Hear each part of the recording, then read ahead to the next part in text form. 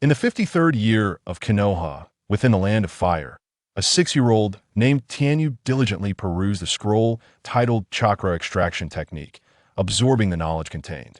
Within S, a time traveler, he was acutely aware of the perils of the ninja world without sufficient strength. One would become merely cannon fodder. Though still in his youth, he devoted every spare moment to training, striving to enhance his abilities. The first step on his path to becoming a ninja was to extract chakra. As time ticked away, lost in contemplation of chakra extraction, the door to his room suddenly creaked open. A little girl with 2 buns in her hair peeked in, her voice sweet and innocent as she called out, "Brother, dinner is ready. Come and eat."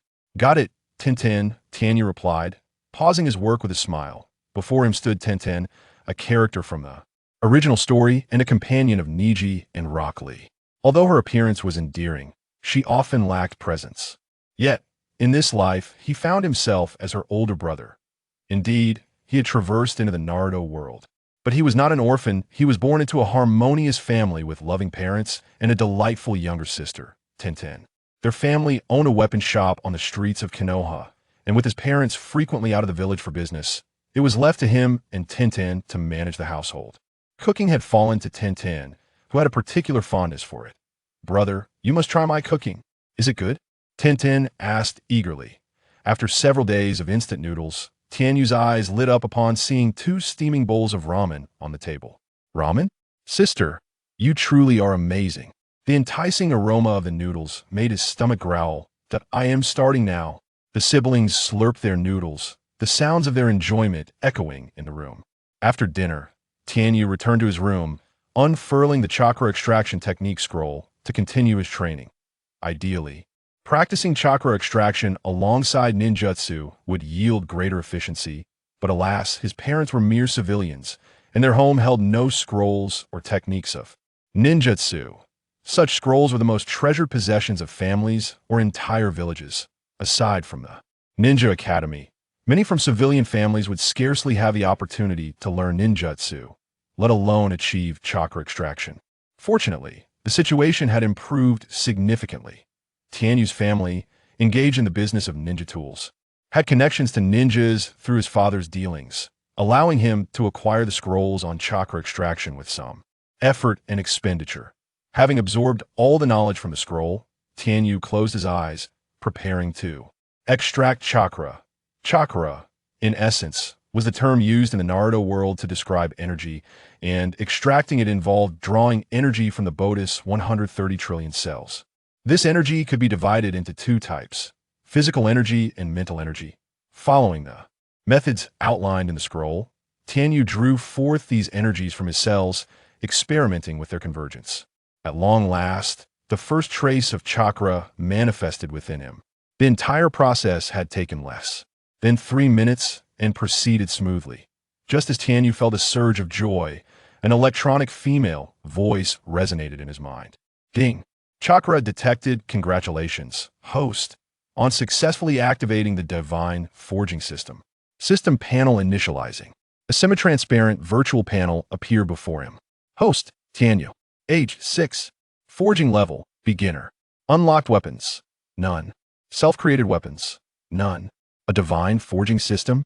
Tianyu mused, momentarily surprised before regaining his composure. Could this be a system to assist in weapon crafting?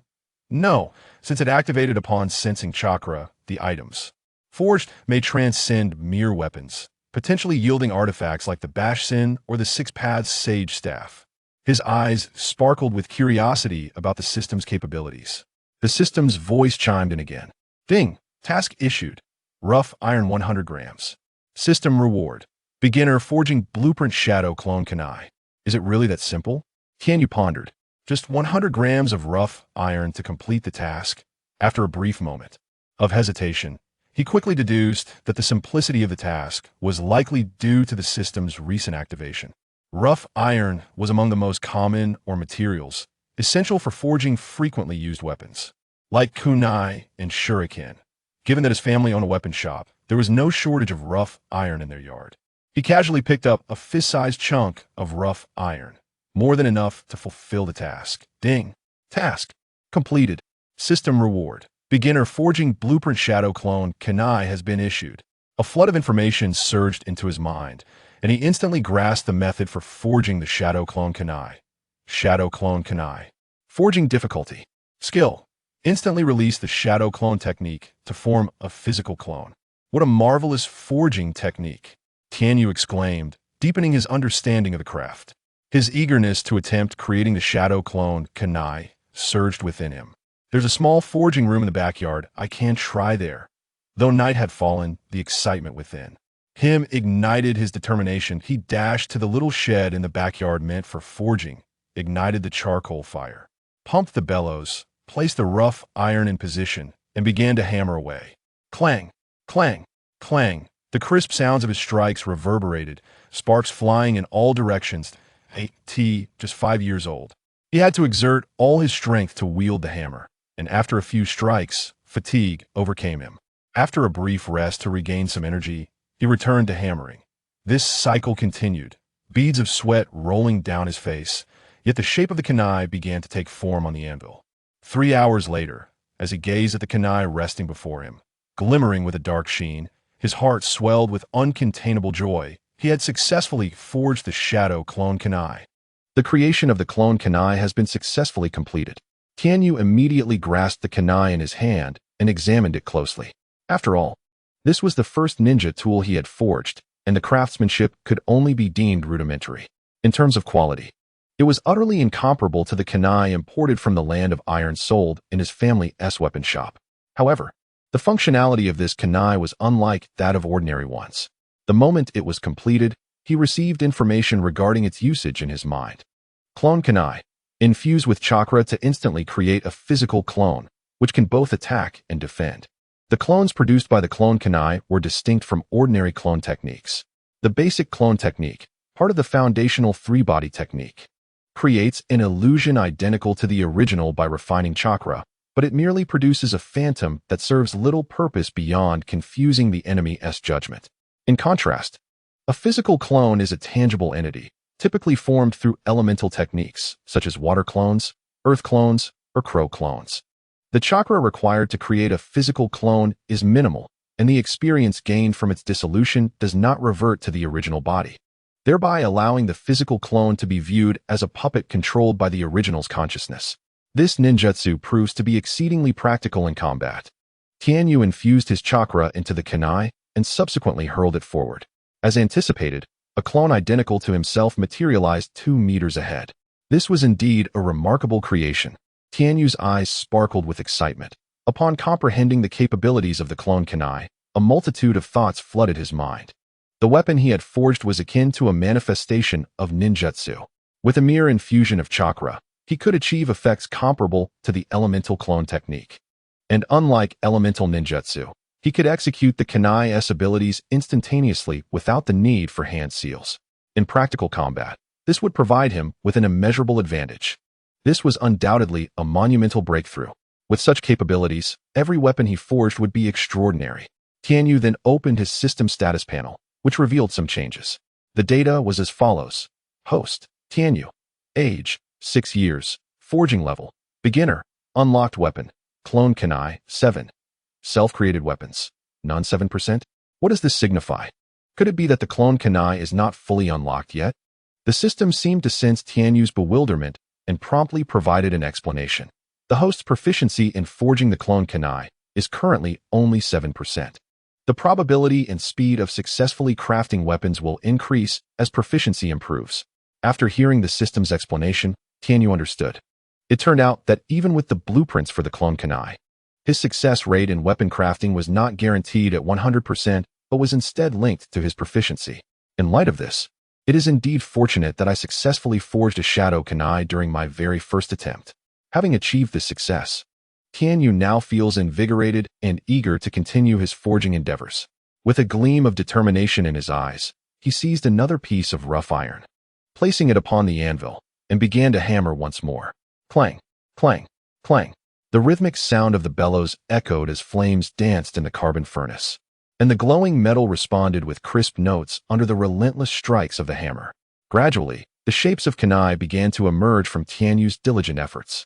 However, not every attempt proved fruitful. Failures resulted in ordinary kunai, devoid of the ability to create material clones, thus serving no greater purpose than standard ninja tools.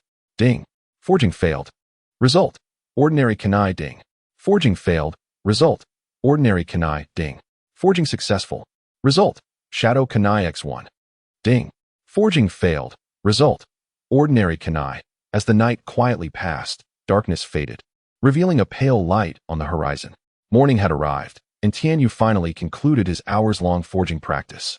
His arms, weary from wielding the hammer, ached and felt powerless, making even the simplest movements a challenge. Despite the repeated cycles of exhausting his energy to the brink and recovering, he had reached the physical limits of his endurance. Exhaling a deep breath, Tianyu gazed at the three black kunai, radiating a cool, dark sheen in his hand, a look of satisfaction gracing his features. Over the course of the night, he had crafted 3 shadow kunai, and his proficiency in forging had risen from 7 to 25, a considerable achievement. After carefully storing away the 3 kunai, he left the forge with a sense of fulfillment. It was only then that he became aware of the odor of sweat emanating from his clothes. This night's forging session had proven to be a challenging trial for 5-year-old Tianyu. The endeavor to forge shadow kunai was far more complex than merely striking iron. He also had to continuously channel his chakra into the process. Thus, the exertion of both physical strength and chakra had taken a significant toll on him. After several hours of forging, with his energy depleted and his garments soaked in perspiration, it was understandable that he bore a heavy scent. Dragging his fatigued body to the bathroom, he washed himself clean and finally allowed himself to relax, collapsing onto his bed. The moment his eyes closed, he fell into a deep slumber. When Tianyu awoke again, it was already midday. His caretaker had left him a few rice balls for lunch before heading to the ninja tool shop to assist with the business, leaving Tianyu alone at home. Tianyu swiftly devoured his rice ball, satiating his hunger, and eagerly dove into the forge, resuming his crafting training. In the blink of an eye, 3 days had elapsed. For Tianyu, the process of forging transcended the mere creation of shurikens. It served as a rigorous exercise for his bodily strength. He sensed that his physique had grown considerably sturdier. Even more astonishing to Tianyu was his newfound proficiency in absorbing chakra, with the quantity he could gather having notably increased.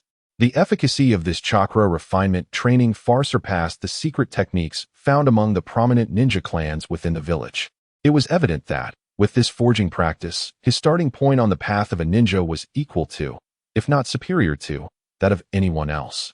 Ding. Mission released. Clay, 1,000 grams. System reward. Beginner forging blueprint for the Shadow Shuriken. On the 4th day of crafting the Shadow Shuriken, a notification resonated within Tianyu's mind, announcing the system's task. Shadow Shuriken. Tianyu speculated that this shuriken likely functioned similarly to the Shadow Shuriken, capable of producing effects akin to the substitution technique. The task was quite simple. Clay was abundantly available. He soon excavated a small mound of deep brown clay from the garden in his backyard. Ding. Task completed. System reward. Beginner forging blueprint for the Shadow Shuriken has been issued. Instantly, Tianyu gained knowledge of an additional method for crafting the shuriken. Shadow Shuriken. Forging difficulty. Skill. Instant release of substitution technique. The forging process bore resemblance to that of the Shadow Shuriken, and with his current understanding of its construction, he found the creation of the Shadow Shuriken to be considerably more manageable. After grasping the structure of the Shadow Shuriken, he promptly began his forging attempts. However, this time, fortune did not favor him as it had previously. The first Shadow Shuriken failed. The second Shadow Shuriken failed. The third Shadow Shuriken succeeded. During his third attempt, he finally achieved success.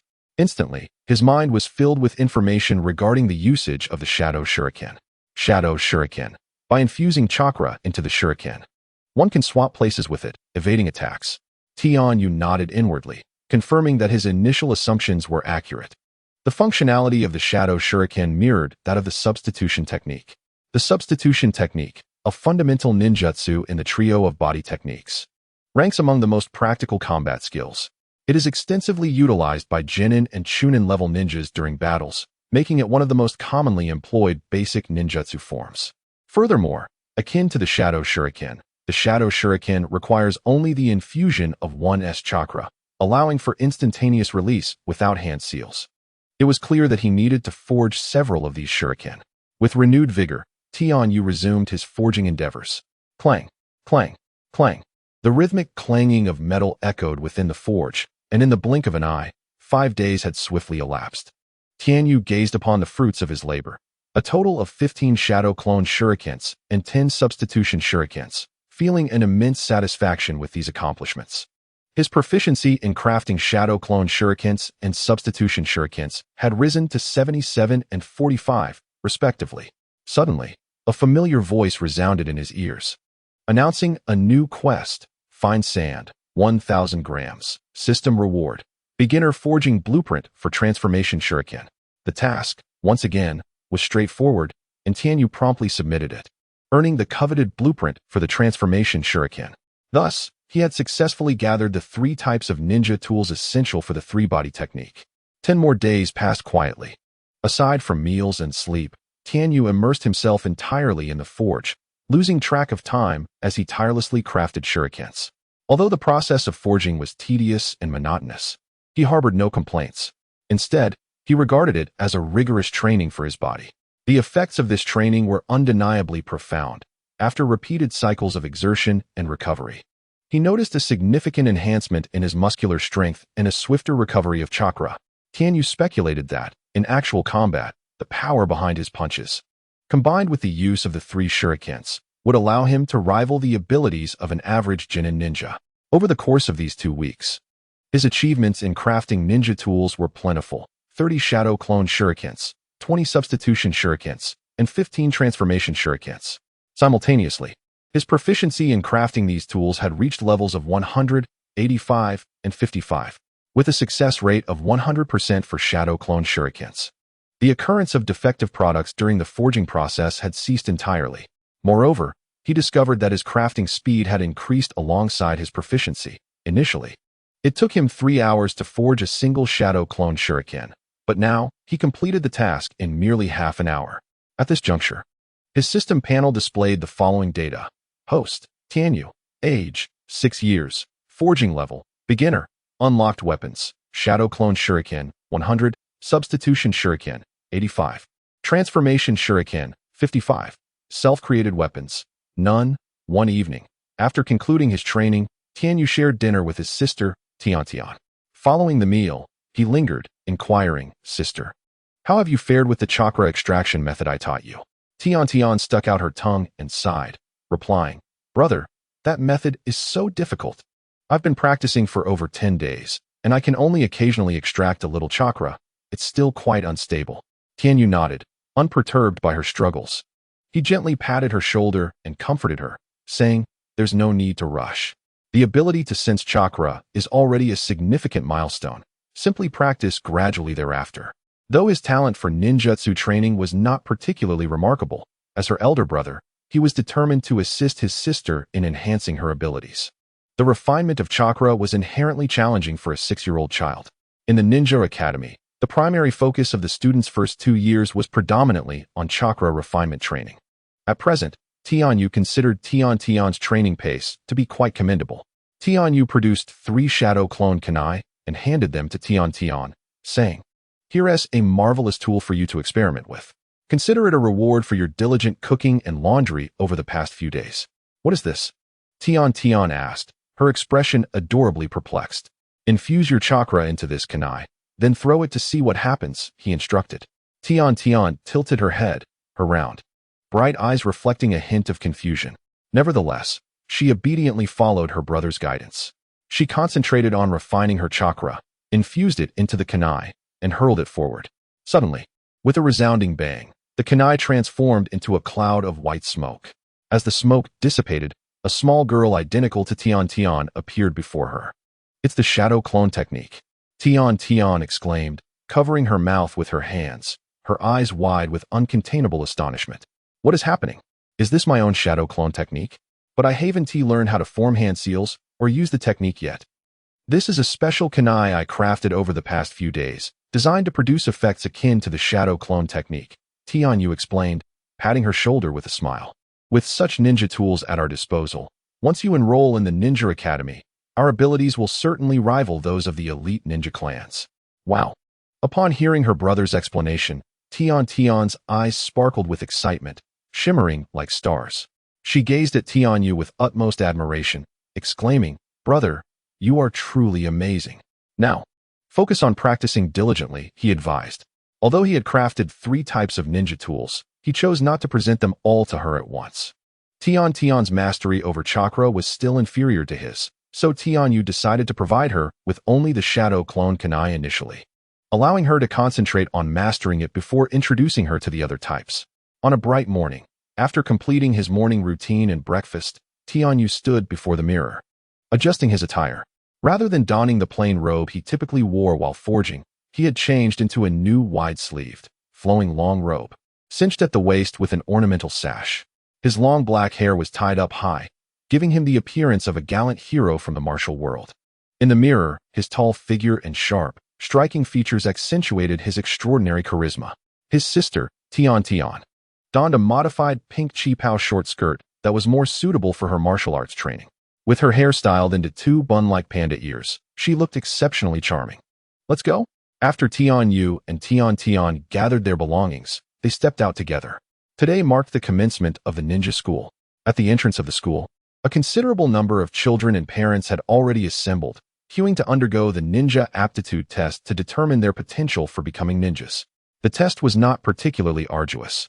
It primarily assessed physical fitness and the ability to harness chakra.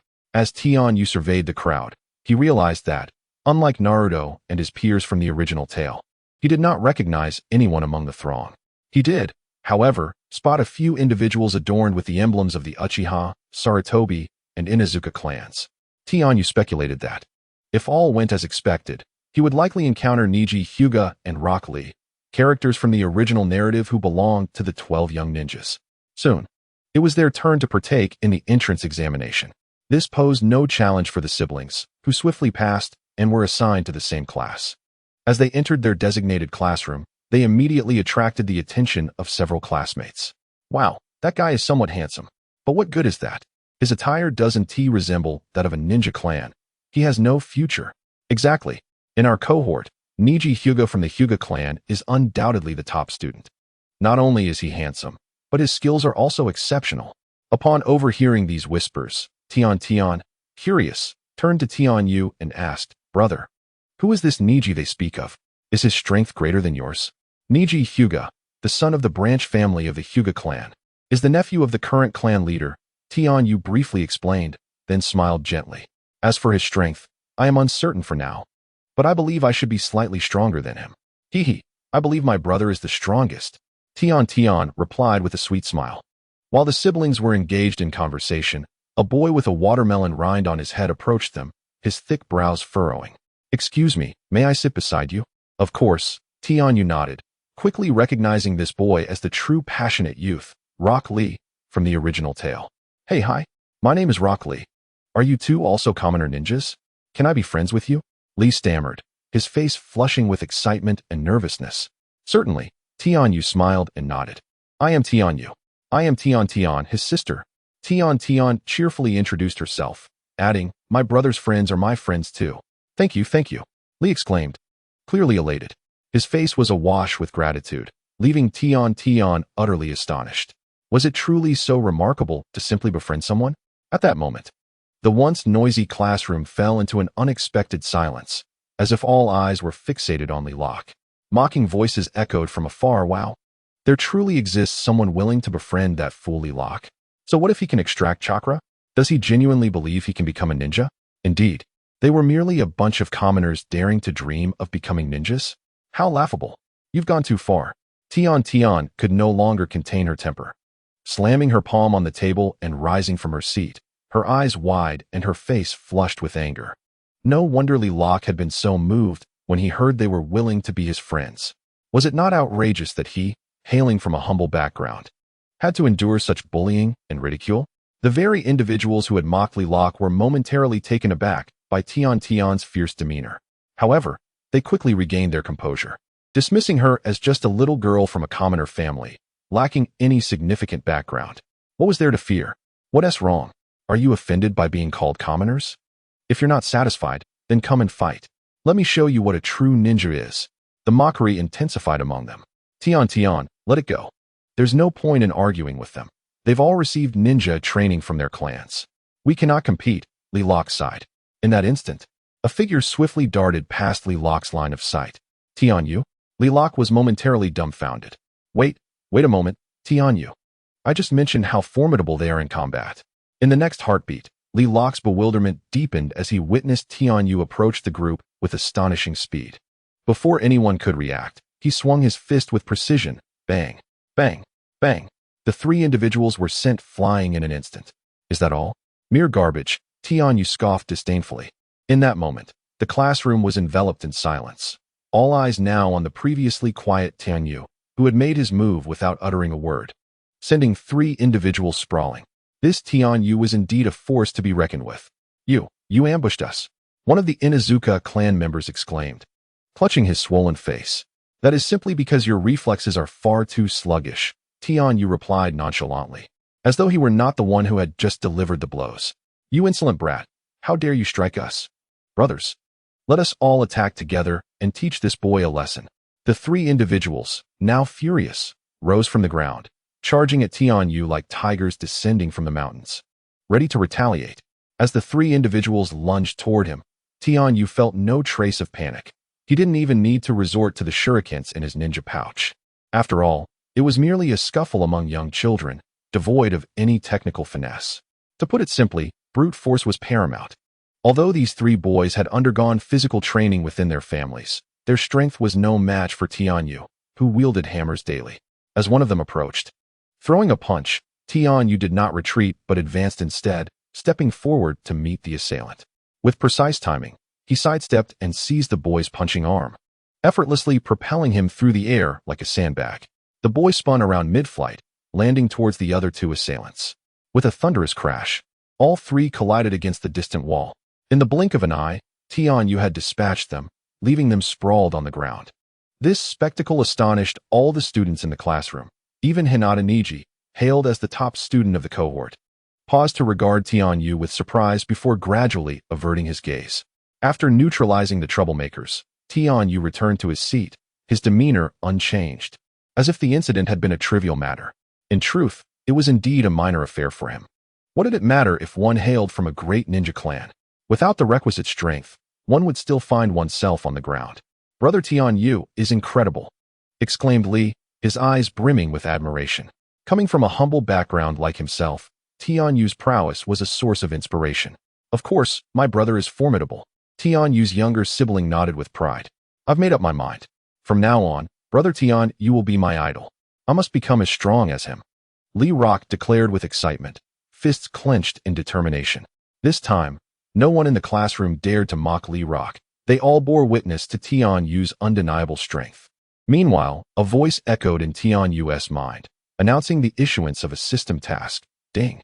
Task issued. Achieve perfect accuracy in shuriken throwing.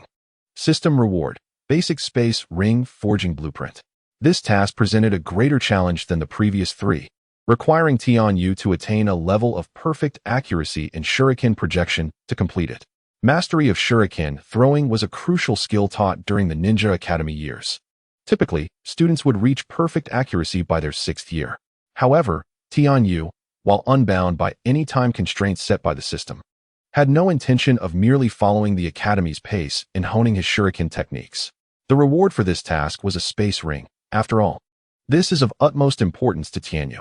Recently, he has forged over 60 shurikens, whereas an ordinary ninja tool pouch can only accommodate a mere 10 or so.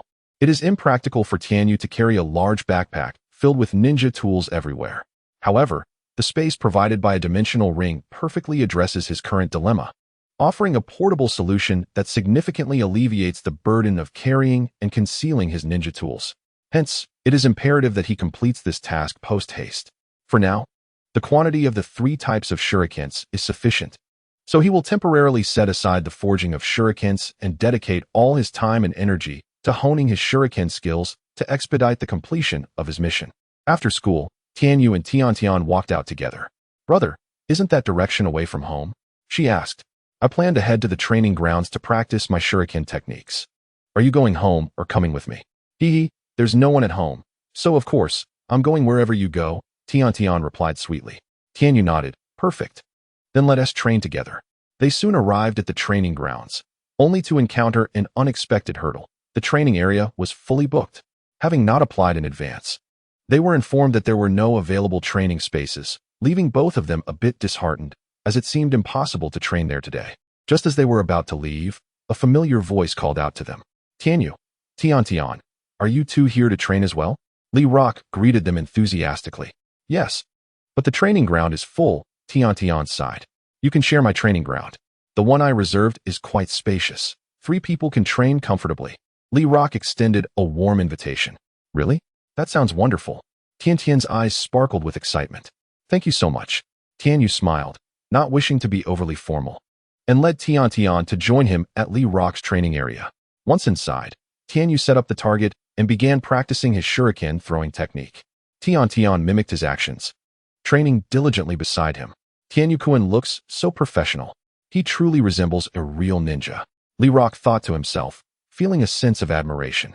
Coming from a humble background, Lee Rock found it challenging to afford ninja tools, let alone ninjutsu scrolls. Consequently, he remained oblivious to the intricacies of physical techniques, ninjutsu, and tool usage. Despite his efforts, he was limited to simple exercises like jumping rope and doing push-ups to enhance his physical fitness. Would you like to give it a try? Tian offered her shuriken to Lee Rock. No, thank you, he replied, shaking his head. I think I'll stick to practicing my punches. The way Tianyu dealt with those guys in the classroom today was incredibly cool, although Shaoli spoke otherwise. The glimmer of envy in his gaze as he looked at the shuriken in Tian's hand was unmistakable. It was no surprise that his family owned a ninja tool shop, effortlessly producing such an array of shuriken. Shaoli turned his attention to Tianyu, who was diligently practicing his shuriken techniques. The number of shuriken he employed must have surpassed 20 by now. Collectively, their value surely exceeded 1,000 taels, a price his family could ill afford. 3 hours later, the setting sun bled crimson across half the sky, casting a deepening twilight that obscured Tianyu's view of the distant target. Only then did he finally cease his training. Mastery was not merely a matter of relentless toil. It also required a keen approach.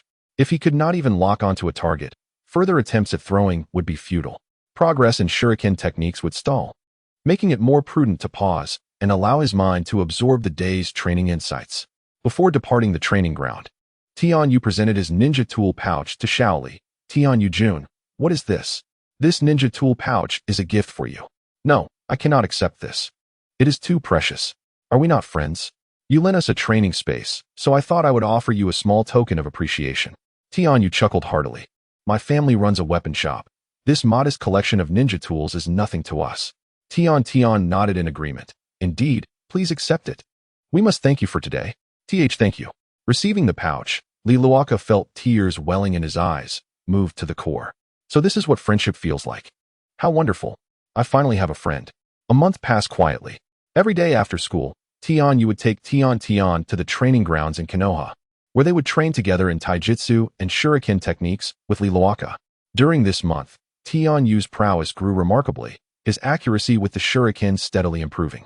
He felt quite content with his progress, estimating that in just another week, he would be proficient enough to achieve perfect accuracy with his shuriken. At that moment, he heard the familiar sound of the system announcing a new task. Ding.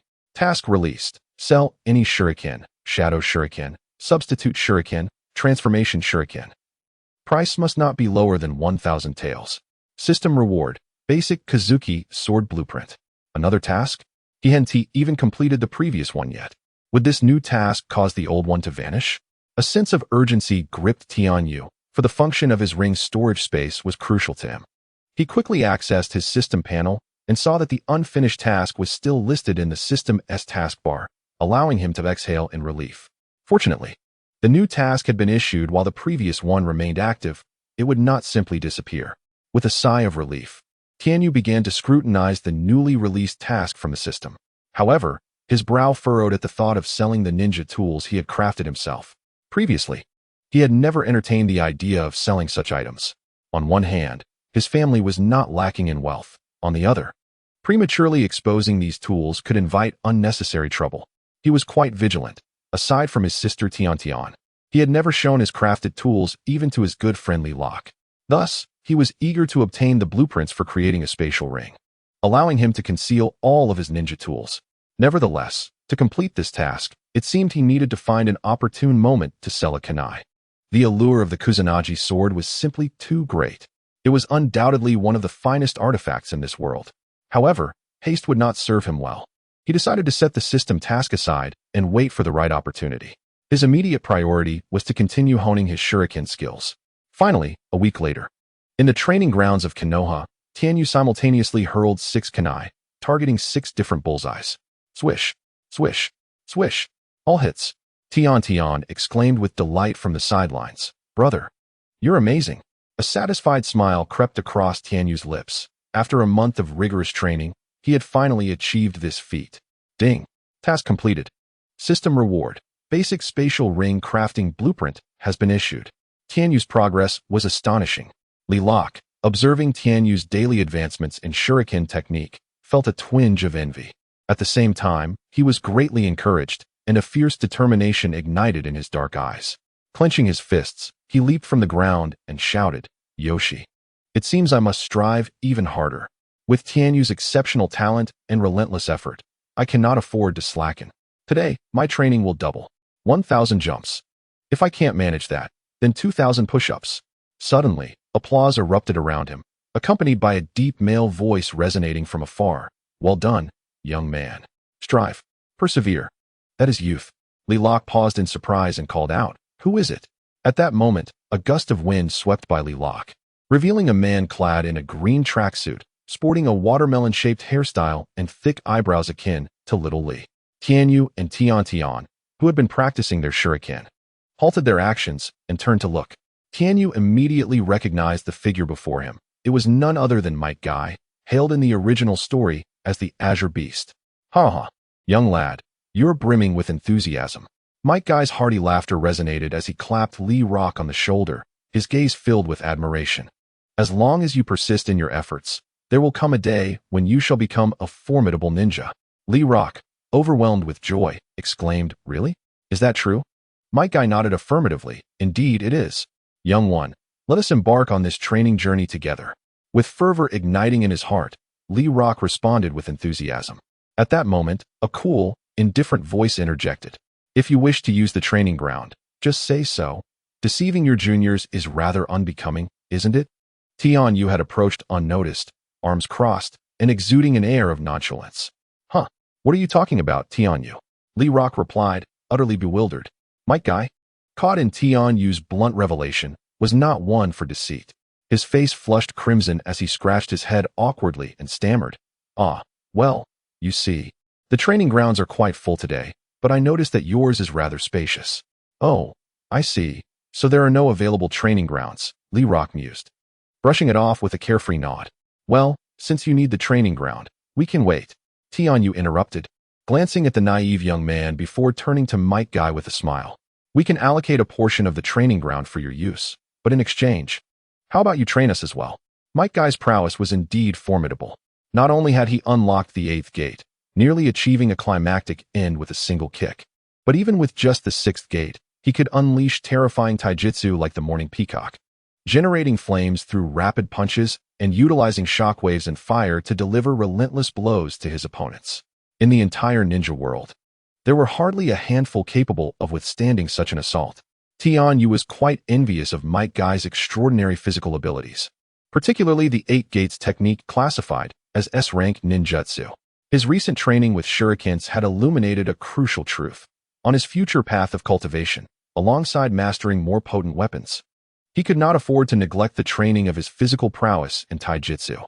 Only through enhancing his own physical capabilities could he fully unleash the power of the weapons at his disposal. That is certainly not a problem, Might Guy declared, hands on his hips, revealing a broad, gleaming smile. Youngsters, let us train together. Youth is an endless journey. After a hearty shout, Might Guy pointed towards the horizon and issued a training command. Now, you 3, circle the entirety of Konoha and return here within 2 hours. Yes, came the resounding reply from all 3 in unison. Subsequently, Tianyu, Day, and Li Lok formed a small team and began their run towards the distance. As a girl, Tian harbored no complaints or tendencies to be lazy. Her aspiration was to become a formidable ninja akin to Tsunade.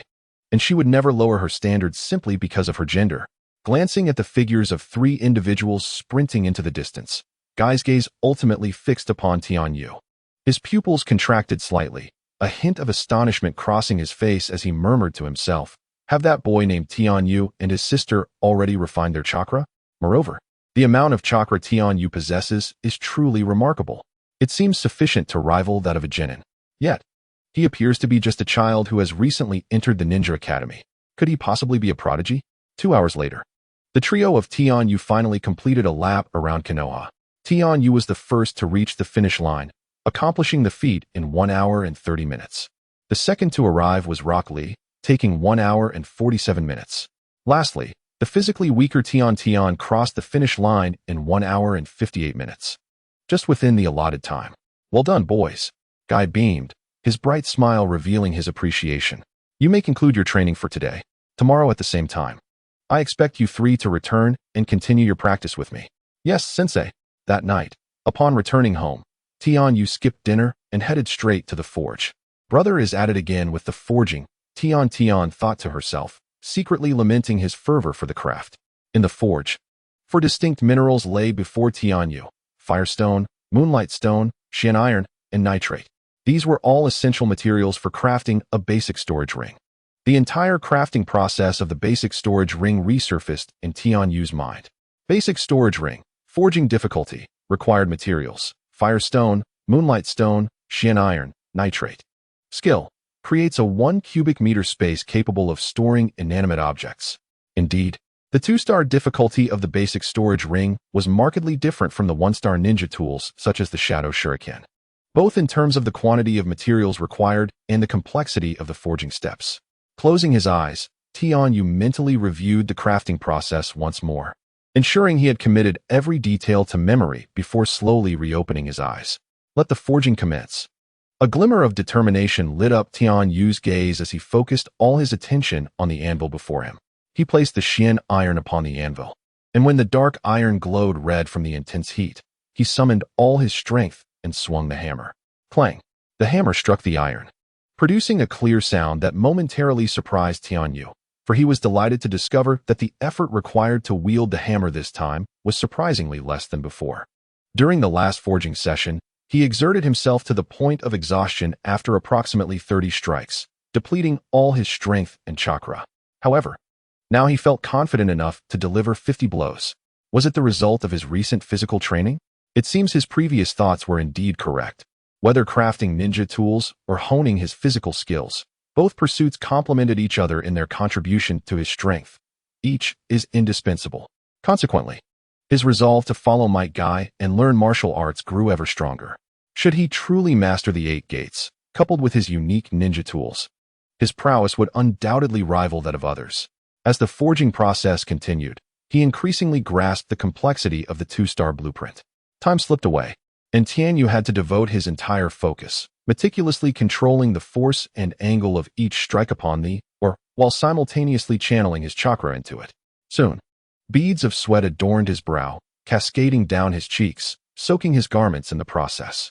Yet, despite this, Tianyu showed no signs of fatigue. Thanks to the significant improvements in his stamina and mental fortitude brought on by his recent training. Had it been a month prior, with his previous levels of endurance and concentration, he would have struggled to complete even a single forging. After 8 hours, success. A gasp of astonishment escaped his lips. Crimson veins coursed through his eyes, reflecting an uncontrollable fervor. He found himself enveloped in immense joy as he gazed at the modest silver ring resting in his palm, treating it as a precious treasure. This was the rudimentary storage ring he had painstakingly crafted over the span of 8 hours, his very first successful attempt. The intricate details of the rudimentary storage ring materialized in his mind. Rudimentary storage ring. Rank: 2-star weapon attribute. Spatial attribute function. Possesses a storage space of 1 square meter. Capable of storing all non-living entities. Contractual status: no. Simultaneously, a notification chimed in his ears. Ding. Congratulations, host, on successfully forging a 2-star spatial attribute rudimentary storage ring. The system rewards the host with a spatial attribute comprehension of 1. Such a reward? Tianyu's eyes sparkled with excitement, his heart brimming with uncontainable joy. It seemed that this system not only taught him to forge various weapons, but through the act of crafting, he could also enhance his own attributes. Closing his eyes, he took a moment to feel the changes within. Indeed, he discovered a heightened sensitivity to the spatial presence around him. Although this alteration was subtle, it nonetheless contributed to his understanding of spatial attributes. This forging session had yielded a 2-star spatial attribute storage ring, augmenting his comprehension of the spatial domain. If one's comprehension of spatial attributes continues to deepen, combined with a specially crafted kunai, could one perhaps wield a technique of the caliber of the Flying Thunder God? Furthermore, should I forge weapons of other attributes in the future, my understanding of those attributes may also enhance. My anticipation grows ever greater. Brother, do hurry. Teacher Kai has long since arrived at the training ground. The spirited girl Tian, hands on her hips, urged cheerfully in Tian Yu's ear. Do not let your recent success in the physical test go to your head. Xiao Li and I will soon catch up with you. Understood. Tian Yu stored his crafted kunai into the spatial ring before donning his training attire, departing alongside Tian towards the Konoha training grounds. On his right hand's index finger rested a silver-white ring, the very initial spatial ring he had successfully forged a month prior. After dripping his blood onto the ring, Tian Yu formed a pact with the basic spatial ring, becoming its master. This ring could only be opened by him, appearing to others as merely an ordinary piece of jewelry. Following the successful pact, Tian Yu filled the ring with the 3 kunai he had previously crafted, along with his frequently used shurikens and explosive tags, all for future contingencies. However, he had only managed to forge this one basic spatial ring thus far.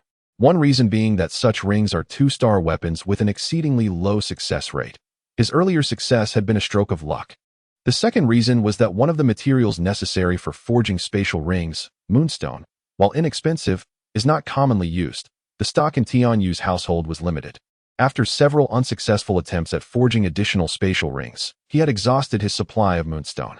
It seems he must wait for his parents to return from their business in the Land of Iron to bring back more. Brother, did you hear any strange sounds? On their way to the Konoha training ground, Tian suddenly halted, turning to Tian Yu. Over here. Tian Yu nodded, having heard the peculiar noise as well and pinpointing its source. Let us investigate. The eager citizen Tian immediately grasped Tian Yu's hand, leading him towards the direction of the sound. Soon, they beheld a scene. A short-haired little girl with pure white eyes was cornered by several unruly children, tears welling in her eyes as she buried her head in her chest, silent and too fearful to resist. Look, her eyes are truly white. A monster. She must be a monster. If we defeat this monster, we shall be heroes of Konoha. Let us all attack together. As they spoke, the unruly children advanced towards the girl, one even raising a fist, preparing to strike her. Stop. Without hesitation, Tian dashed out, leaping into the midst of the crowd, arms outstretched to shield the girl before her. With righteous fervor, she chastised the unruly children, proclaiming, "You shall not bully others. Otherwise, you will all face dire consequences today." For a moment, the group of miscreants faltered under Tian's fierce gaze, only to quickly recover, realizing that the figure before them was merely a girl younger than themselves. Laughter erupted among the surrounding ruffians, their expressions akin to that of scornful fools. Consequences? The only one in peril is you. Who do you think you are? Meddling in our affairs? Tian snorted dismissively, her eyes devoid of fear as she pointed toward the towering figure of Tian Yu behind the rowdy children. If you wish to lay a hand on me, you must first defeat my brother. Tian Yu raised an eyebrow, bemused. Sister, is this truly how you rush to the aid of those in need? The gaze of the miscreants shifted in unison toward Tian Yu, and one among them shouted, "Brothers, let's take him down." They charged forward, fists swinging. Boredom is hardly appealing. Who has the interest to engage in a scuffle with a bunch of ruffians? Tian Yu scoffed, and with a flick of his wrist, concealed shurikens glinted in his grasp, launching forth with precision. The sharp sounds of slicing air rang out as the shurikens grazed the faces, sleeves, and pant legs of the assailants, leaving behind mere scratches. Tian Yu exhibited remarkable control, ensuring the strikes only tore their clothing and inflicted minor wounds, sufficient to instill a sense of trepidation and impart a lesson to the miscreants. As anticipated, the moment the shurikens were unleashed, the children were rooted in shock. One of them suddenly felt a stinging sensation on his cheek. Upon touching it, he found his fingers smeared with warm, crimson blood. He cried out in terror, "Blood! I'm bleeding!" His voice quivered with fear. And as the others became aware of their own injuries, panic ensued. "My arm is bleeding. Oh my! Someone is trying to kill us. Mother, save me!" The cacophony of shrieks and sobs echoed as the children gazed at Tianyu with the eyes of those who had encountered a demon, and one by one, they fled in fright. At that moment, Tian had already pulled Hinata, who had been cowering in a corner, to her feet. With a cheerful smile, she reassured, "You need not be afraid. Those bad people have been chased away by my brother. My name is Tian. What is yours?" "I am Hinata Hyuga," she murmured softly, her gaze lingering on Tianyu. "He is my brother, Tianyu, and he possesses remarkable strength," Tian enthusiastically explained. Thank you, Tianyu-kun," Hinata stammered, her gratitude evident. With her head bowed, Hinata felt a surge of shyness that prevented her from meeting his gaze. She perceived his radiance as dazzling, akin to a prince descending from the heavens, powerful and handsome. Even a furtive glance would send her heart racing. "What are you doing here all alone?" asked Tianyu, his voice imbued with a gentle warmth that stirred something within her, causing her to lower her head even further. Nervously, she whispered, I accidentally got lost. Is this the Hyuga clan's territory? It's not far from here. Let us escort you back, Tianyu replied thoughtfully. Ten, observing from the side, was taken aback. Oh, my brother is usually averse to complications. It's quite surprising that he would voluntarily offer to accompany this young lady home. Could it be that he harbors feelings for this girl from the Hyuga clan? As Ten pondered this, Tianyu's next words nearly caused her to stumble in shock, as if struck by lightning. He produced a kunai and, with a tender smile directed at Hinata, said, My family runs a weapons shop. As a token of gratitude, how about you purchase one of my specially crafted kunai? It's quite affordable, only 1,000 ryo. Ten stood frozen in disbelief. Internally she thought, Brother, I truly misjudged you. What happened to the gallant hero rescuing the damsel in distress? You are clearly eyeing this girl for her fine attire and distinguished lineage, hoping to profit handsomely. Asking for 1,000 ryo up front? This sum could sustain an ordinary person for a month, and she is merely 5 years old. How could she possibly produce such an amount? Do you think she is a princess? In the next moment, Hinata's actions left Ten utterly astounded. Is it really just 1,000 ryo? Little Hinata obediently retrieved 10 bills from her coat pocket, presenting them to Tenyu with both hands. Although she was unsure of the kunai's utility, 1,000 ryo was not a significant sum for her allowance, and if it could assist Tenyu, she would be delighted. With an innocent expression, she spoke in a tender tone, If you need more, I have some here. That's not necessary, Tenyu replied readily, accepting the 1,000 ryo from Hinata and placing a special kunai into her hands. Here, this is my specially crafted shadow kunai. Though it may be a bit pricey, it's worth every coin. Just infuse it with chakra, and you'll discover the wonders of this kunai. While it may not be an extraordinary tool, it is certainly sufficient to help you avoid the bullying of unruly children like earlier. Although 1,000 ryo is no small amount, Tenyu's price was undoubtedly fair. If this kunai were to be placed on the market, it would undoubtedly attract a multitude of eager buyers, even at the exorbitant price of 2,000 taels, as it is an invaluable treasure. However, Tianyu is reluctant to sell something he has painstakingly crafted to those who are unworthy, which explains his lack of urgency in fulfilling the system's mandated tasks. Fortuitously, he encountered Hinata, who was capable of affording such a price, and thus he graciously decided to sell it to her. As they spoke, Tianyu and Tian escorted Hinata back to the Hyuga clan's estate. Well, this is where we part ways. Tianyu and Tian stood at the entrance of the Hyuga estate, bidding farewell to Hinata. The little girl, Hinata, bowed deeply in a show of respect and earnestly expressed her gratitude, saying, Thank you, Tian, and thank you, Tianyu-kun. Tian, with a cheerful smile, replied, No need for formalities. After all, we are friends. Farewell, Hinata. Let's play together next time. Hinata paused for a moment, softly murmuring to herself, Friends? So this is what it means to have friends. It seemed that getting lost today was not such a misfortune after all, as she had fortuitously made 2 wonderful friends in Tianyu and Tian. How delightful. However, at that moment, a cold reprimand shattered Hinata's sweet smile. Her father, the current leader of the Hyuga clan, approached her with a serious demeanor, admonishing her sternly, as an important heir of the main family, Why did you act without permission? How many have sacrificed themselves for you and our clan? You ought to be more sensible, Hinata. I'm sorry. Hinata's head drooped once more, her gaze dimming. "Hey, old man." Tianyu, who had not yet gone far, turned around and retorted defiantly at Hyuga Hayashi. "What you say is quite inappropriate. Who do you think you are? Meddling in the affairs of the Hyuga clan?" Hyuga Hayashi snorted dismissively, not regarding Tianyu in the slightest. Hinata quickly interjected. "Father, they are my friends. They just brought me back." Hyuga Hayashi somewhat tempered his impatience and remarked, "Considering they returned my daughter, I shall overlook your previous transgression." Yet, Tianyu did not take this lightly. Even in the presence of a ninja of Hyuga Hayashi's caliber, he remained poised and assertively stated, "Hyuga clan leader, I stand by my words. The fault does not lie with Hinata." Hyuga Hayashi felt a surge of irritation and shot him a sidelong glance, his voice icy and stern. "What did you say?" Undeterred, Tianyu continued with righteous conviction, "The sacrifices made by members of the Hyuga clan to protect Hinata result from your clan's inadequacies and strength. These faults are not Hinata's doing."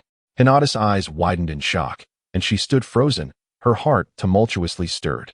From a young age, she had been educated on how to become a qualified heir to her clan, bearing the weight of countless sacrifices made by her ancestors. For the first time, someone had told her that these burdens were not of her making and should not rest upon her shoulders. Although she remained uncertain whether Tianyu Jun's words rang true, at that moment, she felt a sense of understanding regarding the fears and anxieties that had long been suppressed within her as the clan's heir. "Thank you, Tianyu Jun," she thought. Yet, she dismissed him with a scoff. "You're just a mere child. What do you understand?" Hinata Hayashi exclaimed sharply. Perhaps he was pricked by a painful truth. Or perhaps he simply found it unworthy to argue with a 6-year-old. He took Hinata's hand and, without a backward glance, strode toward the Hyuga clan's estate, ignoring Tianyu and Tian behind them. Once they departed from the clan's grounds, Tianyu and Tian did not dwell on the earlier incident. They headed, as usual, to the training grounds to engage in physical training under Might Guy's guidance. In Tianyu's system, a notification chimed, indicating the completion of a task. Ding. The sale of a special kunai has been completed. System reward. Basic Kusanagi sword blueprint has been issued. The mention of the Kusanagi sword invigorated Tianyu, as it was considered a weapon of secondary divine quality within the Naruto universe. He was well versed in the 3 Kusanagi swords that had appeared in this world: Orochimaru's Kusanagi of the Void, Itachi Uchiha's Totsuka sword, and Sasuke Uchiha's Chidori blade. Each of these swords possessed remarkably unique abilities. Orochimaru's Kusanagi of the Void was crafted from the hardest material in existence. Capable of extending or retracting from the mouth of a small serpent he conjured, razor-sharp in nature. The Totsuka sword, residing within the Uchiha clan's ocular technique, Susanoo, could only be wielded through the Sharingan bloodline, possessing the power to seal all things. The Chidori blade, when enhanced with lightning release, doubled its power and sharpness, increasing its lethality, leaving opponents paralyzed and immobilized upon being struck. Despite only possessing the blueprint for the basic Kusanagi sword, Tianyu estimated that the power of the sword he would forge would not be significantly diminished. Upon returning home that evening, he immediately accessed the system, eager to absorb the contents of the basic Kusanagi sword blueprint. He regarded this endeavor with utmost seriousness, as this would be his first weapon with genuine combat capabilities. Aside from standard kunai, this development was crucial for enhancing his combat prowess in the battles that lay ahead. In his mind's eye, the blueprint for the basic Kusanagi sword materialized. Basic Kusanagi sword. Forging difficulty. Required materials: ink crystal, goldwood sand, ruby, refined star steel, celestial red copper, black gold stone. Skill: randomly enhances 13 types of chakra attributes. Yet another 2-star forging blueprint. During the last forging of the 2-star basic Na-ring blueprint, Tianyu gleaned a significant revelation from the system. He discovered that weapons forged at the 2-star level and above possessed the remarkable ability to recognize their master. Upon successful creation, one merely needs to anoint the weapon with their blood to establish a contract, thereby becoming its rightful owner. Only the one who wields the weapon can unleash its true potential. Conversely, should these weapons fall into the hands of others, they become mere mundane objects. This distinction marks the fundamental difference between 2-star weapons and ordinary ones. With such a covenant in place, Tianyu felt a surge of confidence. Even if he encountered foes more formidable than himself in battle, he need not harbor any fears should his weapon inadvertently fall into enemy hands. The crafting process for the Kusanagi sword proved to be rather intricate. Tianyu mused quietly, acknowledging that although it was also a 2-star difficulty weapon, forging the Kusanagi was significantly more complex than his previous endeavor with the Naring. The materials required amounted to no fewer than 6 types, including precious ores such as Tianqi copper and Wujin stone, both of which are exceedingly costly. A mere 100 grams of each could command a staggering price of 200,000 taels, equivalent to the commission for a sea-level task in the village. After scouring his family's workshop, Tianyu managed to gather the requisite 6 ores, the total cost of which exceeded 1 million taels. He felt a twinge of embarrassment. Indeed, being a blacksmith was a rather expensive vocation. Fortunately, his family was relatively affluent, and even the daunting sum of 1 million taels was manageable. In the forging chamber, 3 portions of materials lay before Tianyu. This meant he had only 3 opportunities to experiment. Should he fail, all 3 times, the creation of the Kusanagi would have to be postponed until his parents returned from the Iron Kingdom. Closing his eyes, he concentrated all his mental energy on the forging table, mentally reviewing the entire process of crafting the Kusanagi sword. Suddenly, he opened his eyes, and his dark pupils reflected the glowing red ores scorched by flames. He infused his chakra into the hammer, gripping it tightly as he struck with steady precision. The rhythmic clang of metal echoed in the air. Ding! Forging failed. Result: ordinary longsword. Ding! Forging failed. Result: ordinary longsword. Another failure? Tianyu furrowed his brows, halting his forging efforts. In both attempts, he had encountered obstacles at critical moments. The most challenging aspect of forging the Kusanagi sword lay in the fusion of Tianqi copper and Wujin stone. They must be controlled at different temperature levels. Yet it is essential to forge them together, allowing the 2 ores to merge. However, in the previous 2 attempts, each time Tianyu endeavored to amalgamate these 2 scorching ores, they repelled each other, fracturing into numerous shards. Why is this happening? What prevents the successful fusion of these 2 ores? Tianyu strained to recall the myriad details of his recent forging process, resting his chin thoughtfully, momentarily lost in contemplation. Was there a flaw in his previous understanding? No, that could not be the case. Every step of the forging process he undertook adhered meticulously to the blueprint, devoid of any errors. Could the blueprint itself be erroneous? Tianyu swiftly dismissed that notion. Might it be possible that the manner in which he infused his chakra was incorrect, leading to the repulsion of these 2 ores? An idea flickered in his mind. Perhaps employing this method could unravel the dilemma he had just encountered. Gazing at the last remaining forging material, he realized that failure this time would mean he could not craft the primary Kusanagi sword anytime soon. Yet, hesitation was not in Tianyu's nature. How could he verify his recent hypothesis without attempting it? After reorganizing the entire forging process and thought in his mind, his resolve solidified. Let us begin. He took a deep breath, grasped the hammer once more, and commenced forging. One by one, the ores were successively placed onto the anvil, heated to the appropriate temperature, and began to melt together.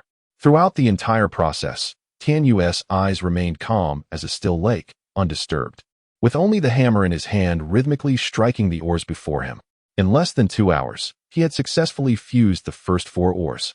He inhaled deeply, not daring to relax his focus, as the most challenging step of this forging lay ahead, the fusion of Tianqi copper and Wujin stone. This time, Tianyu did not rush. Instead, he retrieved a previously forged material clone kunai from his storage ring and infused it with his chakra. With a resounding bang, a cloud of white smoke billowed, and beside him appeared a perfect duplicate of himself. Although the chakra within this material clone was less potent than that of a shadow clone, it was sufficient to assist him in completing this forging. All preparations were complete. What followed would be the most critical act in the entire forging process. Tianyu concentrated deeply, refining his chakra while simultaneously controlling his clone, each infusing their chakra into the 2 scorching ores, gradually drawing them together to merge. The fate of these 2 ores, whether they can truly merge, hinges entirely upon the reaction following this strike. This stage represents the most crucial aspect in the crafting of the Kusanagi sword, and it is imperative that no carelessness be tolerated. Should these 2 minerals fail to amalgamate successfully, this forging endeavor would result in yet another failure. Tianyu, who had previously faltered at this very juncture, found himself engulfed by a wave of anxiety and trepidation. With a firm grip on the hammer, he released a low shout, and brought it down upon the oars laid out on the anvil. Instead of the anticipated sound of fracture, a melodious chime resonated. Delightful to the ears. In that instant, joy surged in Tian Yu's heart, nearly propelling him off the ground. He had succeeded in his forging endeavor. Success. Forging result, basic Kusanagi sword. Congratulations, host, on successfully crafting a 2-star wind and fire attribute basic Kusanagi sword. The system rewards the host with an understanding of wind and fire attributes, each at level 1. The system's notification echoed in Tian Yu's ears, and soon after, a warm current materialized from the void, flowing into his body, seemingly cleansing him from within. The sensation was gentle and soothing, akin to being enveloped in a hot spring, allowing him to completely unwind. This feeling gradually dissipated after half an hour. Enhanced perception of the wind and fire elements? As Tian Yu opened his eyes, he immediately sensed the difference within himself. The currents of air danced upon his face, while the flames in the forge appeared to leap and sway before him. He found an unexpected affinity with these elements of nature, truly marvelous. Having acclimated to his bodily transformation, he turned his gaze to the newly forged Kusanagi sword, marveling at his extraordinary fortune.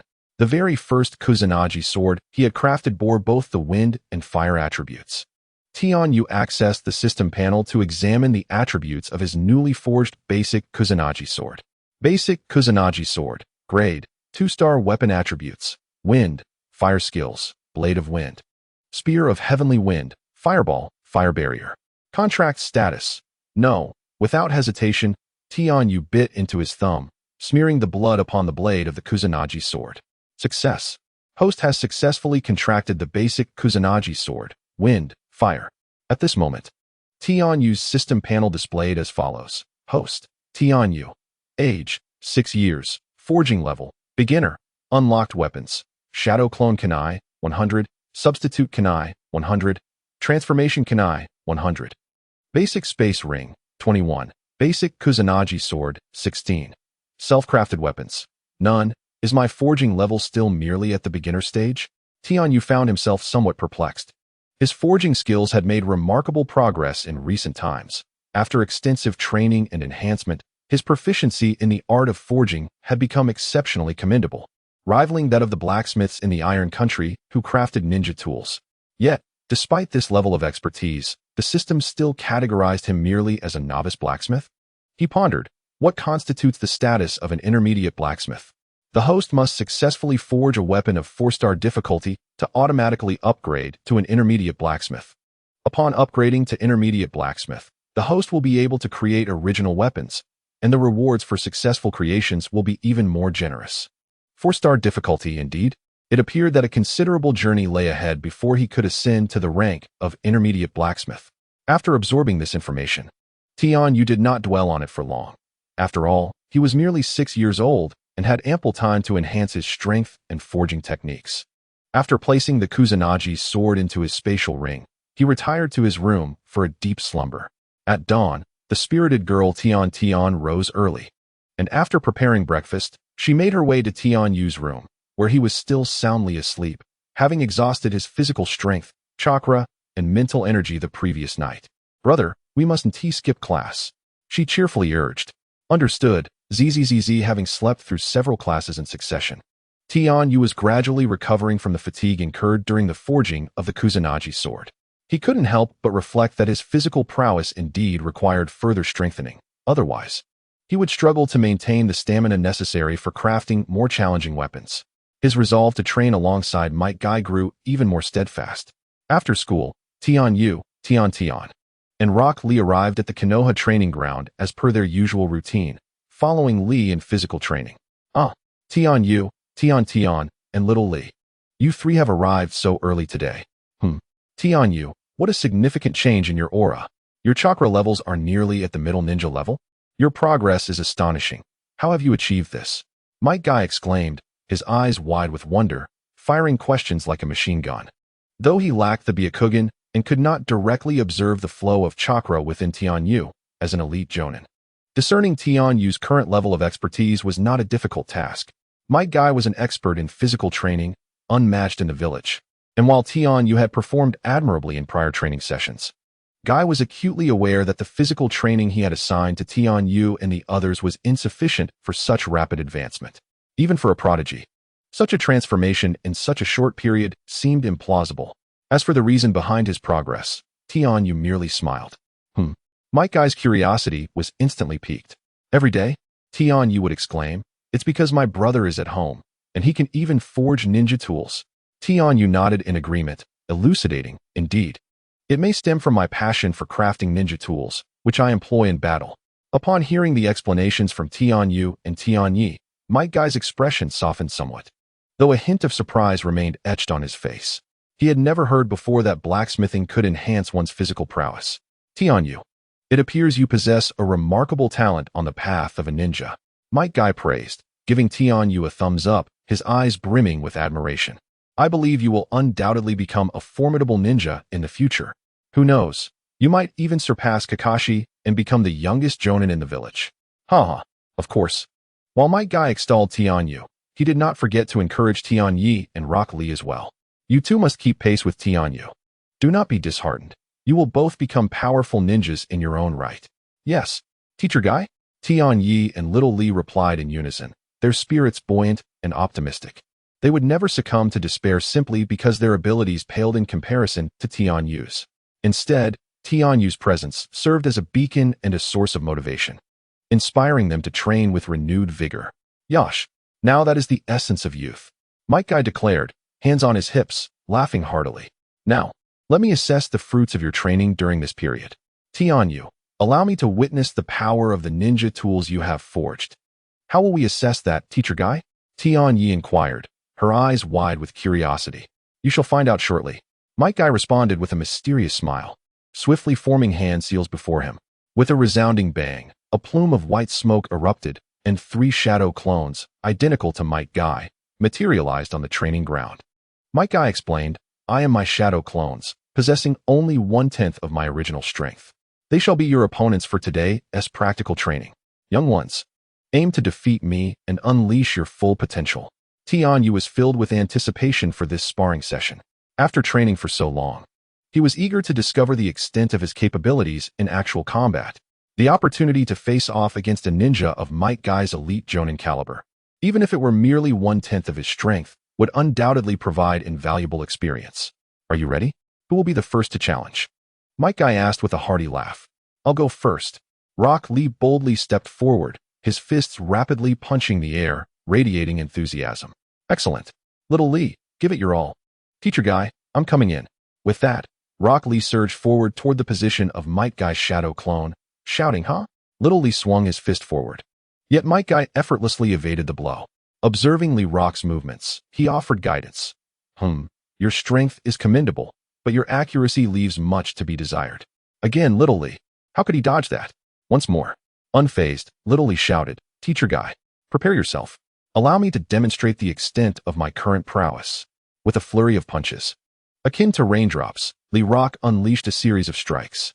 However, to Might Guy, these attacks seemed merely childish antics. Every one of Little Lee's efforts was deftly sidestepped by Might Guy. After a dozen exchanges, Little Lee was left panting, wiping the sweat from his brow in awe. "Teacher Guy, you are truly formidable." Despite his relentless assault, he had yet to graze the hem of Guy's attire, let alone inflict any harm upon his shadow clone. "Little Lee, I have now gauged your combat prowess. Your training concludes here for today," Might Guy's shadow clone casually declared, and in the next instant, only a fleeting shadow remained where he once stood. What? Such incredible speed! Lee Rock stood momentarily stunned, and by the time he regained his senses, Might Guy's figure had materialized behind him, crouched low, and then struck the ground with immense force. Boom! A resounding thud echoed, shaking the earth violently, sending ripples of dust cascading outward. The force from the ground's tremor propelled Little Lee backward, effectively concluding the bout. The entire sequence, from Might Guy's initial attack to Little Lee being flung away by the gust, transpired in less than 3 seconds. Moreover, Might Guy had shown restraint, directing his force downward. Had his fist aimed for Little Lee, it could have cost him his life. Is this the might of taijutsu? Is this the strength of a Konoha elite jonin? Truly remarkable. Not only Little Lee, but even Tianyu, who was observing from the sidelines, was profoundly astonished. With a decisive thud, Might Guy dispelled the shadow clone that had been sparring with Little Lee and lifted the fallen boy, offering words of comfort. Little Lee, you possess great talent in taijutsu, and your training has yielded commendable results. After all, you have yet to become a genin, and your performance today has been impressive. Continue to persevere in your training. Dedication can surpass any innate talent. After a moment of crushing disappointment, Little Lee quickly regained his composure. Yes, Teacher Guy, I shall double my efforts in training from now on. Might Guy nodded, secretly affirming his first impression of the child. Both his temperament and perseverance were unparalleled, which is precisely why he was willing to provide guidance to this group of children. Next, who shall step forward? Might Guy inquired once more. I. Before Tianyu could utter a word, Tian dashed forward, eager to engage in combat with another shadow clone of Might Guy. Tian's combat style relied heavily on an array of ninja tools and concealed weapons. Shurikens, kunai, and senbon were hurled with reckless abandon. Lee Rock, observing from the sidelines, was left in awe, envious of such a lavish fighting style. Was this the manner of combat for a ninja from a wealthy family? It seemed excessively extravagant. However, Tian's offensive strategy was somewhat limited, although her ranged attacks allowed her to hold her ground against Might Guy for a brief moment. The instant he seized an opportunity to close the distance, she would inevitably succumb. Naturally, being a girl, Might Guy refrained from employing the same level of force as he did with Lee, opting instead for a more restrained approach. That's enough, Might Guy declared, grasping a kunai that Tian had just thrown, positioning it across her neck with a playful smile. Teacher Guy is simply incredible. There's no way I can win against you. Tian pouted, letting out a resigned sigh. Do not be disheartened, Tian. Your performance was commendable. Given time, you too shall become a powerful ninja like me. Might Guy reassured her with a smile. His gaze then shifted, landing on the kunai in Tian's hand. During their exchange, he had noticed its remarkable quality. At her age, having just entered the ninja academy, she likely hadn't yet learned the body substitution technique. However, her use of the kunai to execute her clone technique had truly astonished him, nearly exposing a flaw in his defense. Tian, where did you acquire this kunai? Might Guy asked curiously. It was crafted by my brother. Tian replied earnestly. Oh, Might Guy's eyes sparkled as he turned his attention to Tianyu. Is this the kunai you mentioned crafting? It certainly appears extraordinary. Indeed, Senior Guy, Tianyu affirmed with a nod. I discovered a unique forging technique that allows me to create stronger kunai for combat. As for the specific functions of the tools I crafted, please engage me in a spar, and you will soon find out, Tianyu stated with a smile. Oh, Might Guy's curiosity was thoroughly piqued. He had sensed the exceptional quality of the ninja tools, and, upon learning they were crafted by Tianyu, his intrigue deepened. This young boy, in terms of both talent and strength, surpassed both Lee Rock and Tian, and his temperament was the most composed among the three. Come forth, Tianyu. Let me witness the extent of your current abilities. Might Guy's gaze was imbued with a hint of anticipation. Then, Senior Kai, I humbly ask for your guidance. The moment the words left his lips, several shuriken in Tianyu's hand had already been launched towards the position of Might Guy's shadow clone. Whoosh, whoosh, whoosh. The shuriken transformed into fleeting shadows in the air, darting swiftly towards Might Guy's location. Impressive technique. A glimmer of admiration flickered in Might Guy's eyes. Tianyu's shuriken throwing skills, in terms of both precision and speed, far surpassed those of Tintin just moments ago, consequently enhancing their lethality significantly. This must have already reached the level of a genin, right? Considering that Tianyu was merely a 6-year-old child, Might Guy felt increasingly convinced of Tianyu's limitless potential. However, such a level of shuriken was still insufficient to pose a threat to him, a ninja of elite jonin caliber. With a swift movement, Might Guy evaded the incoming shuriken. Unlike the ample time he afforded to Lee and Tintin, he sought to draw out Tianyu's full prowess without delay. Simply waiting for him to strike would not suffice. Thus, he immediately transitioned from defense to offense. In a blur, he lunged towards Tianyu, executing the Leaf Hurricane. A fierce gale erupted as, in an instant, Might Guy found himself above Tianyu, twisting his body like a whirlwind, delivering a powerful kick downwards. Tianyu, be careful. Both Rock Lee and Tintin stood frozen in shock, their hearts racing. They never anticipated that Teacher Guy would unleash such a formidable technique in an instant. If that kick connected, Tianyu might be bedridden for the next 2 weeks. At that moment, with a resounding thud, the Tianyu struck by Might Guy transformed into a puff of white smoke, disappearing from sight, while a solitary kunai fell from the sky. A substitution technique? Might Guy's eyes brightened as he quickly deduced that the kunai Tianyu was currently wielding bore similarities to the one Tintin had used earlier, which possessed the capability of a shadow clone technique. Is this the unique ninja tool crafted by Tianyu? This is becoming increasingly intriguing. Again, Might Guy exclaimed with excitement, transforming into a blur as he charged towards Tianyu once more, his body moving like the wind, legs striking like whips. A whirlwind enveloping him in a swift and simple motion, leaf great whirlwind. In an instant, Might Guy's azure chakra surged forth from within him, enveloping his lower legs and feet, appearing extraordinarily dazzling. Teacher Guy's chakra is truly formidable. It can coalesce into a tangible form outside his body. Rock Lee was utterly astonished. This was a power he had never witnessed during his own battles with Teacher Guy. I feel like Teacher Guy is being too hard on my brother. He's being so rough. Every day, she stood by, fuming quietly, her heart secretly burdened with concern for her brother. Meanwhile, on the battlefield, Tianyu dared not exhibit even a hint of complacency, his gaze intently fixed on Might Guy, striving to decipher his techniques. The Great Leaf Whirlwind is among Might Guy's most formidable techniques, distinct from the Leaf Whirlwind as it is enhanced by chakra, resulting in greater speed and power. Might Guy harnesses chakra to amplify his strength, akin to Tsunade's use of chakra to unleash her formidable strength with the strength of 100 technique. This technique similarly stimulates localized cells with chakra, accelerating speed and augmenting power, thereby enabling the user to deliver more devastating blows. It seems that before delving into the 8 gates of death under Gaia's tutelage, I should first master the Great Leaf Whirlwind. If I can concentrate my power in my hands, could my weapon forging skills ascend to a new level? As these thoughts occupied his mind, a flash of white light appeared in Tianyu's right hand, revealing a long sword shimmering with a silver aura, which had materialized there unbeknownst to him. This time, he was not prepared to evade. Blade of Wind. Without the need for hand seals, Tianyu infused his chakra into the sword and swung it forward, unleashing a half-meter-long white wind blade that swiftly sliced toward Might Guy. Bring it on, Might Guy exclaimed, exhilaration surging within him. After witnessing Tianyu's technique, his desire to fight intensified.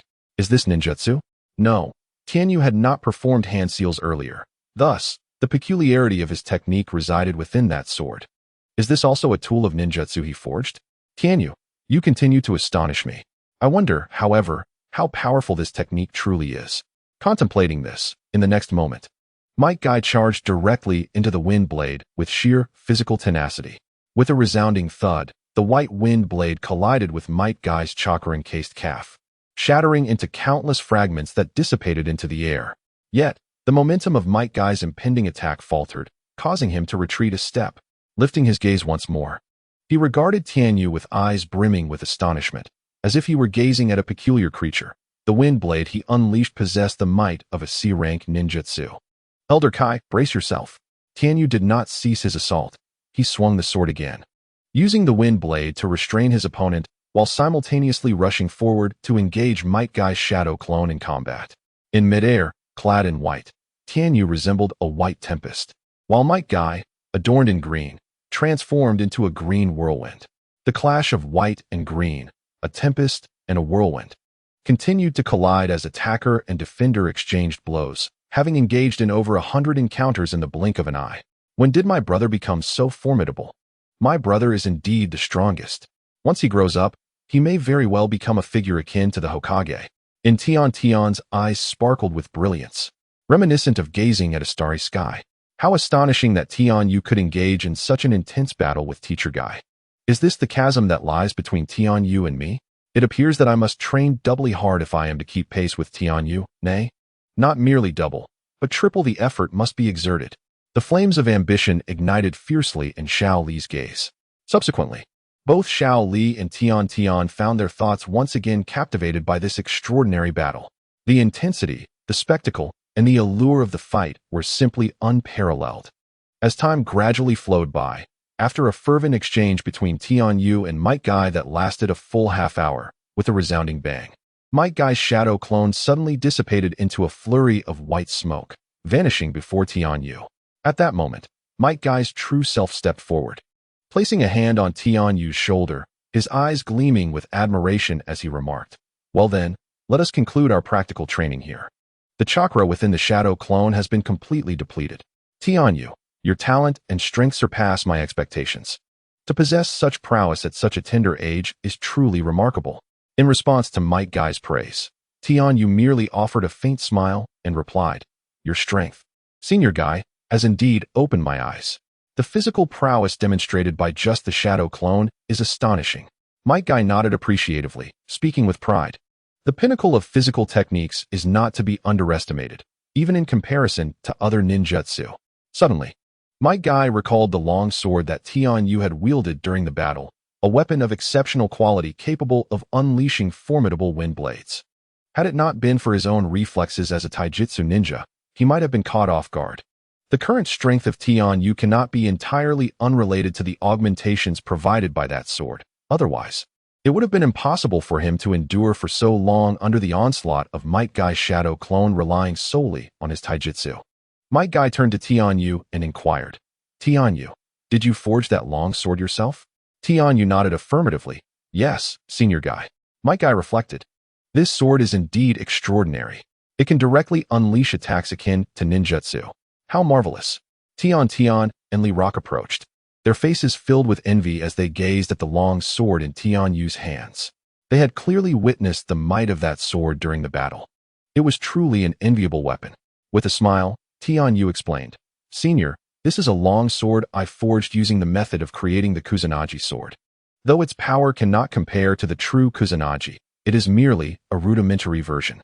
"The Kusanagi sword, you say? No wonder." Might Guy's expression shifted to one of enlightenment as memories of many previously read materials flooded back to him. According to the records of Konoha, Tenyu is not the first to forge formidable ninja tools. During the Warring States period, prior to the establishment of Konoha Village, there existed a clan within the Land of Fire renowned for their exceptional craftsmanship of ninja tools, known as the Kojiji clan. They were a powerful and somewhat unhinged lineage, possessing unparalleled talent and skill in the art of forging. Among their creations were 11 magnificent long swords, each endowed with extraordinary abilities. These swords were named after their clan, collectively referred to as the Kojiji swords, and their renown had already spread far and wide, elevating them to the status of legendary artifacts. At this moment, Tenyu earnestly inquired of Might Guy, "Teacher Kai, could you impart the techniques of the Leaf Whirlwind and the Leaf Great Whirlwind that you just employed? I am eager to learn." His gaze was resolute and composed as he continued, "Although I wield the Kojiji sword, which can unleash remarkable power akin to ninjutsu in battle, I believe that one's own taijutsu prowess is equally vital. My aspiration is to cultivate strength in both myself and my weapon in unison." Might Guy momentarily paused, murmuring to himself, synchronizing one's own strength with that of the weapon. It is common for individuals to become somewhat arrogant upon acquiring a weapon of such miraculous caliber as the Kojiji sword, mistakenly believing that their own power has significantly increased. However, such a mindset is fundamentally flawed, as it can easily lead one astray from their true path as a ninja. The might of a weapon does not inherently confer strength upon its wielder. The two are intrinsically interdependent, and only those with greater prowess can fully unleash the potential contained within their weapons. "Very well, I shall teach you these two techniques," Might Guy exclaimed, his face breaking into a broad grin. "These techniques are my original creations in taijutsu, and from today onward, I will impart them to you." Taken aback, Tenyu expressed his gratitude. "Thank you, Senior Kai." "Senior? You still call me that?" Might Guy jested. His words indicated that he viewed Tenyu not merely as a junior seeking guidance, but genuinely considered him a disciple, eager to share his exclusive secrets. Teacher Kai." Tenyu quickly corrected himself. Very good, very good. Haha, I have taken on such a talented and diligent student. Kakashi will surely be envious." Might Guy beamed with pride. Meanwhile, Tintin and Rock Lee, observing Tenyu being recognized as an inner disciple by Might Guy, were filled with envy. Here was someone still yet to graduate from ninja school, already receiving mentorship in ninjutsu from a highly esteemed jonin. Such an opportunity is indeed rare and precious. Do not be disheartened, you too. Might Guy patted the shoulders of Tianyu and Shaoli, saying, "Once you both have solidified your foundational skills and reached the level of Tenyu, I shall impart my ninjutsu to you." "What?" Tianyu and Lee Rock's eyes widened in astonishment. Did this mean that as long as they exerted themselves, their esteemed mentor would accept them as his disciples? Excitement and exhilaration instantly illuminated their faces, and they hurriedly bowed to Might Guy, expressing their heartfelt gratitude. Thank you so much, Senior Guy. We shall strive double our efforts in hopes of earning your recognition soon. Indeed, Might Guy nodded. Tianyu, shall we continue with the training regimen we discussed previously, focusing on enhancing your physical fitness? Upon hearing Might Guy's words, Lee Rock responded without hesitation, yes. Senior Guy, I will run 3 laps around the Hidden Leaf Village. Observing Lee Rock's enthusiasm, Tianyu promptly added, Senior Guy, I will join you in running laps. Once Lee Rock commenced his run, Tianyu followed closely behind. Meanwhile, Tianyu was singled out by Might Guy for special attention. Tianyu, the basic physical training is no longer suitable for you. Your forthcoming training requires some adjustments. What adjustments? Weight training. Might Guy's expression turned serious regarding the physical training. I recall your family operates a ninja tool shop, correct? Upon returning home, commence weight training, starting with 30 pounds, and increase by 10 pounds once you have adapted. Understood. Sensei, Tianyu nodded. He had contemplated inquiring about Might Guy's weight training methods, and to his surprise, Might Guy had broached the subject before he could. Truly a master of ninjutsu. Now, allow me to teach you a portion of physical techniques. Might Guy moved to the center of the training ground, signaling for Tianyu to follow his movements. The Leaf Hurricane is the foundation of my set of physical techniques. The key to mastering the Leaf Hurricane lies in using the waist as the axis, mobilizing the strength of the entire body, while simultaneously concentrating chakra in your legs. By amplifying your strength and speed with chakra, you must also days past effortlessly, and in the blink of an eye. Over half a year had elapsed since Tianyu and his companions enrolled in the Ninja Academy. After the new year, Tianyu and his sister Tian celebrated their 7th birthdays. The winter break had quietly passed, and the start of the school year was drawing near. During this half year, significant transformations occurred in the lives of Tianyu, Tian, and Lee Rock. Among the three, Tianyu exhibited the most rapid advancement in strength.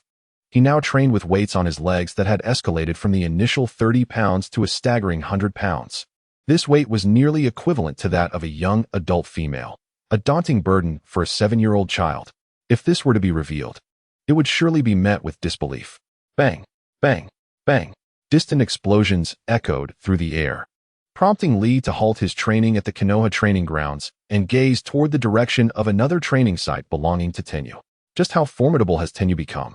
Lee Rock inquired curiously of Ten, who was perched on a wooden stump, her feet dangling in the air. What do you think? She replied, her eyes twinkling with mischief. Aside from Sensei Guy, I doubt anyone knows the extent of my brother's strength. Meanwhile, at the adjacent training ground, Tenyu was receiving private instruction from Might Guy. Tenyu, are you ready? Guy asked, his voice steady. I'm ready, Tenyu affirmed with a firm nod. Then let us begin. Yes, Sensei. As twilight descended, a gentle spring breeze swept through, lifting Tenyu's long black hair into the air. He squinted, focusing intently on the wooden post 20 meters ahead. In the blink of an eye, he launched himself forward like an arrow released from its bow, transitioning from stillness to motion with remarkable fluidity, utterly devoid of hesitation. In an instant, Tenyu's muscles tensed, his heart racing to its limits, the veins on his forehead bulging like worms. To an unknowing observer, it might have appeared as though he were about to unleash a powerful glare. With each step, Tenyu's footfalls resonated like thunder, the ground visibly cracking beneath him as he advanced. Leaping high, he executed a powerful kick, twisting his waist as his spine undulated like a dragon come to life, channeling his momentum into an overwhelmingly fierce force. His leg struck like a whip, fierce as lightning, colliding with the wooden post. Konoha whirlwind. With a resounding boom, the post shattered, splinters scattering in all directions, bursting apart into myriad pieces. Even more alarming were the numerous fissures that radiated from the center of the post, resembling the aftermath of a violent explosion. Such a devastating display of taijutsu. One could only imagine the catastrophic consequences had this strike connected with a person, rupturing capillaries and displacing internal organs. A blow to the skull would surely be fatal. Applause erupted from Might Guy, who was thoroughly impressed by Tenyu's performance. In just 6 months of training under him, Tenyu had elevated his abilities to such a degree that he could flawlessly execute the Konoha whirlwind technique. As Tenyu's mentor, Guy felt an undeniable sense of pride. Tenyu, Your performance was absolutely magnificent. I had anticipated that at your age. It would take at least 2 years to master the Konoha whirlwind, yet you have grasped the essence of this technique in merely half a year. This surpasses all my expectations. Guy's praise for Tenyu was abundant and heartfelt. All of this is thanks to your guidance, Teacher Kai, Tenyu expressed with a sincere smile. He then inquired, by the way, Teacher Kai, may I begin practicing the Leaf Great Whirlwind technique now? Although the names Leaf Whirlwind and Leaf Great Whirlwind differ by just a single character, they represent two entirely distinct tiers within the realm of physical techniques. The Leaf Great Whirlwind demands a significantly higher standard of physical conditioning and muscle strength compared to the Leaf Whirlwind, with the former requiring a substantial increase in capability. Its destructive power is formidable enough to rival Tsunade's legendary strength, qualifying it as an unequivocal B-rank technique. Do not rush, Tenyu. Youth should not be hurried, Might Guy replied, shaking his head in response to Tenyu's request. He patiently elaborated. The Leaf Great Whirlwind requires immense physical strength. One must be capable of bearing a weight of at least 200 jin before attempting it. I have meticulously studied the growth trajectories and physical training data of numerous ninjas. Based on my calculations, a 7-year-old child can only endure a maximum weight of 150 jin. Exceeding this threshold in high-intensity training could inflict irreparable damage to your skeletal structure. Therefore, it is imperative that you do not hasten your physical training, as it may adversely affect your growth. When discussing physical techniques, Might Guy's demeanor shifted from his usual carefree and somewhat erratic self to an embodiment of utmost seriousness, his words imbued with an undeniable authority that commanded respect. Guy is a master of physical techniques, his expertise surpassing even that of his father, Might Dai. This mastery is what has propelled him into the ranks of elite jonin.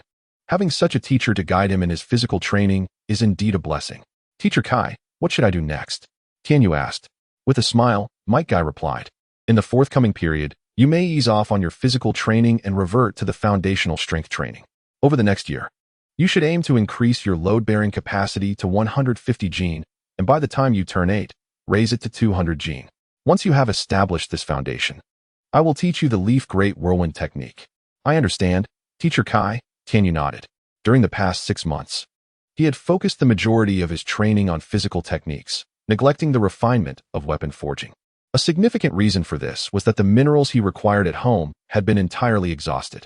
A skilled craftsman cannot forge without materials, thus, without the necessary resources. Tenyu could not proceed with his forging endeavors. Fortunately, he received news from his parents just a few days ago that they would soon conclude their business dealings and return from the Land of Iron with a substantial shipment. Within the borders of the Land of Fire, a group of middle-aged couples accompanied by several dozen subordinates journeyed forth. Behind them trailed numerous horse-drawn carts, laden with immense crates, extending several hundred meters in length. Among the entourage were even elite Jonin-level ninjas, tasked with safeguarding such a considerable cargo. This shipment represented a substantial quantity of supplies, sufficient to sustain the entirety of Konoha's ninja equipment needs for the ensuing 2 years. Mr. Tianxiong, we are nearing Konoha. We have now entered a secure zone. So you may rest assured, Kakashi stated as he approached the front of the caravan, addressing the middle-aged couple. Tianxiong immediately clasped his hands in gratitude at his chest, beaming with appreciation. I cannot thank you enough, Lord Kakashi. Had it not been for your presence, much of this cargo would have likely fallen into the hands of those marauding rogue ninjas. Kakashi, maintaining a stoic demeanor, waved his hand dismissively. It is merely my duty. You need not concern yourself with it. This shipment significantly impacts Konoha's entire supply of ninja tools, and even the Hokage places great importance on it. Thus, it has been designated a B-rank mission, entrusted to me for personal escort. Tianxiong smiled in agreement, his gaze drifting toward the distant Konoha village. A sense of longing washed over him. He and his wife had been away for over half a year. He wondered how their children, Tianyu and Tiantian, had fared during this time. He pondered whether the expensive chakra-refining scrolls he had procured for them had aided in their development. Last year, they had reached the age to enroll in the Ninja Academy, and he was curious if they had demonstrated the talent to become ninjas themselves, thereby bringing honor to their family.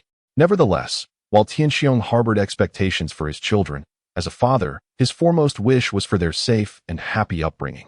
Even if they lacked ninja aptitude, it would suffice for them to lead a simple life as a tool merchant, just as he had. The love of a parent for their child is profound and far-reaching. Tianxiong glanced at Kakashi, the elite jonin beside him. Renowned as one of Konoha's youngest and most accomplished ninjas, as well as the esteemed disciple of the Fourth Hokage. If Kakashi would be willing to spare a moment to guide his children, Tianxiong summoned his courage and addressed him. Lord Kakashi, I have 2 children who aspire to become ninjas. If you have the time, would you be able to offer them some guidance? I apologize, Mr. Tianxiong. Kakashi replied with a cold demeanor, his refusal as customary as it was disheartening. I am often quite busy and do not have time to mentor children of lesser ranks. Typically, I only provide guidance when specifically instructed to do so by the Hokage. I'm sorry. Kakashi's words, though brusque, conveyed his stance with clarity, without connections. One could not expect assistance. Tianxiong sighed inwardly, quietly mocking his own whimsical thoughts. Indeed, for children hailing from humble backgrounds, receiving guidance from a jonin was akin to an insurmountable challenge. Soon, the caravan's carts arrived at Konoha, and Kakashi bid farewell to Tianxiong and his spouse. Heading to the Hokage's office to report. Behind the gates of the Tianyu residence, Mom and Dad are back. Hearing the commotion outside, Tian sprang from her bed, her eyes sparkling with excitement as she turned to Tianyu. Brother, when the ores arrive, will you forge me a Kusanagi sword? Tianyu chuckled. Let us discuss it after you master your shuriken techniques. Tian pouted defiantly. Humph, I'll master them very soon. Besides, I've been researching a remarkable ninja tool. Once I devise it, I want you to be envious. All right, dear brother, I eagerly await that. The return of their parents brought a long-awaited liveliness back to the once quiet Tianyu household. Moreover, the fact that both Tianyu and Tian successfully enrolled in the Ninja Academy astonished their parents. The unpleasantness from Kakashi's prior rejection evaporated instantly, and the couple was enraptured by the prospect of having 2 ninjas in the family. To celebrate this monumental occasion, Father Tianxiong promptly decided to treat the family to a grand feast at Konoha's finest barbecue restaurant. In the days that followed, Tianyu and Tian found themselves more at ease. With their parents around, they no longer had to take turns managing the ninja tool shop, and their daily sustenance was assured. During this half-year, Tianyu's system had issued several tasks he had yet to find time to complete. Fortunately, his father returned from the land of iron with an abundance of ores, sufficient for his forthcoming forging endeavors. At the ninja tool shop, Tianxiong finally organized the shelves, neatly arranging the newly acquired shuriken, kunai, and several innovative ninja tools, all set for opening day. Oh, Boss Tianxiong, you're back. At that moment, Might Guy approached the ninja tool shop, greeting him with warmth. Ah, Master Guy, we just received a fresh batch of ninja tools from the land of iron. Would you care to take a look? No, thank you. I seldom use ninja tools. I primarily rely on my fists. Haha. Guy chuckled heartily, scratching his head. I came primarily to see Tianyu, but I didn't expect him to be missing from the shop today. Tianyu has gone to class at the Ninja Academy. Tianxiong replied with a hint of apology, then suddenly realized something and asked, somewhat bewildered, Wait, Master Guy, you know my son Tianyu? Of course I do. Tianyu is my most cherished apprentice. Guy exclaimed with a loud laugh. What? My son has become your apprentice? Tianxiong stood frozen in place, his face awash with astonishment. How could it be that his son, still merely a student at the Ninja Academy, possessed a guiding teacher of elite jonin caliber? This revelation utterly transcended Tianxiong's comprehension. Might Guy, unfazed, remarked, What does it matter? It is merely a procedural formality. Tianyu's abilities have long surpassed that of a mere genin. Were it not for the third Hokage's decree prohibiting students from graduating early, I would have already taken Tianyu with me to execute missions outside the village. However, it is only a matter of time. I have already designated Tianyu as my disciple. What? Surpassing a genin? Designated disciple of Lord Guy? In that moment, Tianxiong was completely dumbfounded. In the training grounds of Konoha, the count reached 957958, 95999, 799, 89991000. Ding. Congratulations, host, for completing the task of wielding a blade 1,000 times daily for a month. System reward. Sun Wheel Sword Blueprint has been credited. The Sun Wheel Sword. Tianyu's eyes sparkled with excitement, as it is a blade wielded by the members of the Demon Slayer Corps from Demon Slayer, Kimetsu no Yaiba. The sword's blade changes color based on the attributes of its wielder, earning it the moniker of the color-changing sword among swordsmen. Although there are no demons in the world of Hokage, crafting a Sun Will sword would undoubtedly enhance his strength. At last, he had completed all 4 tasks. Tianyu gazed at the 3 newly added forging blueprints in the system and let out a sigh of relief. After spending the better part of half a year on the 3 tasks issued by the system, he had finally accomplished them all. Now, his system boasted 3 new blueprints: the Heavenly Feather Garment, the Lightfoot Boots, and the Sun Wheel Sword. Heavenly Feather Garment. Forging difficulty. Materials required: white feathers, black feathers.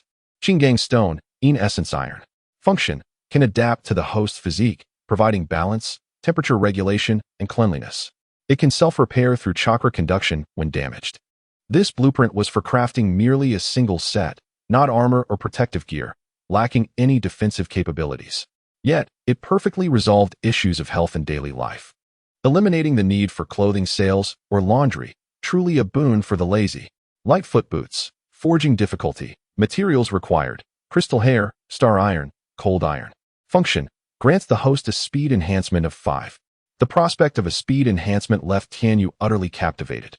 Sun Wheel Sword. Forging difficulty. Materials required: refined iron, crimson sand iron, crimson or gold sandstone.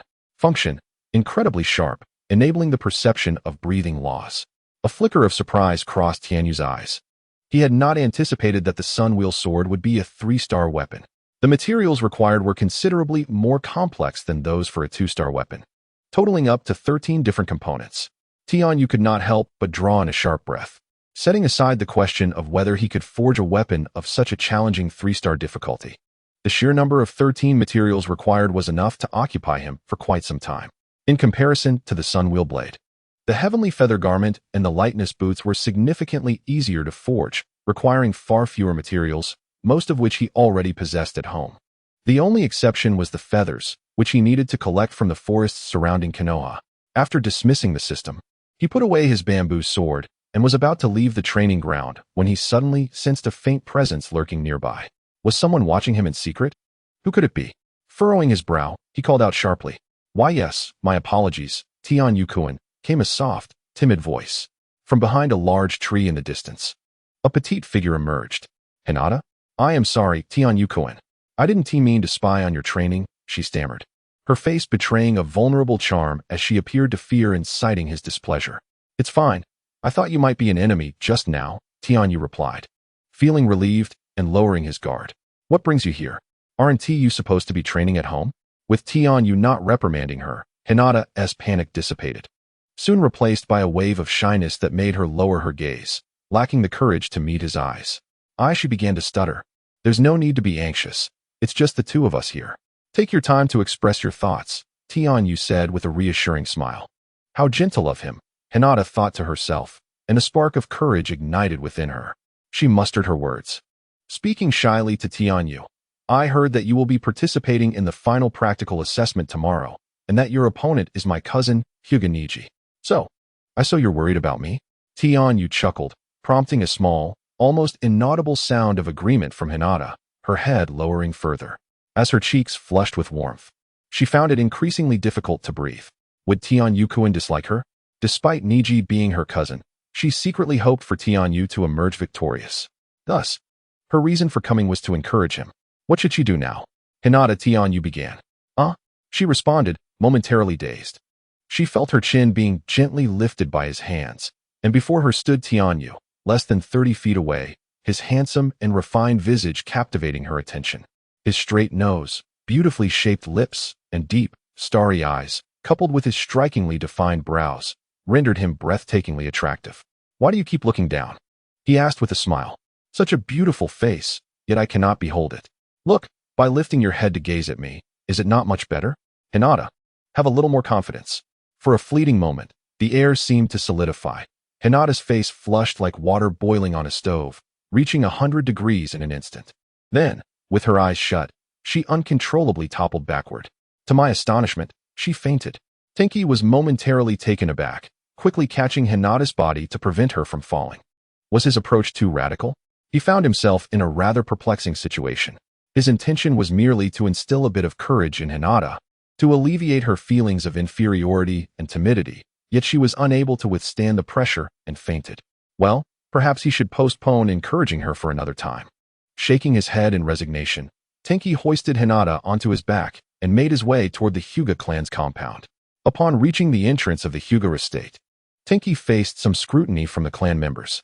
After all, their young lady had been brought back unconscious, making it difficult for them to avoid suspicion regarding Tenki. Consequently, they detained him within the grounds for a short while. Tenki felt a wave of frustration, as explaining the situation was indeed troublesome. Would they even believe the cause of Hinata's fainting? Fortunately, the matter did not linger for long. The Hyuga clan promptly sent someone to examine Hinata's condition, discovering that she had merely fainted and was physically unharmed. Thus, they allowed Tenki to leave. In the Ninja Academy, Tenki's class finally arrived at the end-of-year assessment for their first year. Excitement filled the classroom as students fidgeted in their seats, eager for the evaluation. Even Tenki's companion, Tian, was brimming with enthusiasm. Her combat target was none other than Rock Lee. "Little Lee, brace yourself to be taken down by me today," Tian declared confidently to Rock Lee. "Not necessarily, Tian. I certainly won't go easy on you just because you're a girl. Don't underestimate my strength," Little Lee replied earnestly. Then, his gaze shifted to Tenki, who was calmly fiddling with his shuriken. "I believe the most noteworthy match today will be between you and Niji Hyuga, right? Tenki, I've heard that Niji's strength is quite exceptional, and many in our class are certain he will be the top student of our year. However," turning the conversation, Little Lee added seriously, "I think you are the strongest among us." "Of course, my brother is the strongest," Tian asserted confidently. "Why overthink it? Let's just find out in combat," Tenki replied with a serene smile. Suddenly, the previously boisterous classroom fell silent as the homeroom teacher entered, addressing the students. "Class, gather at the training field." A total of 54 students arrived at the training ground. The teacher, based on their performance in routine training sessions, grouped the two most closely matched individuals together for a practical assessment. Among the class, the top performers were Tianyu and Hinata Niji, so it was only natural that they were paired. As the assessment commenced, I called out the names of the participants. Inuzuka, you faced off against Nishikeiko. Two individuals stepped forward from the crowd, proceeding to the center of the training ground, where they formed their battle seals and began to engage in combat. After a few exchanges, Nishikeiko was swiftly defeated. The teacher recorded their results before announcing the next match, Lee Rock versus Tian. The names called, Tian and Lee Rock, made their way to the center of the training ground. They were familiar adversaries, having sparred countless times in the past. Almost immediately, they unleashed the full extent of their training, exchanging blows in a flurry of offense and defense, their skirmish escalating to dozens of exchanges in the blink of an eye. Remarkable. The crowd gasped in astonishment, as they had not anticipated that these seemingly unremarkable students could exhibit such prowess, easily ranking among the top 5 in the class. Even the Chunin instructor regarded them with newfound respect, impressed by the strength displayed by the two youngsters. Ultimately, Tian triumphed, leveraging the substitute shuriken gifted by Tianyu to exploit a momentary opening in Lee Rock's defense, securing her victory. The result of this match, Tian wins, the Chunin instructor declared. He cast a deliberate glance at Tian, contemplating the exceptional tool she had utilized, pondering whether this matter warranted a report to the Hokage. "Yay!" Tian exclaimed, leaping with excitement as she bounded over to Tianyu, her face beaming with pride. "Brother, I won the match just now. Well done." Tianyu acknowledged with a nod. At that moment, Lee Rock approached, expressing regret over his earlier carelessness. However, he accepted his defeat gracefully. "Congratulations, Tian, but I will strive harder, and next time, I will surpass you." He then turned to Tianyu, his expression earnest. "For my goal is to surpass you, Tianyu-kun." Tianyu smiled gently. "I look forward to it." The practical assessments continued one after another as time flowed by, and as dusk approached. The final match of the day was upon them, Hinata Niji versus Tianyu. The two emerged from the crowd and proceeded to the center of the training ground. Meanwhile, the students who had already completed their assessments began to murmur among themselves. "Niji should defeat him in 3 moves, right? He is a genius of the Hyuga clan." "I agree. Niji has long been informally recognized as the top student of this session. I've heard even the elders of the Hyuga clan praise his strength. TSK. Even if he loses to Niji, it wouldn't be a disgrace." Each day, both Lee Rock and Tianyu listened to these remarks, feeling quite indignant. However, they refrained from voicing their objections, for these individuals would soon realize the folly of their assumptions. Tianyu's strength was utterly formidable, so much so that even teacher Akai referred to him as a monstrous entity. The battle commenced. Following their declaration of opposition, Tianyu and Hinata Niji assumed their combat stances. Your prowess is considerable, sufficient to be my adversary. Yet, before a genius like me, your fate is inevitably sealed in failure, Hinata Niji proclaimed suddenly. He had long perceived Tianyu's remarkable abilities, and upon activating his Byakugan, he had discreetly observed the flow of chakra within Tianyu's body. The volume of chakra was immense, far exceeding what one would expect at their age. How cliché, Tianyu thought, rolling his eyes, internally lamenting the situation. Niji, still untainted by Naruto's influence, remained a brooding youth, filled with animosity towards the main family and self-assured in his misguided beliefs. Tianyu, disinterested in lengthy debates, simply declared, "Bring it on. I shall not resort to verbal sparring. Instead, I will teach you through sheer strength." Byakugan activate. Without a hint of carelessness, Hinata Niji swiftly activated his Byakugan at the very onset of battle, the veins at his temples bulging prominently.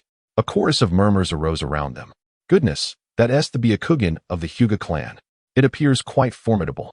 Niji's early activation of the Byakugan suggested he intended to conclude the skirmish expeditiously. At that moment, in the center of the training ground, Hinata Niji charged towards Tianyu. Gentle fist, Niji shouted, releasing azure chakra from his palms, as his right hand transformed into a palm strike aimed at Tianyu. The power was commendable, yet the speed was somewhat lacking. Tianyu remained unfazed, nonchalantly dodging Niji's incoming gentle fist attack with a swift sidestep. Having regularly battled Might Guy shadow clones, he found the level of taijutsu presented by Niji to be effortlessly manageable. Not so fast. You have entered my domain, Niji declared, a triumphant glint in his eyes. 8 trigrams, 16 palms. As he shouted, a taijutsu appeared beneath his feet, marking the moment when the entire training ground succumbed to his influence. Although he had only mastered the 16 palms of the 8 trigrams, he believed it sufficient to confront Tianyu. The clan elders had proclaimed that even a lower-ranked ninja would be powerless against this move. 8 trigrams, 2 palms. However, as Niji brimmed with confidence, preparing to unleash the full sequence of his training upon his opponent, he was utterly unprepared for the obstruction that awaited him. For Tianyu had made his move. Such incredible speed. Hinata Niji's pupils abruptly constricted, mirroring the astonished expressions of the Chunin teacher and fellow students who were spectating. In an instant, Tianyu transformed into a fleeting shadow, vanishing from sight. What? A collective gasp echoed as Niji, still poised in the 8 trigram stance, was equally taken aback. Konoha whirlwind. When Tianyu reappeared, it was behind Hinata Niji, despite Niji's Byakugan granting him nearly a 360-degree field of vision. He was unable to evade Tianyu's technique due to the latter's astonishing speed. Bang! A powerful kick struck, sending a jolt of pain through Niji's spine as he was propelled forward, crashing to the ground. Turning his head, he discovered Tianyu sitting atop him, twisting Niji's arms behind his back, with a foot pressing down on his spine. The dynamics of the training ground shifted in an instant. The students who had been cheering for Niji now wore frozen expressions. In mere seconds, the battle had taken a staggering turn. The assessment concluded with Tianyu's victory. Witnessing this, the Chunin teacher promptly declared the results. What a swift confrontation. With a single move, Tianyu had defeated Hinata Niji. Goodness, Tianyu is remarkably strong. It turns out he is the top student of our year. Outside the training ground, students gasped in astonishment, having believed Niji to be the strongest, only to witness him so swiftly surpassed by Tianyu. Some girls, who had previously admired Niji for his prestigious lineage, formidable strength, and handsome appearance, now found their affections wavering. Was it possible that Tianyu was not only more handsome, but also stronger? All right, Tianyu, please rise from Niji and perform the reconciliation seal. The Chunin teacher, suppressing his astonishment, addressed Tianyu. Yes, teacher. Tianyu stood, placing his fingers against Niji's in a gesture of reconciliation. The battle appeared swift and simple, with Tianyu overwhelmingly defeating Niji in an instant. However, Niji was not without strength. He had already attained the prowess of a genin. Though he was bested in a single move, Tianyu had exerted considerable thought in this encounter. Niji's Byakugan, capable of detecting chakra, posed a significant challenge. Ordinary techniques were rendered ineffective before him, prompting Tianyu to forego kunai in favor of employing pure taijutsu. In the face of unparalleled speed and power, all techniques fell short. Furthermore, Tenyu's choice to execute Might Guy's signature technique, Konoha Whirlwind, was not merely to defeat Niji, but to make a statement for those who would witness this battle. After the assessment concluded, Tianyu was acutely aware that his remarkable performance would undoubtedly attract attention from certain individuals. Thus, he deemed it prudent to reveal his association with Might Guy a tad earlier, for such knowledge would serve him well. The intricacies of this battle had long been calculated in his mind. As he descended from the arena, his close friend Lee Rock and sister Tian rushed to him. Impressive, Tianyu.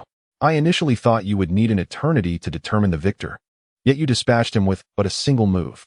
Your prowess continues to ascend. Truly, you are the man I regard as my rival. Lee Rock exclaimed with palpable admiration. My brother is the strongest. Tian chimed in playfully. How did you manage that? At that moment, a dark voice interjected from the side. It was Hyuga Niji, who was being assisted by friends as he made his way down from the center of the training ground. The force of Tianyu's kick to his back had indeed been formidable. I mean, how did you accomplish it? You clearly fell into my bagua field. How could you still move? Oh, that matter, Tianyu replied nonchalantly. It's simply because my strength surpasses yours. Your bagua field cannot confine me. Stronger than me, Hyuga Niji murmured, his countenance betraying a sense of defeat and anguish. Stop boasting about being a genius. Your abilities still have much room for improvement. Furthermore, there is no fate or outcome that is predetermined. If one strives to alter their path, change is always attainable. Tianyu patted little Lee's shoulder, smiling as he continued. Look at us. We are all diligent geniuses. Diligent geniuses? Hyuga Niji stood frozen, his mind reeling from a profound shock. Did such diligent geniuses truly exist in this world? Could mere effort genuinely alter one's destiny? For the first time, he found himself questioning the beliefs he had steadfastly upheld. Once the final assessments were completed, it was no surprise that Tianyu emerged as the top student in his class, undeniably the leading scholar of their cohort. Lee Rock and Tian also showcased exceptional performances during the evaluations, and no one in their class dared to underestimate the trio any longer, for their strength was evident, and they were far from being trifled with. Let us go celebrate our splendid results with a meal after school, Lee Rock proposed. Barbecue, barbecue, barbecue. Tian excitedly drummed on the table in rhythm. Sounds great, Tianyu agreed. Meat is the most delectable fare on earth. Barbecue, huh? Little Lee hesitated, for the cost of barbecue was quite steep, and his current allowance could scarcely cover it. I shall treat you all, Tianyu beamed. You two should eat your fill until you are completely satisfied. Is that really appropriate? Little Lee instinctively declined. He already felt guilty for Tianyu gifting him some ninja tools, and he couldn't possibly allow Tianyu to pay for their meal. Not at all. My brother has plenty of pocket money. It's several times more than mine. Well, Little Lee, you needn't worry. With a gentle smile, Tianyu suggested that if she felt embarrassed, she could continue to accompany his sister as a free practice partner, urging her to train diligently and preventing her from being lazy. Not at all, she retorted, pouting playfully. The three of them laughed and chatted as they made their way towards the barbecue restaurant. Meanwhile, in the Ninja Academy, the Chunin teacher, who had meticulously compiled all the details of the recent practical assessment, set off towards the Hokage office beneath the Hokage rock in Konoha. He mused to himself that if the third Hokage were to see today's report, he would surely be astonished. In the Hokage office, the third Hokage, Sarutobi Hiruzen, sat with a pipe between his lips, reviewing documents on his desk, while listening to the report from the Ninja Academy teacher without looking up. However, upon hearing a particular piece of news, he suddenly lifted his head in mild shock, asking, the top student this time isn't the Hyuga boy? Who is it? It's Tianyu, the son of the weapon shop owner, Tian Xiong, the Chunin teacher replied earnestly. Oh, a spark of curiosity flickered in Sarutobi's eyes. He could hardly fathom how a child from a common family managed to defeat a prodigy from the Hyuga clan.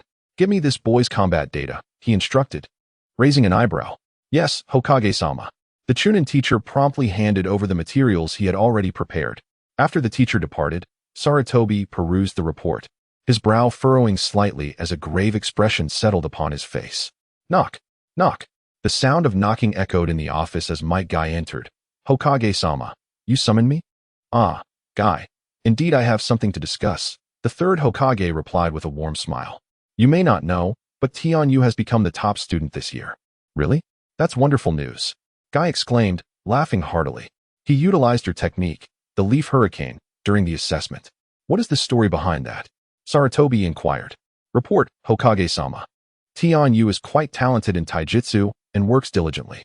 I have long wished to take him as my disciple, hence I taught him my techniques, Guy explained. I see. Sarutobi nodded, not overly concerned with this revelation.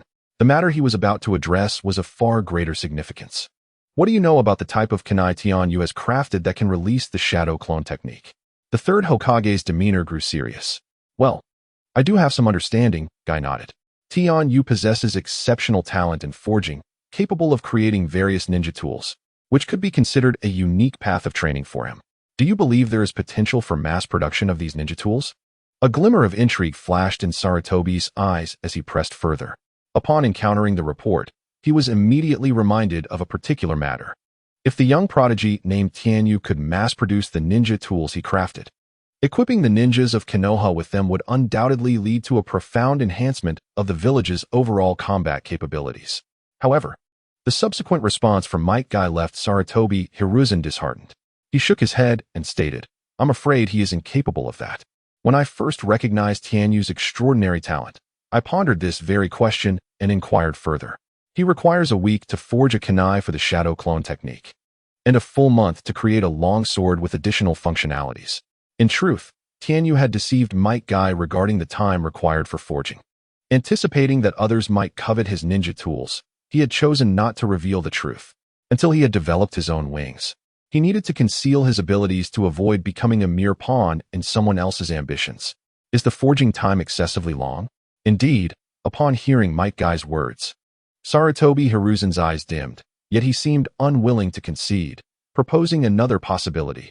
Given Tian-Yu's youth, perhaps as he matures, his forging speed will increase. Lord Hokage, Might Guy interrupted, shaking his head again. While the forging duration alone does not negate your previous thoughts, there exists another distinct aspect regarding the ninja tools Tian-Yu creates. What unique aspect? Aside from kunai, the other weapons he forges can only be wielded by him.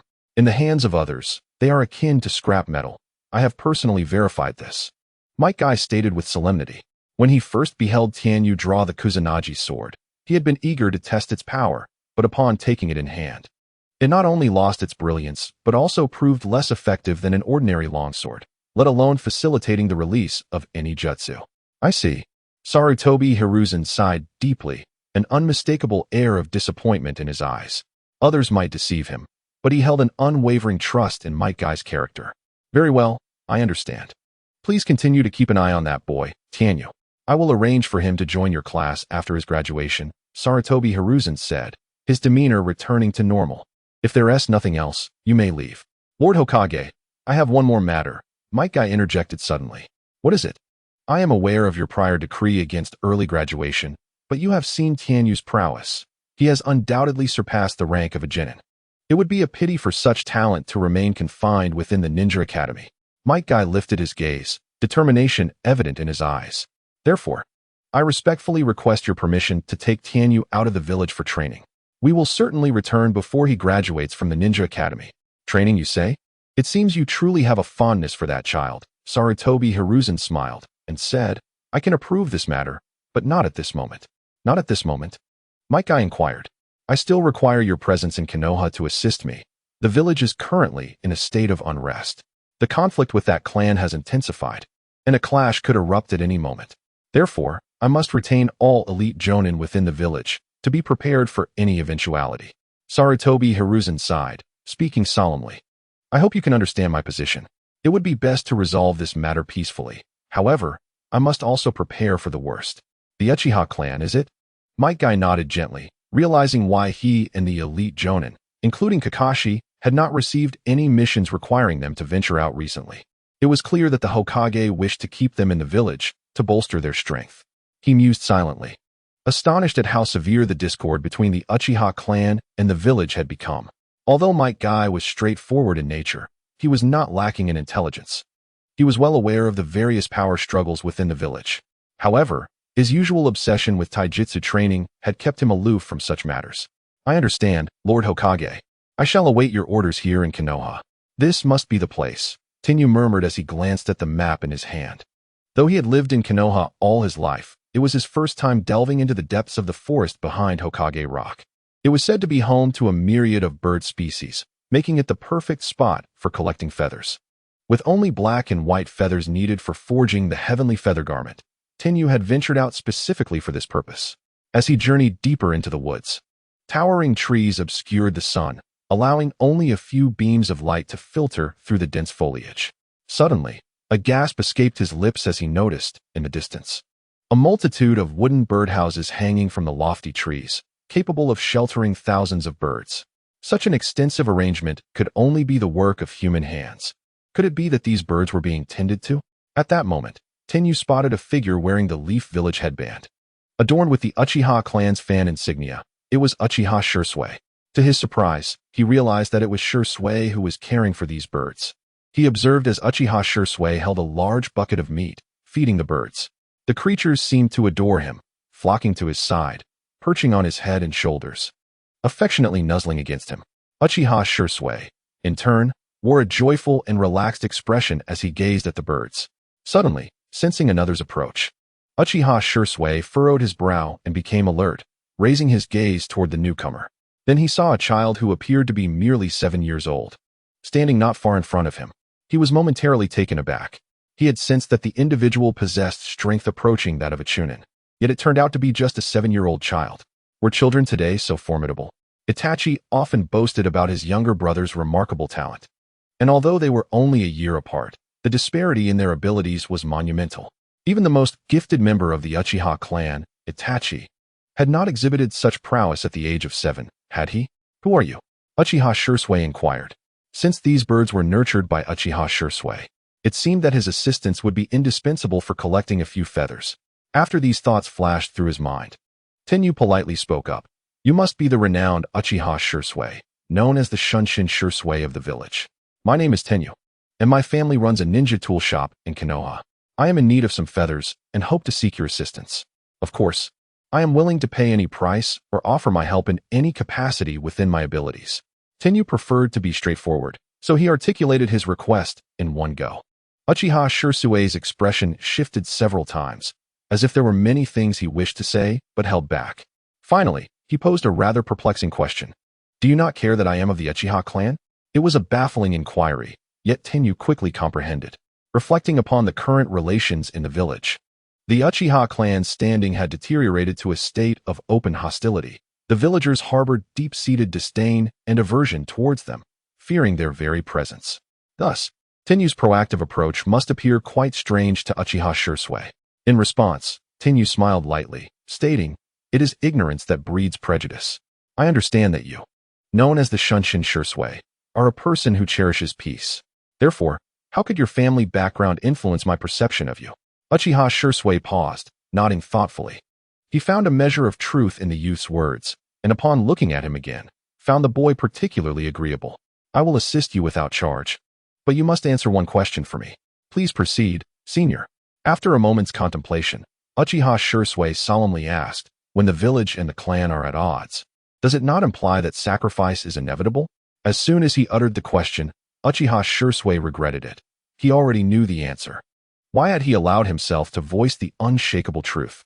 Several of his comrades, who shared his dual devotion to both the village and the clan, had already perished under inexplicable circumstances. Moreover, it is indeed quite absurd for one to pose such inquiries to a 7-year-old child. Perhaps the child's previous utterances were so remarkably mature and composed that they ignited a fleeting urge to confide? No. At that moment, Tenyu shook his head. Not so. Uchiha Shisui was taken aback, for this contradicted the conclusions he had previously drawn. Why? He urgently pressed for clarification. Tenyu raised his gaze, his eyes piercing like a beacon as he looked at Uchiha Shisui, and said with a smile, because sacrifice is inherently devoid of meaning. Sacrifice? Devoid of meaning? Was he unaware of the will of fire articulated by the third Hokage? Instantly, Uchiha Shisui's mind teemed with rebuttals, yet Tenyu continued. For I believe that death is simply death, whether it be voluntary or coerced. There are always those who think they can effect change, but in truth, the deceased can alter nothing. I contend that it is only while one is alive that they possess the capacity to change, no matter how arduous the task. As long as I live long enough, I will have the opportunity to effect change. Perhaps this is what is meant by the age-old adage, with age comes wisdom, Tianyu mused inwardly. In response to Uchiha Shirsue's inquiry, Tianyu did not provide a hasty reply, but rather articulated his answer from the depths of his heart. He firmly believed that nothing in this world holds greater significance than the act of living. Uchiha Shirsue fell silent. For the answer provided by Tianyu was a perspective he had never contemplated before. Perhaps this could be the key to unraveling this deadlock? Here are some bird feathers I previously collected. Feel free to take them. If you need more, you may take them from those birds over there. I shall take my leave now. Uchiha Shirsue absent-mindedly pointed to a nearby sack, standing half a meter tall, and addressed Tianyu. He then walked away, seemingly entranced. Thank you, Shirsue-senpai.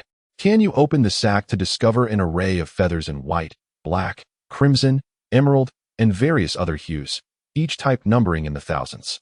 It appeared he had amassed this collection over a considerable span of time. To his surprise, they were so generously gifted to him. A surge of joy filled Tianyu's heart as he swiftly stored the feathers into his spatial ring. Subsequently, he departed from the area. Ding. Forging successful. Forging result, celestial feather garb. Ding. Forging failed. Forging result, failed waste material. Ding. Forging failed. Forging result, failed waste material. In the forging room of Tianyu's backyard, he pumped the bellows, the orange flames surging and flickering, rendering the forging platform a brilliant crimson. Grasping a piece of oak stone, he hurled it onto the forging table, and with a heavy strike of his chisel, clang, clang. After 3 or 4 strikes, the once formidable oak stone had become extraordinarily pliable, like a lump of clay, easily molded into any shape he desired. The other mineral, the essence iron, was promptly tossed onto the forge by Tianyu. Through relentless hammering, he fused the 2 minerals together. The fire in the bellows blazed more fiercely, and the temperature at the forge escalated. When the verdant green of the Qinggang stone melded completely with the obsidian black of the essence iron, a peculiar substance emerged, emanating a dark azure glow and reflecting a ghostly sheen. Tianyu wiped the beads of sweat from his brow, wholly focused on the precise positioning of the hammer in his hand. At this moment, if even a single aspect of the forging was misaligned, the weapon, which was on the brink of completion, could instantly warp, resulting in a catastrophic failure and transforming into mere scrap. Feathers of black and white were methodically introduced into the forge, gradually shaping a garment resembling ethereal robes. Half an hour slipped by unnoticed, and indeed, success was at hand. Tianyu's spirits soared as the familiar sound of the system notification echoed in his ears. Ding. Forging successful. Result. Heavenly feather robes. Ding. Congratulations to the host for successfully crafting a piece of heavenly feather robes. System rewards host with 1 point in Feng Shui attribute comprehension. With ample materials at his disposal, Tianyu managed to forge several heavenly feather robes, which he promptly stored in his dimensional ring. After completing the heavenly feather robes, he set his sights on the forging plans for the light spirit boots and the sunwheel blade. The rhythmic sound of hammering once again reverberated within the forge. Ding. Forging failed. Result. Scrap. Ding. Forging failed. Result. Scrap. Ding. Forging successful. Result. Light spirit boots. Tianyu resumed his monotonous, yet fulfilling daily routine.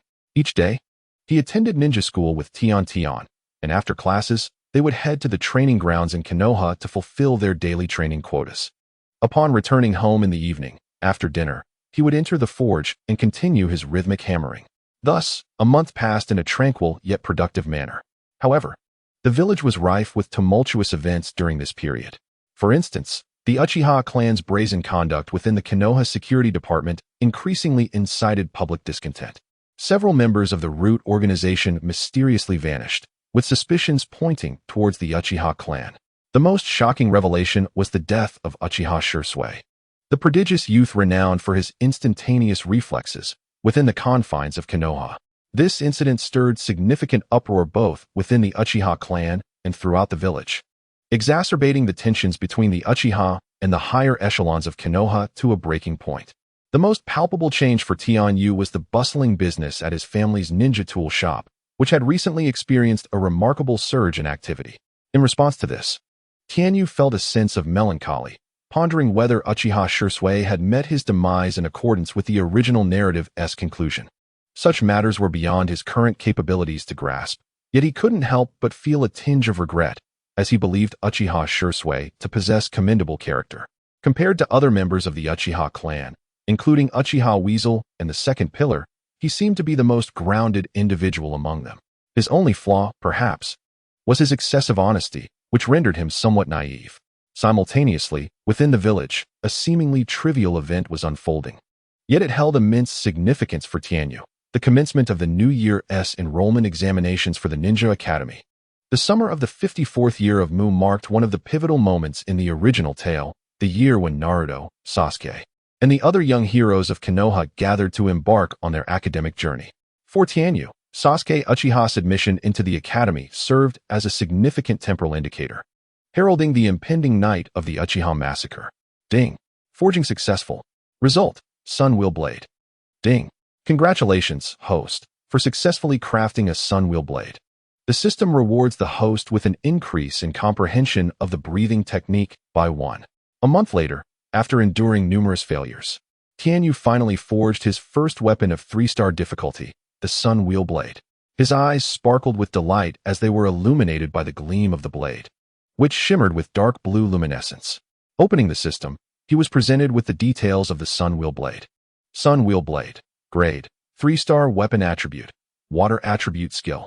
Comprehension of water breathing technique contracted. No. Comprehension of water breathing technique? Tianyu speculated that this meant he could grasp the principles of the water breathing techniques during combat with this blade. His heart swelled with anticipation, eager to wield this 3-star Sun Wheel Blade to test its formidable power. However, the pressing matter at hand was to establish a contract with it. Tianyu bit his finger, smearing blood upon the blade, and soon, a sensation of contractual awareness resonated within his mind. He subsequently stored the Sun Wheel Blade within his spatial ring. It was then that he realized the ring on his finger had reached its capacity. During this time, he had been so focused on enhancing his forging skills that each completed item was carelessly tossed into the ring, accumulating an astonishing number of creations. Upon reflection, he estimated that the mineral resources he had consumed during this period amounted to roughly 10 million taels, nearly equivalent to his family's annual business income. No wonder, when he retrieved items from the family warehouse recently, he noticed his father's eyes twitching with distress. Surely, he had been feeling the financial strain. Nevertheless, his parents consistently upheld their unwavering support for their child's aspiration to become a ninja, never uttering a single complaint, despite the enormous expenditures incurred by Tianyu's forging endeavors. Fortunately, Tianyu's parents have been engaged in business for decades, amassing substantial wealth that rivals even the most esteemed ninja clans, thus providing for Tianyu's expenses. Upon opening his spatial ring, Tianyu took stock of his current inventory of ninja tools. To his astonishment, the quantity he had forged was indeed remarkable. 1-star grade, 500 shadow kunai, 500 substitute kunai, 500 transformation kunai. 2-star grade, 5 basic spatial rings, 10 basic kusanagi swords, 5 heavenly feather garments, 5 pairs of light boots. 3-star grade, 1-day wheel blade. After this period of forging, Tianyu's system data had undergone significant transformation. Host: Tianyu. Age: 7 years. Forging level: beginner. Unlocked weapons: 1-star weapons, shadow kunai, 100, substitute kunai, 100, transformation kunai, 100, 2-star weapons, basic spatial ring, 100, basic kusanagi sword, 100, heavenly feather garment, 100, light boots, 100, 3-star weapons, day wheel blade, 26, self-created weapons, none. In the training ground of Konoha, Tianyu wielded the day wheel blade, gently sweeping it towards a wooden post a short distance away. With a swift whoosh, the blade sliced through the post as if it were mere paper, cleaving it in two. This action he had repeated countless times throughout the day. Tianyu paused. Though he had yet to fully grasp the profound essence of the water-breathing techniques, he found the day wheel blade to be a fine weapon. He silently assessed its performance. Subsequently, he sat cross-legged on the ground, resting the blade upon his lap, and slowly closed his eyes. His breathing grew steady and elongated, resembling the tranquility of slumber. This was the zen of the blade, a method favored by swordsmen to contemplate their swordsmanship and cultivate their inner peace. At this moment, Tianyu employed this technique to aid his understanding of the water-breathing principles. In this posture, his heart grew tranquil, the surrounding world fell into silence, and he became aware of the subtle breaths echoing around him. All things possess a breath. After a prolonged period, Tianyu opened his eyes, a newfound clarity shining within them. His comprehension of the water-breathing techniques deepened, and he estimated that with 3 more days of practice, he would be on the verge of unlocking the threshold of water breathing. Ding. Task released. Collect Fire Release Chakra Energy System Reward. Concealment Mask Blueprint. Tianyu inquired of the system, "How do I collect this fire release energy?" The system promptly responded, "The host may freely extract a type of chakra and infuse it into the fire release technique. Once the collected fire release energy is full, the kunai will automatically break." Tianyu nodded, though he was uncertain of the system's precise method for absorbing fire release energy. He understood that he merely needed to follow the prescribed steps to complete the task. However, he found himself lacking in fire release techniques. It appeared that if he wished to gather this fire release energy, he would need to devise a plan. After deactivating the system, Tianyu resolved to conclude his training for the day and departed the training grounds. At that moment, a man clad in the attire of the Konoha Anbu, his face obscured by a mask, suddenly materialized before him. Was this an operative under Sarutobi Hisashi? Why would they seek him out? Tianyu's heart immediately surged with a quiet wariness. The individual before him then voluntarily removed the animal mask from his face and inquired, "Might you be Tianyu, esteemed sir?"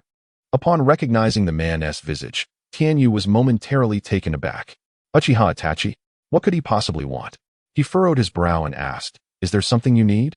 At this point, Uchiha Itachi's identity was far more sensitive and perilous than that of other Anbu ninjas.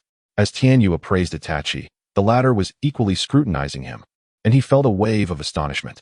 The rhythm of his breathing, the flow of chakra, the explosive power of his muscles, these subtle details attested to the extraordinary caliber of his strength. No wonder Shursui had previously mentioned encountering a prodigious youth in the village. This composed demeanor and mature mindset were beyond what even he could achieve at that age. It was no surprise that Shursui regarded him with such esteem. Though Itachi was merely a year his senior, he found it difficult to view Tianyu as a younger brother, instead regarding him as an equal. "I have come to inquire about a few matters," Itachi stated, his expression inscrutable. Tianyu made no movement, uttering not a word, and simply awaited his inquiry.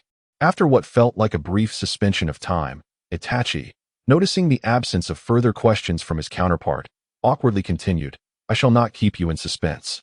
My visit pertains to Uchiha Shursui. You are likely aware of the recent news surrounding Shursui's demise. During our last meeting, he mentioned you. He expressed his gratitude towards you. What does that signify? Is that all?" Tianyu found it somewhat amusing that Itachi sought him out solely based on a casual remark made by Shursui. Was this the embodiment of the Uchiha clan's familial loyalty? It was indeed a vivid manifestation of such traits in Itachi. Suddenly, he recalled the task that his system had recently issued. The Uchiha clan's fire release techniques were renowned across the world, their power surpassing that of ordinary fire release techniques. Was Itachi not the perfect candidate to assist him in fulfilling this task? "I can share this information with you, but I hope you might assist me in return." Tianyu hesitated for a moment before responding. "Speak your request," Itachi replied. Tianyu produced a kunai and stated, "If you can sever this kunai using fire release techniques, I shall divulge everything I know." Fire release to sever a kunai? What an exceedingly peculiar question this is. Uchiha Itachi's gaze held a hint of perplexity, yet he refrained from voicing his thoughts, for the task at hand was rather simple for him. The fire techniques of the Uchiha clan could reach temperatures soaring to thousands of degrees Celsius, sufficient to melt a kunai in an instant. "Very well, I shall assist you." He nodded, placing the kunai upon the ground before commencing his fire jutsu. Fire style, Grand Fireball Jutsu. The kunai remained utterly still on the ground. It did not even redden, let alone melt. A slight sound of surprise escaped Itachi's lips, his eyes reflecting astonishment. This kunai possesses commendable quality, surpassing even those sold by our clan's elder. He remarked nonchalantly before resuming his fire techniques. Fire style, Phoenix Fire Jutsu. Fire style, Fireball Jutsu. Fire style, Fire Dragon Jutsu. In one breath, Uchiha Itachi unleashed a series of over 10 fire techniques. Truly, as an Anbu ninja, his prowess was evident. Tinya silently estimated that his strength was nearing that of a jonin. If he were to harness the power of his Mangekyo Sharingan, he could easily obliterate 3 or 4 jonin in an instant, a testament to his formidable abilities. At the tender age of 13, Itachi was undoubtedly a prodigious talent. However, Tenya was confident that by the time he reached such an age, his own strength would surpass that of Uchiha Itachi. Are you toying with me? Uchiha Itachi's expression darkened. His breath slightly labored as he queried. It appeared that consecutively unleashing several B and C rank fire techniques was beginning to take its toll on him. Were it not for his desire to uncover the mystery surrounding his brother Shirsue's death, he would never have consented to assist this little madman. More importantly, Uchiha Itachi could not fathom the utility of burning a kunai with fire. There's no need to rush. Take a moment to rest, Tenya chuckled awkwardly, not anticipating that this task would prove so troublesome. Despite Itachi's remarkable fire-style prowess, the extensive use of fire techniques had yet to fulfill the energy absorption required by the system. Simultaneously, he felt fortunate to have reached out to Uchiha Itachi at this juncture, as relying solely on his own capabilities would have prolonged the task indefinitely. Itachi's expression softened slightly. He remained silent, choosing instead to sit cross-legged on the ground, closing his eyes to recuperate his chakra. After half an hour, Uchiha Itachi reopened his eyes, resuming his prior actions. Fire style, Grand Fireball Jutsu. Fire style, Phoenix Fire Jutsu. As he repeated these techniques several times, a significant portion of the day had elapsed, leaving Tenya waiting nearby, feeling increasingly drowsy. As Uchiha Itachi contemplated surrender, a sudden, crisp sound echoed, and the kunai before him finally shattered. How wonderful! Itachi felt an overwhelming surge of joy, nearly leaping from the ground, as if he had just accomplished an immensely arduous and noble feat yet. True to his typically composed and mature demeanor, he swiftly quelled his inner exuberance, allowing only a faint smile to grace his lips. However, it soon dawned on him. Why had he resorted to using fire style to burn the kunai? Wow, you truly did it. At that moment, Tianyu, upon hearing the system's prompt, sprang up from the ground and approached Itachi, patting him on the shoulder with a familiar camaraderie, exclaiming, "Well done, brother." Itachi responded, "When did we become so close?" Tianyu, unfazed by Itachi's inner musings, regarded him as a congenial individual. Anyone who had assisted him was a friend in his eyes. "Thanks for this," Tianyu said with a smile, "and regarding what you wish to know about my relationship with Shisui, I shall divulge everything." Subsequently, Tianyu recounted the details of his previous encounter with Uchiha Shisui to Itachi. Striving to survive, are we? After listening to Tianyu's narrative, a contemplative expression settled on Itachi's face. Observing his friend's troubled demeanor, Tianyu perceived that Itachi had yet to reconcile with the rumors surrounding Shisui's demise. In the original tale, Shisui's last encounter was with Itachi, wherein he entrusted his Koto Amatsukami Sharingan to Itachi before leaping to his death. However, Itachi's current reaction suggested that events had not unfolded as they did in the original story. Otherwise, he would possess a clearer understanding of Shisui's death instead of seeking clues to unravel the mystery. "When was the last time you saw Shisui?" "At the Hokage Rock." Itachi replied truthfully, mentioning that he intended to meet the Hokage, and if successful, he would. Itachi refrained from elaborating further, as this was an unspoken secret between the village and the Uchiha clan. Tianyu nodded, even without Itachi's words. He was well aware of the deteriorating relationship between the village and the Uchiha clan. After a moment of contemplation, Tianyu smiled at Itachi, stating, "I believe Shisui is not dead." What? The bond between Uchiha Shisui and Itachi was one of both mentorship and friendship, its significance unmistakable. Upon hearing that Shisui might still be alive, Itachi's eyes sparkled with hope. "Since we have yet to find a body, we cannot conclude he is deceased," Tianyu remarked. "If Shisui truly lives, his disappearance must have its own reasons, and you should continue to believe in him." "Indeed." Uchiha Itachi nodded, feeling an inexplicable shift within himself. Despite the fact that the youth before him, named Tenyu, had merely articulated a few rudimentary truths, the words had dispelled the heavy emotions that had consumed him since the news of Shisui's death. The notion that Shisui might still be alive rekindled a flicker of hope and courage within his heart. Thus, Itachi resolved to remain patient for the time being and to continue the course of action that his elder brother had previously advised. After bidding farewell to Uchiha Itachi, Tenyu returned home to commence the crafting of the schematics for the stealth mask he had acquired. This weapon, classified as a 3-star difficulty, required a considerable array of materials. Fortunately, the collection of these materials proved to be an uncomplicated endeavor. Tenyu completed the task in just a few days. The forging process was familiar to him. having previously crafted the 3-star difficulty Nichiren blade, which made the creation of the stealth mask feel less daunting this time. Simultaneously, Tenyu diligently continued his training in basic taijutsu, the Kusanagi sword, and the techniques of the Nichiren blade, ensuring that no aspect of his training was neglected. A week later, he had made significant progress, reaching the threshold of understanding the principles of water breathing, and he was now capable of executing the first form, water surface slash. His combat prowess had ascended to a new level, and he felt immense satisfaction with his training achievements. At the training grounds of Konohagakure, Tenyu completed a phase of his foundational taijutsu training. The weight strapped to his legs had reached an astounding 150 pounds.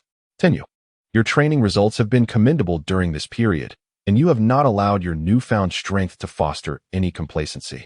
You truly are a diligent young man, Might Guy remarked, patting Tenyu's shoulder with evident pride. However, I must inform you that I have pressing matters to attend to and will be busy with missions, leaving me with little time to guide your training.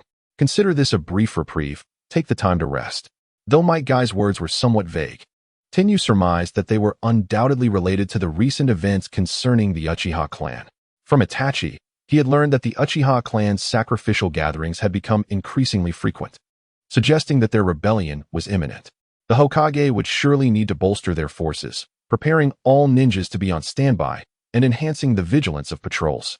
I understand, Sensei. Tenyu nodded in acknowledgement. However, before the break, there is one crucial matter at hand. Might Guy flashed a radiant smile, his bright white teeth gleaming. Today, I will conduct a significant assessment of your abilities. Should you pass, there will be generous rewards. What will the assessment entail? Tenyu inquired. Might Guy, hands on his hips, laughed heartily. You will engage in combat with me to test your practical abilities. So, Tenyu, are you ready? A battle with Might Guy? This could prove to be intriguing. A faint smile graced Tianyu's lips. For such an extended period, he had devoted himself to fundamental physical training, with scant opportunities for actual combat. The sole instance of confrontation had been within the confines of the Ninja Academy, where he had faced off against Niji Hyuga, defeating him with but a single technique. The experience had left him yearning for a more fulfilling engagement. Now, however, the prospect of a practical exercise with Might Guy ignited a spark of anticipation within Tianyu. He was eager to ascertain the extent of his abilities after such prolonged training. I am truly looking forward to this, Tianyu remarked with a nod and a smile. Haha, splendid. You appear quite motivated, Might Guy responded, nodding in approval. He continued, this will be a real combat exercise. I will no longer be utilizing shadow clones against you, but will instead confront you directly. You need not defeat me. Merely enduring my onslaught for 10 minutes will suffice to deem you qualified. I shall refrain from employing forbidden techniques, yet I will unleash my remaining arsenal without reservation, showing no mercy. Thus, Tianyu, you must not underestimate this challenge. You must exhibit your full strength, allowing me to witness the true extent of your prowess. Understood, Tianyu replied confidently. Might Guy nodded and declared, let the assessment commence now. He swiftly assumed a fighting stance. Prepare yourself, teacher Guy, Tianyu exclaimed, leaping into the air. In an instant, he filled his fingers with shurikens, kunai, and explosive tags. Whoosh, whoosh, whoosh. The projectiles soared towards Might Guy like arrows. Boom, boom. A series of explosions erupted as the explosive tags affixed to the kunai detonated, enveloping the area in a thick cloud of black smoke. Within that dense smoke, a green figure burst forth. Might Guy adeptly maneuvered, evading all the shurikens and kunai, racing towards Tianyu. Tianyu, brace yourself for my attack, Might Guy bellowed, twisting his body and executing a kick that resembled a whirling tempest aimed directly at Tianyu. Bang! With a heavy thud, Tianyu's figure dissipated into a flurry of white smoke, leaving a solitary kunai to fall from the air. Was that a kunai clone? Might Guy paused momentarily, then quickly deduced Tianyu's strategy. From the onset, Tianyu had realized that the explosive tags lacked the power to pose any genuine threat. Their purpose was not to inflict harm, but to generate smoke, obscuring Might Guy's vision while cleverly interspersing his crafted kunai clones among the ordinary ones, creating an illusion to disrupt him. This was Tianyu's true design. Such a brilliant stratagem. Even Might Guy had been momentarily caught off guard. Tianyu's mastery of his ninja tools was growing ever more profound. Leaf Whirlwind. At that moment, the true form of Tianyu had silently appeared behind Might Guy. Utilizing the same technique, Tianyu, clad in white, transformed into a whirlwind of white, crashing down upon Might Guy. The wood leaves rock rising. Might Guy's response was remarkably swift. He realized there was no time to evade. Instead, he raised his forearm and collided forcefully with Tianyu's incoming right leg. Bang! With a dull thud, both Tianyu and Might Guy staggered back several paces, momentarily separating their forms. Truly commendable, Teacher Guy. He managed to deflect my wood leaf whirlwind with just his forearm, Tianyu remarked, stabilizing his stance and lifting his head, his eyes reflecting a hint of astonishment. He had presumed his martial arts had reached a commendable level. Yet when confronted with a genuine master of physical prowess like Might Guy, it became evident that he was at a disadvantage in this contest of martial skill. Although Tianyu was internally astonished, he had anticipated this outcome to some extent. Conversely, Might Guy was profoundly struck by the display of strength exhibited by Tianyu. The shock that Might Guy experienced was several-fold greater than that of Tianyu. He could feel a tingling pain radiating from his forearm. Such a physical impact was unprecedented. Even Kakashi, whom he regarded as a lifelong rival, had never delivered such a jolt in their own martial encounters. It seemed that only he and Tianyu possessed the ability to execute martial arts to such an extraordinary degree in all of Konoha. To master martial techniques to this extent in such a brief period, Tianyu could undoubtedly be deemed a prodigy in physical combat. Once more, ha ha ha. With a hearty laugh, Might Guy launched a rapid counterattack, executing the wood leaf's great whirlwind. In an instant, azure chakra enveloped his shins and feet, accompanied by a whistling sound as he kicked towards Tianyu. This time, Might Guy unleashed his full strength. Faced with this onslaught, Tianyu did not dare to underestimate it. A flash of silver light revealed a Kusanagi sword in his grasp. Tianyu wielded the long sword, striking forward with two vigorous swings, unleashing wind blades. Fireball. Wind blades. Fireball. A series of 3-meter-long wind blades and 2-meter-diameter fireballs coalesced in the air, continuously forming. Subsequently, these wind blades and fireballs converged, the flames riding the winds, creating a terrifying vortex akin to a fire dragon, swirling violently in midair. Each fire tornado possessed lethal force comparable to B-rank ninjutsu, emitting a sharp sound as they scraped against the surrounding air, threatening to tear apart the fabric of space itself. Soon, Tianyu had gathered a total of 12 fire tornadoes. This is a unique technique conceived by Tianyu, a novel combat maneuver he developed through practicing with the Kusanagi sword. By harnessing the dual attributes of the Kusanagi, he instantaneously unleashes two types of attacks, creating a terrifying technique akin to a fusion ninjutsu. Its lethality has reached the level of A-rank ninjutsu. This is the most formidable killing move at Tianyu's disposal. Even an elite jonin like Might Guy cannot afford to be complacent. The wind and fire great dragon tornado. Grasping the Kusanagi sword, Tianyu commanded the 12 fiery tornadoes, encircling Might Guy with overwhelming force. Boom! A deafening roar erupted, as the ferocious power of the fiery tornadoes relentlessly tore through the surrounding space, reducing everything caught within the vortex to mere fragments. Even the trees around could not escape their wrath. The gusts of wind scattered leaves haphazardly, littering the ground with broken branches, all suffering from the devastation. Tianyu possesses profound knowledge of taijutsu. He understands that the crux of taijutsu lies in engaging in close combat. Without the opportunity to approach, even the mightiest taijutsu becomes moot. In the original narrative during the Chunin exams, Li's strength was insufficient, as he encountered Gaara, who wielded sand, leading to a complete counter. Now, Tianyu employs a technique designed to confront Might Guy, one with an expansive attack range, nearly saturating the training ground, aiming to confine all of Might Guy's evasive options, thereby nullifying the effectiveness of his taijutsu. Exploiting weaknesses, this is Tianyu's secret to victory. What a fearsome fiery tornado. Moreover, enhanced by wind manipulation. Its speed rivals that of my taijutsu. Is this the same Kusanagi sword Tianyu wielded before? The power he now manifests with this sword is at least tenfold greater than before. A profound shock flashed in Might Guy's eyes. This was merely the first fiery tornado. There are a total of 12 such tornadoes. Might Guy, fully aware of the peril he faced, could not afford to underestimate this lethal technique rushing towards him. He disregarded the rules he had set for this trial, crossing his arms and clenching his fists before his chest. He activated the 8th gate of the 8 gates, the opening of the healing gate. With a roar, a surge of verdant chakra exploded from Might Guy's body. unleashing a staggering amount of energy. As this chakra surged forth, his entire being became engorged, some capillaries even bursting, turning his skin a vivid red. Simultaneously, Might Guy's speed escalated exponentially, reaching an almost imperceptible level of terror. The furious green chakra enveloping Might Guy wreaked havoc upon the surrounding air, creating visible currents that swept outwards in all directions. At this moment, Might Guy, having unlocked the third gate of the 8 gates of Uchiha, appeared remarkably composed in the face of the formidable wind and fire dragon tornado unleashed by Tianyu. Despite the astonishing speed of the fire-infused tornado attacks, they struggled to match Might Guy's velocity. Is this the true power of the 8 gates of Uchiha? Even with only 3 gates open, Might Guy's strength had surged exponentially, leaving Tianyu profoundly astonished.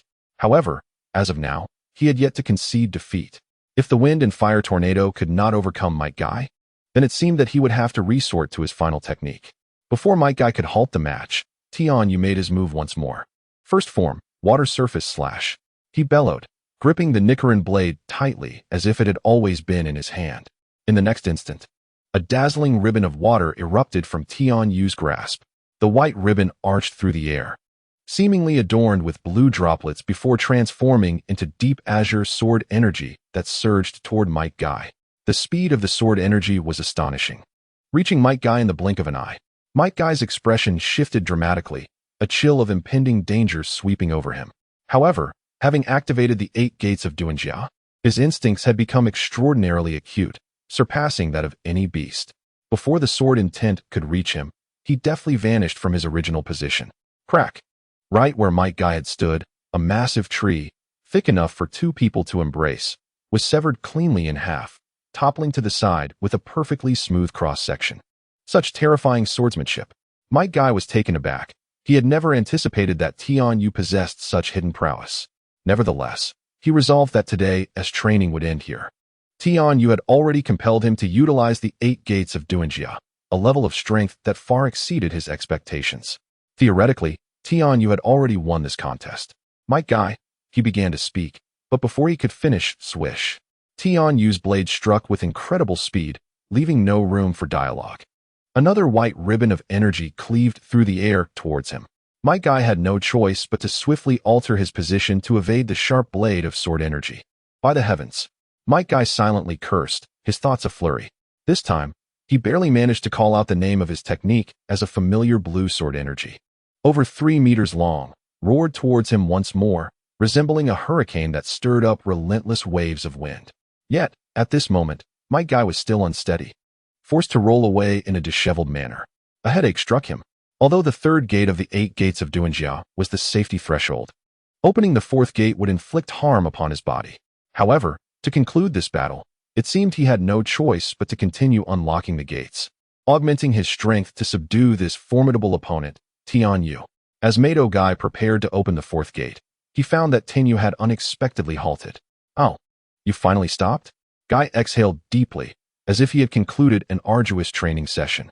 Indeed, Tianyu replied earnestly, didn't you mention that for this evaluation, the goal was to endure for 10 minutes at your hands? Well, the time has elapsed. Guy nearly coughed up blood in disbelief. Their battle had escalated to such an intense degree that the notion of 10 minutes had completely slipped their minds. Tianyu, you are remarkably composed. Coughing lightly into his fist to mask his embarrassment, Guy nodded in agreement. Indeed, the 10-minute assessment has concluded. Tianyu, to have compelled me to employ the 8 gates for defense, your progress in this time has been remarkable. As he said this, Guy's face flushed with modesty. He would never admit that Tianyu had not only forced him to open the 8 gates, but had almost pushed him beyond the 4th gate. In any case, you have successfully passed today's assessment. I have also prepared the promised generous reward for you. What reward is it, Teacher Kai? Tianyu inquired with curiosity. Guy wore a mysterious smile, refraining from answering directly, instead asking, you must have witnessed the power of my 8 gates just now, correct? Yes, Tianyu nodded. The 8 gates is a forbidden jutsu in my training.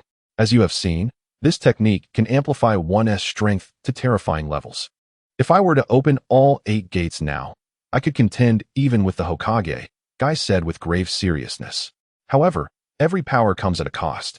This jutsu is classified as forbidden due to its dreadful side effects. Even with my current robust physique, If I were to reach the 8th gate, it would surely result in my demise. Now do you understand what forbidden techniques entail? Yes, Tenyu replied without hesitation, nodding firmly. Guy, exhibiting an unusual solemnity, fixed his gaze upon Tenyu and asked once more, the use of forbidden techniques carries inherent risks. Even so, are you still willing to learn? I am willing to bear the risk, Tenyu responded calmly. Guy stared intently at Tenyu, and then exclaimed, oh, how wonderful. Finally, someone is willing to learn my exclusive secret technique. Tenyu, I knew I had not misjudged you. Overcome with emotion, Guy's tears flowed freely like a river. Tenyu thought to himself, how could someone be so exhilarated to teach the 8 gates? I can hardly refuse such an offer. It seemed Guy understood the perplexity reflected in Tenyu's eyes. Might Guy sighed deeply and lamented. I have encountered numerous ninjas proficient in physical techniques who were willing to train alongside me. However, upon learning of my forbidden technique, which could potentially lead to death, they all recoiled, unwilling to follow me in this endeavor. Tenyu could empathize with this sentiment. The children of this generation grew up during the peaceful era of Konoha, never having experienced the horrors of war. Thus, they remained oblivious to the significance of strength and the true essence of the 8 gates. It is no wonder that, in the original narrative, only the singularly determined Lee would persist in training the 8 gates under Might Guy, evolving into a diligent genius. Are you not afraid of death? Might Guy inquired. I am, Tenyu nodded, responding candidly. Then why would you dare to follow me in learning the 8 gates? Might Guy asked in astonishment. After a moment of silence, Tenyu replied, because I believe, Teacher Guy, that your technique is still a work in progress. A work in progress? Might Guy expressed his surprise. Tenyu affirmed, indeed. I surmise that the 8 gates, like other ninjutsu, were created by ninjas. Since they were invented and not inherently destined, they can be refined, even transformed. Therefore, I am convinced that the physical damage caused by the 8 gates can be mitigated. Perhaps even the fatal consequences of fully opening the gates can be avoided. Might Guy was momentarily taken aback, then burst into hearty laughter, his body trembling with mirth, tears welling in his eyes, his expression radiating excitement. Ha! I never imagined that after all these years, someone would share my perspective. Tenyu, if you were closer to my age, I would truly consider you a brother. Tenyu, feeling somewhat embarrassed, replied, not at all, not at all. Once his emotions settled, Might Guy's demeanor became serious again as he stated earnestly, indeed, I have entertained similar thoughts. Perhaps if one's physical strength reaches a certain level, even opening the 8 gates may inflict minimal damage on the body. The side effects are closely tied to physical prowess. The stronger the body, the lesser the side effects. From the 4th gate onward, the repercussions increase significantly. This is precisely why I initially had you wear weighted sandbags for training. Physical strength is the cornerstone of martial arts. Tenyu nodded in agreement. Now, I shall commence explaining the cultivation process of this forbidden technique, the 8 gates. Several hours later, Might Guy sat cross-legged on the ground, one finger raised as he continued to elucidate to Tenyu the prerequisites for mastering the 8 gates. You have nearly reached the necessary threshold. For the time being, you may cautiously explore the 1st gate, the gate of opening. If you experience any discomfort, do not push yourself, simply pause. Tenyu nodded, continuously posing inquiries regarding the intricate details of the 8 gates of Uchiha. Might Guy was astonished by the pivotal questions raised by Tenyu, some of which he had not previously contemplated, plunging him into a moment of deep reflection. After mastering the 8 gates, he realized that it was quite late. It dawned on Tenyu that his stomach had long been empty, and with the training ground of Konoha still a considerable distance from home, he decided to dine out that evening. He made his way to the renowned Ichiraku ramen shop in Konoha. Hey, uncle, one bowl of ramen, please. Ah, it's you. Tenyu, are you having your usual chashu tonkatsu ramen? Yes, Uncle Ichiraku. With his parents frequently away on business and their family well off, Tenyu and his sister had become regular patrons of Ichiraku ramen. Since befriending Might Guy, their kind teacher often treated them to grilled meat. And it had been quite some time since Tenyu last visited Ichiraku. While waiting for his ramen, Tenyu found himself idly observing his surroundings. Suddenly, he spotted a boy clad in an orange tracksuit lingering at the entrance of Ichiraku, hesitating to step inside. Oh, isn't that Naruto? Upon noticing the boy's whisker-like markings, Tenyu instantly recognized him. Why are you just standing there? Come on in, he inquired as he approached Naruto, evidently surprised that someone in the village would engage him. Naruto was taken aback and awkwardly scratched his head, chuckling shyly. Well, I wanted to come in for some Ichiraku ramen. But I suddenly lost the pocket money I had been saving for half a month. I distinctly remember having it in my pocket. So he had lost his money. Tianyu waved his hand dismissively and said, if it's lost, it's lost. Come on in and eat with me. I'll treat you to this bowl of ramen. After ensuring that no one else was around, Naruto gazed at Tianyu with an incredulous expression, then pointed to himself, uncertainly asking, you mean me? Seeing Naruto's response, Tianyu couldn't help but sigh internally. The son of the fourth Hokage was treated in such a manner within the village. What a shame for Konoha. Yes, it's you. Didn't you lose your money? I'm in a good mood today, so I'll buy you a ramen. Besides, I have plenty of money. He casually gestured to his bulging wallet. Naruto's eyes lit up, filled with gratitude as he looked at Tianyu. It was the first time someone in the village had invited him for ramen.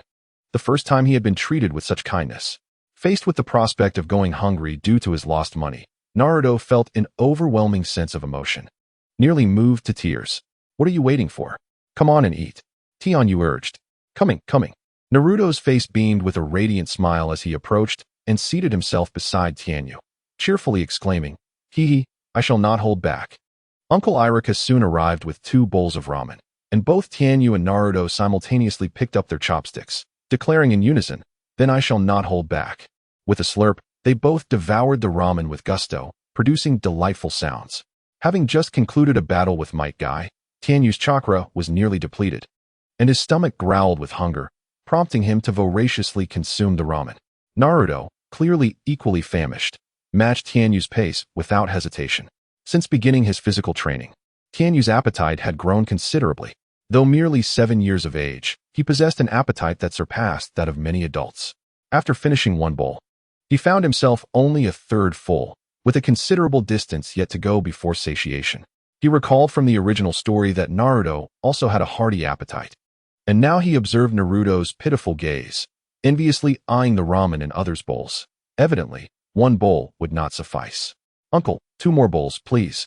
Tianyu called out after finishing 1 bowl and noticing Naruto had done the same. 2 more bowls were swiftly brought to them.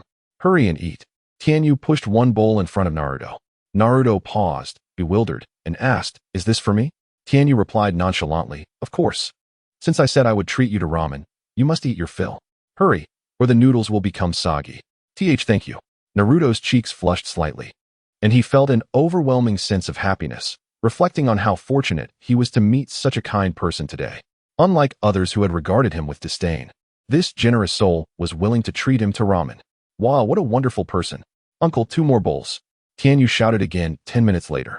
Thus, after Tianyu consumed 5 bowls of ramen and Naruto 3, they both finally felt satisfied. How fulfilling. The renowned flavor of Iruka's ramen indeed lived up to its reputation. After indulging, Tianyu felt rejuvenated. The fatigue from his earlier battle diminished significantly. Such is the joy that food brings. Naruto gazed at Tianyu with admiration, exclaiming, wow, your appetite is incredible. You managed to eat 5 bowls. That's truly impressive. You two are remarkable for finishing 3 bowls, Tianyu replied. My allowance is rather limited. So I usually only have 1 meal a day. I truly owe you for this. Otherwise, I would have to endure until tomorrow on an empty stomach. Naruto scratched his head, his face adorned with a naive and earnest smile. By the way, my name is Uzumaki Naruto, a man aspiring to become Hokage. What is your name?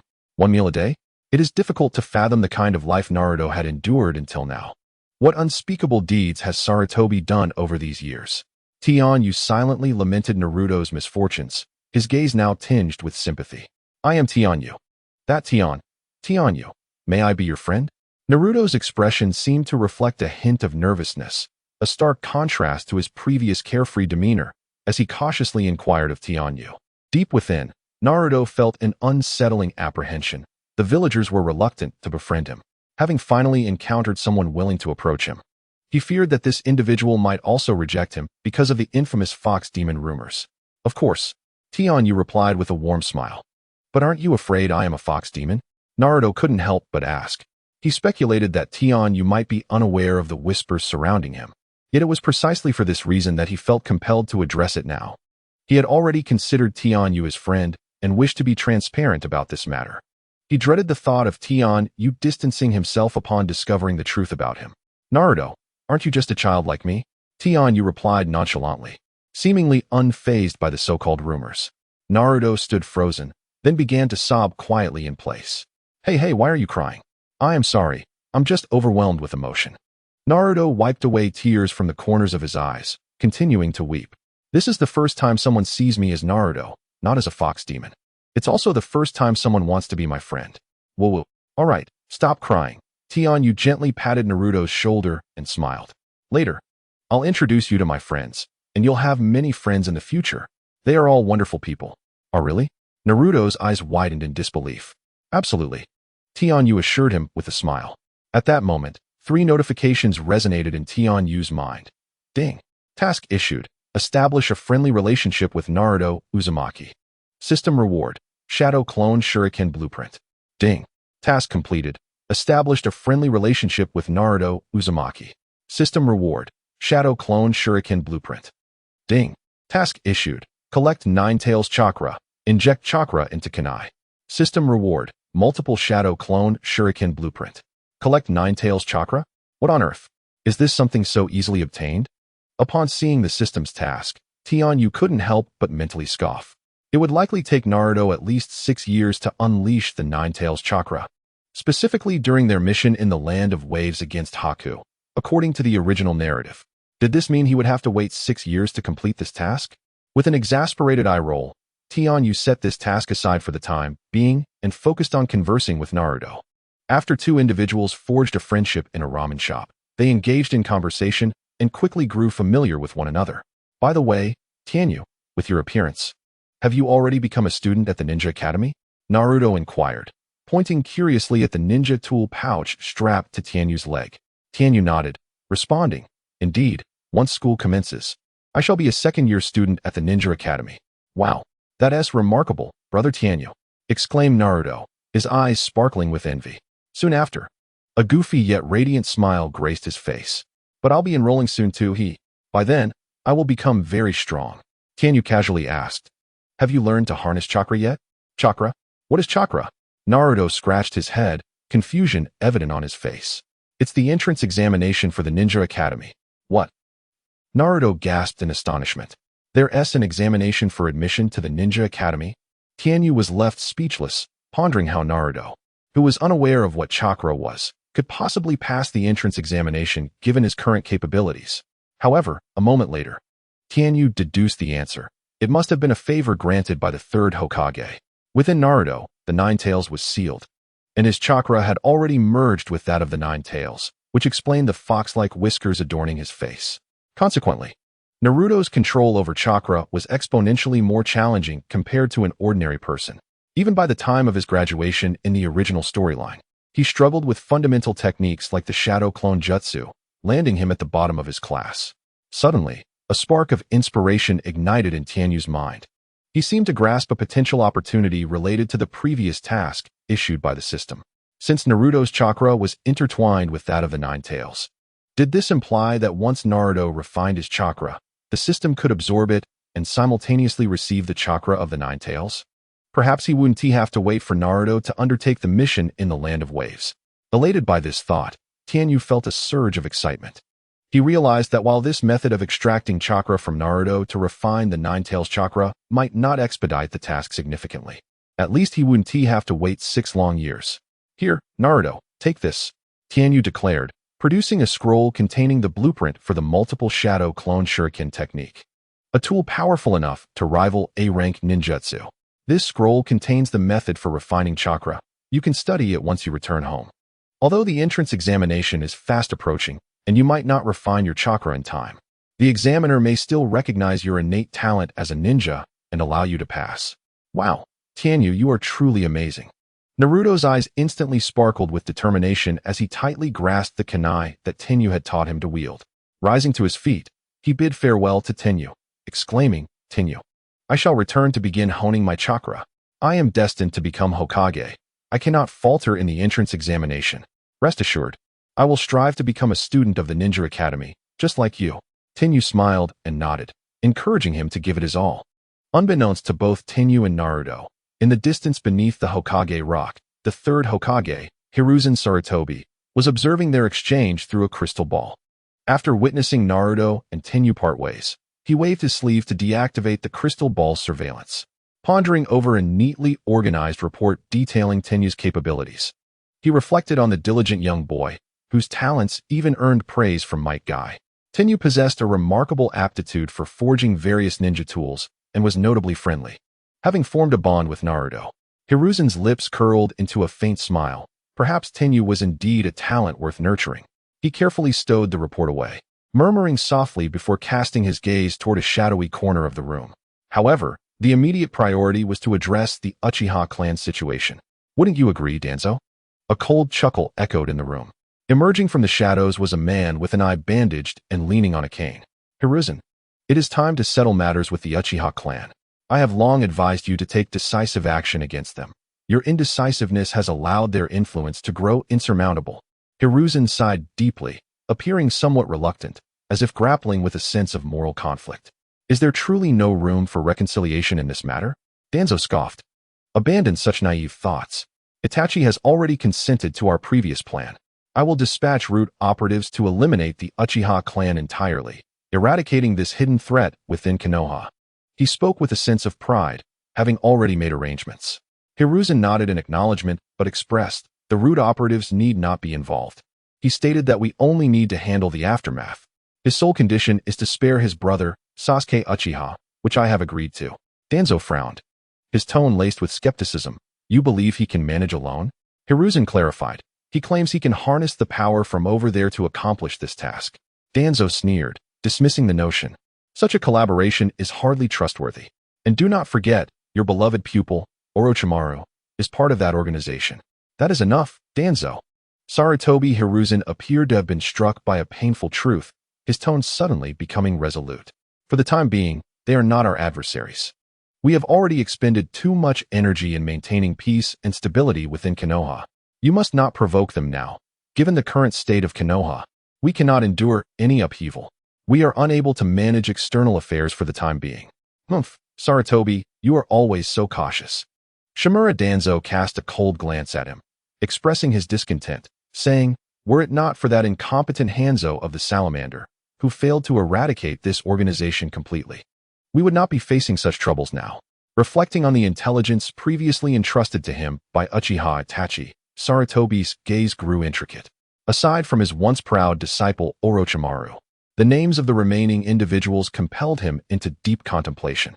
They were all S-rank rogue ninjas, notorious enough to give the Tsuchikage, Raikage, Mizukage, and Kazekage considerable headaches. Even with only a fraction of their power revealed, Sarutobi could discern the terrifying strength of this organization. A group of such formidable ninjas gathered together, what could they possibly aim to achieve? Were they attempting to challenge the authority of the 5 great nations? This thought weighed heavily on Sarutobi's mind. Yet, Konoha could not engage them now, until the issues surrounding the Uchiha clan are resolved and internal stability restored. A conflict with them would result in catastrophic losses for Konoha. The village is too weak at present. Aside from Sarutobi, there exists no combatant of his caliber within the village. With Orochimaru's defection, Jiraiya's constant travels, and Tsunade's phobia of blood rendering her reclusive, Konoha suffered a grievous blow during the Nine-Tails rampage 6 years ago, losing the 4th Hokage and dozens of elite jonin. This calamity plunged Konoha's fighting strength to its nadir. And even after 6 years, the village has yet to recover. The utmost priority now is to maintain internal peace and stability within Konoha, awaiting the emergence of a new ninja of Hokage-level strength, so that he may finally retire in peace, which has been Sarutobi's long-standing strategy. After a moment of silence, Sarutobi slowly addressed Danzo, saying, Danzo, please understand my position. Konoha needs to flourish and propagate. We must wait for the next generation of ninjas to mature. As for the Akatsuki organization, our intelligence on them is woefully insufficient. It would be prudent to allow Uchiha Itachi to continue acting as our spy within the Akatsuki to gather more specific information before we formulate our plans. Upon hearing Sarutobi's words, Danzo surprisingly refrained from rebuttal and acknowledged Sarutobi's strategy. By the way, I have heard there is a talented child in Konoha researching ninja tools. Why not entrust him to me? If you do, it would greatly enhance the combat capabilities of my root division Danzo proposed. Sarutobi Hiruzen immediately furrowed his brows and retorted. No, abandon this notion, Danzo. Tenju is not merely an orphan left behind on the battlefield, to be casually entrusted to your handling.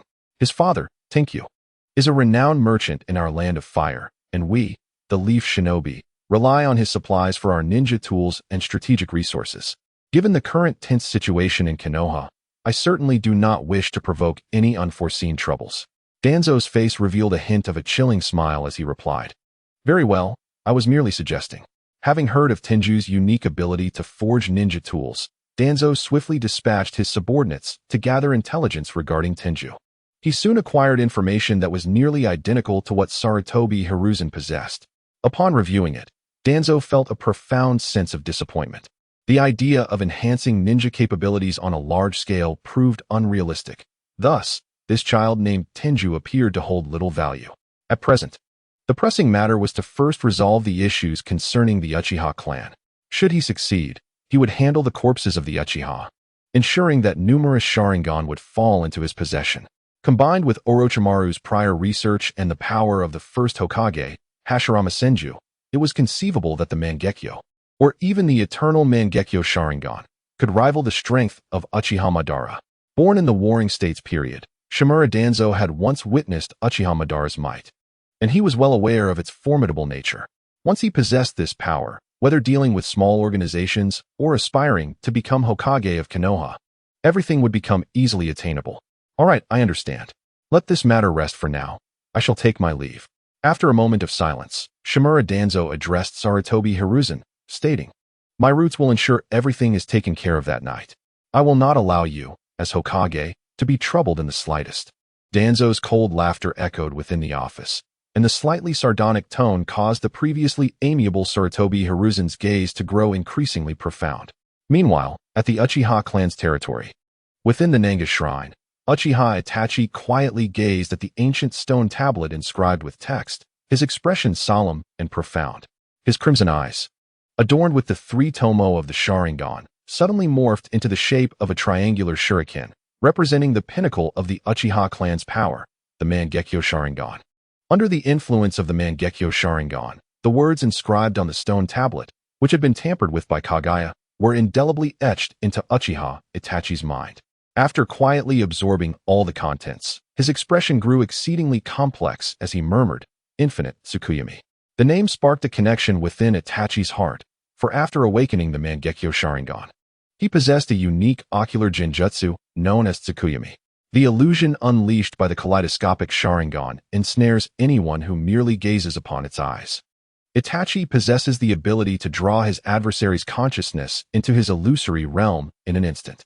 Within the world of Tsukuyami, every element, time, location, and substance falls under the caster's dominion. Typically, he employs this ninjutsu to inflict psychological torment upon his foes, driving them to the brink of collapse. However, he can also conjure the most exquisite fantasies for his targets. If time could be extended, it seems plausible to forge a lasting semblance of true peace. Yet, he pondered, is such peace genuinely authentic? Uchiha Itachi shook his head with a bittersweet smile, disapproving of this notion. He believed that an illusion remains an illusion, and the essence of all illusions is naught but a deceptive mirage. The shattering of that mirage is merely a matter of time, as Uchiha Shursui had once imparted to him. As Itachi was lost in contemplation, a whirlpool of distortion suddenly manifested in the space behind him. A mysterious figure, shrouded in a black robe and with a face obscured by a swirling mask, emerged. Only one kaleidoscopic Sharingan was exposed to the air. This individual was Uchiha Obito, who claimed to be Uchiha Madara. Itachi, now that you have activated your kaleidoscopic Sharingan, you must have discerned the inscriptions upon the stone tablet, correct? Thus, you should comprehend everything now. Obito's gaze, laced with fervor, locked onto Itachi as he exuberantly proclaimed, the world we inhabit is one of utter disillusionment. A world deserving of annihilation. Only by unleashing the infinite Tsukuyami can we manifest a realm devoid of suffering and conflict, a sanctuary of peace and joy. Join us and help usher in this new world. Turning to face the man who claimed to be Uchiha Madara, Itachi, expressionless, regarded him with a steady gaze. He inhaled deeply, recalling the current state of Konoha, the Uchiha clan, The promises made with Hiruzen Sarutobi, the commitments with Shisui and Sasuke. I shall join, he stated, his voice devoid of emotion, leaving his thoughts inscrutable. A wise choice. Obito's tone grew increasingly animated, his excitement palpable even beneath his mask. Itachi, you are indeed astute. Everything we do is for the sake of authentic peace. It is the duty of our Uchiha clan. Itachi remained silent, betraying no signs of disturbance, merely listening intently. Just as Obito concluded his grandiose speech, an odd life form, half black, half white, adorned in a black robe with red cloud patterns, emerged from the ground, revealing itself in part like a carnivorous plant. The figures before me are undoubtedly Kuro and Shiro. The preparations on the Konoha side are already complete. Kuro respectfully reports to Uchiha Obito. Upon hearing Kuro's report, a flicker of emotion crosses Uchiha Itachi's gaze. Indeed, matters have reached an irrevocable stage, and it appears he must proceed according to the prior plan. Shisui, I hope all these plans unfold as you desire. I trust that this individual named Tenyu is truly worthy of confidence. I have successfully persuaded Uchiha Itachi. It seems everything is progressing quite smoothly. Uchiha Obito exclaims with a loud laugh, then turns to Uchiha Itachi and states, Itachi, let the events of this evening unfold as planned. Understood, Itachi nods. Subsequently, Uchiha Obito does not linger, activating the Kamui space and vanishing before Itachi, while Kuro also swiftly descends underground, disappearing from sight. Half a month later, the Ninja Academy has resumed. Tenyu, along with Might Guy and the others, has advanced to the second year, while Naruto, Uzumaki, Sasuke Uchiha, and the other Konoha youngsters successfully enroll as classmates. Of course, during the entrance examination, Naruto still struggles to extract chakra, due to the interference of the Nine-Tails chakra. Even though Tenyu has provided him with the scroll to assist in chakra extraction, he has yet to succeed swiftly. Ultimately, the examiner allows him to enroll, citing his potential to become a ninja as justification. At midnight, a bright moon hangs high in the sky. At this moment, Tenyu finds himself exceedingly bored at home, idly toying with the silver mask he crafted earlier. Concealment mask, rank, 3-star weapon attributes, space attribute skills. 1. Completely transform into another's appearance, duration 3 minutes. 2. Completely conceal one's presence, becoming invisible, duration 10 minutes. Contract status, no. This remarkable item allows for the concealment of one's presence, albeit for a limited time, the maximum being only 10 minutes. However, its effectiveness is truly extraordinary, a fact Tenyu has already verified within the village. Once donned, even the legendary Sandaime Hokage, Hiruzen Sarutobi, could not detect his presence or aura. Yet, to avoid exposure, Tenyu refrains from any suspicious actions, merely strolling through Hiruzen's office to peruse the documents on his desk before departing. Thus, he easily uncovers that tonight marks the day of Uchiha Itachi's clan extermination. Indeed, the events of the original narrative are unfolding as anticipated. Although my presence has altered this world somewhat, the essence remains unchanged. However, certain events appear to be predestined. The Uchiha clan perhaps should never have become a part of Konoha. The grievances and conflicts that have accumulated since the Warring States period cannot simply be altered by the passage of time. Tenyu pondered whether Shisui was still alive. If he were, he would undoubtedly be taking some action at this moment. Just then, a notification from the system echoed in his mind. Mission issued. Collect Sharingan, 1 or more. Mission reward. Blueprint for the 3-Tomo Sharingan. The name 3-Tomo Sharingan bears a resemblance to the Sharingan. Could there be a connection? Moreover, the mission required by the system is precisely related to the Sharingan. Tenyu had never anticipated that the reward of a forging blueprint would encompass such an item. Would the effects of the 3-Tomo Sharingan be related to the powers of the Sharingan? Excitement surged within Tenyu. However, upon contemplating the conditions necessary to achieve this mission, he hesitated. What exactly is the Sharingan? It is an object coveted by many, including Orochimaru and Danzo. Furthermore, tonight marks the night of annihilation. By dawn, those possessing the Sharingan in this world will dwindle to a mere handful. Aside from the yet unawakened Uchiha Sasuke, the strength of others is formidable, making the probability of obtaining a Sharingan exceedingly slim. It seems that his only opportunity to act lies within this very night. Tenyu glanced at the hidden mask in his hand, and a bold idea began to take shape in his mind. A full moon hung high in the sky, and in the tranquil night, even the sounds of insects were barely audible. The Uchiha clan's territory was vast, situated at the far edge of Konoha village. Since the death of Senju Hashirama, the second Hokage, Senju Tobarama, who harbored a deep-seated disdain for the Uchiha clan, had relentlessly suppressed them. Not only was Senju Tobarama gifted in the development of ninjutsu, but he was also equally adept in the art of subterfuge. After Uchiha Madara departed from Konoha, Senju Tobarama, through a series of new policies, assigned the Uchiha clan the responsibility of Konoha's security department, ostensibly granting them significant duties while subtly marginalizing them from the center of political power within Konoha. It was from that time onward that the Uchiha clan was relocated from their original central territory to a more remote area on the outskirts of Konoha. Consequently, for the high-ranking officials of Konoha, who had long since prepared for this night of slaughter, concealing the truth of this massacre would pose little challenge.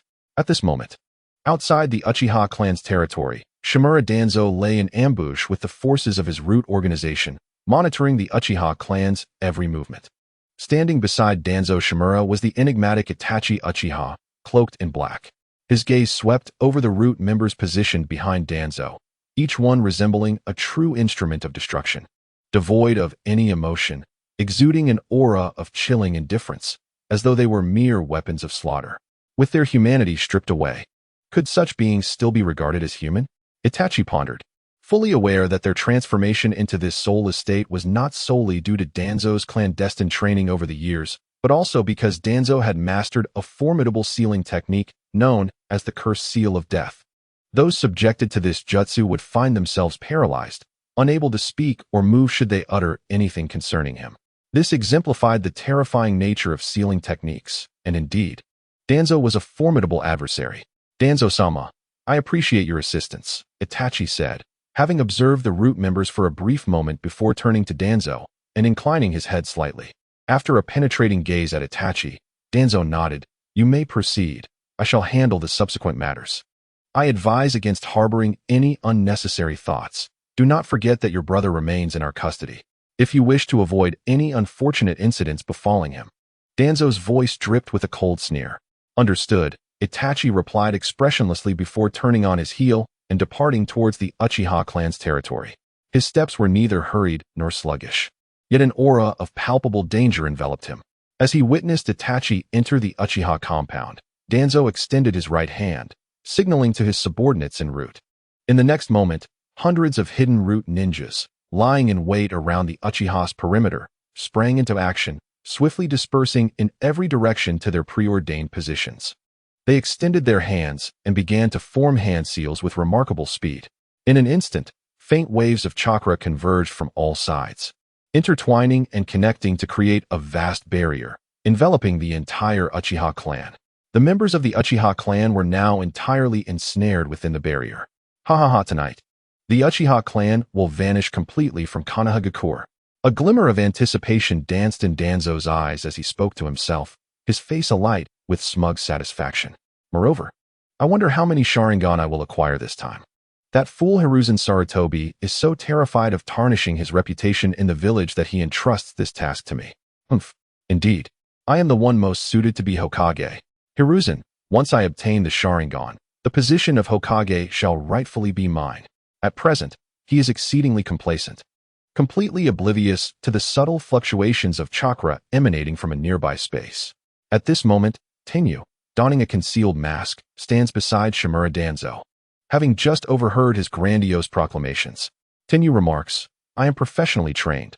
I seldom smile unless compelled to. In the Uchiha clan territory, Itachi, what is the meaning of your demeanor? You did not attend tonight's gathering. As Itachi steps into the Uchiha clan grounds, over a dozen clan members responsible for guarding the entrance approach him, blocking his path. Their suspicious gazes scrutinize him, their expressions far from amiable. Although you work in the Umbu, do not forget your lineage. You are a member of the Uchiha clan. Have you become so accustomed to being a pawn for Konoha that you have forgotten your own surname? Due to the Uchiha clan's recent actions, many within the clan regard him as a traitor, despite being the son of the clan leader and the esteemed heir. Had Itachi maintained his usual low profile, these individuals might not have dared to obstruct him. Yet today, a palpable danger emanates from Itachi. The Uchiha surname, Itachi murmurs to himself. In the next moment, his eyes flash crimson, the three Tomo Sharingan swirling rapidly within their sockets. Then let me bestow a new significance upon the Uchiha name from this day forth. As his words echo, the 10 or so ninjas before him reveal expressions of astonishment, trepidation, and dread, their eyes glazing over, rendered motionless. In an instant, Itachi has ensnared these Uchiha ninjas in a Jinjutsu. This exemplifies Itachi's true prowess. His mastery of Jinjutsu through his Sharingan is unparalleled. Even without employing the Mangekyo Sharingan, the illusions he conjures with the three Tomo are sufficient to subdue other Uchiha clansmen. With swift precision, Itachi's kunai effortlessly slices through the throats of one after another. The ground soon bears the weight of numerous lifeless bodies of Uchiha clan members, and for Itachi, this is merely the commencement of the night's grim events. A massacre unfolds. Within the Uchiha clan's domain, the higher tier Sharingan exerts absolute dominance over the lower tier. With the Mangekyo Sharingan activated, Itachi embarks upon his slaughter with minimal effort. However, as the commotion escalates, the Uchiha guard unit finally begins to sense the disturbance. Itachi, what are you doing? How could you turn against your own kin? You traitor of the Uchiha clan. Eliminate him. The ninjas of the Uchiha guard are the elite force of the Uchiha clan. Each one has awakened the three Tomo Sharingan and possesses Jonin-level strength. If they were to swarm, even Itachi Uchiha, with his Mangekyo Sharingan, would find it difficult to withstand their onslaught. However, just as they surged towards Itachi, the surrounding space suddenly warped, and the masked Obito Uchiha appeared before them. They beheld a single eye, the Mangekyo Sharingan. A chilling laughter echoed from beneath Obito's mask. Leave them to me. Those who were once regarded as his most cherished kin and friends had now become mere obstacles in his pursuit of the grand plan known as the Eye of the Moon. Meanwhile, within the Uchiha clan shrine, the clan's elder glared furiously at Itachi, surrounded by a group of Uchiha ninjas, and questioned him with palpable rage. Do you even comprehend the actions you are taking? In response to his kinsman, or rather, to the grandfather who had watched him grow, Itachi spoke with an unsettling calmness. I have not betrayed the Uchiha clan. I am merely seeking to save it in my own way. The strength of our clan is insufficient to contend with Konoha. If you were to instigate a rebellion, the name Uchiha would be eternally inscribed as traitors in Konoha's history, condemned for generations to come. I am simply striving to find a path for the Uchiha to survive. I apologize, everyone. As his words settled, Itachi's aura shifted dramatically, turning cold and terrifying. The power of the Mangekyo Sharingan surged forth, causing the expressions of the ninjas in the room to shift dramatically. This is the Mangekyo Sharingan? Such terrifying ocular prowess.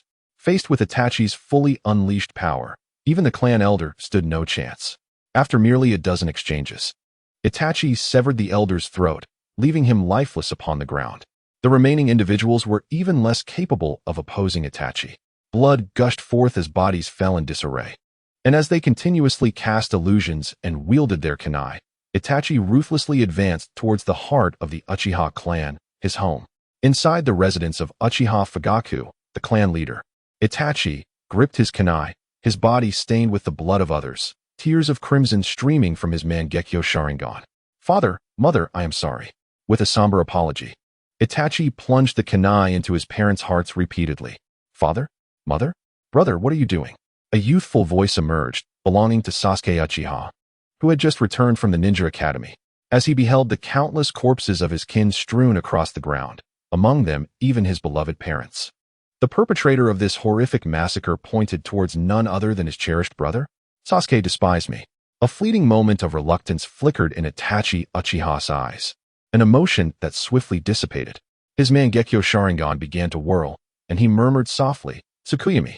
Following a desperate, anguished scream, Sasuke collapsed onto the earth. A solitary tear escaped from the corner of Itachi's eye. At last, it was over. Not far from the Uchiha clan's domain, Tenyu concealed himself nearby Shimura Danzo, bearing witness to the night's grim slaughter. He could not help but reflect on Itachi Uchiha, recognizing him as a true anomaly, even for the sake of some lofty ideal. The act of killing one's own parents and the clan members with whom one had shared countless days was beyond the comprehension of a mere mortal. Tenyu disapproved of such actions. However, this situation was ultimately a matter between the Uchiha clan and Konoha, and he held no justification to intervene. His only purpose for being there was to see if he could seize an opportunity to acquire a Sharingan. The earlier massacre was, to him, merely a fervent spectacle, and as an observer, he had thoroughly feasted his eyes. The ensuing events, however, required his utmost vigilance and strategic caution. At that moment, not far from Tenyu, Danzo witnessed Itachi and the masked man in a black cloak executing the massacre within the Uchiha clan. In that instant, he was profoundly shaken. Was this the true power of the Uchiha clan Sharingan? Truly terrifying. After a fleeting moment of satisfaction from witnessing the Uchiha's annihilation, Danzo was soon engulfed by a wave of apprehension. The satisfaction stemmed from finally fulfilling his mentor's dying wish to eradicate the Uchiha clan's malignant presence from Konoha. Yet, the apprehension arose from the overwhelming power displayed by Itachi and Obito Uchiha, which was indeed formidable. Having already dealt with one Uchiha, Shursui, he was now confronted with another equally potent individual. The power of the Sharingan was exceedingly formidable, far too terrifying. Such strength must be wielded by him. Fortunately, Itachi possessed this awareness. Otherwise, the Uchiha clans might would have posed a significant threat to Konoha. Once the Sharingan from these corpses fell into my possession, they would transform into my strength. Once I, too, have acquired the power of the Sharingan, I shall eradicate the remaining malignant elements within Konoha. Danzo contemplated silently as he observed Itachi and the masked man nearly decimating the Uchiha clan's primary combat forces. Thus, he began issuing commands. With a gesture, the root ninjas promptly dispelled their barriers and activated the body flicker technique, vanishing from their positions and swiftly heading towards the Uchiha clan's territory. Their movements were remarkably swift and decisive, devoid of hesitation or delay, each individual functioning like a flawless instrument, meticulously executing the commands issued by Shimura Danzo. As the main force of root ninjas infiltrated the Uchiha clan's territory, only 4 personal bodyguard ninjas remained by Danzo's side. Tenju had already discerned that his opportunity was at hand. Danzo's complete focus was directed towards the inner sanctum of the Uchiha clan. Believing that this operation was highly confidential within Konoha, with very few aware of his presence here, thus, he had not retained many personnel around him. Little did he know, however, that someone had stealthily approached him. At this moment, the Uchiha clan had just been annihilated, and Danzo had yet to acquire a significant number of Sharingan. Nor had he implanted the wood-release cells of Hashirama Senju into his body. At this juncture, Shimura Danzo was merely an ordinary wind-release jonin, possessing only a few sealing techniques, far inferior to his prowess during the later Kage summit and his battle with Sasuke. After a brief moment of silence in the air, one of Danzo's bodyguards, Inazuki-yu, suddenly sensed a peculiar aura. This presence was startlingly abrupt, yet alarmingly close. He hastily shouted, "Lord Danzo, be careful." Due to the ambush, Tenju struck with astonishing speed. In the absence of any defenses, even Jonin-level root ninjas found it challenging to mount a timely defense in an instant. With a swift motion, a kunai cleanly pierced the throat of the Inuzuka clan ninja. The entire sequence unfolded with shocking suddenness. In the blink of an eye, a root ninja had collapsed before them. "Protect Lord Danzo," another bodyguard shouted, as the remaining 3 guards instinctively assumed a triangular formation around Shimura Danzo. Enveloping him in their protection, they immediately unleashed their sensory abilities, vigilantly scanning the surroundings. However, their brows soon furrowed in confusion, for despite their Jonin strength, they could not detect even a trace of the assailant's presence. It was utterly bizarre. "Lord Danzo, it seems the adversary is a master of concealing their aura. Please exercise utmost caution," one of the bodyguards respectfully advised Danzo. "Who on earth is it?" Danzo seethed, his eyes ablaze with fury, roaring in outrage. He could hardly fathom that there was someone audacious enough to attempt his assassination within Konoha. Yet, in response, the air remained eerily silent. As seconds ticked by, beads of perspiration began to form on the foreheads of the 3 bodyguards surrounding Danzo. They dared not to exhibit even the slightest negligence, for the majority of their forces were not by their side at present. They were tasked with safeguarding the safety of Lord Shimura Danzo and could not afford to be remiss. They were in the light, while the assassin lurked in the shadows, placing them at a significant disadvantage. Moreover, the assassin's prowess was undeniably formidable. Not only did he possess an exceptional ability to conceal his presence, but he had also managed to eliminate a Jonin-level ninja before their eyes, which indicated that his own strength was indeed worthy of their apprehension. At this moment, Tianyu had successfully concealed his aura with the aid of a secret mask and quietly observed everything from a short distance, refraining from impulsively striking again. The earlier strike, swift and fierce as lightning, had already yielded results that greatly satisfied him. Now, Shimura Danzo's heart was filled with trepidation. His objective had been achieved. Tianyu contemplated his next course of action.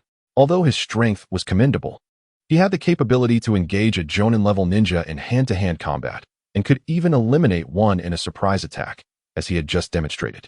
However, after he had taken one life, the guards surrounding Danzo had grown vigilant, making it more challenging for Tianyu to achieve his aims. His greatest asset at this moment remained the complete concealment of his presence afforded by the secret mask. Engaging in direct confrontation was evidently not a prudent choice. Instead, as an assassin, it was imperative for Tianyu to continuously exert pressure and instill a sense of crisis in Shimura Danzo and his companions. As long as he could delay Danzo, that would suffice. Remaining here was merely a shadow clone of Tianyu. He needed only to strike intermittently, imposing sufficient psychological pressure on Danzo, thereby preventing him from attending to matters within the Uchiha clan's territory. Meanwhile, his true self had already donned another meticulously crafted secret mask and was racing towards the Uchiha clan's domain. The secret mask had two effects. One, it could completely transform him into another's appearance for a duration of 3 minutes. Two, it could entirely conceal his aura, rendering him invisible for 10 minutes. Additionally, the mask had a usage limitation, a cooldown period of 1 minute, during which the mask's abilities could not be switched. Should Tianyu attempt to conceal his aura and directly seize the Sharingan from the root ninja's grasp, his identity would undoubtedly be exposed in an instant, arousing the vigilance and suspicion of those root ninjas, whose strength exceeded that of Jonin and possessed an array of intricate techniques. Even with the secret mask, it would be exceedingly difficult for him to escape unscathed. Thus, the only feasible means for Tianyu to acquire the Sharingan was to disguise himself as Shimura Danzo and, under the watchful eyes of many, secure the Sharingan. For Tianyu, the opportunity to accomplish all of this was limited to a mere 3 minutes. Within the Uchiha clan's territory, Danzo inquired, "How did you arrive here?" As the figure of Shimura Danzo, concealed by a mask, approached from a distance, a captain from the root organization immediately inquired with utmost reverence, "I have come to see how you have been managing." Danzo spoke in a remarkably calm tone. "Report." The root captain promptly replied, "Lord Danzo, we have nearly gathered all the corpses of the Uchiha clan possessing Sharingan. However, we have yet to locate the body of Uchiha Fugaku, the clan leader." "Oh, is that so?" Danzo narrowed his eyes and coldly remarked, "Why are you not hastening to find it? All Sharingan from the Uchiha clan must be collected." "Yes, Lord Danzo. Where are the collected Sharingan? Please lead me to see them." Disguised as Shimura Danzo, the figure of Tianyu was unrecognizable, even to those of shadow-level strength, for a span of 3 minutes. However, while he could imitate Danzo's presence and chakra, he could not replicate Danzo's mannerisms. The root captain furrowed his brow slightly, sensing an oddity. Yet he could not pinpoint what was amiss. Looking up, he then noticed that Lord Danzo had come alone to the Uchiha territory, prompting him to inquire, "My lord, where are your guards?" Tianyu, maintaining his composure, coldly retorted, "What? Must I report my personnel arrangements to you?" "I dare not," the root captain replied, lowering his head. Tianyu continued in a frigid tone, "Humph. I have placed the tongue misfortune eradication seal upon you to remind you that there are matters you should not inquire about and words you should not speak." Upon hearing this, the captain's doubts dissipated. Recognizing the seal proved that the person before him was undoubtedly Lord Danzo. He felt a twinge of regret for having questioned Danzo's identity. Provoking Lord Danzo would surely lead to dire consequences. Thus, he hastily addressed Tianyu, "Lord Danzo, I shall immediately take you to view the collected Sharingan. Please follow me." Accompanied by the root personnel, Tianyu soon arrived at the location where the Sharingan were gathered. There, he beheld numerous eyes recently extracted from corpses, now soaking in solutions containing cells from Senju Hashirama, numbering in the dozens. "Lord Danzo, this is the entirety of the Sharingan we have collected thus far," the root captain reported with great deference. Tianyu nodded subtly, and then instructed the root captain, "These Sharingan shall be entrusted to my care." The root captain hesitated momentarily, sensing an unusual demeanor in this version of Lord Danzo, and could not restrain himself from saying, "Lord Danzo, Aren't you supposed to report this matter to the Hokage soon? Shouldn't these Sharingan be taken back to the base by us first? Tianyu was momentarily taken aback, but his expression swiftly transformed, and he soon regained his composure. He fixed a piercing gaze upon the root ninja standing before him. His tone chillingly severe. Are you instructing me on how to perform my duties? As these words left his lips, an oppressive silence enveloped the scene, causing the root captain to tremble in fear. He quickly dropped to one knee, bowing before Tianyu, beads of cold sweat streaming down his face as he hastily replied. I dare not. It was my folly to speak out of turn. I implore you, my lord, to punish me accordingly. Tianyu let out a cold snort and admonished them. Do not dawdle. Hurry and dispose of those corpses. Should you delay any further, I will hold you accountable. Yes, Lord Danzo. The root ninjas responded in unison, no one daring to obstruct Tianyu any longer. Aware of the precariousness of his situation, Tianyu understood that he could not linger. His disguise as Shimura Danzo was already tenuous, and each passing moment posed an exponentially greater risk. He approached the Sharingan laid before him, his hand glinting with silver as he deftly collected them into his storage ring. A sigh of relief escaped him. Having secured the Sharingan, he felt that half of his mission was accomplished. However, he remained vigilant, fully aware that the next challenge lay in extricating himself from the watchful eyes of the root ninjas. I will leave the remainder to you. I must see the Hokage. Tianyu instructed the root ninjas before turning to depart into the distance. Yet, just as he reached the entrance of the Uchiha clan compound, an unforeseen change occurred. Whoosh! A signal flare suddenly ascended into the distant sky. All the root ninjas within the Uchiha compound momentarily froze. Wasn't that flare typically carried by their Lord Danzo, only to be released in critical moments? Yet, their Lord Danzo stood right before them. How could the signal flare be ignited from afar? The gazes of the root ninjas turned inquisitive as they looked at Tianyu. A sense of foreboding gripped Tianyu, for at that moment, a fragment of memory surfaced in his mind. Information relayed from his shadow clone after its dissolution. His clone had been apprehended by Danzo's guards while attempting to delay him, resulting in its demise. Upon discovering that his assailant was merely a masked shadow clone, Danzo swiftly deduced that its true objective was to stall him, while the genuine target lay within the Uchiha compound, the Sharingan. Consequently, Shimura Danzo ignited his signal flare to alert the root ninjas. At that moment, the root ninjas had completely encircled Tianyu, and the captain finally recalled the peculiarities he had sensed earlier regarding this so-called Lord Danzo. My lord, if you would kindly wait a moment. Why has your signal flare been released from another location? Could you elucidate this for us? Alternatively, may I request you to produce the signal flares upon your person so that we may confirm our suspicions? The tone of the root captain abruptly shifted to one of considerable rudeness, his gaze suspiciously scrutinizing every movement of Tianyu. Realizing he could no longer conceal himself, Tianyu promptly decided to make his escape without delay. With a determined glance, he summoned his chakra to activate the revised capabilities of his stealth mask, transforming it into an invisibility function. Is Lord Danzo truly vanished? The root ninjas stood momentarily stunned, caught in a state of disbelief. It is no wonder that such a person could ascend to the rank of root captain. Shimura Danzo's subordinates were regarded as vital extensions of his will. His intelligence and prowess eclipsed that of his peers. It was he who first regained his composure. Deducing that the figure they had just witnessed was certainly not the genuine Lord Danzo, he swiftly issued commands to his comrades, urging them to remain vigilant. He must have employed some form of concealment technique, rendering him invisible to us. He cannot have fled far. Everyone, move out and commence a search of the area. Yes, Captain. The root ninjas immediately set aside their current tasks, hastening towards the forest beyond the Uchiha clan's territory to pursue. Over 100 root ninjas, each at least of elite Chunin caliber, quickly encircled the forest, weaving a vast and intricate net as they diligently searched for Tianyu's whereabouts. I can sense his chakra. It lies to the southwest. The 3 minutes of concealment had elapsed, compelling Tianyu to reveal his true form and trigger a 1-minute cooldown for his stealth mask. The sensory ninjas within the root organization effortlessly pinpointed his direction based on the chakra he had released. Chase him!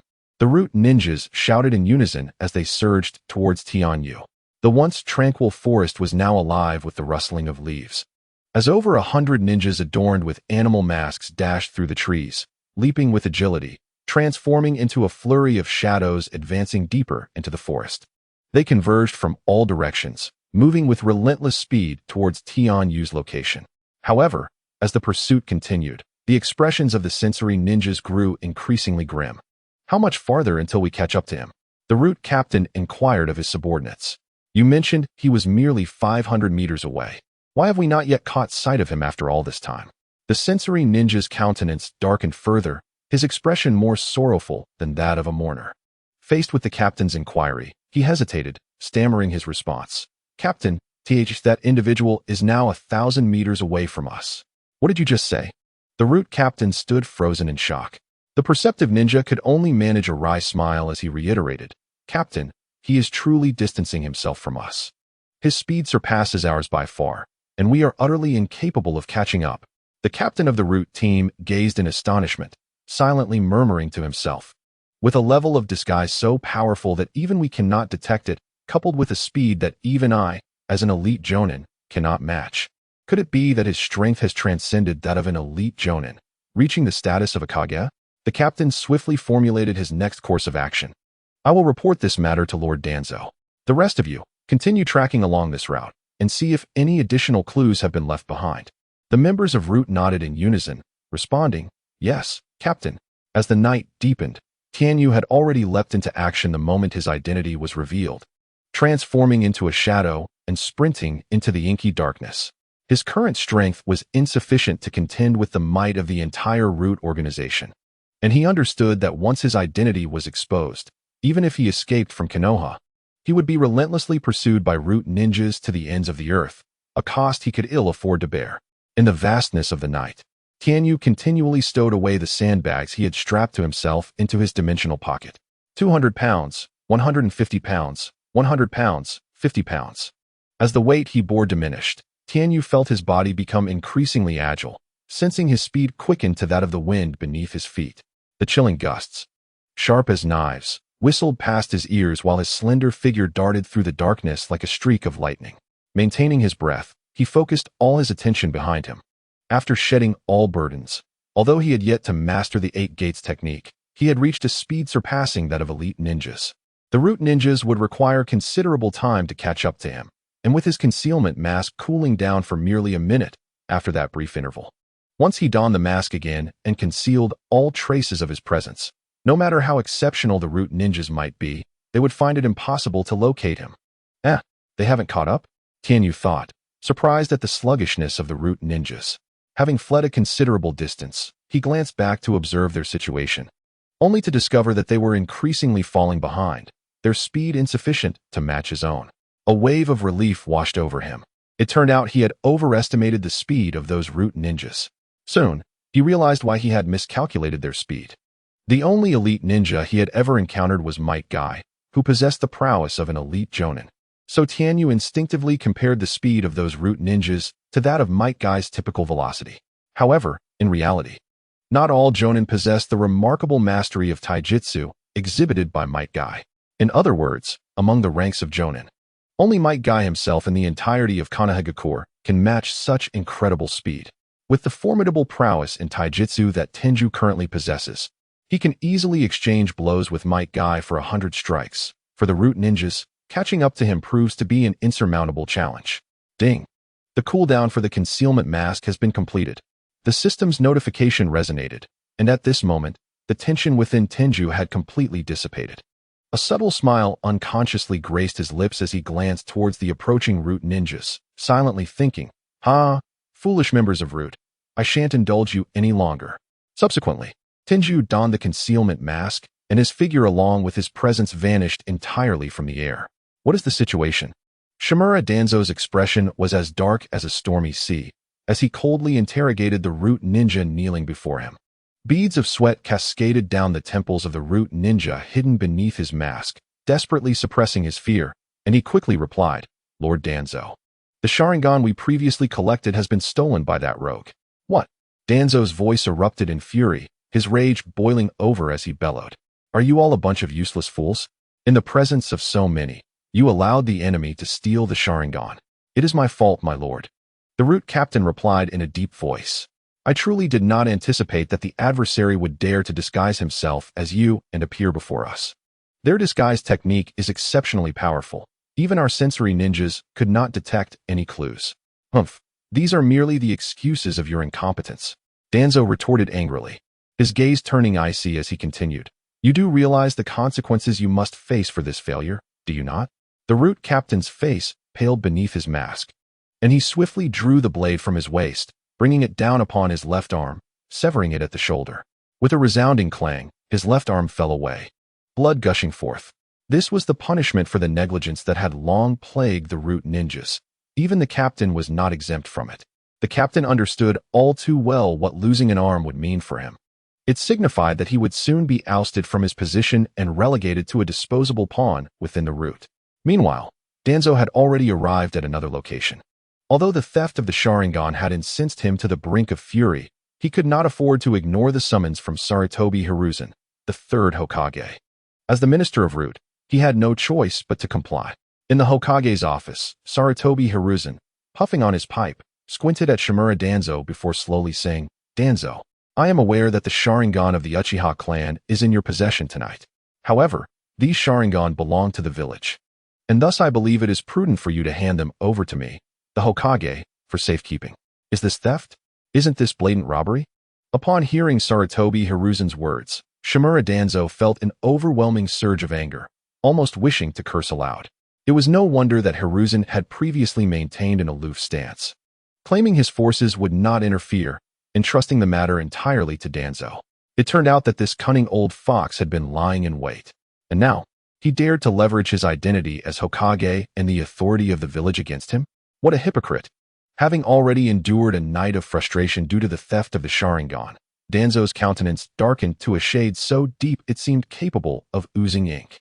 With a scowl, he retorted, Hiruzen, you might be disappointed to know that tonight's Sharingan has been stolen by a thief. My roots have scoured the area for hours without finding a trace of the perpetrator. Sarutobi Hiruzen squinted, his voice chilling. Do you truly believe I would accept such an excuse? Danzo, you underestimate me. Danzo felt a surge of blood rise to his throat. How could this be dismissed as an excuse? It was the stark truth. How could he not trust me? Did he think I was concocting a pretext to hoard the Sharingan for myself? Such a grave injustice. Yet, with no means to defend himself, Danzo was consumed by frustration. For the thief had left no trace to pursue, displaying remarkable skill. Believe what you will, but I genuinely do not possess the Sharingan. Danzo snapped irritably. This revelation darkened Hiruzen's expression further. Recently, Danzo had repeatedly defied his directives, and now he even attempted to hoard something as precious as the Sharingan. It appeared time to demonstrate the extent of his authority as Hokage.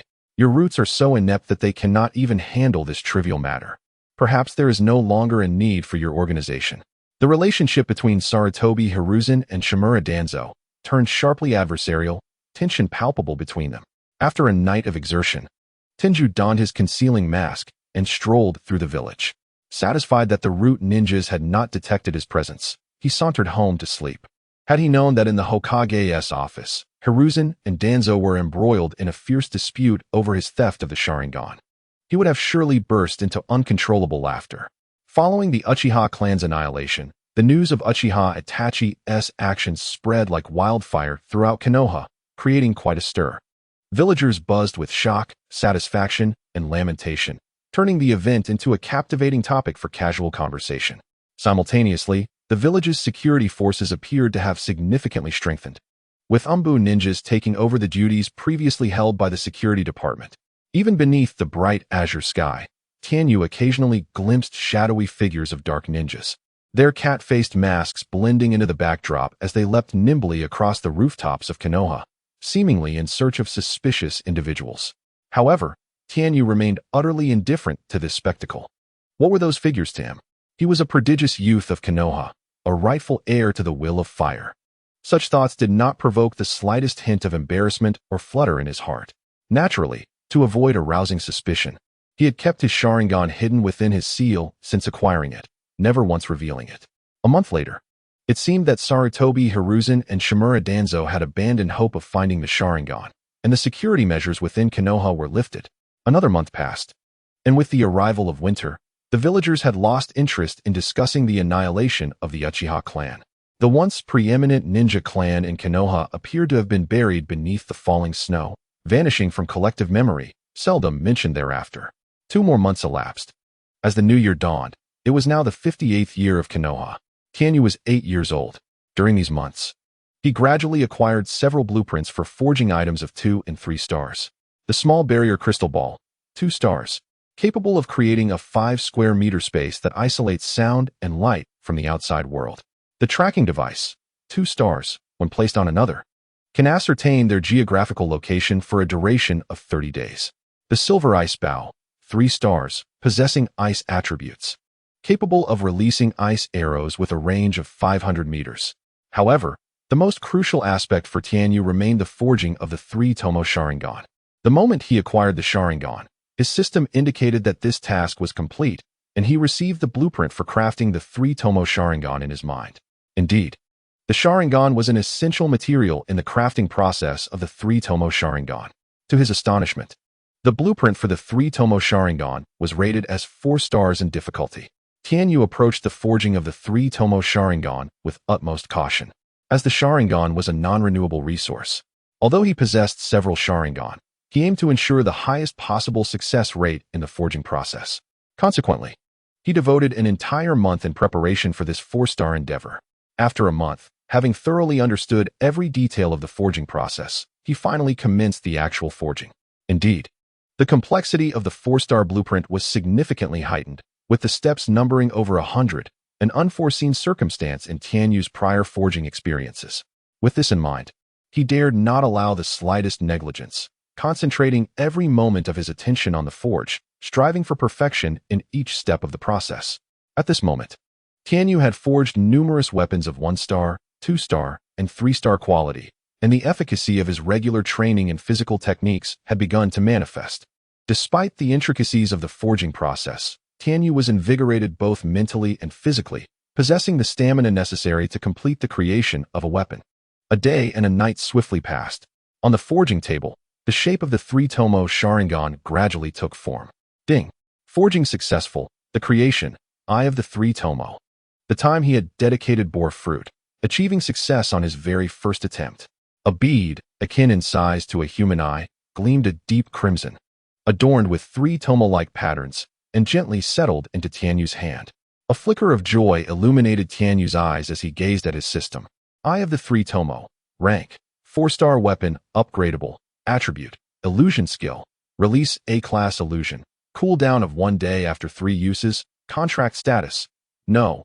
The revelation that this 4-star Eye of the 3-tomo could unleash an A-class illusion sent a jolt through Tianyu's heart.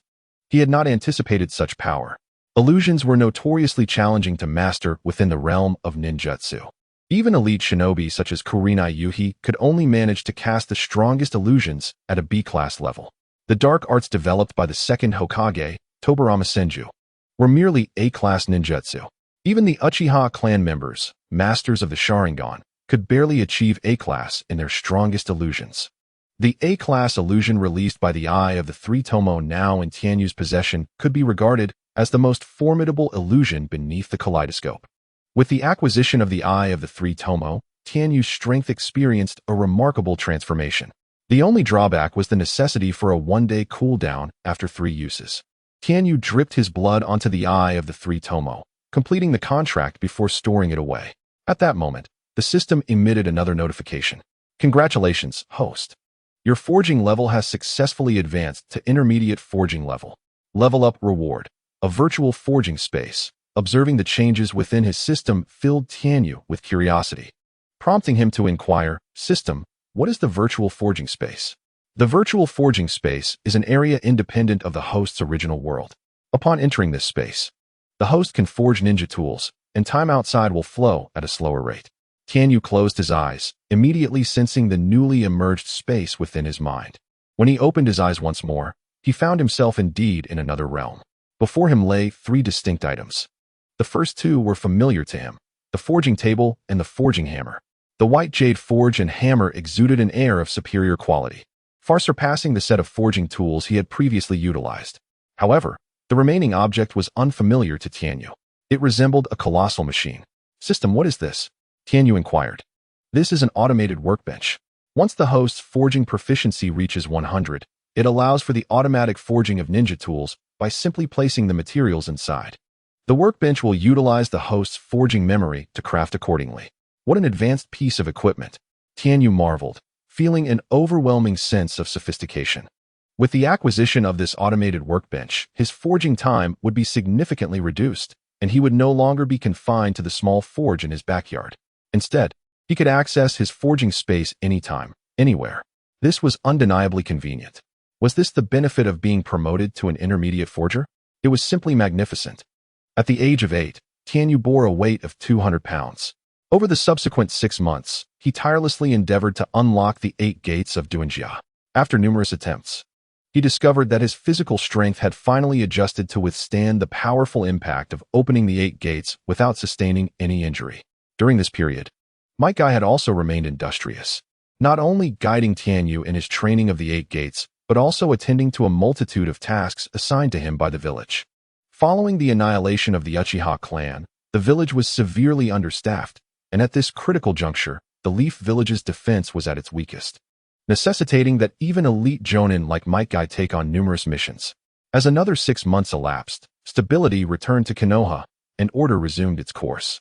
By this time, Tianyu had grown a year older, reaching the age of 9, and his burden had increased from 200 pounds to 300.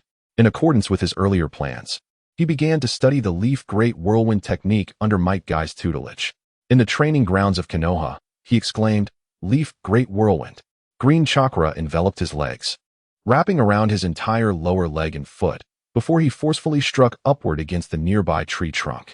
With a thunderous crash, wood splintered into the air, as a tree thick enough for a person to embrace was cleaved in two by Tianyu's kick, toppling to the ground. Might Guy's eyes widened in astonishment, his mouth agape in disbelief. "Tianyu, your learning speed is astonishing. You mastered this technique so quickly," he exclaimed, unable to contain his admiration. "Perhaps it is related to my unwavering dedication to physical training, coupled with my prior mastery of the Leaf Whirlwind technique. Consequently, I have established a solid foundation in both chakra concentration and the explosive nature of physical arts, allowing me to learn with remarkable ease, expending little effort in the process." Might Guy nodded in agreement with Tianyu's earlier statements, acknowledging that in the realm of physical arts, the acquisition of techniques is not paramount. Rather, it is the consistent practice of physical conditioning and foundational skills that truly matters. However, Might Guy added, "Tianyu, you need not be overly modest. I have yet to encounter anyone your age who has achieved such remarkable prowess in physical arts. Undoubtedly, you are a prodigy." "A prodigy?" A faint smile graced Tianyu's lips, and he did not refute the claim. At that moment, Might Guy received a notification from the Umbu, calling him to the Hokage's office for a meeting of the Jonin. In the training ground, only Tianyu remained, diligently continuing his practice.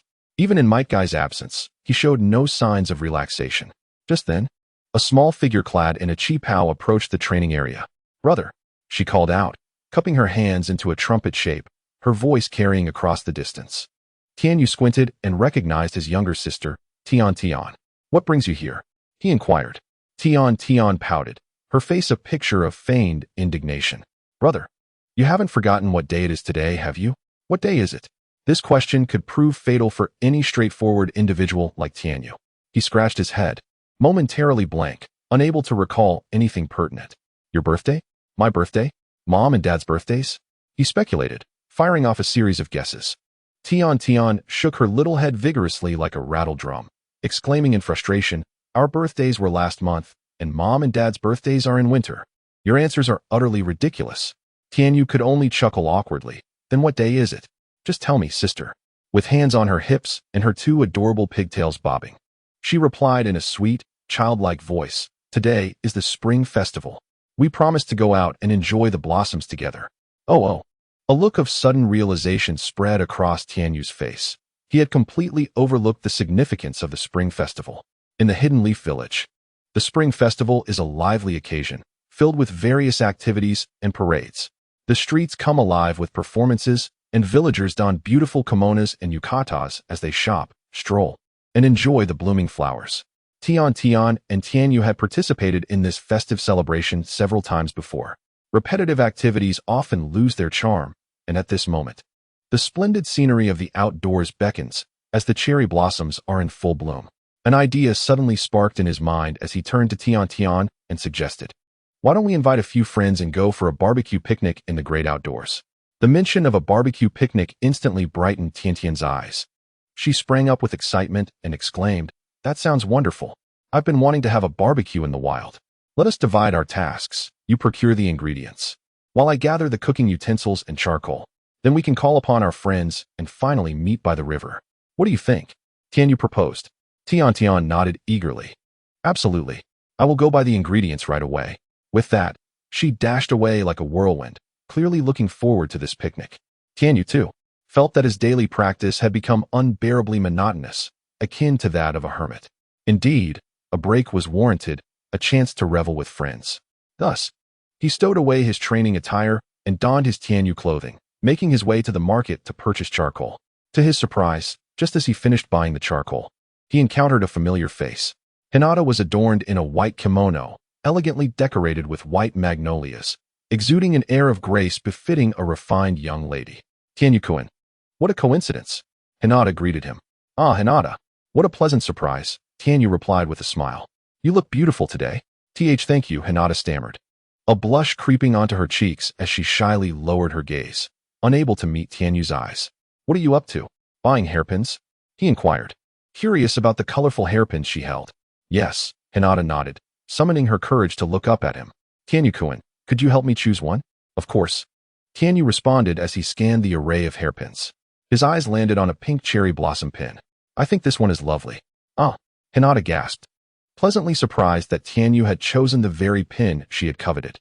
Could it be that they shared a silent connection? Her cheeks flushed even deeper at the thought. "Shopkeeper, I'll take this hairpin," she declared. "I'll pay for it," Tianyu interjected, stepping forward to settle the bill. "Consider it a gift for you on this spring festival. Here, let me put it on for you."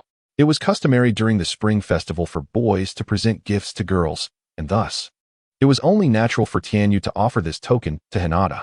After all, who could resist adorning such a charming young girl with a delightful hairpin? Tianyu gently picked up the pink cherry blossom hairpin and delicately fastened it beside Hinata's ear. Indeed, this adornment suited her perfectly. Hinata's inherently shy and endearing nature, reminiscent of the softness and innocence of cherry blossoms, became even more enchanting with the addition of the hairpin. She exuded an exquisite charm that was simply irresistible. Thank you. Tianyu-kun, Hinata's voice was as faint as a whisper. At that moment, her face had flushed a deep hue, akin to the color of cherry blossoms, and she felt a profound shyness within her. Traditionally, during the spring festival, boys would present gifts to girls as a gesture of affection. However, it seemed that Tianyu was unaware of such implications. Hinata couldn't help but think how delightful it would be if Tianyu understood this significance and still chose to gift her something. Nevertheless, she felt truly happy to receive a gift from him. "What are you up to, Tianyu-kun?" Hinata inquired curiously upon noticing the charcoal he held in his hand. "Isn't today the spring festival?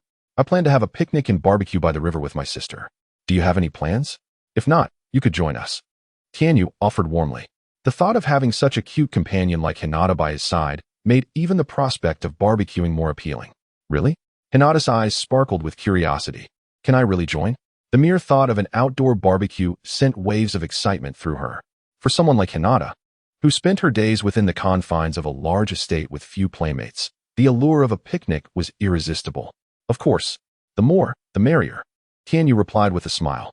"And you've met my sister, Tian. I believe you both will get along splendidly." Hinata nodded eagerly.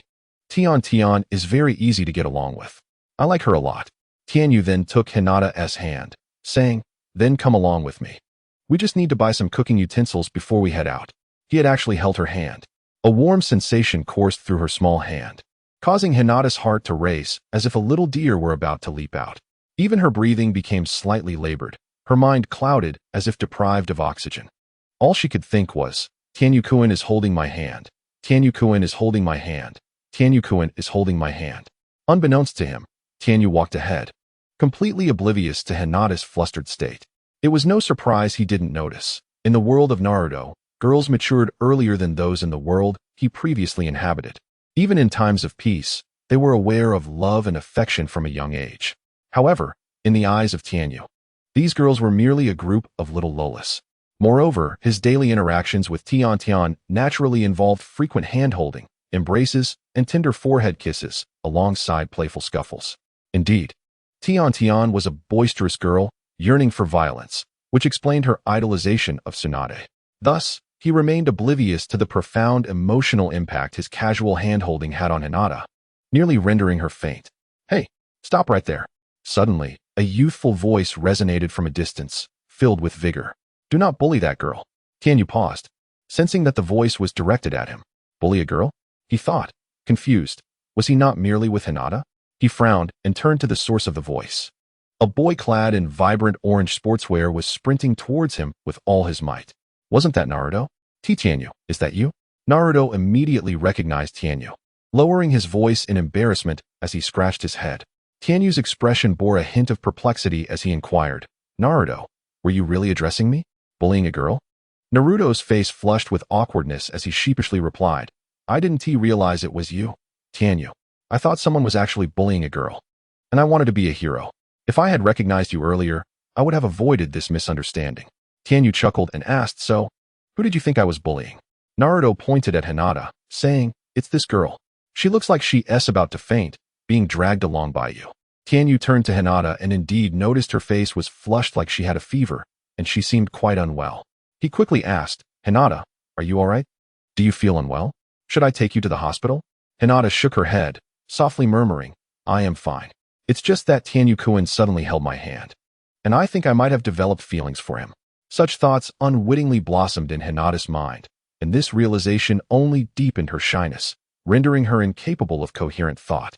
In the Ninja Academy, she had overheard Sakura and Ino discussing their feelings for Sasuke, yet she had never quite grasped what it truly meant to like someone. Sakura and Ino had said that it involved blushing and racing hearts upon seeing a person, feeling a sweet sensation inside, and being unable to tear one's gaze away from them. Wasn't that exactly how she felt now? So, does that mean Tianyu-kun is the one she likes? Oh, I'm sorry. Upon hearing Hinata's confession, Tianyu realized that his act of holding her hand during their hurried walk had made her feel bashful. He couldn't help but chuckle to himself, thinking how adorably cute little Hinata was, making it nearly irresistible to tease her. Tianyu felt a sense of shame for the wicked thoughts lurking in her heart. Well, given her current state, she could no longer tease her. Releasing Hinata's hand, Tianyu turned to Naruto and inquired, "I was about to head to the riverbank for a picnic barbecue. Would you care to join me?" "Barbecue? Does that mean there will be meat?" Naruto's eyes instantly sparkled with excitement. For a child accustomed to consuming instant noodles, a rare meal of ramen felt like an extravagant treat. Meat was a delicacy beyond compare. "Tianyu, big brother, you must take me along," Naruto implored, clinging to Tianyu's leg with a pitiful expression. Tianyu chuckled at Naruto's antics, pulling him up from the ground. "Let us depart. The cooking utensils have been sold out, and I suspect Tian is already awaiting us by the river." Naruto eagerly nodded, fearful that Tianyu might change his mind and leave him behind for the barbecue. Hinata also nodded, yet she felt a hollow emptiness in her palm, a twinge of melancholy in her heart, seemingly regretting that she had revealed their brief moment of hand-holding to Tianyu. It was indeed a rare opportunity to hold hands with him. Soon, Tianyu, accompanied by Naruto and Hinata, arrived at the designated riverbank. As expected, Tian had already finished selling her supplies, and several familiar faces stood beside her. Rock Lee required no introduction, and the free practice partner beside Tian was a devoted fan of Tianyu, rushing over at the prospect of a barbecue picnic. What took Tianyu by surprise was the presence of Hyuga Niji, the esteemed heir of the Hyuga clan, who had always carried himself with an air of superiority at school. Had he come here too? Did Tian or Lee have any close ties with him? At that moment, Hinata, standing behind Tianyu, appeared momentarily stunned before softly calling out, "Brother Niji? Lady Hinata, I did not expect you to return to such a rustic barbecue setting. It truly seems beneath your status," Niji replied coldly to Hinata. Tianyu approached Tian and quietly asked, "Did you invite him?" Tian nodded, exhaling in resignation. "Yes, I encountered him on the street. He inquired about your whereabouts, claiming he wished to challenge you. Annoyed by his persistent inquiries, I brought him along. However, the price is that he is covering the cost of all the barbecue ingredients." Tianyu's eyes twitched slightly, suppressing a smirk as he thought, "Sister, You truly are an unremarkable little expert at saving money. At such a young age, you already grasped the principle of milking the wealthy. Quite promising. The atmosphere grew awkward as the two Hyuga cousins, Niji and Hinata, wore distinctly uncomfortable expressions. Once close in childhood, their bond had frayed due to subsequent events, leaving them almost strangers. They had hardly spoken in years, and neither had anticipated encountering each other here. Niji's lingering resentment over his father's death and the existence of the main branch weighed heavily on him, particularly regarding Hinata. Hinata Hyuga felt a profound sense of guilt regarding Niji, as his father's demise was intertwined with her own existence. On the other hand, she harbored feelings of unease. When she learned that her brother Niji was to face Tenyu, she found herself silently rooting for Tenyu.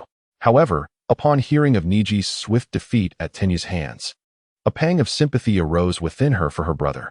For a fleeting moment, the two stood in silence, each striving to ignore the other's presence. At that juncture, the boisterous Naruto, oblivious to the tension, exclaimed, "Hey, you both have white eyes. Are you siblings?" Those present could not suppress an internal eye roll. Surely, it was evident that their shared Byakugan marked them as siblings. To inquire about such an obvious fact was utterly foolish. Moreover, it was clear that this brother-sister duo from the Hyuga clan was not particularly pleased with their familial connection and wished to avoid such discussions. "Naru, your perception is remarkably dull," Niji scoffed, dismissing the spiky-haired boy as an imbecile. Conversely, Hinata, with her gentle disposition, was acquainted with Naruto as a fellow classmate.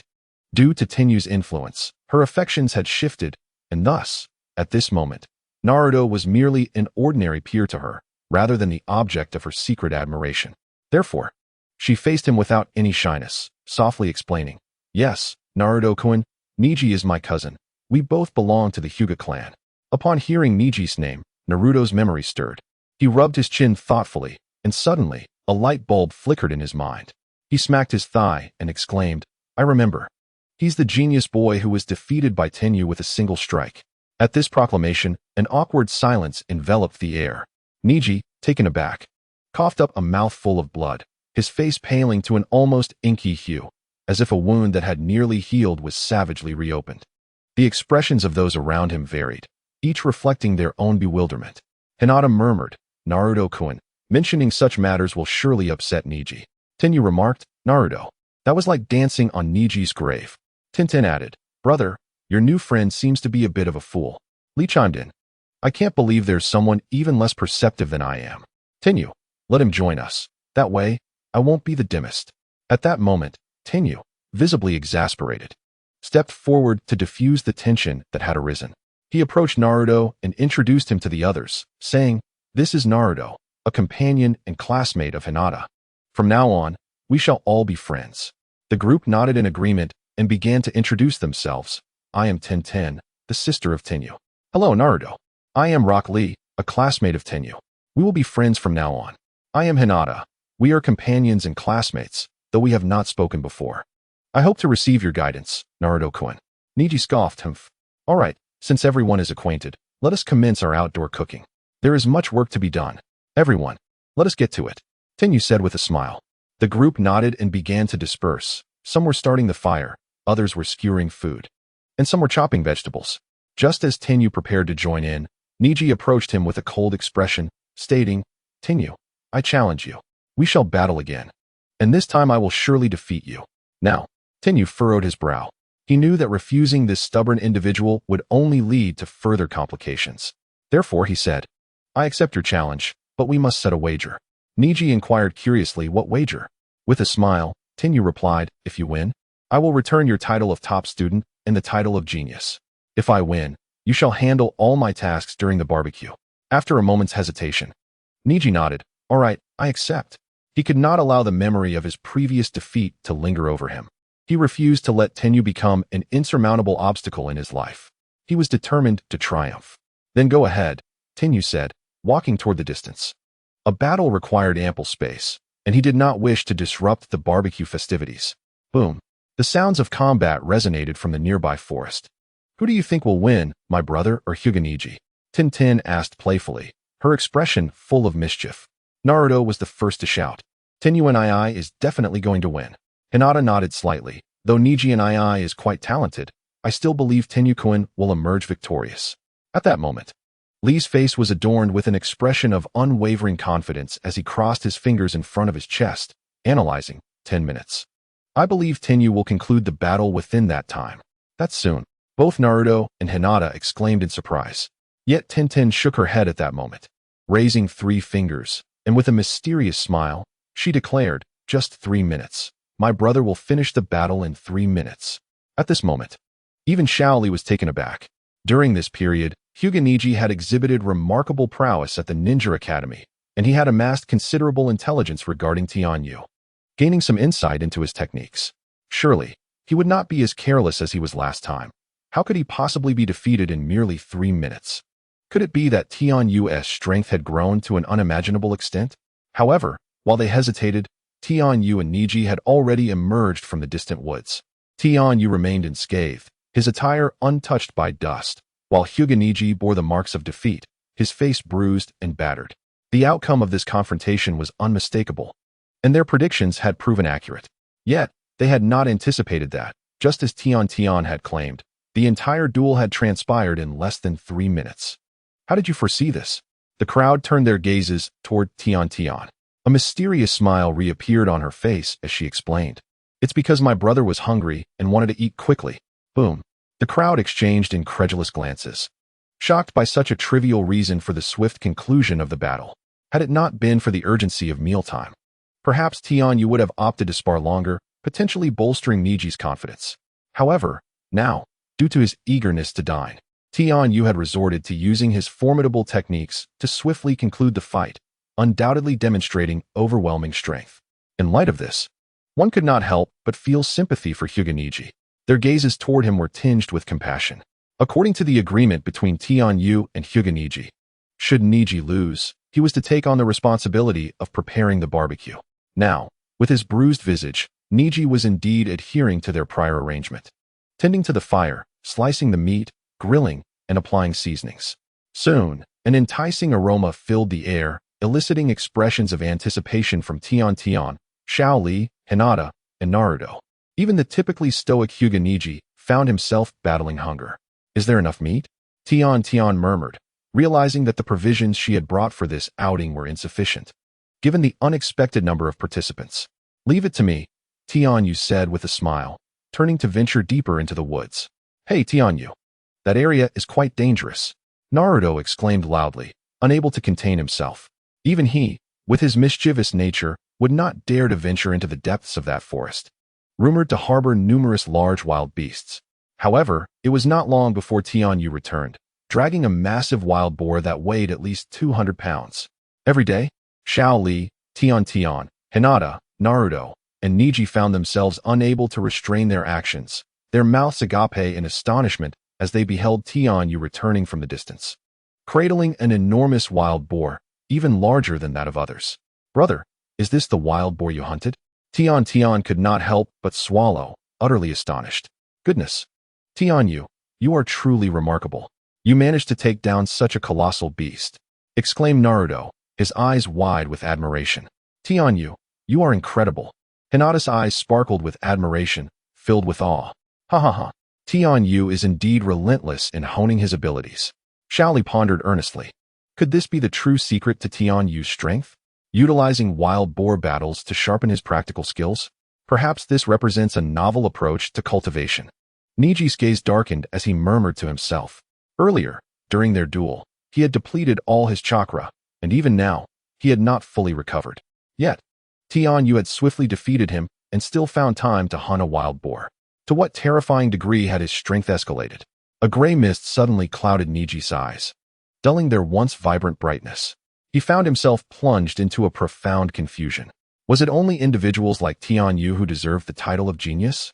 The accomplishments he once took pride in now seemed trivial in comparison. He felt utterly like a complete failure. Tianyu noticed the despondency and self-deprecation reflected in Neji's eyes. Yet he refrained from speaking. Neji was a proud individual, prone to overthinking.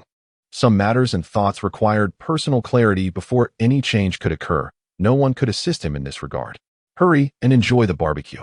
Why are you just standing there in a daze? Tianyu clapped Neji on the shoulder and nudged him toward the group gathered around the grill. There's no need for so much philosophical pondering. If you're not eager to eat, I fear something may be amiss with your mind. With that, Tianyu disregarded Niji and turned his attention to the barbecue.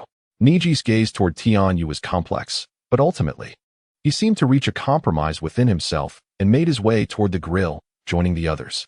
The enticing aroma of barbecued meat wafted through the air. Tianyu and the others could hardly contain their anticipation. As the scent filled the surroundings, they immediately began to indulge. Meat. Bring me another skewer of wild boar. I want some too. Hey, Niji, don't sneakily take my meat. Hey, save a few skewers for me and Hinata. Let us be considerate. We're girls. The freshly grilled skewers of fatty and lean meat were first come, first served, with only 20 available.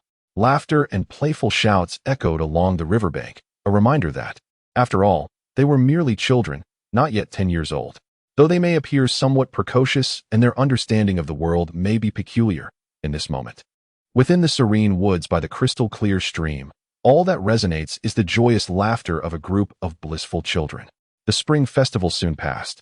Yet this experience left a delightful imprint in the hearts of Tianyu and his companions. Their lives returned to the routine of attending ninja school and engaging in training after classes.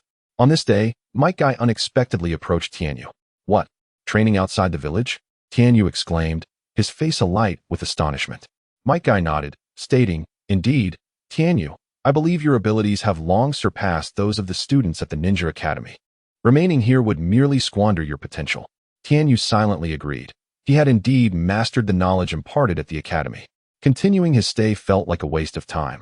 Yet he was bound by the regulations set forth by the third Hokage, rendering him somewhat helpless. This seemed akin to the students of his previous life, who toiled for a mere diploma. However, Might Guy's words hinted at a remarkable opportunity. He could take leave from the academy and accompany him to train outside the village. Tianyu's eyes sparkled with excitement.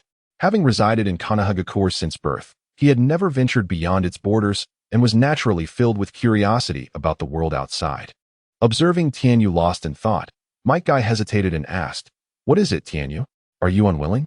Tianyu quickly shook his head, exclaiming, Not at all. I was merely taken aback by this delightful news. Might Guy erupted into hearty laughter. I knew you would share my eagerness to embrace the challenge. This is the essence of our vibrant youth. Teacher Guy, shall we set off tomorrow? Tianyu inquired, brimming with curiosity, eager for the anticipated adventure of training outside. Do not rush, Might Guy replied, his expression turning serious. The Hokage has just approved my request to take you on this journey, and I hurried to share the good news. However, we have much to prepare before we depart. Training is not as simple as a child's spring outing. We must ensure we have ample provisions, water, weapons, and I also need to secure a few missions to incorporate into our training. Tianyu nodded in agreement, fully aware that their expedition could extend for an indeterminate length of time before returning to Konohagakure. In this world, there exist no airplanes or high-speed trains. Travel is predominantly reliant on foot. Although ninjas are endowed with chakra, which enhances their speed, they remain perpetually vigilant against numerous unknown dangers that may lead to combat situations at any moment. They must also maintain their chakra at a relatively abundant level to ensure they can swiftly transition into battle mode.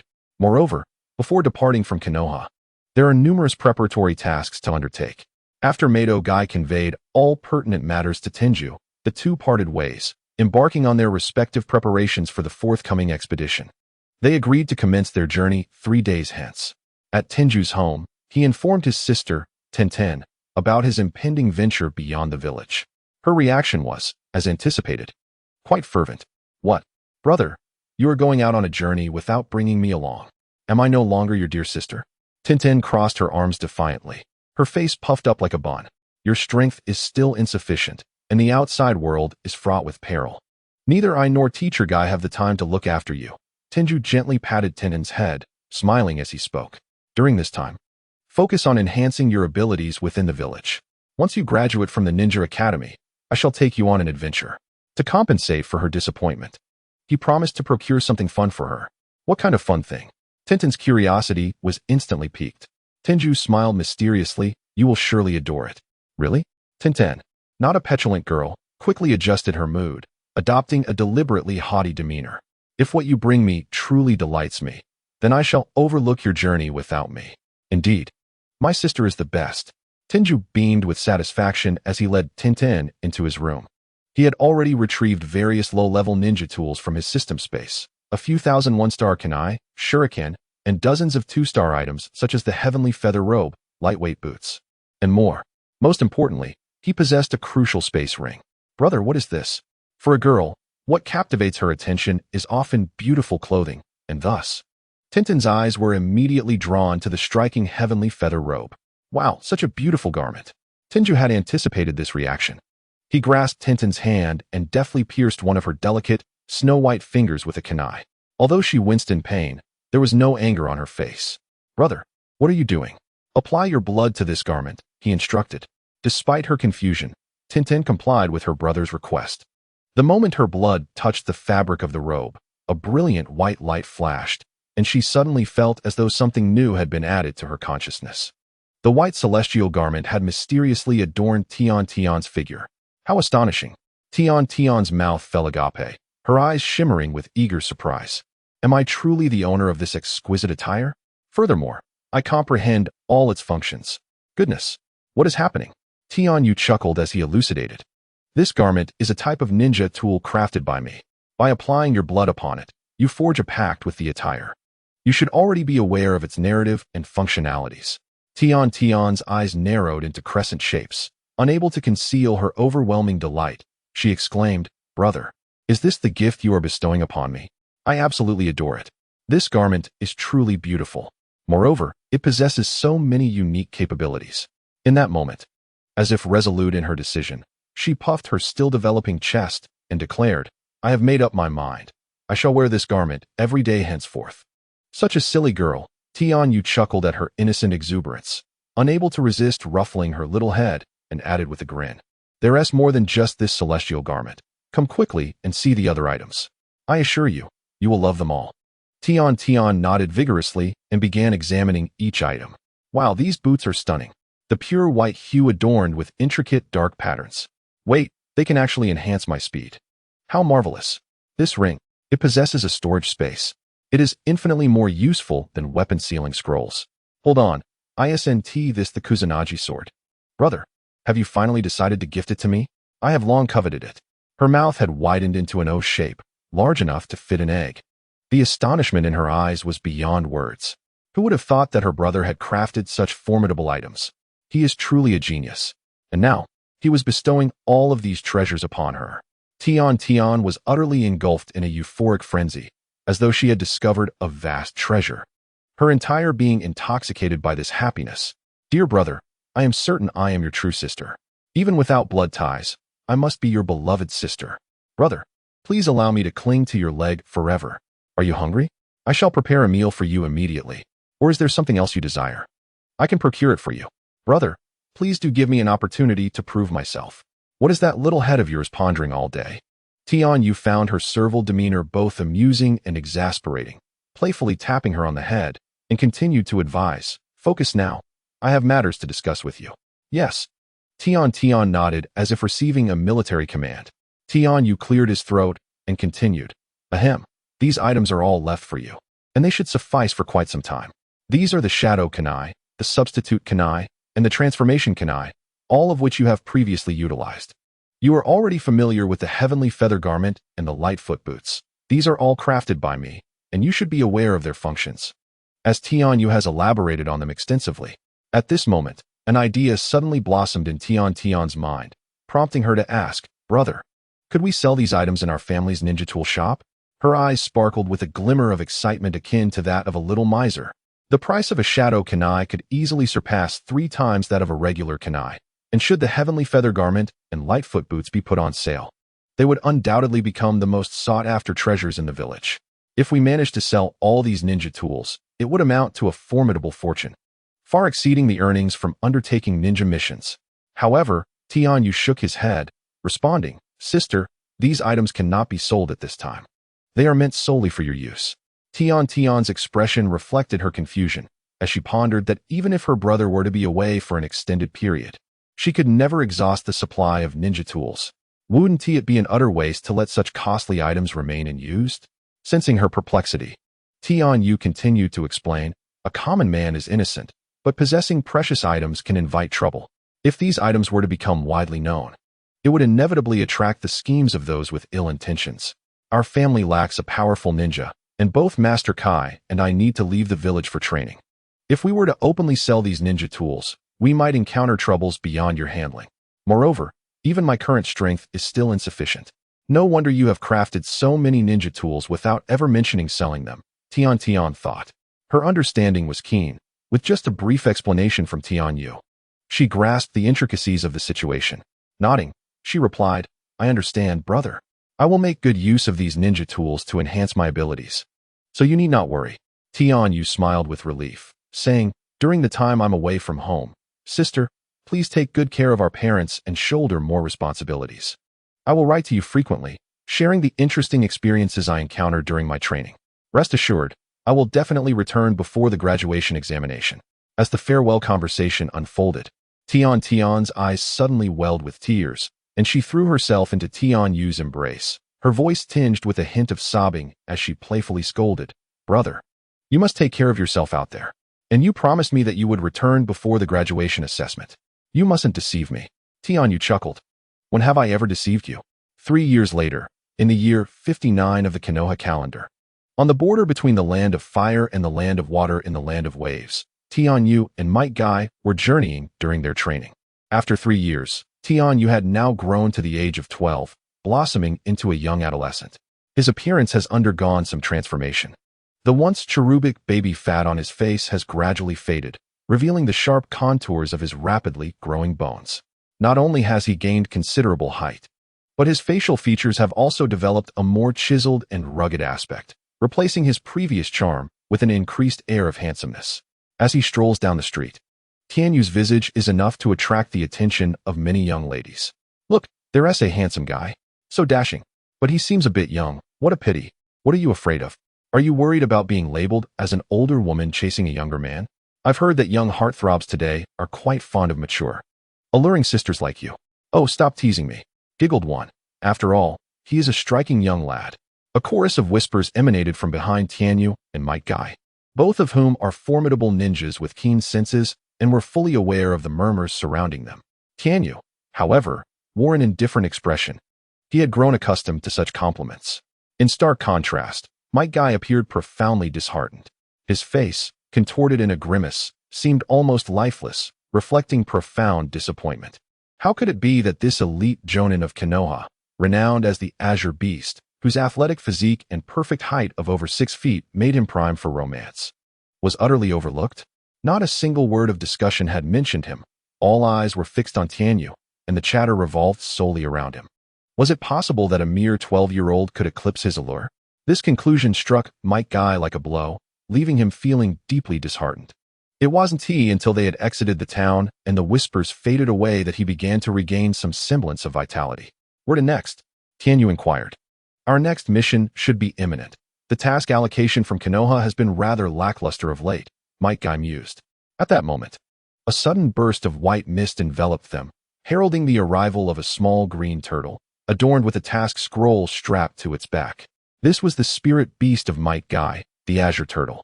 Tian Yu was unfazed by this occurrence. During their 3-year training outside of Konoha, they had maintained close ties with the village. Most communications were facilitated through Might Guy's summoned beast, allowing them to continuously undertake missions assigned by the village. The new task was clear: protect Mr. Dasna in the completion of a bridge construction project, classified as a C-rank mission. Might Guy recounted the details of their mission to Tian Yu, and soon expressed his sentiments, remarking that the task at hand was exceedingly simple. Previously, the two had been engaged in B-rank missions, but now confronted with a C-rank task, he found himself utterly devoid of interest. Even Might Guy perceived this endeavor as lacking in challenge, rendering it quite tedious. However, Tian Yu, who stood beside him, appeared momentarily taken aback. Dazuna? Is that not a mission from the Land of Waves? In the original narrative, Kakashi led Naruto and his team on their first C-rank mission. So how had it come to him? Perhaps his presence had altered certain plot points from the original work, thereby fortuitously bringing this task to him. Although classified as a C-rank mission, its true difficulty had escalated to the level of an A rank. While Tian Yu harbored no fondness for Dazuna, who had misrepresented the task and concealed vital information, he nonetheless found this mission to be exceedingly challenging. for it was destined to confront them with the rogue ninja from the land of water, Momochi Zabuza. Tianyu was eager to contend with him, not merely for Zabuza's prowess as an elite jonin, but also for the formidable sword he wielded, the decapitating blade. Tianyu yearned to ascertain whether Zabuza's blade surpassed his own in strength. At that moment, the system's voice echoed in his mind, announcing, "Mission issued. Collect the decapitating blade and the blood of the ice release bloodline limit. Mission reward, blueprint for the Zanpakuto, Daiguren Hyorimaru." Upon this revelation, Tianyu's breath momentarily halted, a rarity for him. Even when he had received a blueprint for a 6-star difficulty Sage of 6 Paths ninja tool, he had not been so astonished. The reward blueprint in question was a Zanpakuto. It belonged to Toshiro Hitsugaya, the captain of the 10th Division in Bleach. Daiguren Hyorimaru boasted an extensive attack range and inflicted ice damage, capable of altering the very heavens and earth during its initial release, heralded as the most powerful ice-type Zanpakuto. Tianyu felt invigorated. "Let us embark on this mission," he exclaimed with fervor, his enthusiasm palpable as he called out to Might Guy. Might Guy responded, perplexed. "Aren't you usually dismissive of B-rank missions for their lack of difficulty? Why are you so exhilarated over a C-rank task now? Am I the one feverish? Or could it be you?" He suspected that one of them was certainly not quite right. In a modest tavern beyond the borders of the Land of Waves, Might Guy and Tianyu encountered their mission's client, Dazuna. Perhaps due to the mission occurring a year earlier than in the original narrative, Dazuna did not appear as disheveled and despondent as in the story, resembling a drunkard.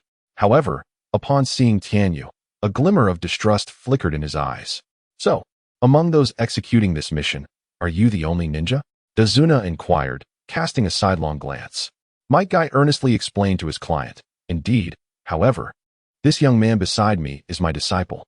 His abilities are now scarcely inferior to mine.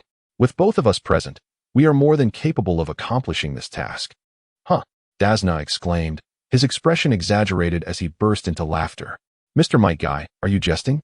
Look at the age of this lad. 10, or perhaps 11. If he truly possesses such strength, why is he not yet a ninja?" "I am 12 years old," Tianyu replied with a smile. "TCH, he's still just a child." Dazna scoffed, taking a large swig of liquor. Yet, in that very moment, Tianyu's kunai flashed through the air, pressing against Dazna's throat. A sharp sting coursed through his mind, leaving a faint pink mark on his neck. With an unwavering smile, Tianyu remarked, "Mr. Dazna, if you still doubt my abilities, I could easily sever your windpipe right now." "Madman. He's a madman of extraordinary power." Though merely 12 years of age, Dazna no longer dared to underestimate the child's prowess, for his eyes spoke volumes. They were the eyes of one who had taken lives. Dazna's face drained of color, as if all blood had retreated from his body, plunging him into sheer terror. He had no doubt that should he provoke this individual further, his life would truly be in jeopardy. "I am the client. You cannot kill me. That would violate the ninja code of conduct." Dazna cried out in fear. Tianyu's smile widened as he slowly replied, "As you can see, I am not yet a ninja, and you are not my official client. Even if I were to take your life now, it would bear no consequence.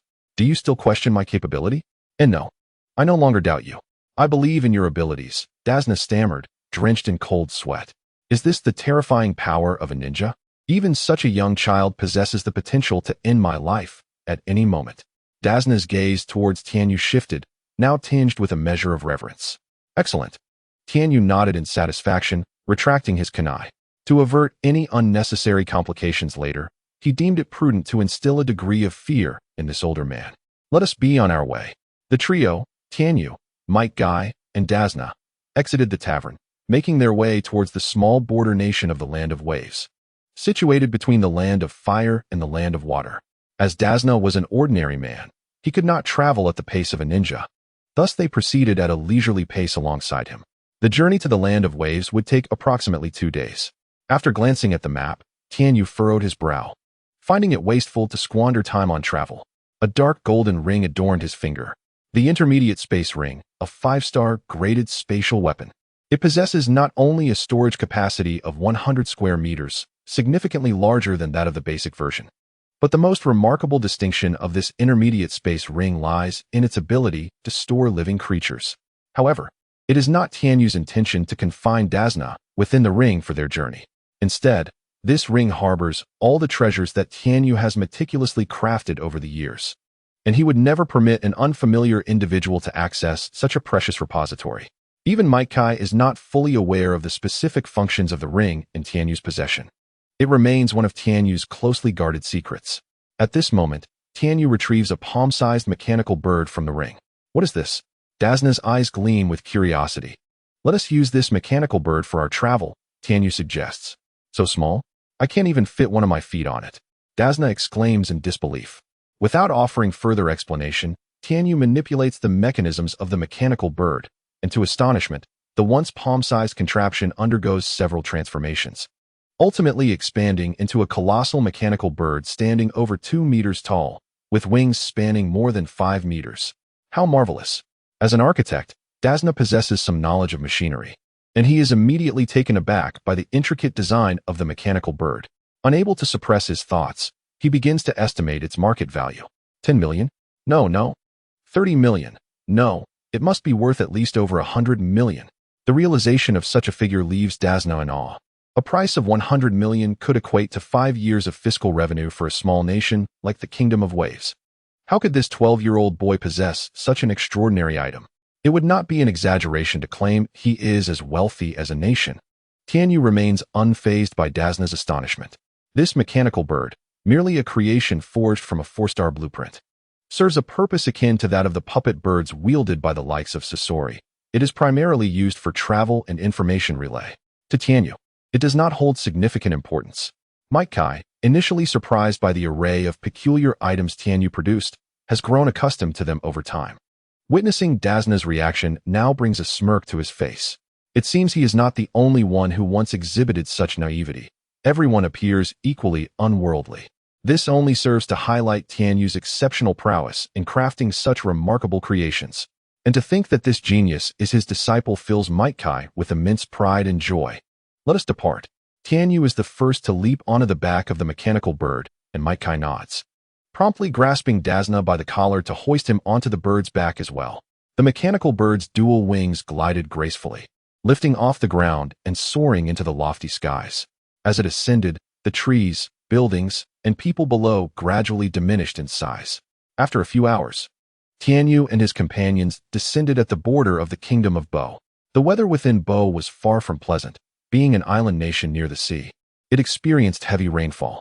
Although it was not raining at that moment, the dense clouds and rising fog rendered the conditions unsuitable for continued flight. With only a short distance remaining, it would take them merely 2 hours to reach their destination.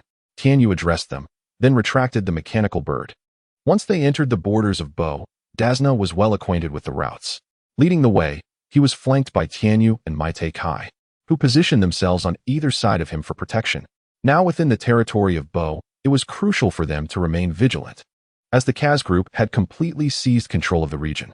As the trio navigated through a sizable puddle, Tianyu's gaze lingered on it for a brief 2 seconds before he discreetly averted his eyes. How foolish they are, he thought.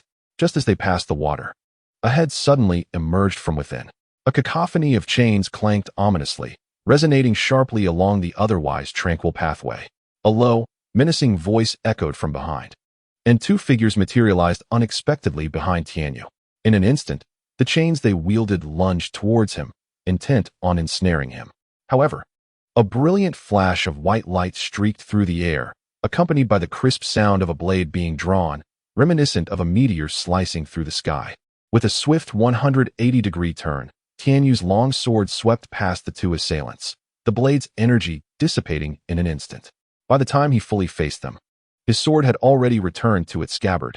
The assassins froze in place, shock evident in their eyes. Moments later, torrents of blood gushed from their necks, spraying forth like a fountain, splattering around them.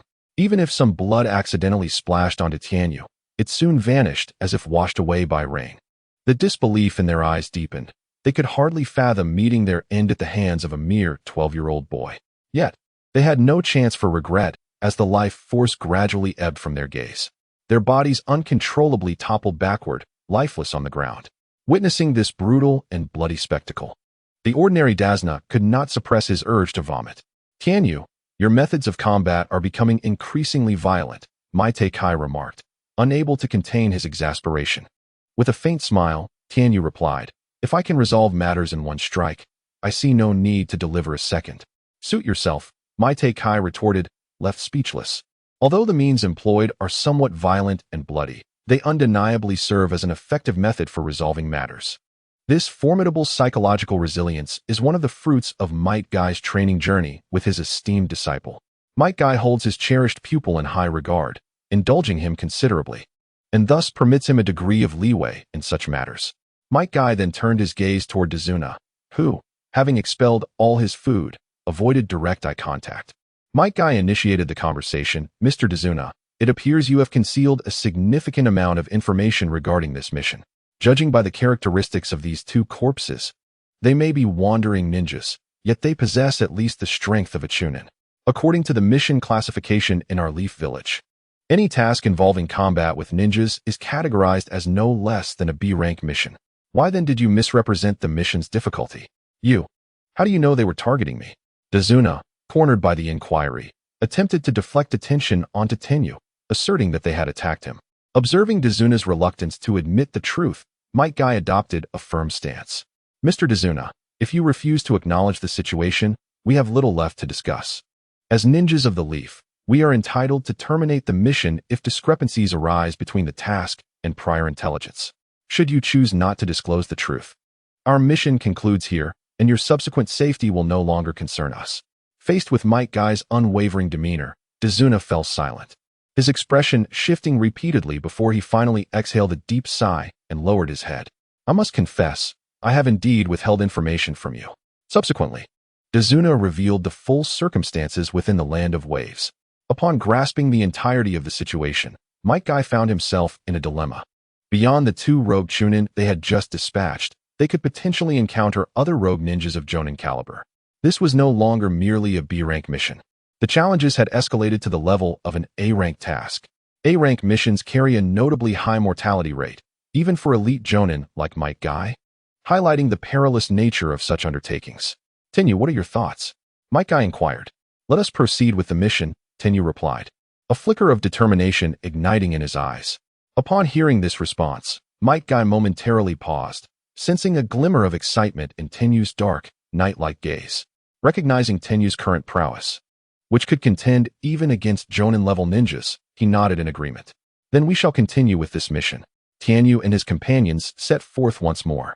Although they had now entered the borders of the Land of Waves, a considerable distance remained before they could reach the home of Dazuna. As they traversed the seldom trodden forest path, Tenyu and Might Guy adopted a demeanor markedly more serious than before. However, idleness was not in their nature. Since Might Guy was not a perception-type ninja, the task of scouting their surroundings fell to Tenyu. From his storage ring, Tenyu retrieved a small pouch and poured its contents onto the ground. The items resembled miniature mice, each no larger than a fingernail, and there were over 100 of them. These were reconnaissance mice, a 3-star weapon with a keen sensitivity to chakra and elemental forces. All information gathered by these reconnaissance mice could be shared synchronously, allowing them to swiftly assist Tenyu in collecting comprehensive intelligence from the vicinity, forming an intricate web of information within his mind. With the aid of these reconnaissance mice, Tenyu's scouting capabilities rivaled even those of specialized reconnaissance ninjas. Sensei Guy? Someone approaches from ahead. Tenyu quickly relayed the intelligence feedback from the reconnaissance mice. Might Guy, placing complete trust in Tenyu's words, nodded in response, saying, Tenyu, ensure Dazuna's safety. Just then, a powerful presence loomed, which even Might Guy could feel encroaching upon them. Whoosh! A fleeting shadow darted through the trees, landing on the trunk of a large tree before them. It was a man clad in a mist headband, bearing a large sword and with the lower half of his face and neck wrapped in bandages. Kisame Hashigaki, one of the current members of the 7 ninja swordsmen. Oh, it appears you possess no experience at all. Have you perhaps already sensed my presence? Kisame drew his sword, fixing his gaze upon the only one wearing a headband. Might Guy. A hint of confusion flickered in his eyes. Might Guy's striking green attire, combined with his distinctive watermelon-shaped hairstyle, was undeniably memorable. He must be the famed Konoha Blue Beast, Might Guy, who had garnered considerable renown across the 5 great nations during this time. An elite Jonin with formidable physical prowess. Even the ninjas from the Land of Lightning, renowned for their mastery of taijutsu, spoke highly of his abilities. However, according to the intelligence Kisame had previously acquired, Might Guy was not known for his scouting skills. Could it be that the 12-year-old boy beside him held such talents? Kisame soon found his own naive thoughts amusing. That boy was not even a ninja. How could he entertain such peculiar notions? Unable to resolve this conundrum, Kisame decided to abandon the matter. Hand over the old man, and I shall allow you to leave, he declared, his gaze locking onto Dazuna. Well then, it seems another opportunity for battle has arrived. The glimmer of excitement was evident in Might Guy's eyes. He paid no heed to what Momochi Zabuza had uttered. In a flash, the green figure lunged forward, attacking with fervor. Leaf Hurricane. Might Guy appeared above Momochi Zabuza's side. His right leg, charged with all his might, came crashing down upon him. Zabuza furrowed his brow, clearly astonished by the speed and strength displayed by Guy. Swiftly, he raised his large blade, countering Guy's fierce strike with the weighty edge. Is this the famed azure beast of the leaf? Truly, it lives up to its reputation, Zabuza remarked in a low voice. But you are indeed unfortunate to encounter me. With a splash, Zabuza's form transformed into a pool of water, utilizing his water clone technique to reposition himself on the distant ground. He formed a hand seal before him, unleashing a powerful surge of chakra as he proclaimed, Hidden Mist Technique. Dense fog rapidly enveloped the area. What had begun as an overcast day now transformed into a thick mist, obscuring all visibility. Tianyu, be cautious. His target is Mr. Dazuna. Might Guy promptly warned Tianyu. Meanwhile, Tianyu had drawn the blade hanging at his waist, softly assuring, do not worry. He arrives just in time. With a crisp sound, the blade was unsheathed. In the next moment, the sharp clash of metal echoed incessantly. Tianyu stepped forward, positioning himself in front of Dazuna, effortlessly parrying several of Zabuza's onslaughts with just a single sun-patterned blade. Who would have thought this little brat possessed such prowess? After several probing exchanges, Zabuza's attention was immediately captivated by Tianyu. He hadn't expected that despite the absence of a ninja headband, this boy's strength was remarkably formidable. Not only had he deftly withstood Zabuza's attacks unharmed, but even the hidden mist technique seemed to have no effect on him. Was this lad the sensory ninja he had previously suspected? What intrigued Zabuza further was the black sword in the boy's hand, which had blocked his formidable blade. Zabuza inquired gravely, Child, what manner of sword is that? The katana was entirely black, its blade seemingly forged from a unique mineral. Even Zabuza, proficient in the art of swordsmanship, had neither seen nor heard of such a weapon. This sword is known as the Sun Wheel Blade, Tianyu declared, a spark of battle fervor igniting in his eyes. Allow me to demonstrate the true might of this blade. Crafted for years prior, the Sun Wheel Blade had been honed through Tianyu's continuous practice of the water-breathing techniques. Generally, the higher the weapon's grade, the greater its capabilities. However, the lethality of a weapon is not solely determined by its rank. While this Sun Wheel Blade is merely a 3-star weapon, its destructive power rivals that of 5-star weapons. After 4 years of relentless exploration and cultivation, Tianyu finally comprehended all the techniques of water breathing. Water breathing, fourth form, striking tide. He bellowed, raising his greatsword high.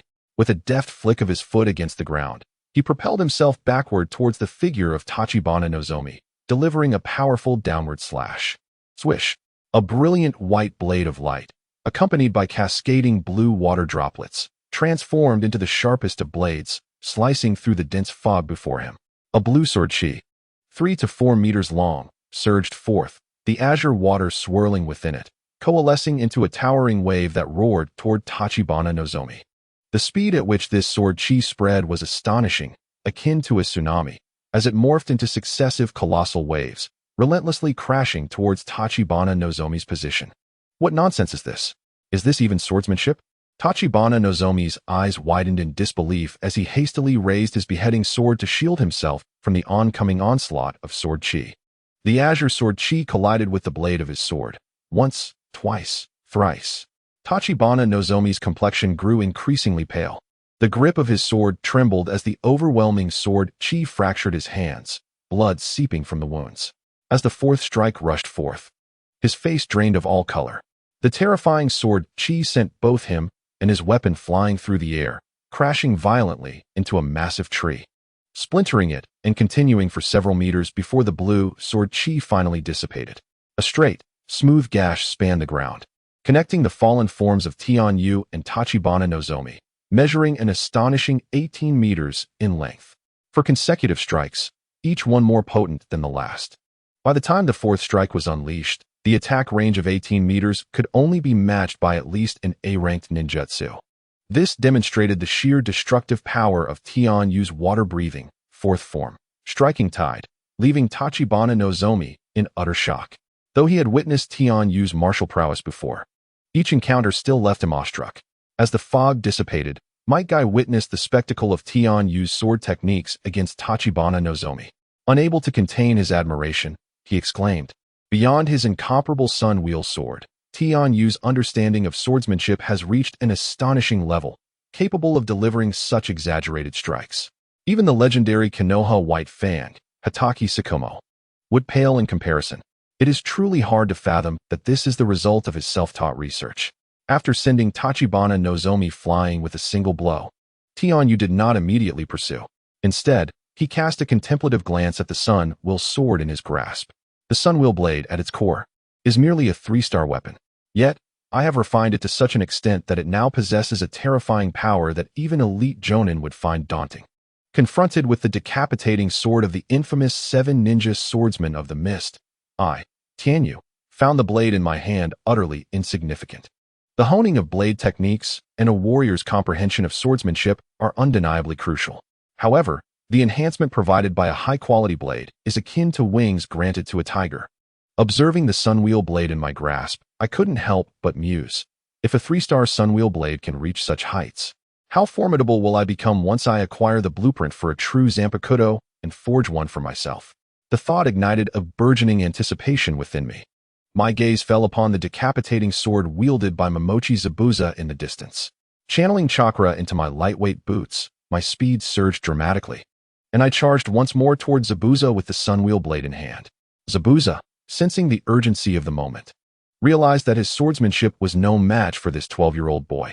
He hastily discarded his decapitating sword, placing both hands before his chest to form hand seals. At that moment, Zabuza appeared quite disheveled. Although his physique was robust, he had just been struck by my sword's energy, crashing into a large tree, leaving him with considerable internal injuries. The bandages wrapped around the lower half of his face were now soaked with blood, leaving a vivid crimson mark. Nevertheless, being an elite jonin, his speed in forming seals remained impressively swift. Even a high-level water release technique, requiring 20 or 30 hand seals, was completed in mere 3 or 4 seconds. As I approached him, Zabuza shouted, "Water release, water dragon bullet technique." He recklessly infused his vast chakra into the surrounding water, causing the once calm surface to erupt in tumultuous waves. Suddenly, a fierce whirlwind swirled around the water's surface, and a colossal water dragon soared, roaring toward me from behind Zabuza. Water-breathing, third form, flowing dance. A crisp voice resonated through the air as a white shadow darted past, narrowly missing the roaring water dragon. Moving in harmony with the blade, I wielded the sunwheel blade, feeling its once razor-sharp energy transform into a gentle flow, twisting and coiling like a ribbon in the air, entwining itself around the oncoming water dragon. With graceful movements akin to flowing water, I stepped forward and executed the technique. Flowing dance. Flash. With a low exclamation, I unleashed my strike. The water dragon behind him was instantly shredded into numerous segments, which then transformed into a torrential downpour, cascading from the heavens. Upon reaching the ground, a soft luminescence began to dance upon the pristine white feather robe worn by Tianyu, and within mere seconds, the garment bore no trace of having been drenched by the rain. Observing the profound tranquility reflected in those pitch-black pupils, a sense of incredulous fear unexpectedly welled up within the heart of Momochi Zabuza. How absurd! How could I possibly harbor fear towards a mere child who does not even possess a ninja headband? Zabuza struggled to comprehend this phenomenon. After all, he had emerged from the blood-soaked era of the Mist Village, a formidable figure among the shinobi. Could there truly exist someone in this world capable of instilling fear within him? Perhaps it was the child's tender age, or perhaps it was the astonishing power he exhibited, akin to a walking-tailed beast, compelling an involuntary reverence. In an effort to affirm his own prowess and dismiss the fear that had invaded his mind, Zabuza gripped his executioner's blade and charged once more toward Tianyu. "Die!" he bellowed, summoning every ounce of his strength. Yet it was futile. "You are no match for me," Tianyu replied, a faint, serene smile gracing his lips, as if he had never considered Zabuza's abilities worthy of his attention. Before my swordsmanship, everything shall fade into insignificance. With that, Tianyu sheathed his katana, assuming a poised stance. The azure chakra flowed rhythmically beneath his light-footed boots, gathering strength at his feet. First form, water surface slash. This was the most unembellished technique within the water-breathing style. All of Tianyu's focus converged upon his blade as he unleashed this formidable move. 4 to 5 years prior, during his battle with Might Guy, he had compelled Guy to unleash the Eighth Gate with this very technique. Now, after years of rigorous training, Tianyu's swordsmanship and strength had undergone a transformation beyond comparison. Crack! In a motion almost imperceptible to the naked eye, the blue longsword in Tianyu's grasp vanished from sight, and in the blink of an eye, he reappeared 5 meters behind Zabuza. In that instant, Zabuza's figure froze, his expression blank. The executioner's blade he had raised high slipped from his grasp and crashed to the ground, shattering into 2 pieces. Thud! Zabuza fell to his knees, and a blood column, over a meter high, erupted violently from his chest. A gaping wound, half a meter long, extended from his left shoulder to his right leg, nearly piercing through his entire torso. Even his ribs had been severed in the onslaught. Not even Tsunade's healing techniques could sustain life in the face of such a fatal injury. It is over, Zabuza, Tianyu remarked softly, sheathing his Nichiren blade. His back turned to Zabuza, the one hiding in the shadows. Are you not prepared to reveal yourself? After resolving the matter with Momochi Zabuza, Tianyu gazed into the distance towards a thicket. Were there still enemies present? Dazna, startled by the question, quickly regained his composure. Having just witnessed the formidable prowess of the young man named Tianyu, who had dispatched such a powerful ninja, he could only marvel at the extent of his true strength. Recalling his initial disdain upon first meeting this youth, Dazna felt a pang of dread.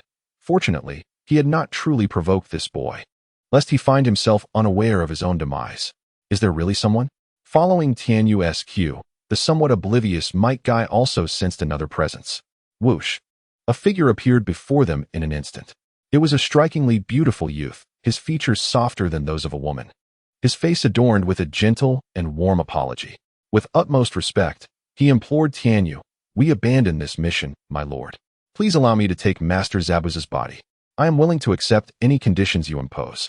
Tianyu surveyed the delicate face of the beautiful youth before nodding. "You may take his body, but the beheading sword must remain." The young man hesitated for a moment, then graciously acknowledged, "Thank you, my lord." He then approached Tianyu with calm eyes, devoid of fear, seemingly unperturbed by the possibility that his adversary might renege on his word. Within his black irises, Tianyu perceived a flicker of resignation. Did he harbor no desire for vengeance for Zabuza, or was he deterred by Tianyu's evident strength? Perhaps, in his innate kindness, he chose to abandon this mission, unwilling to take another's life? Or was Zabuza's significance in his heart so profound that he could not allow his master to lie unburied? Tianyu remained indifferent to these speculations. Sensing no malice from the youth, he consented to let him take Zabuza's body. Yet, as their paths crossed, Tianyu whispered softly to the young man. After a brief hesitation, the youth lowered his head and quietly nodded. "Yes, Lord Tianyu." He then moved behind Tianyu, lifted Zabuza's lifeless form, and vanished from sight. Tianyu picked up the beheading sword left on the ground, opting to submit the task. Ding! Congratulations, host, you have completed the task. Task reward, blueprint for the slashing blade. Dahong Lian Bing Luan Wan. Upon hearing the voice of the system, Tianyu felt immense satisfaction. As he examined the details of the Dahong Lian Bing Luan Wan blueprint, a flicker of astonishment crossed his gaze. It was indeed a 6-star blueprint. Tianyu could not help but marvel inwardly. The Dahong Lian Bing Luan Wan truly deserved its title as the mightiest ice-type slashing blade. He was certain that once this blade was forged, it would become an artifact capable of astonishing the entire world. Moreover, this marks the first 6-star blueprint acquired by Tianyu. Over the past 4 years, despite completing numerous tasks released within the system, he had only attained a maximum of 5-star blueprints. Throughout this time, his system interface has undergone significant transformation. Host, Tianyu, age, 12, forging level, intermediate, unlocked weapons, 6-star weapon, Zanpakuto Dahong Lian Bing Luan Wan. 5-star weapons, intermediate ring, white mist sword, heavenly fire 10 needles, 4-star weapons, mechanical bird, 3-hook jade eye, 9 dragons pearl crown, 8 treasures night light helmet. 3-star weapon, sun wheel sword, 2-star weapon. Heavenly feather garment. 1-star weapon. After reviewing the system panel, Tianyu temporarily stored it away. As a 6-star grade Zanpakuto, the materials required for forging are quite complex, amounting to over 100 varieties. Although Tianyu has gradually collected a considerable number of special materials and ores within his ring over the years, it remains insufficient to fully satisfy the extensive list of materials needed for the Zanpakuto. Among these, certain rare minerals can only be found within the borders of the Land of Fire. Therefore, he must wait until he has gathered all the materials before commencing the forging of this Zanpakuto. Tianyu, your strength has grown once more, remarked Guy with palpable excitement, as he patted Tianyu on the shoulder. Indeed, every effort yields its reward. I have witnessed your unwavering dedication throughout this journey, as well as your rapid growth and strength. This is the exhilarating spirit of youth. Haha, my apologies, Teacher Guy. I seem to have stolen your opponent. Tianyu chuckled. No worries, Guy replied, as he animatedly threw a few punches in anticipation of showcasing his skills. Our mission hasn't even begun yet. Didn't Dasna mention that there's a villain named Cardo in the Land of Waves? Haha. Just wait until I set foot in the Land of Waves and send that scoundrel flying. Cardo, you say? Tianyu couldn't help but smile, thinking that the forthcoming events might greatly disappoint Teacher Guy. After a brief period of tribulation, Tianyu, Guy, and Dasna resumed their journey toward Dasna's home. In less than 2 hours, they arrived at their destination. Following a warm reception at Dasna's residence, as Guy prepared to unleash his prowess on the nefarious Cardo, an exhilarating piece of news stirred the hearts of Dasna's family and the entire populace of the Land of Waves. Cardo was dead. The tyrant who had wreaked havoc across the Land of Waves was quietly eliminated by a member of a mysterious organization within his own office. Upon receiving this news, Dasna initially found it hard to believe, until his daughter and colleagues who had worked alongside him on the bridge construction rushed in to confirm the joyous tidings. Without uttering a word, Dasna promptly followed his fellow architects out of the house, uncertain whether it was to address the political aftermath of the Land of Waves or to hasten the construction of bridges.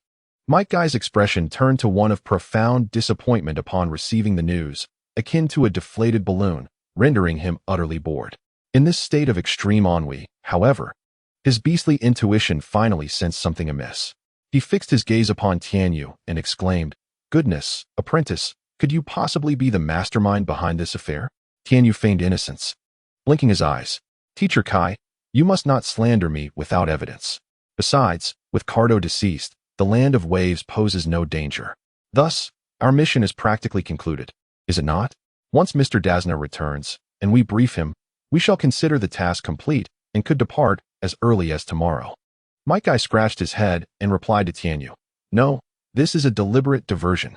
Suddenly, he realized and his suspicion towards Tianyu intensified. Though lacking concrete proof, he felt a deep-seated conviction that Cardo's demise was intrinsically linked to his apprentice. "Tianyu, are you truly connected to Cardo?" Before Mike Guy could probe further, Tianyu abruptly interrupted. "Teacher Kai, you haven't forgotten that my graduation examination is the day after tomorrow, have you?" "Huh, graduation examination, is it soon?" Mike Guy was taken aback, clearly having forgotten such an event. "I suspected as much," Tianyu sighed, exasperated. "We must return to Kanahigakure before the day after tomorrow. If we fail to complete this mission in time, I will miss my graduation and be held back." Mike Guy's expression shifted to one of guilt. Yet he puffed out his chest and assured Tianyu, "Once we hand over the mission to Mr. Dasna, we shall set off at once. Rest assured, Tianyu, we will make it back in time." In the classroom of the Ninja Academy in Kanahigakure, a group of 11 and 12-year-olds gathered in clusters, their faces brimming with an impatience that radiated excitement, for today was the day of their graduation examination. "Once we graduate, we shall all become ninjas. We have mastered the body flicker technique. There will be no problems with the assessment. At last, we are about to graduate. My dream is to become Hokage," shouted a small boy with a runny nose, eliciting a chorus of laughter that filled the classroom. At that moment, a Chunin teacher, adorned with a Kanahigakure forehead protector and clad in a green vest, entered the room. The classroom fell silent, and witnessing the eager faces before him, the Chunin felt a rare sense of pride. "Students, after 6 years of diligent study at the Ninja Academy, the time for your graduation has finally arrived. Today, you will face your graduation assessment. Please line up in an orderly fashion and proceed to the designated classroom for your evaluations. After the middle ninja instructor finished speaking, the students in the classroom began to line up in an orderly fashion to exit the room. Rock Lee also prepared to rise and join the queue. At that moment, he noticed that Tian remained seated, her face adorned with an expression of deep concern. Tian, are you worried about Tian Yu because he hasn't returned yet? Tian nodded, her brow furrowed with worry, her small face puffed up like an indignant dumpling as she exclaimed, "Oh, that naughty brother. I specifically reminded him countless times during our last communication that today is the day of the graduation assessment, urging him to return early. Yet here we are, and I still haven't seen a trace of him." Though her words were filled with frustration, her countenance betrayed her genuine concern for Tian Yu. Rock Lee smiled and reassured her, with Tian Yu's strength, he can certainly overcome any obstacle. But I'm afraid he'll be late and miss today's graduation assessment. If he doesn't participate, he won't graduate. And that would mean he has to repeat a year at school. Tian replied, her face etched with anxiety. At that moment, a voice resonated beside them. He will definitely come back. Hinata Niji spoke with unwavering confidence. Both Tian and Rock Lee paused, surprised by Niji's unwavering faith in Tian Yu. Following their outdoor barbecue, they had grown somewhat familiar with Niji through their connection with Tian Yu. Although Niji often wore a cold expression and his words could come off as somewhat irksome, he was essentially a kind-hearted individual. Through their interactions, they had forged a friendship. "Niji, how do you know?" Rock Lee began, but Niji interjected with a determined expression, exuding a sense of maturity as he declared, "That guy is someone I regard as a rival. I am certain he will not let me down. I believe he will show up for today's graduation exam." Hearing Niji's words, Tian's expression softened considerably. She remembered what her brother had said before departing. He had promised her he would return before the graduation assessment. And she should trust him. "Let us go. We should also take the exam," she said to Rock Lee and Niji. At the Ninja Academy, the graduation assessment was proceeding in an orderly manner. The content of this assessment was the basic technique of the body duplication technique. Most of the students in the class were able to pass the assessment, with only a few lacking the innate talent to become ninjas and failing the graduation exam. For students like Tian, Rock Lee, and Hinata Niji, who had consistently performed well, the body duplication technique was a relatively simple task, and the three of them successfully passed the assessment in succession. However, they still had not spotted Tian Yu. Time ticked away, and the line of students for the assessment dwindled until the last student entered the examination room. As dusk settled, the waning rays of the sun illuminated the corridor of the classroom, stretching the shadows of those within. Having passed their assessments earlier, the trio, Tian, Lee Rock, and Hinata Niji, lingered in the corridor, their faces devoid of any joy that typically accompanies success, for Tian Yu had yet to make his appearance. A palpable tension enveloped them, rendering them silent as they stood. "Is it true that brother cannot come today?" Tian lamented, a hint of reluctance in her voice. "Who is unable to come?" A sudden, jarring voice echoed through the corridor. Instantly, a fierce gust of wind swept through the narrow passage, prompting Tian, Shaoli, and Niji to instinctively shield their faces. As the tempest subsided, a man clad in a green tracksuit, sporting a watermelon-shaped hairstyle, stood alongside a strikingly handsome youth adorned in white garments. "Brother, is that you?" After a brief moment of stunned silence, Tian finally recognized her brother. Tian Yu, he had returned at last. She rushed into his embrace, tears glistening at the corners of her eyes, silently expressing the longing she had harbored during their separation, as well as the joy of their reunion. For years apart had transformed him. He had grown taller and more handsome. "Brother, why did you take so long to return?" she playfully chastised. Tian Yu raised his hands in a gesture of innocence, replying, "Ahem, you should direct that question to Teacher Kai. If I hadn't mentioned the graduation assessment, he would still be leisurely undertaking his missions." "Oh, is that so?" Mike Guy scratched his head awkwardly, swiftly shifting the topic. "Well, at least we made it back in time. The clock is ticking. Let us allow Tian Yu to take his graduation exam first." Reluctantly, Tian released her brother, fully aware that his examination was of utmost importance, although she wished to hold him longer. At that moment, the last candidate emerged from their assessment. "All right, I shall enter for my exam now," Tian Yu said with a smile, then turned his gaze to Lee Rock and Niji, adding, "You two need to rush off. Once the assessment concludes, Let us all go out for barbecue. Teacher Kai will treat us. Both Hinata Niji and Lee Rock nodded in agreement. Might Guy, clutching his head with both hands, lamented, "Oh heavens, why must it always be me who treats?" Tian Yu fixed his gaze on Might Guy, chuckling softly. Teacher Kai, as a jonin, do you truly expect us, mere children who have yet to become ninjas, to foot the bill? It would surely become a source of amusement if word got out. Might Guy retorted, "My apprentice, doesn't your conscience ache when you utter such words? If we were to compare wealth, I dare say you alone surpass 10 of me. The commissions I have painstakingly earned over several months of arduous tasks pale in comparison to the price of a single or you purchase so casually, having accumulated considerable wealth. It is rather perplexing that you would resort to such cunning tactics in inviting me to dine. One cannot shake the feeling of being orchestrated quite transparently." For the first time, Might Guy realizes that even a remarkably astute apprentice has his flaws, as even a seasoned master can be caught off guard. "Very well. I shall treat today." Might Guy, known for his generosity, is not overly concerned about the expense of this meal. Tian Yu entered the examination room and effortlessly passed the assessment. After completing the test, the 5 of them proceeded to the barbecue restaurant, with Might Guy graciously footing the bill, and they indulged heartily. Even Tian Yu couldn't help but reflect on the past few years. He and Teacher Guy had traveled extensively, yet when it comes to exquisite cuisine, nothing compares to the barbecue and ramen back in the village.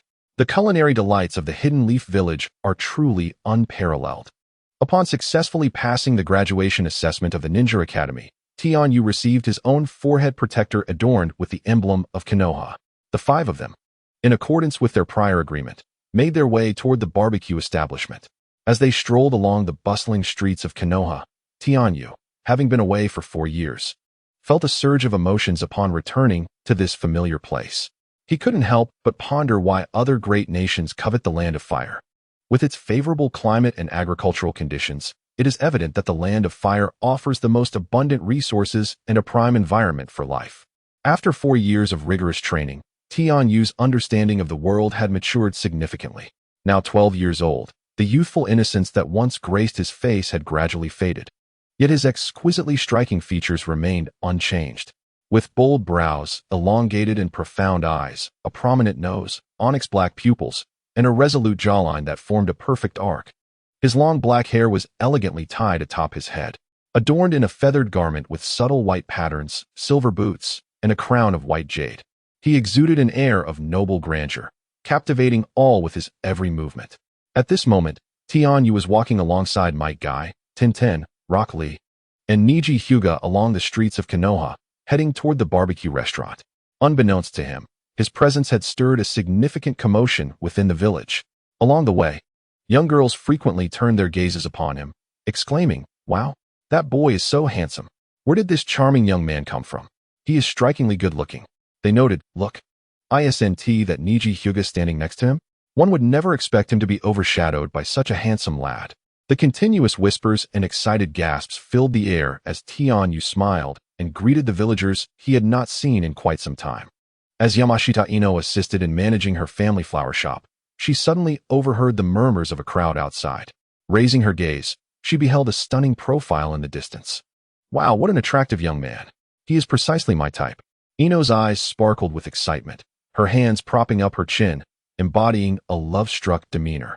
Her astonished exclamation caught the attention of Shikamaru and Choji, who were also helping in the shop. Shikamaru, with an expression of disbelief, remarked, "What this? Weren't you previously quite taken with Sasuke? How could Sasuke possibly compare to him? If only I could be with this charming young man. I would gladly let Sakura have Sasuke," Ino declared defiantly, placing her hands on her hips. "This is truly troublesome," Shikamaru sighed, stifling a yawn out of boredom. "I cannot let such an opportunity to meet a handsome guy slip away," Ino thought, her eyes darting around before she seized a basket of flowers and dashed out. "What is she doing?" Choji pondered, crunching a chip in confusion. Shikamaru shook his head in exasperation. What else could it be? Of course, she is going to flirt. "Would you like a bouquet, handsome? Our shop is having a special promotion today, and we can gift you a bouquet of your choice," Ino exclaimed, her golden locks dancing in the breeze, her face radiant with a floral-like smile. "I'll take this one," the young man, Tenyu, replied. Ino momentarily froze. The bouquet he selected was a large cosmos flower, her absolute favorite. Could this be mere coincidence? Is that not acceptable? Tenyu asked with a smile. It was then that Ino snapped out of her daze, quickly affirming, why yes. Of course, it's perfectly fine. She promptly handed him the bouquet of white cosmos. What made you choose this flower? Ino couldn't help but inquire.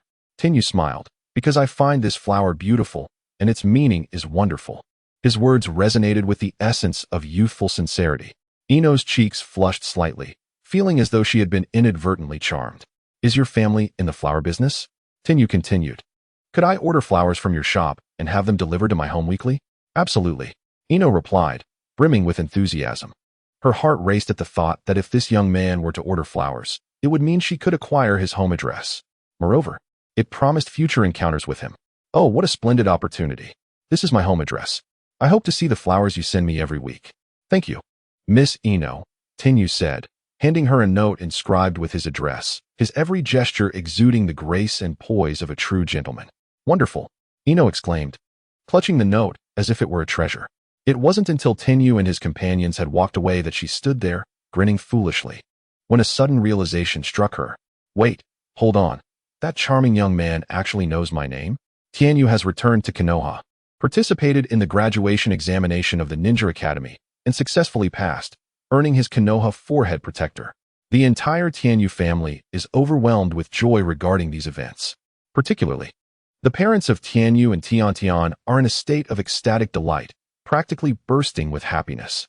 Even the ninjas who visit their weapon shop to purchase ninja tools cannot resist discussing how their son and daughter have both become ninjas, expressing with animated gestures the exceptional nature of their achievements, brimming with uncontainable pride and joy. In response, both Tenyu and Tian can only feel a profound sense of helplessness. Seeing their parents so elated makes it difficult for them to dampen their spirits, so they decide to go along with it. Naturally, Naruto and Hinata soon learn of Tenyu's return to Konoha. The following morning, Naruto even chooses to skip class, excitedly heading to Tenyu's home to find him. Tenyu, big brother. I heard you're back, right? Naruto shouts enthusiastically from inside the house. Early in the morning, Naruto, you are indeed full of energy. Tenyu emerges from his room, still somewhat groggy. After years of training outside, he hasn't slept this well in a long time. The bed at home is indeed the most comfortable.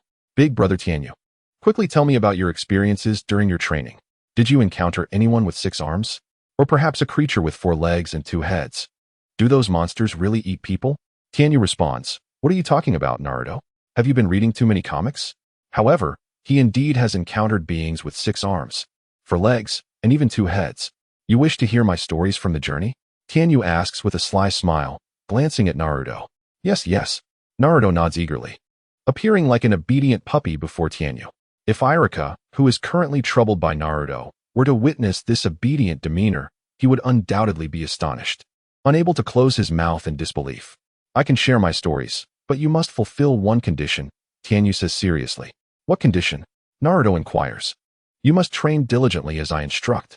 Tenyu asserts with utmost seriousness. Train? Naruto was utterly taken aback. He had not anticipated that upon his brother Tenyu's return, he would be confronted with such a demand.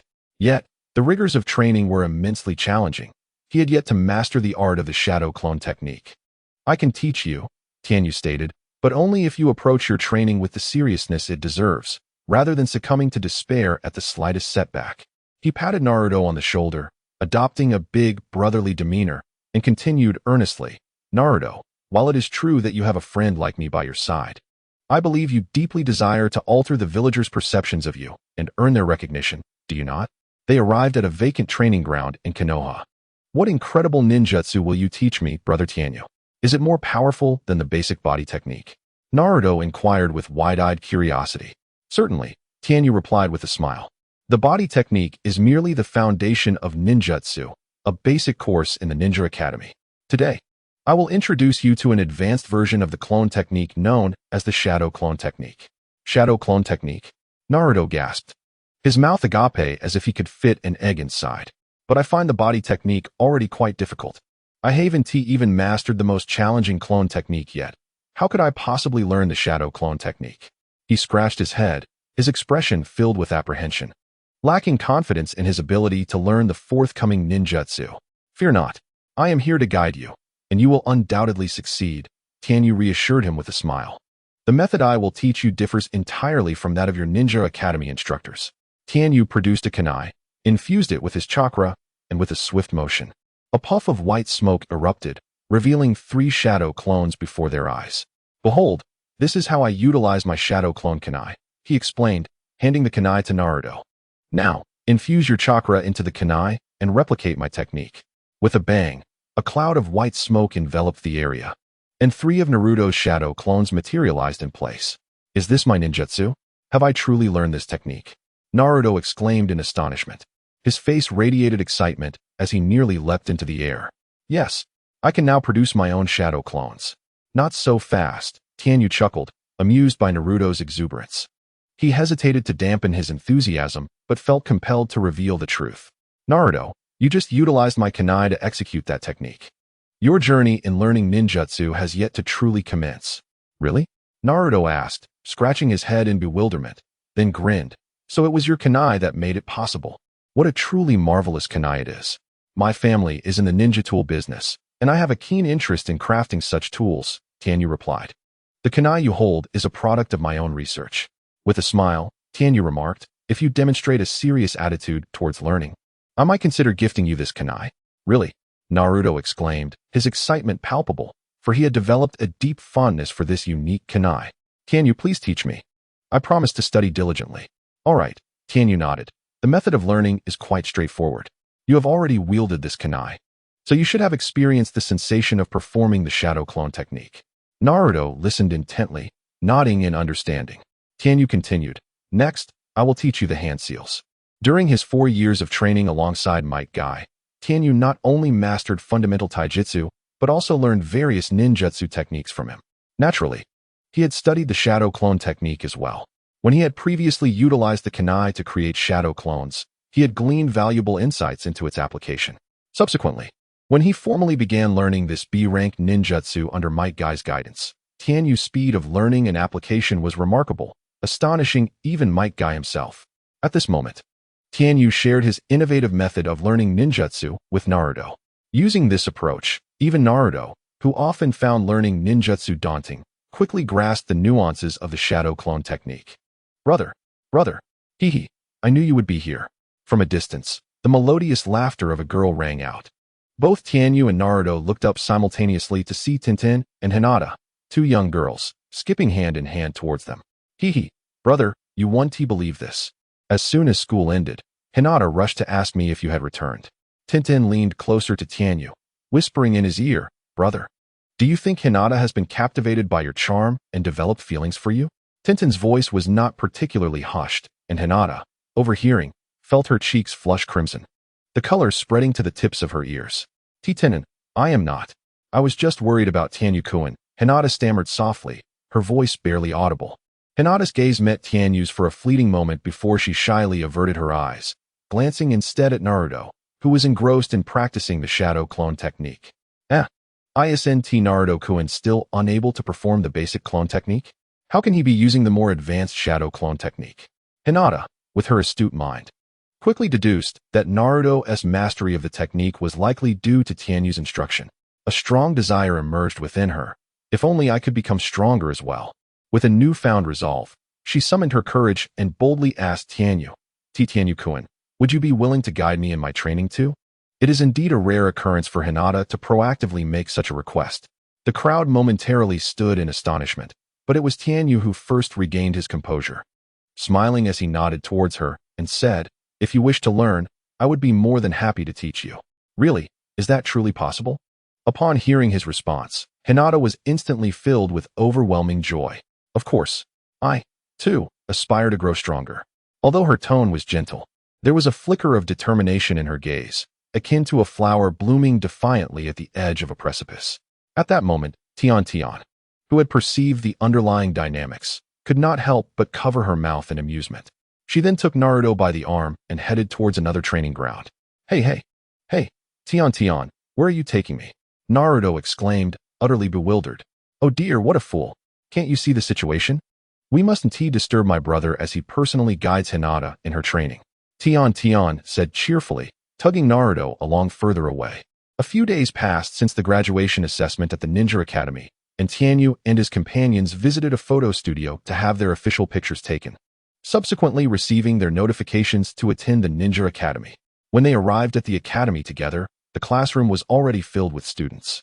Most of their classmates had tied their forehead protectors around their foreheads, while Tian and Rock Lee had theirs around their necks, and Tianyu had tied his to his left arm. Their faces radiated with anticipation for their forthcoming ninja careers, yet they were evidently unaware that the true test of becoming a ninja would occur only after the class divisions. At that moment, a Chunin instructor entered the classroom and warmly proclaimed, "Congratulations! From this day forth, you shall all be independent ninjas. However, since you are still genin, you will need to form teams of 3 and follow your jonin instructor to carry out missions. I will now announce the groupings." Upon hearing that they would be grouped in 3s, the atmosphere in the classroom grew lively, as everyone began to look around eagerly, curious about who they would be placed with.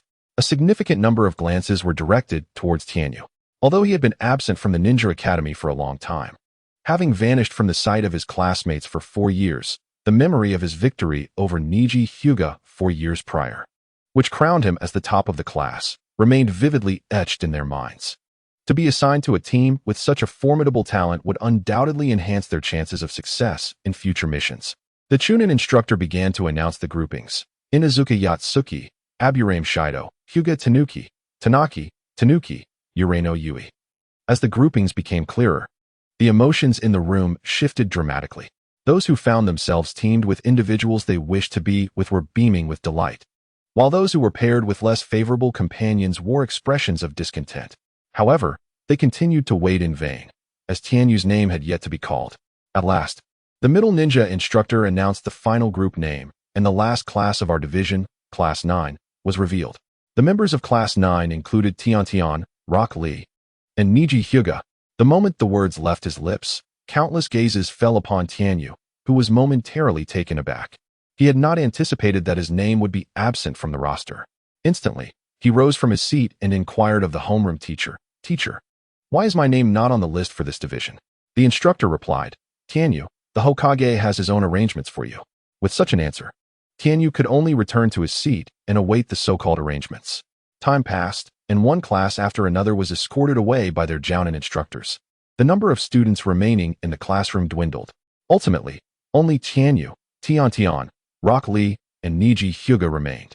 "Ah, young ones, thank you for your patience." A vibrant voice resonated through the air, accompanied by a swirl of green as Might Guy appeared before them, his face adorned with a hint of apology. "Hee. I was delayed handling some matters with the Hokage, but now, Class 9 members, we shall depart." A brilliant smile illuminated Might Guy's face, his white teeth glinting like stars. Tian, however, wore a look of uncertainty, reluctant to leave her brother behind. "Fear not, Tian, the Hokage has his own plans. You need not worry," Might Guy reassured her. "I will be fine here, Tian. You should go with Teacher Guy," Tianyu said with a smile. "Very well," Tian nodded. And the 3 of them followed Might Guy out of the classroom. The classroom fell into a profound silence, leaving Tianyu alone in his seat. A faint smile graced his lips as he pondered what scheme the 3rd Hokage, Sarutobi Hiruzen, was concocting. Before long, he was not left waiting. For shortly after Might Guy and the others departed, a masked Umbu ninja materialized before him. "Mr. Tianyu, the Hokage summons you to the back mountains of Konoha." "I understand." Tianyu nodded, then rose, his figure vanishing in an instant, leaving the Umbu ninja momentarily stunned by the swiftness of his body flicker technique. At that moment, Tianyu was already leaping swiftly towards the distant back mountains of Konoha. Behind the Hokage Rock in the Hidden Leaf Village lies a vast stage for performances, bordered by an expansive and boundless forest. This area is not a training ground for public use. It is seldom open to outsiders, which is why it remains largely unvisited. However, the Hokage possesses the rights to utilize this space. At this moment, Sarutobi Hiruzen, clad in the white ceremonial robe of the 3rd Hokage, stands upon the clearing above the Hokage Rock. The fierce wind billows his garments, causing them to flutter gracefully in the air. Behind him, an Umbu ninja, adorned with an animal mask, kneels respectfully, his left shoulder bearing a distinctive emblem symbolizing his position as the current Umbu captain. The tranquility of the scene is abruptly shattered as Sarutobi Hiruzen breaks the silence, inquiring, "Kakashi, what are your thoughts on my earlier proposal?"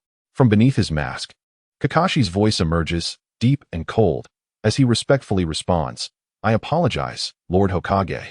But I still do not believe that the 12-year-old boy possesses the capability to become the Umbu captain. At the age of 12, he is far too young. What are children of that age typically engaged in? Swinging on swings, flying kites, playing house, picking flowers on the mountains, fishing in the rivers, fighting over a girl, vying for attention? How could a child of such tender years possibly be inducted into the Umbu, let alone be promoted directly to the rank of captain?" Even in his era, amidst the tumult of war during the most brutal and intense Third Great Ninja War, freshly graduated genin were thrust into the battlefield. Despite being hailed as a prodigy, graduating from the Ninja Academy at 5, becoming the youngest Chunin in Konoha's history at 6, and achieving the status of the youngest Jonin by the age of 12, I too lacked the qualifications to assume the role of Umbu captain at that time. As the current Umbu captain, I find it difficult to accept that a mere child of 12 could lead my assassination unit. Kakashi paused momentarily before stating more candidly, "As the Umbu captain, I must ensure the operational efficiency of our ninjas, and thus, strength must be the determining factor." Sarutobi Hiruzen smiled knowingly, nodding in agreement. "Of course. I understand. At this time, he should be arriving shortly. Who is coming?" Kakashi questioned, a hint of curiosity flickering in his eyes, though he chose not to voice his inquiry, for the answer would soon reveal itself. "Lord Hokage, you summon me?" A gust of wind swirled through the air, and a white figure suddenly materialized before Sarutobi, Hiruzen, and Kakashi. His long, ebony hair was elegantly tied up, his features strikingly handsome, and his tall, slender frame exuded an indescribable grace in every gesture. Were it not for the forehead protector tied around his arm, one might mistake him for a young noble from a prominent family. What astonished Kakashi even more was that the boy had just appeared before them using the body flicker technique. It was difficult to fathom that such an impressive B-rank ninjutsu could be wielded by a mere 12-year-old. Clearly, this imp named Tenyu was indeed as remarkable as the rumors suggested. However, Kakashi's opinion remained unchanged. He still did not believe that this 12-year-old possessed the capability to join the Umbu, let alone become a captain of such a division. "Well, Tenyu, I have gathered some information about you." Sarutobi Hiruzen turned to Tenyu and inquired, "Given your current abilities, joining a ninja team would merely squander your time. Would you be interested in joining the Umbu instead?" "The Umbu, you say?" Tenyu narrowed his eyes and shook his head in refusal. "I'm sorry, Hokage-sama, but I have no interest." Both Sarutobi and Kakashi were taken aback, clearly unprepared for such an unexpected response. "Do you understand what it means to join the Umbu?" Kakashi couldn't help but ask coldly. Countless individuals strive relentlessly for the opportunity to become part of the Umbu. Indeed, the Umbu was one of the most coveted divisions among all ninjas in Konoha. The selection criteria were notoriously stringent, reserving a place only for the most exceptional and capable ninjas. Typically, it was the Umbu that selected candidates. This was the first instance someone had so straightforwardly declined an invitation to join. For an ordinary ninja, the significance of joining the Umbu was immense. It meant gaining proximity to the political power center of Konoha, as the Umbu was the closest division to the Hokage and the upper echelons of village authority. Consequently, ninjas from various clans often vied desperately to send their kin into the Umbu. However, for Tenyu, he held no interest in the aged Sarutobi or the village's dark, corrupt political struggles. He believed that joining the Umbu would be nothing short of a waste of time. Instead, he preferred to devote his hours to forging ninja tools, enhancing his skills, or perhaps even charming the ladies. To join the Umbu seemed a choice only a fool would make. "Tenyu, do not be so hasty in making your decision." Sarutobi Hiruzen's aged visage deepened with wrinkles, yet a gentle smile graced his lips as he addressed Tenyu. "Joining the Umbu would not only serve as a trial for you, but would also equip you to better protect your family. If you join the Umbu, you will gain a deeper understanding of the situation in the village, the land of fire, and even the 5 great nations. You will receive urgent intelligence on threats in real time, and the families of Umbu ninjas are prioritized for protection during emergencies. This is the inherent advantage of being an Umbu ninja. Of course, that is not all. Within my capacity, I can offer you my utmost assistance." Sarutobi Hiruzen continued with a smile. "Isn't your family running a ninja tool shop? If you join the Umbu, I can assign all the orders for ninja tools to your family." The insinuation was clear. After hearing Sarutobi's words, a thought immediately emerged in Tenyu's mind. He couldn't help but inwardly curse. That old man Sarutobi is truly not to be underestimated. Indeed, he had proposed a condition that was quite tempting for Tenyu. Sarutobi first used the safety of Tenyu's family as leverage to persuade him to join the Umbu for their protection. Then, he offered a tangible exchange of benefits. Although Tenyu's family's ninja tool shop was currently the largest in the village, it had only engaged in retail. The more lucrative business of wholesale supplies to departments like the Umbu, the security department, and the interrogation department had always been managed behind the scenes by the Sarutobi clan. Tenyu, who had some understanding of the ninja tool trade, naturally realized that the orders in Sarutobi's hands were far more profitable than standard retail sales. If he could secure those orders, his family shop would be able to expand its footprint significantly, potentially dominating the ninja tool market in Kanahigakure and even establishing a monopoly. This prospect excited Tenyu. He mused, after all, that old man Sarutobi won't be around for much longer. Come the Chunin exams in the year Naruto and the others graduate, he will likely meet his end at the hands of his own disciple, Orochimaru. I won't have to serve under him for long. Considering this deal seems quite advantageous. That old man Danzo is still active in the village, but while he may not focus on my family, becoming an Umbu ninja would offer my loved ones additional security. Thank you for your guidance, Lord Hokage. I understand now, Tenyu said with a smile on his face, embodying the wisdom of adapting to the times. I choose to join the Umbu. Excellent. Sarutobi nodded in satisfaction, then turned to Kakashi, saying, I leave him in your hands. How you proceed from here is up to you. Lord Hokage, Kakashi began, wishing to voice his thoughts. However, Sarutobi interrupted him, stating firmly, Kakashi, do not question my decision. Tenyu will prove his worth as an Umbu. Kakashi fell silent for a few seconds, and then respectfully replied, Yes, Lord Hokage. That evening, Tenyu returned home, joining his father Tianxiong, mother Huizi, and sister Tiantian, as they gathered around the dining table to partake in a sumptuous dinner. This feast was in celebration of Tiantian's class successfully passing the assessment by Might Guy, marking the official establishment of Class 9. Starting tomorrow, the three of them would embark on missions under Might Guy's guidance. However, the specifics of Tianyu's situation remained shrouded in uncertainty for everyone. At that moment, Tianyu stood up and proclaimed a momentous decision. Father, mother, sister, I will be joining the Umbu starting tomorrow. The sound of Tianxiong's chopsticks clattering to the floor echoed in the room, leaving him momentarily dumbfounded. Huizi covered her mouth with her hands, her beautiful eyes betraying her astonishment. While Tiantian's reaction was the most intense, she leapt from her seat, her mouth agape, as if to accommodate a chicken egg, exclaiming, Brother, what did you just say? Where are you going tomorrow? Such an extreme reaction. Was the revelation of his joining the Umbu truly that shocking? What would they think if they learned he had initially declined the Hokage's offer, only agreeing to join the Umbu after the Hokage proposed favorable terms? They would surely be rendered speechless. Tianyu repeated himself, I'm going to report to the Umbu tomorrow.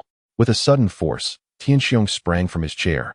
Slamming his hands on the table, he turned to Tianyu for confirmation.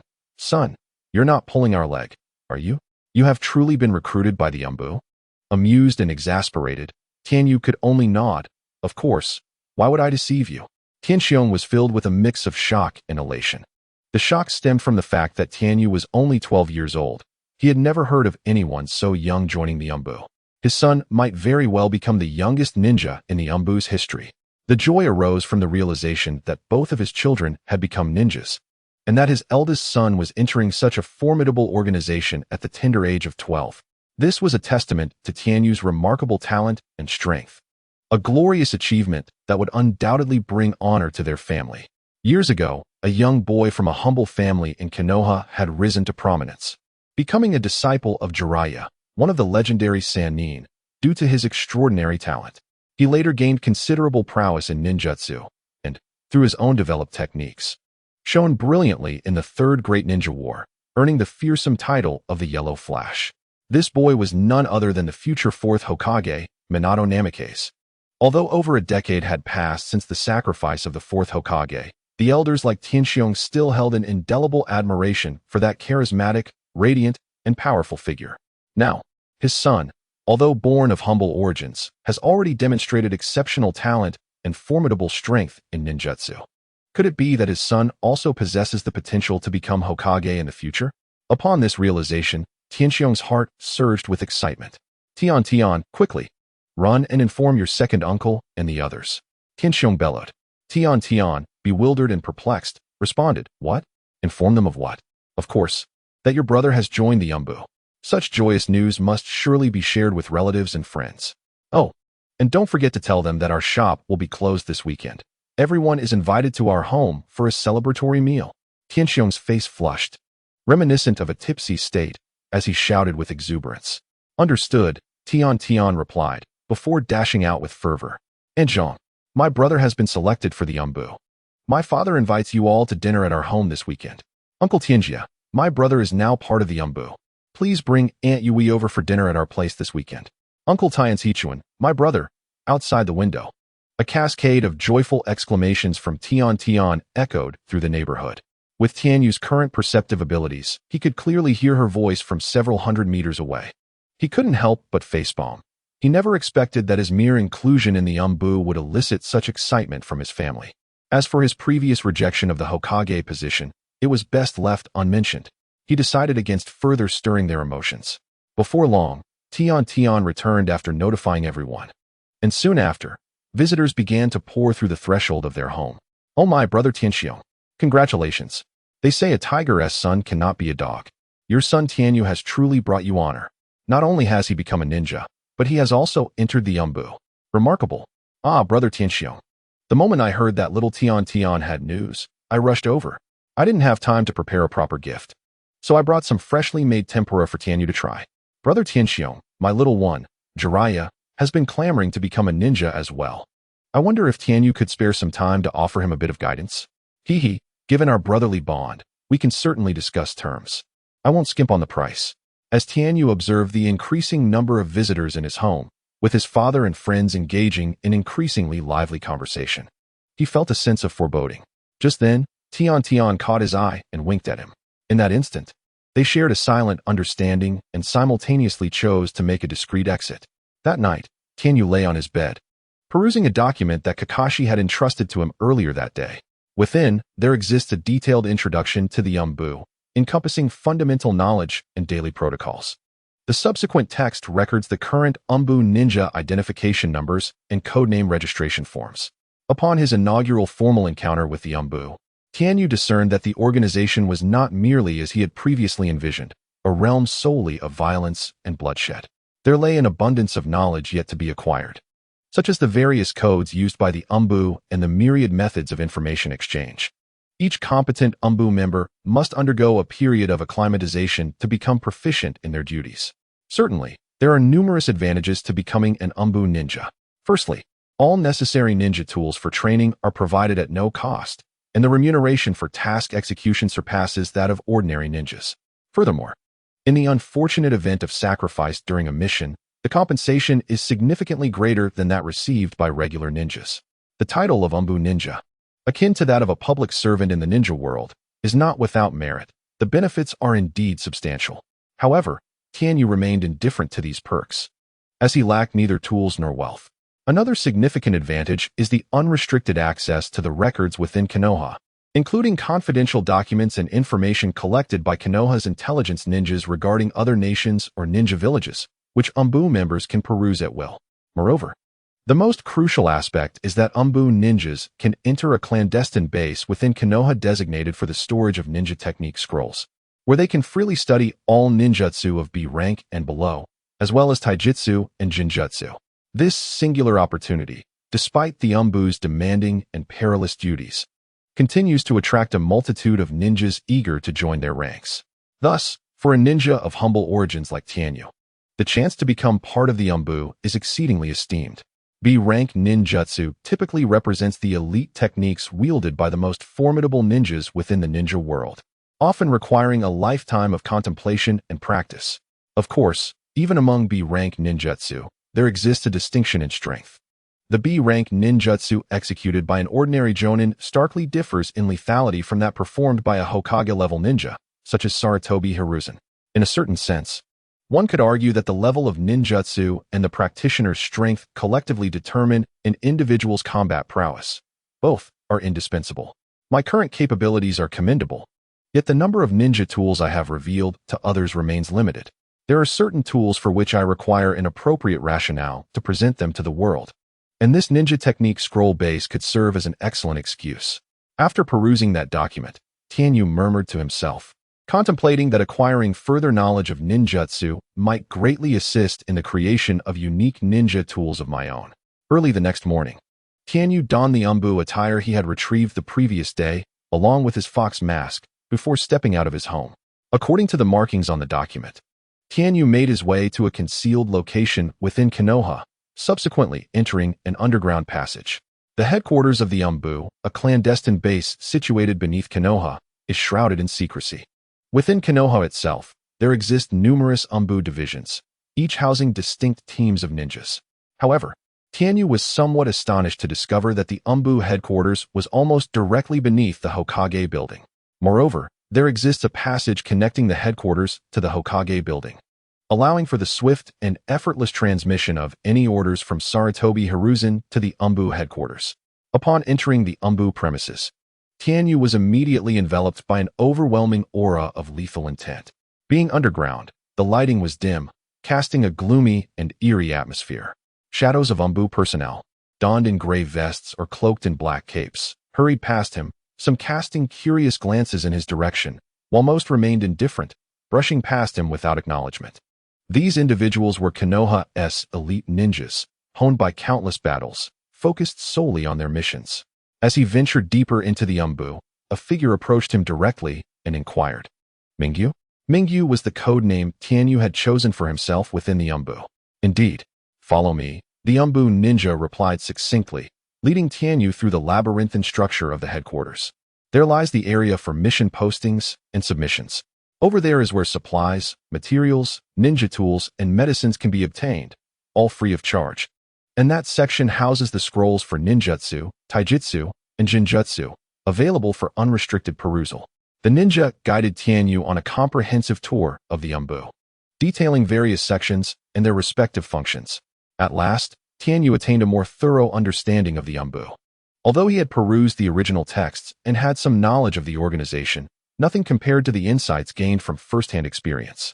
The umbu operates directly under the Hokage, serving as Konoha's elite force. It represents the final line of defense, a razor-sharp blade poised to eliminate any threats that may lurk in the cradle. Every umbu member possesses strength exceeding that of at least an elite chunin. At this moment, the umbu ninja escorted Tianyu to the office of the umbu leader. "Leader, Mingyu has been brought in," he announced. "Very well, you may leave now." The office was now occupied solely by Kakashi and Tianyu. "Mingyu, I have reviewed your profile beforehand. Under normal circumstances, I would never accept a student graduated from the Ninja Academy according to my standards," Kakashi stated coldly. "Although you have joined the umbu at the behest of the Hokage and become one of us, it does not imply that I acknowledge your capabilities. Is that so?" Tianyu raised an eyebrow, his eyes glinting with curiosity as he regarded Kakashi. "Do I require your approval?" Kakashi, momentarily taken aback, felt a chill sweep over him, causing his gaze towards Tianyu to grow increasingly hostile. Although he remained uncertain of Tianyu's true capabilities, it was evident from his demeanor that he was not the type inclined to heed orders. After a brief silence, Kakashi's voice turned cold as he replied, "You may not need my endorsement, yet it is imperative that you demonstrate sufficient prowess to earn the respect of the other umbu members. Today marks your first day, and you have yet to form a single team. While the Hokage had hoped I would appoint you as the umbu captain directly, based on the records I have reviewed, your current experience and strength fall woefully short in my estimation." As Kakashi concluded his statement, Tianyu, concealed behind his mask, could not suppress a roll of his eyes.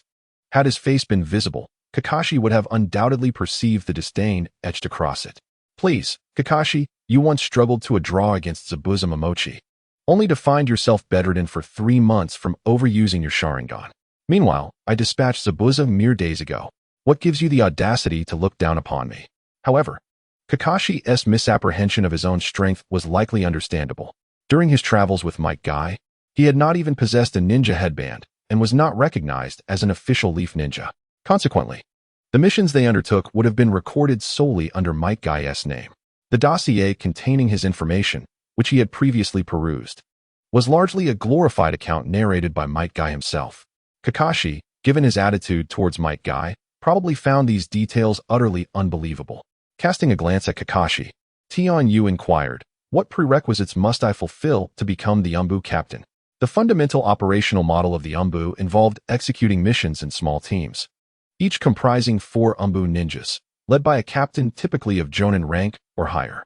Furthermore, every 10 teams formed a larger unit, and currently, the Umbu consisted of only 3 divisions, the 1st, 2nd, and 3rd assassination units. To ascend to the position of captain of an assassination unit, one must possess at least elite Jonin-level abilities, with some even wielding powerful forbidden techniques.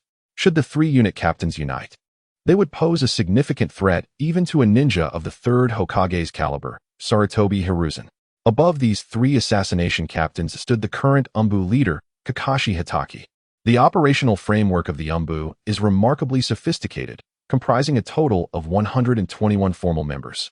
Each individual is an elite and distinguished ninja from Konoha. While the numbers of Chunin and Jonin in Konoha are indeed substantial, far exceeding the mere 100 of the Umbu, the existence of the Umbu represents one of the most critical forces in maintaining the daily order of Konoha.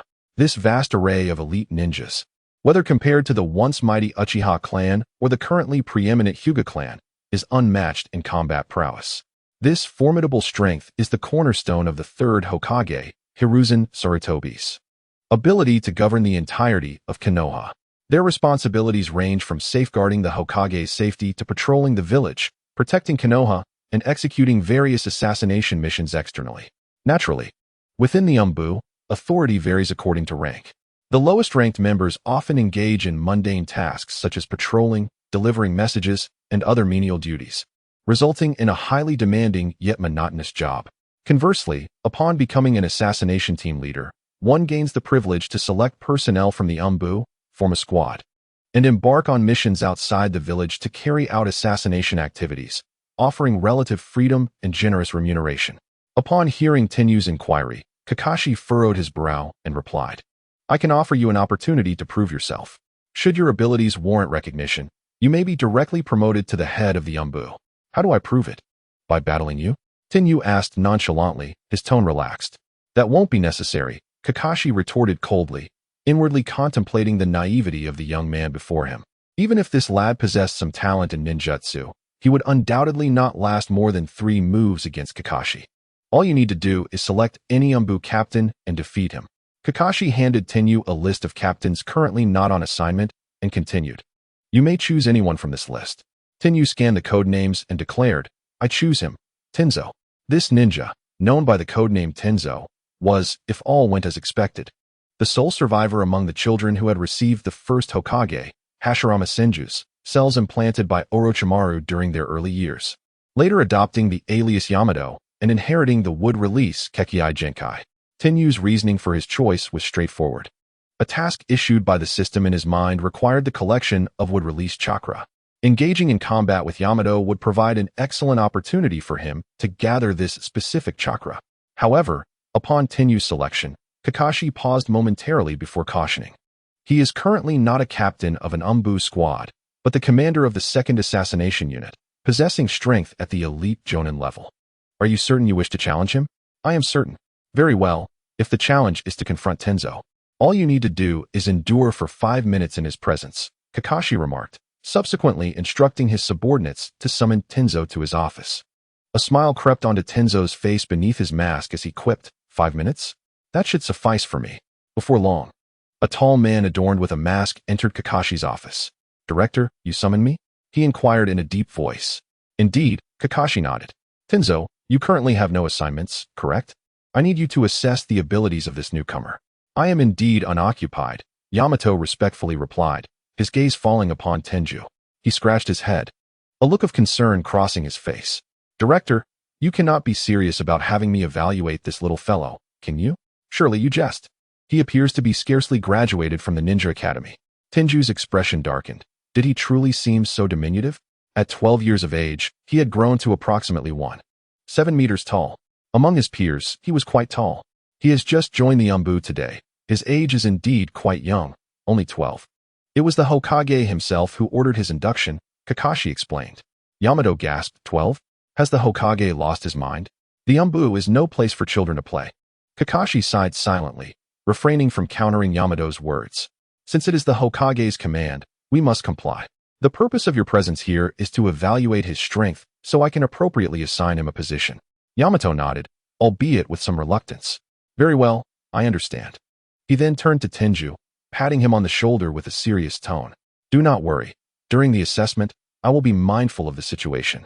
Just give it your all, and I will ensure not to harm you. Tenju's countenance darkened further. It seems I have underestimated the situation entirely. This feeling is quite displeasing, he remarked coldly as he shrugged Yamato's hand off his shoulder. No need for that. Yamato furrowed his brow slightly, but refrained from further comment. The trio soon arrived at a training ground within the Umbu. As the Umbu Minister Kakashi and the captain of the Second Assassination Unit, Tenzo, appeared, they instantly drew the attention of several Umbu ninjas. The director and the captain have come to the training ground? How rare. One whispered. I hear they are here to assess the strength of a new recruit, who is merely 12 years old. Truly astonishing. It is said that the Hokage himself facilitated his entry into the Umbu. At this tender age, is it not common for children to have merely just become genin? How has he managed to enter the Umbu? Could it be that he has influential connections? The nearby Umbu ninjas, who had not been dispatched for missions, immediately cast their curious and scrutinizing gazes upon Tianyu. Many among them displayed a palpable disdain, doubting that a mere 12-year-old could possess any noteworthy capabilities, perplexed as to why the esteemed Hokage would assign him to the Umbu. Conversely, there were those who believed that the third Hokage must have compelling reasons for this decision. Perhaps this young boy harbored hidden strengths capable of astonishing them. Historically, prodigies have often emerged in their youth. Some seasoned veterans in the Umbu recalled vividly the remarkable genius Itachi Uchiha, who had joined the Umbu years prior and later became the architect of the Uchiha clan's demise. Undoubtedly, the name Itachi Uchiha has since become a taboo within the village, not to be spoken of lightly. Yet this incident serves as a testament that age is not a definitive measure of one's strength. The fact that the captain of the Second Assassination Division, Tenzu, was personally assessing him added an intriguing layer to the situation. I find this young lad to be quite extraordinary.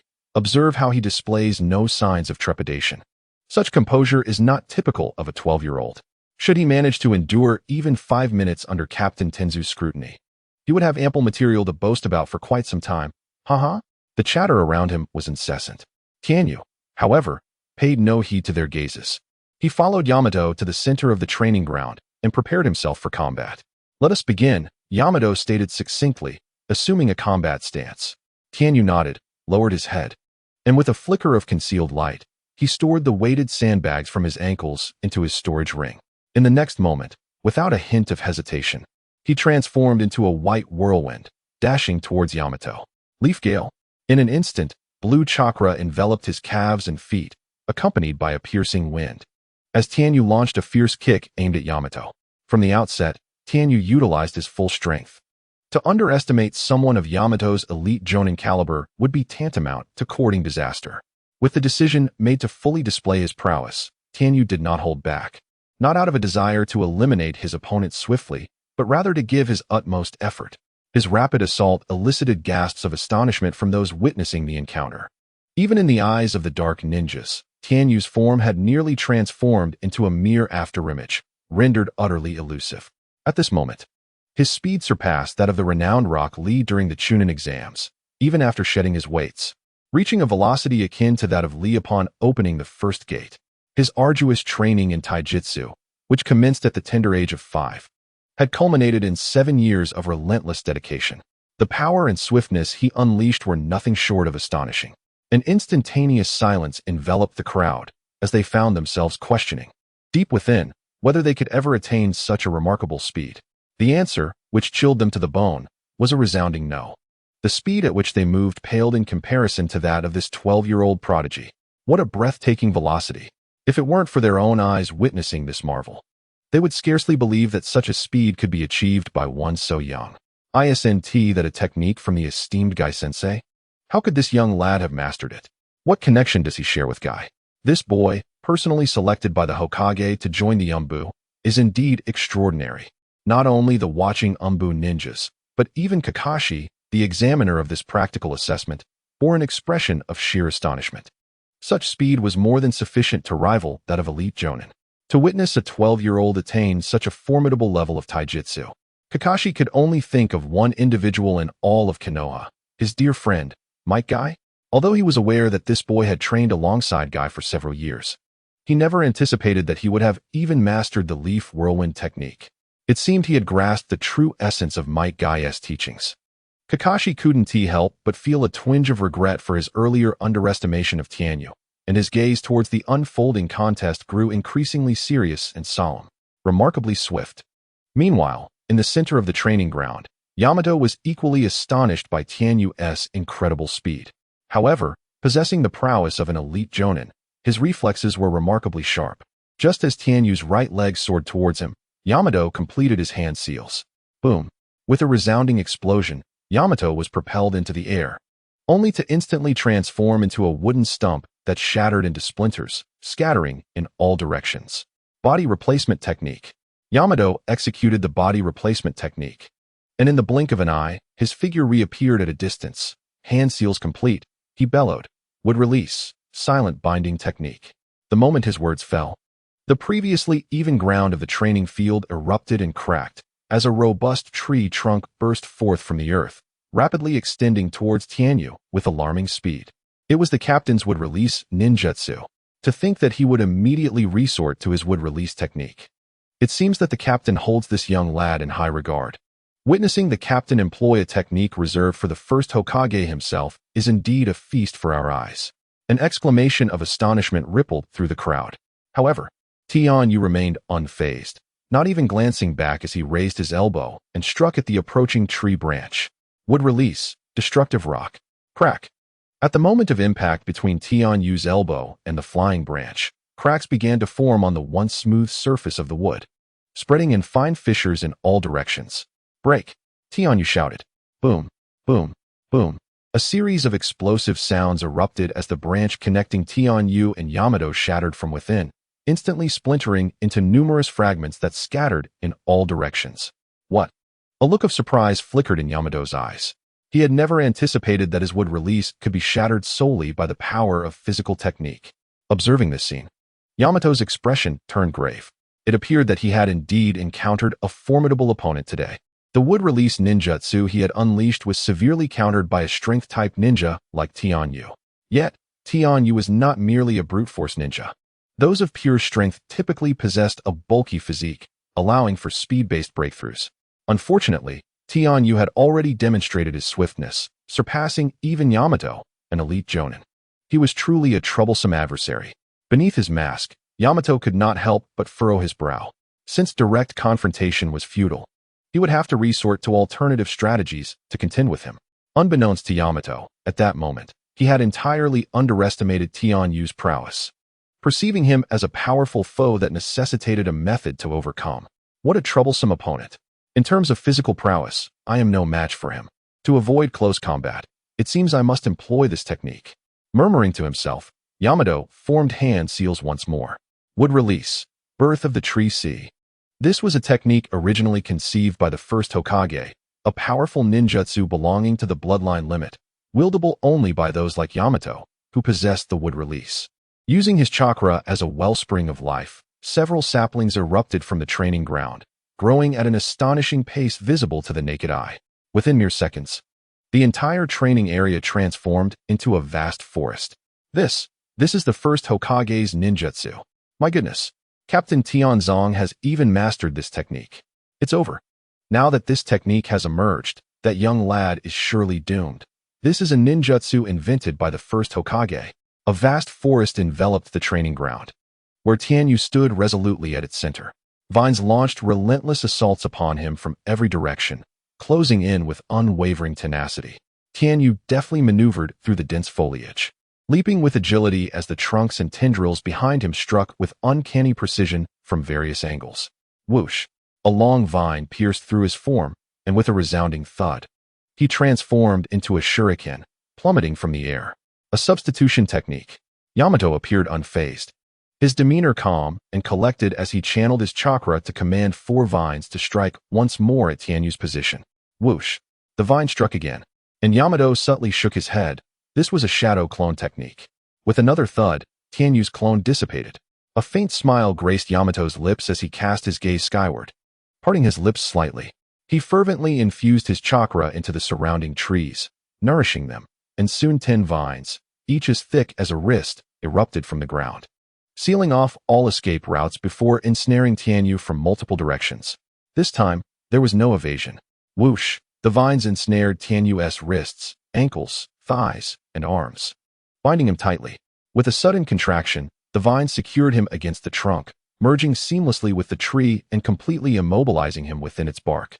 At last, he was restrained. Observing Tianyu's motionless form, Yamato wiped the sweat from his brow, feeling a quiet sense of relief. Even a shadow-level ninja would find it arduous to escape such a binding technique.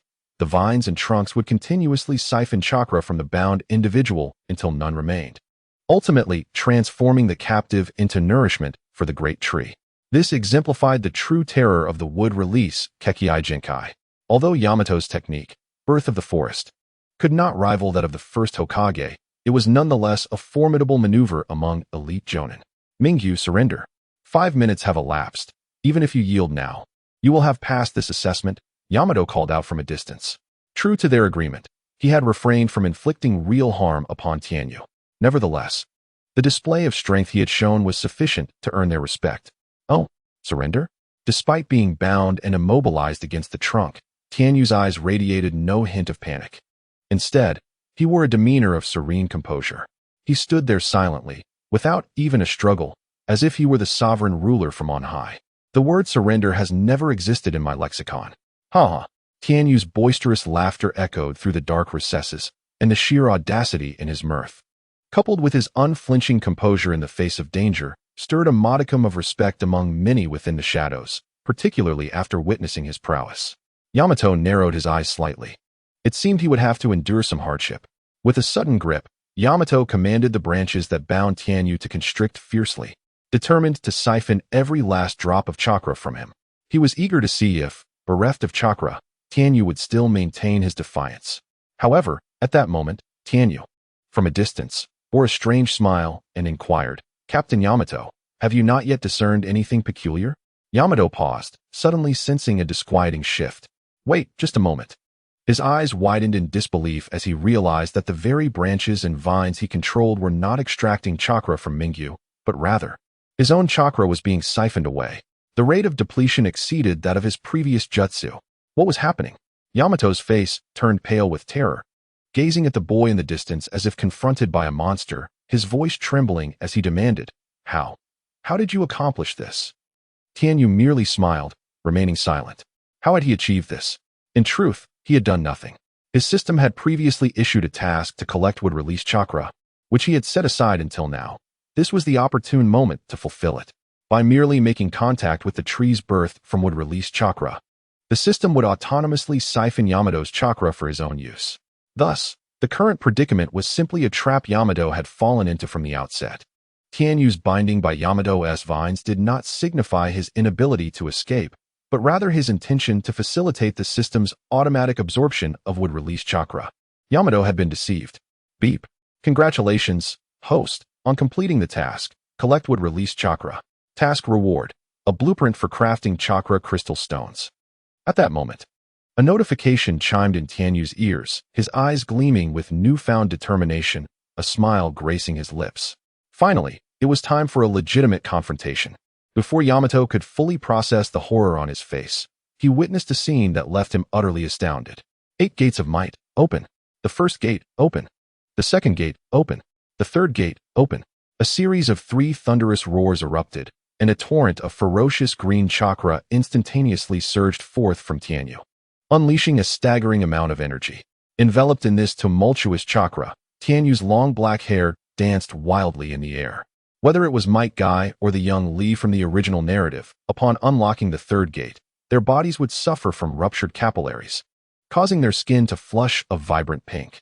However, even after activating the third gate, Tianyu's complexion remained pristine. Apart from the explosive surge of his chakra and aura, he exhibited no adverse physical changes. This remarkable feat was a testament to Tianyu's years of arduous training and honing his physique. Navigating the third gate of the 8 gates of Baryaku was as effortless for him as the simple act of eating or drinking. This was an accomplishment that even the esteemed Might Guy could not replicate. Tianyu's refinement of the Eight Gates was among the most cherished achievements of Might Guy. As Tianyu unleashed this formidable technique, the entire ANBU cadre erupted in excitement. Good heavens, it's Lord Guy's unique mastery. This boy has even learned the Eight Gates. They exclaimed. How terrifying. Is he not merely 12 years of age? How could he have mastered such a technique? This is classified as an S-rank forbidden jutsu. Kakashi, who was most familiar with Might Guy, could hardly conceal the astonishment reflected in his eyes. Given that the Eight Gates is an S-rank forbidden technique, few within the village were well acquainted with it. However, Kakashi was not among the uninformed.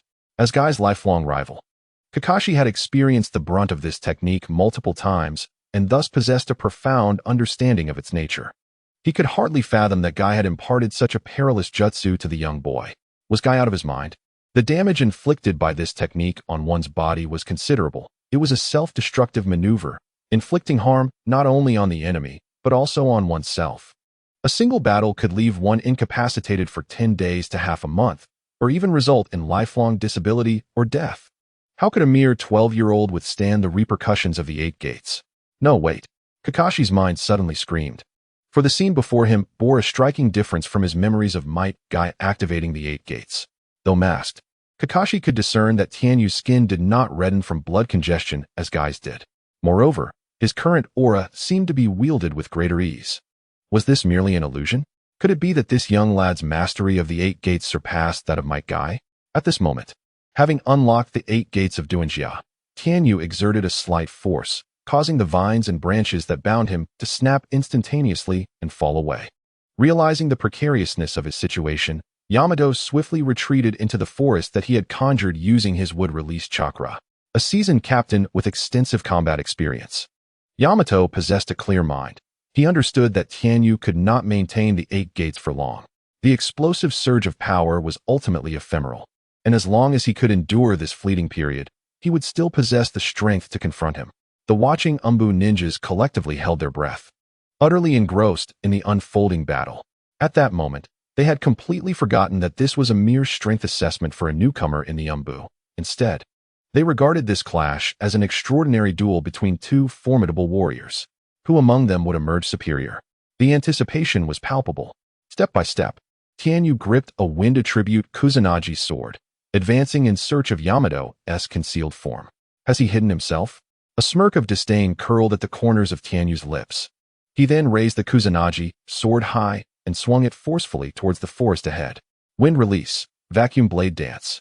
Without the need for hand seals, Tianyu unleashed a powerful wind technique comparable to an A-rank ninjutsu in the blink of an eye.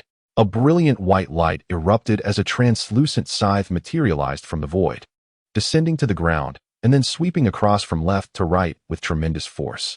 The wind blade, conjured from chakra, howled through the air, the cerulean white light flashing across the landscape, followed by a deafening roar that reverberated through the forest, nearly obliterating its expanse. With each mighty crash, colossal trees succumbed, and the entire thicket crumbled under the onslaught. Tianyu, wielding the Kusanagi sword in the third gate state, had effortlessly dismantled a significant portion of the forest with a single strike. This terrifying wind technique left all present in astonishment, their eyes wide with disbelief. However, the intent behind Tianyu's devastating attack was merely to reveal Yamato's hiding place. As his field of vision broadened, he finally located him. Tianyu's gaze calmly swept across the forest, ultimately resting upon Yamato, whose tattered clothing and disheveled appearance revealed his plight amidst the fallen trees. Damn it, I have been discovered, Yamato huffed. His breath labored as he began forming hand seals, aiming to unleash his strongest defensive technique, the wood release, wood pillar wall. Yet, before the rising wooden pillars could fully envelop him in protection, Tianyu had already acted. Open the injury gate. Open the dew gate. With two resounding roars, Tianyu's aura surged exponentially, multiplying in intensity. In an instant, his figure vanished from the sight of the onlookers, moving with such swiftness that only a faint afterimage lingered in the air. At the fifth gate of the Eight Gates of Uchiha, he resembled a feather, seemingly poised to take flight at any moment. Like a speeding arrow, he possessed a sharpness capable of shattering the fabric of space itself, leaving even the wind struggling to keep pace with his velocity. What epitomizes the pinnacle of physical prowess? A single punch capable of shattering mountains. A single step that can shake the earth. Or perhaps it is the realm of Might Guy in the Eight Gates, whose movements are imperceptible even to Madara in the Six Paths mode, while Tianyu has yet to reach such profound depths. His physical techniques have at least ascended to a level beyond the reach of the naked eye, evading even the most rudimentary ninjutsu. When his speed reaches its zenith, he can eliminate any possibility for his opponent to form seals. If he can deprive others of time, what threat could possibly loom over him? Suddenly, the sound of rushing wind erupted. Tianyu's silhouette appeared beside Yamato like a specter. With one foot, he crushed the ground of the testing arena, sending a cloud of dust into the air before he swiftly raised his right leg and delivered a powerful kick to Yamato's abdomen. Yamato, attempting to block, widened his eyes in disbelief at that very moment. Such overwhelming strength. His body was uncontrollably propelled into the air by Tianyu's kick. But this was not the end. Tianyu launched himself off the ground with tremendous force, pursuing the airborne Yamato like a sharp arrow, unleashing a flurry of strikes to his thighs, arms, chest, and back. Ultimately, Tianyu leaped behind him, whereupon the bandages around his wrists, having unraveled unbeknownst to him, ensnared Yamato's body in a layered embrace. What?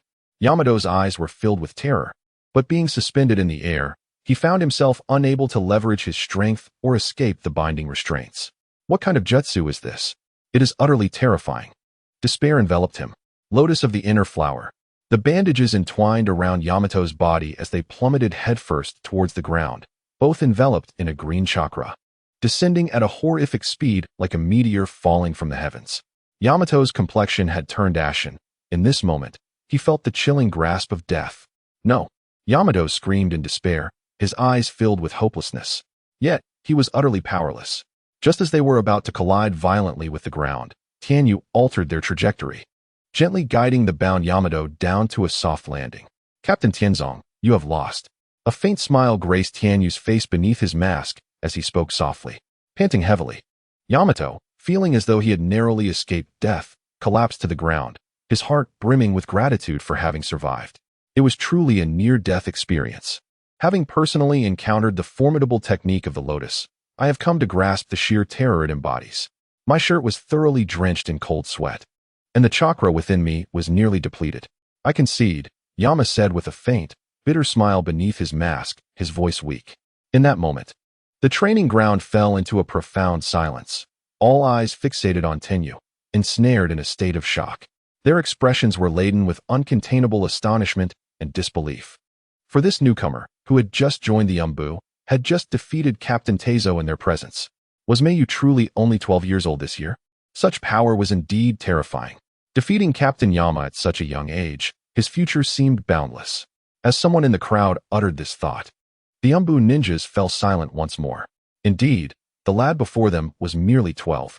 Such demeanor, such presence, such strength, he was truly a prodigy, already exuding the aura of a formidable warrior.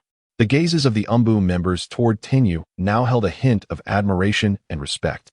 At that moment, the Umbu leader, Kakashi, approached with brisk strides. He commanded his subordinates, "Quick, summon the medics." Everyone was taken aback, then hurriedly executed the leader's orders. The Umbu headquarters was in close proximity to the ninja hospital, and the medical personnel soon arrived. "Who is injured?" they inquired. "It is our Captain Teizo who is hurt," replied an Umbu ninja. However, Kakashi stepped forward, grasping the medic's arm and pulling him toward Tenyu. "Captain Teizo has only sustained superficial injuries. There is no urgency. Please examine this child first," Kakashi insisted earnestly. Yama was taken aback, exclaiming, "Minister, your attitude is rather disheartening. I am one of the 3 esteemed leaders of the Umbu, and you are not concerned about your capable subordinate who is now injured?" Meanwhile, Tenyu, equally perplexed, took a step back and furrowed his brow, saying, "I am not injured. What is there to examine?" Kakashi disregarded Tenyu's refusal and replied seriously, "It's all right, Meiyu. I understand that simply standing here is quite a feat for you. You have emerged victorious in this test, and your strength has gained the recognition of us all. Therefore, there is no need for you to feign resilience." Kakashi patted Tenyu's shoulder, speaking with earnest sincerity. "What am I pretending for?" Tenyu responded, bewildered, his expression a mixture of laughter and tears. "I am truly uninjured." Kakashi, unwavering and serious, addressed Tianyu. "You have mastered the 8 gates of Duinjia. yet you remain oblivious to the condition of your own body? Upon opening the fourth gate, the injury gate, one begins to inflict harm upon oneself. You have already breached the fifth gate, forcibly unleashing a tremendous amount of chakra, which can result in severe physical damage. If you do not seek immediate treatment, the latent injuries could adversely affect your future as a ninja. Tianyu, with a resigned gesture and an expression of innocence, replied, "But I have opened the fifth gate of the 8 gates without sustaining any injuries, and I do not feel any pain or negative effects." Kakashi paused, his tone momentarily faltering, before his face morphed into one of astonishment as he reiterated, "Are you saying that you have reached the fifth gate of the 8 gates without suffering any bodily harm? You feel no pain or adverse effects at all?" Tianyu nodded affirmatively. Kakashi, harboring a hint of disbelief, shook his head in denial. "No, that is impossible. Even that guy would feel pain from ruptured capillaries upon reaching the fifth gate." Tianyu interrupted with a light laugh. "Just because teacher guy cannot achieve it does not mean I cannot." Observing Kakashi's continued skepticism, he took the initiative to summon a medical ninja to his side. Rolling up his sleeves, he commanded, "Then let him examine me." The medical ninja, exhibiting great professionalism, conducted a thorough examination of Tianyu and ultimately confirmed what Tianyu had previously claimed. His body bore no injuries. Nodding, the medical ninja then turned to assist Yamato, who had sustained some superficial wounds. Kakashi, momentarily stunned, exclaimed, "How is this possible?" Tianyu smiled and clarified, "Minister, now do you believe? I have opened the fifth gate of the 8 gates without experiencing any negative effects. Did you discover this on your own?" Kakashi inquired, astonished, his perception of Tianyu shifting once more. "No, this is the result of my training alongside teacher Guy," Tianyu replied, shaking his head earnestly. Kakashi sighed deeply, muttering to himself. Previously, Guy told me he had taken on an exceptionally talented disciple, a genius appearing once in several centuries, and I found it hard to believe. Now, it seems he has indeed encountered a prodigious talent, rare as 1,000 years. Given this strength and character, not only I, but even my mentor, the Fourth Hokage, would surely sing your praises." A twinge of regret and a hint of envy towards Might Guy arose within Kakashi. He was filled with regret because Mr. Tianxiong, Tianyu's father, had once expressed his hope that he might offer some guidance to his son. At that time, however, he had dismissed Mr. Tianxiong as an ordinary commoner, believing that advising his son would be a waste of his time, and thus he had rejected the request without hesitation. Little did he anticipate that this young man, Tianyu, would possess such extraordinary talent. He felt envious, for his dear friend, Might Guy, had become Tianyu's mentor. First and foremost, having such a remarkably gifted disciple would undoubtedly amplify Might Guy's reputation and standing within the village. Furthermore, Tianyu not only inherited Might Guy's unique techniques flawlessly, but he also collaborated with him to refine this forbidden art, mitigating the physical toll it exacted. Such an alteration could potentially elevate the 8 gates technique beyond the constraints of forbidden arts, transforming it into a powerful ninjutsu capable of unleashing formidable strength instantaneously without excessive sacrifice. Kakashi could already foresee that, in the near future, this prodigious youth, Tianyu, would undoubtedly bring fame to the 8 gates technique across the entire shinobi world at an opportune moment. As Tianyu approached Kakashi, he inquired, "May I now assume a position equivalent to that of a captain in the Umbu?" Kakashi nodded, stating, "Certainly. In terms of strength, you have surpassed the rank of an Umbu captain entirely, even eclipsing the prowess of the second assassination squad's leader, Tenzo. There are but a few individuals within the Umbu whose abilities surpass yours. However, in terms of experience executing missions, you are still somewhat lacking. Thus, for now, I can only appoint you as the captain of the third assassination squad. Are you satisfied with this outcome?" Tianyu casually nodded, responding nonchalantly, "That works for me." After all, as long as he became a captain, he would no longer be burdened with menial tasks such as running errands or patrolling, but would instead be able to independently select assassination missions to earn merit and commissions. Such authority was hardly distinguishable from that of an ordinary jonin. After Tianyu was promoted to captain of the third assassination squad, he did not immediately immerse himself in work. The Umbu required time to reorganize and assign personnel to his command, forming a complete 4-member team before they could commence missions. Tianyu expressed no dissent regarding this matter. Meanwhile, the news of a new operative code named Mingyu swiftly spread throughout the clans of Konoha. Upon entering the Umbu, he had already vanquished Tenzo, the captain of the second assassination squad, and this secret became widely known, circulating among the various families. The fact that Tianyu had battled Yamato was not a secret to begin with, so there was no imperative to keep it concealed. Moreover, numerous esteemed families yearned for their disciples to gain entrance into the Umbu, seeking to seize the advantage of being well-informed and to perceive the shifting tides within the village, thereby enabling themselves to acquire accurate information firsthand. Consequently, within a mere few days, Tianyu found himself inundated with a plethora of invitations from various prominent clans, all eager to cultivate a favorable rapport with him. They had all discerned that yet another prodigious talent was poised to emerge from Konohagakure. In comparison to the illustrious Hinata Niji, who had previously garnered the most acclaim among the last cohort of Jinin, it was the common-born ninja, Mingyu, who was deemed the most desirable candidate for their alliances. However, Tianyu harbored no interest in such matters. He unceremoniously cast the numerous invitations into the hearth, watching as they danced and flickered into a pile of ashes in the air. During this interval, Tianyu informed his father, Tianxiong, about the esteemed Hokage's weapon order that had been entrusted to their family for execution. Naturally, Tianxiong was overjoyed, his eyes sparkling with excitement. This was indeed a lucrative venture. Should they manage this business adeptly, their family would no longer need to fret about financial affairs. Even if they did nothing each day, their shop would still enjoy a substantial influx of revenue. In his exuberance, Tianxiong expressed unwavering support for Tianyu's aspirations to enhance his own prowess or to forge ninja tools. He even generously proclaimed that whatever ores or materials Tianyu required, he would ensure to procure them. As Tianyu was currently engaged in the collection of materials, he was elated upon hearing his father's assurances. However, Tianxiong soon found himself regretting his impulsive declaration, for his precious eldest son promptly emerged from his room bearing a small stack of scrolls filled to the brim with inscriptions. Why a stack of scrolls instead of a singular one?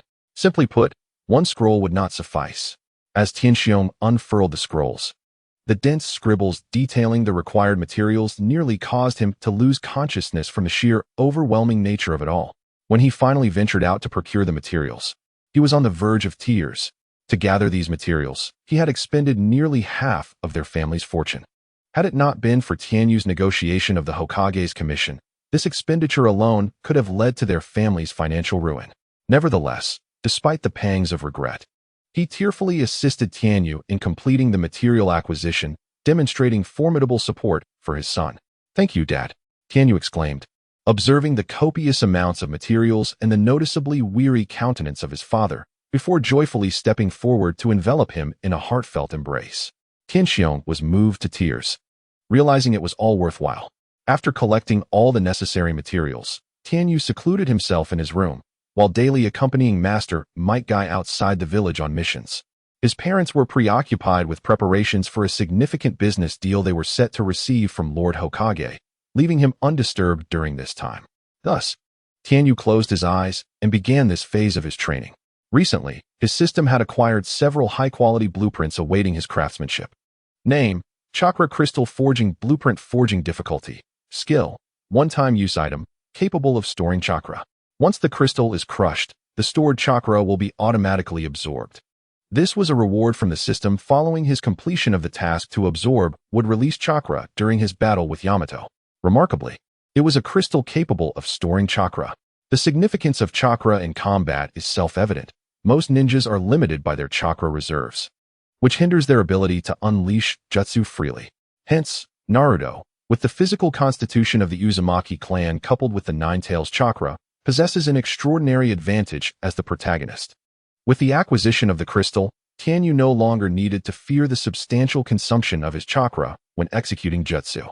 As long as he possessed a sufficient quantity of these crystals to continually replenish his chakra, he would gain the ability to sustain prolonged combat. This was indeed a prized asset, although the forging difficulty was not particularly high. Being merely a third-tier ninja tool requiring a limited variety of materials, only a dozen or so, Tianyu felt it prudent to forge a considerable number of these consumable crystals as a reserve. Thus, he set a modest forging goal of 100 crystals. Of course, he would not need to spend time forging each one individually. At this moment, the advantages of the forging table, a reward from his promotion to advanced blacksmith, became evident. He only needed to invest 2 or 3 hours to successfully forge a single chakra crystal. The forging table could replicate the process he had previously undertaken. He merely needed to supply the corresponding materials for it to complete the task automatically. A few hours later, Tianyu held a gleaming blue crystal in his hand. He had succeeded in the forging. The 3-star difficulty of crafting the chakra crystal posed no challenge to him aside from the investment of time. Gazing at the azure crystal, reminiscent of a sapphire, Tianyu attempted to inject his chakra into it. The crystal itself bore no chakra. It merely served the function of storing chakra, akin to a one-time use power bank. Before utilizing the crystal, the user must first fill it with their chakra to unlock its potential. Indeed, the ability to store chakra is remarkable. Tianyu's eyes sparkled with excitement as he increased the infusion of his chakra. As the azure energy coursed into the crystalline stone, it immediately transformed into a dark, fluffy texture, saturating the interior and deepening the stone's hue. Due to his age, Tianyu's chakra capacity was not particularly vast. It was comparable to that of an average jonin. He could barely unleash an A-rank jutsu 3 times at best. Therefore, his employment of techniques such as the 8 gates was not solely aimed at enhancing his combat prowess, but also at significantly expanding his chakra reserves to unleash a substantial amount of chakra in critical moments. With the acquisition of this chakra crystal, Tianyu felt confident that should he engage Daehagan, he could easily defeat him without resorting to the 8 gates, relying solely on the ninja tools he had crafted. As Tianyu meticulously infused his chakra into the crystal, its color deepened further, resembling that of a sapphire. It was only when his chakra reserves dwindled to about 10 to 20% that he finally sensed the crystal was fully charged, capable of storing chakra equivalent to that of a jonin-level ninja. A wave of surprise washed over him. Suddenly, he recalled a jutsu, the In Seal, devised by Tsunade. The In Seal involves accumulating chakra at the forehead, forming a diamond-shaped mark, which can be released in large quantities through the unsealing technique when needed. This technique serves as a prerequisite for Tsunade's forbidden medical ninjutsu, Creation Rebirth, and the Byakugo no Jutsu, providing an immense chakra supply. The chakra crystal in Tianyu's hand evidently achieved a similar effect to the In Seal, yet it was far more convenient to utilize. Tianyu placed the crafted chakra crystal onto the forging table and subsequently added the other necessary materials for its forging. The table began to automatically replicate the forging method Tianyu had employed earlier, initiating the creation of the chakra crystal. Meanwhile, Tianyu sat cross-legged beside it, closed his eyes, and began to mentally digest another forging blueprint, the 6-star difficulty design for the Zanpakuto, Daiguren Hyorimuru. Once he had committed every detail of the forging process to memory, he suddenly opened his eyes and strode confidently to the forging table, grasping his hammer, igniting the flames. The forging table glowed a fiery red under the intense heat of the blaze. Tianyu stood by, having meticulously prepared over 100 diverse forging materials, each inscribed with its corresponding number. Number 1, Tian In Xian Iron. Number 2, Ice Crystal Stone. Number 3, Cloud Crystal, or Number 4. Should a merchant witness the array of materials Tianyu utilized for forging, they would undoubtedly scream in sheer ecstasy, for each item was exceedingly precious, with many being treasures whose worth transcended mere currency, dazzling the observer's eyes and clouding their mind with gold. Only a merchant of immense wealth like Tianyu's father, Tian Xiong, could amass such a vast collection of materials in such a short span of time, some of which could only be acquired from the black market, as they were not available in regular commerce. Tianyu began to introduce each mineral into the forging platform, where flames danced, casting a vibrant red hue across the entire area. Under intense heat, the materials transformed into a liquid-like substance, radiating a brilliant glow into the air. Simultaneously, Tianyu infused his chakra into the mix, enveloping each distinct mineral in energy, drawing them into slender, thread-like shapes, intertwining the molten solutions in midair. Having ascended from a novice to an intermediate forger 4 years ago, Tianyu's forging skills had transcended the standards of the Naruto world. Even the Iron Country, renowned for its exquisite craftsmanship led by the master Mitsuba, could not rival Tianyu's prowess in forging. The blade he was currently crafting, a Zanpakuto of immense significance, demanded his utmost dedication and focus, for it had already reached the realm of divine artifacts. Only the 6 Paths ninja tools remained capable of standing alongside it in the Naruto universe. With a powerful shout, Tianyu swung his hammer down with force. His gaze calm and unwavering, as the heavy tool struck repeatedly. He called out softly, summoning several materials from afar, enveloping them in chakra, which propelled them toward the forging platform, where they melted into liquid under the searing heat. The impurities within the minerals were methodically eliminated through the forging process. Their original colors obscured, and through the flame's extraction and calcination, they transformed into a uniquely translucent sky blue, reminiscent of crystalline waters from the ocean depths. This amalgamation of solutions continuously gathered, merging into the blade's structure, resembling a sky blue satin that gracefully flowed into the icy blue core of the sword. The spectacle was nothing short of magnificent, akin to a wondrous phenomenon, as one after another, the materials underwent forging, burning, attribute reconfiguration, and filling the blade, revealing the nascent form of the sword. The icy blue blade shimmered with a silvery luminescence, as if it had emerged from the frigid expanse of the far north. A faint smile graced Tianyu's lips, his heart already brimming with anticipation. Although it was his inaugural attempt at forging a weapon of 6-star difficulty, his skills in the art of forging had already attained an exquisite level of mastery. The only aspect that presented a challenge for him was the considerable depletion of mental energy during the forging process. The higher the difficulty of the weapon, the more intricate the steps became. For instance, the creation of this Zanpakuto, the Hong Lian Bing Luan Wan, required hundreds of different materials, and the processes of forging, tempering, and extraction encompassed over 1,000 steps. Each step demanded perfection, and the entire forging endeavor had to be executed in one seamless flow to produce the most impeccable weapon. This placed exceptionally high demands on the forger's mental fortitude. Even with Tianyu's current prowess, he felt a wave of dizziness and a sharp, piercing pain in his head as he approached the critical juncture of the forging process. Consolidate. Tianyu gritted his teeth, and with a mighty swing of his hammer, he struck down with force, enduring the stabbing pain in his mind. His gaze was fiercely focused on his forge, refusing to allow any lapse in concentration. Suddenly, a surge of energy rippled through the forge. It was a terrifying power emanating from within the weapon. The manifestation of this energy signified that the creation was complete. With a deep sigh of relief, Tianyu, having focused intensely, finally relaxed. The fatigue washed over him like a tidal wave, overwhelming his senses.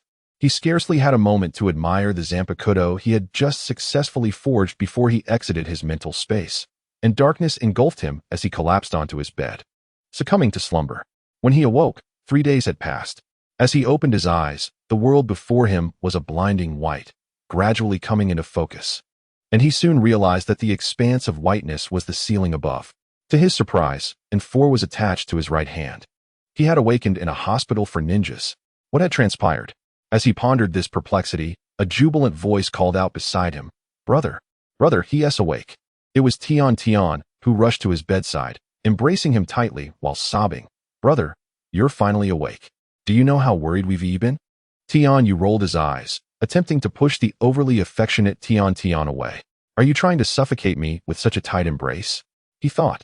However, he soon realized he lacked the strength to do so, unable even to budge the little girl who clung to him. Just then, their mother, Keiko, approached, gently pulling Tian aside and softly admonishing, "Your brother has just awakened and is still quite weak. Please don't hold him so tightly."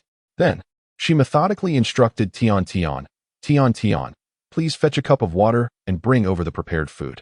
Your brother hasn't eaten for 3 days and must be ravenous." Tian obediently nodded. "All right, I will do it right away." After drinking some water and consuming a bit of food, Tianyu felt a semblance of strength returning to his body. Upon realizing his current physical condition, Tianyu found himself in a state of bemusement. He never anticipated that his excessive consumption of spiritual energy while forging his Zanpakuto would lead to such a severe depletion, resulting in 3 days of deep slumber.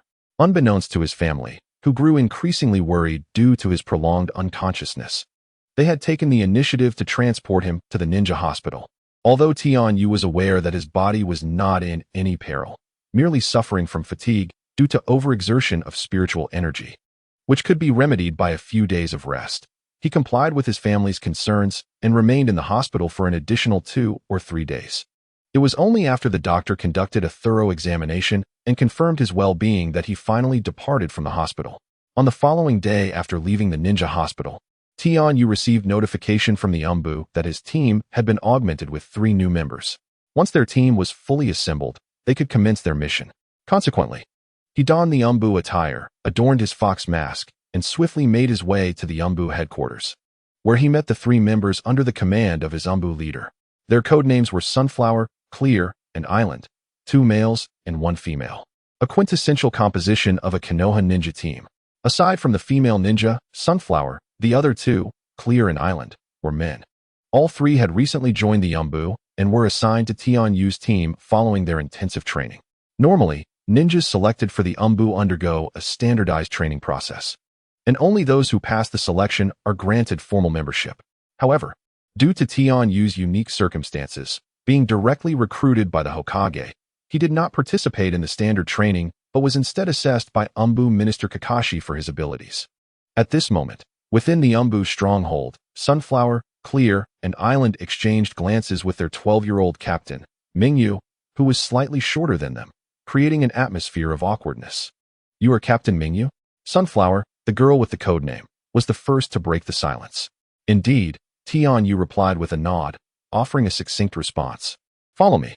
Sunflower, Clear, and Island trailed behind him as he guided them to an open area within the Umbu stronghold, where he removed his mask. Beneath the mask lay a remarkably handsome face, imbued with a hint of youthful charm. Generally, Umbu ninjas are required to wear masks solely during missions to conceal their identities. As some dark ninjas returned to the clandestine division to hand over their missions, they often neglected to remove their masks. Over time, it became customary for most ninjas within the dark division to don their masks. However, before embarking on their mission, Tianyu deemed it essential to establish a preliminary acquaintance with them. Hence, he removed his facial covering. Sunflower quickly covered her mouth, stifling a gasp. Captain Mingyu was extraordinarily handsome. Although she had heard whispers about him within the Dark Division and was aware that he was merely 12 years old, she had not anticipated his striking appearance. Such a handsome visage concealed behind a mask was truly a pity, she mused internally. As the captain of this small team, I must first introduce myself. My name is Tianyu. I am 12 years old, and my codename within the Dark Division is Mingyu. From this point onward, you shall refer to me by this name. My expertise lies in taijutsu and the manipulation of ninja tools. Subsequently, when you introduce yourselves, please also disclose your areas of proficiency in ninjutsu, as this will facilitate our cooperation in future battles. Despite his youth, the manner in which he spoke exuded an unusual calmness and authority. At that moment, a shared thought arose in the minds of the 3. Then, Sunflower, Sunny, and Island simultaneously removed their masks, revealing youthful faces brimming with vitality. The man with the codename Island stepped forward first, declaring, "My name is Hyuga Shinobu. I am 22 years old. My codename is Island. And I hail from the Hyuga clan, possessing the Byakugan. I specialize in gentle fist techniques and reconnaissance." Following him, the man with the codename Sunny introduced himself. "My name is Yuninja-sa. I am 20 years old. My codename is Sunny, and I come from the Yuninja clan, excelling in insect manipulation and reconnaissance." Finally, the female ninja with the codename Sunflower stepped forward, her voice gentle as she spoke. "My name is Tsukikage. I am 17 years old. My codename is Sunflower. I belong to the Tsukikage clan, possess the Shotan bloodline limit, and I am skilled in reconnaissance as well as taijutsu, particularly in swordsmanship." Tianyu had some knowledge of the Hyuga and Yuninja clans, yet his understanding of the Tsukikage clan was limited to the fleeting mention of the ailing figure, Tsukikage Kaze. In the original narrative, "What is your relation to the Jonin Tsukikage Kaze?" Tianyu inquired casually. "Oh, Captain, you know my brother?" Tsukikage Aiko's lips curved into a smile, revealing 2 adorable canine teeth. "I am indeed the younger sister of Tsukikage Kaze."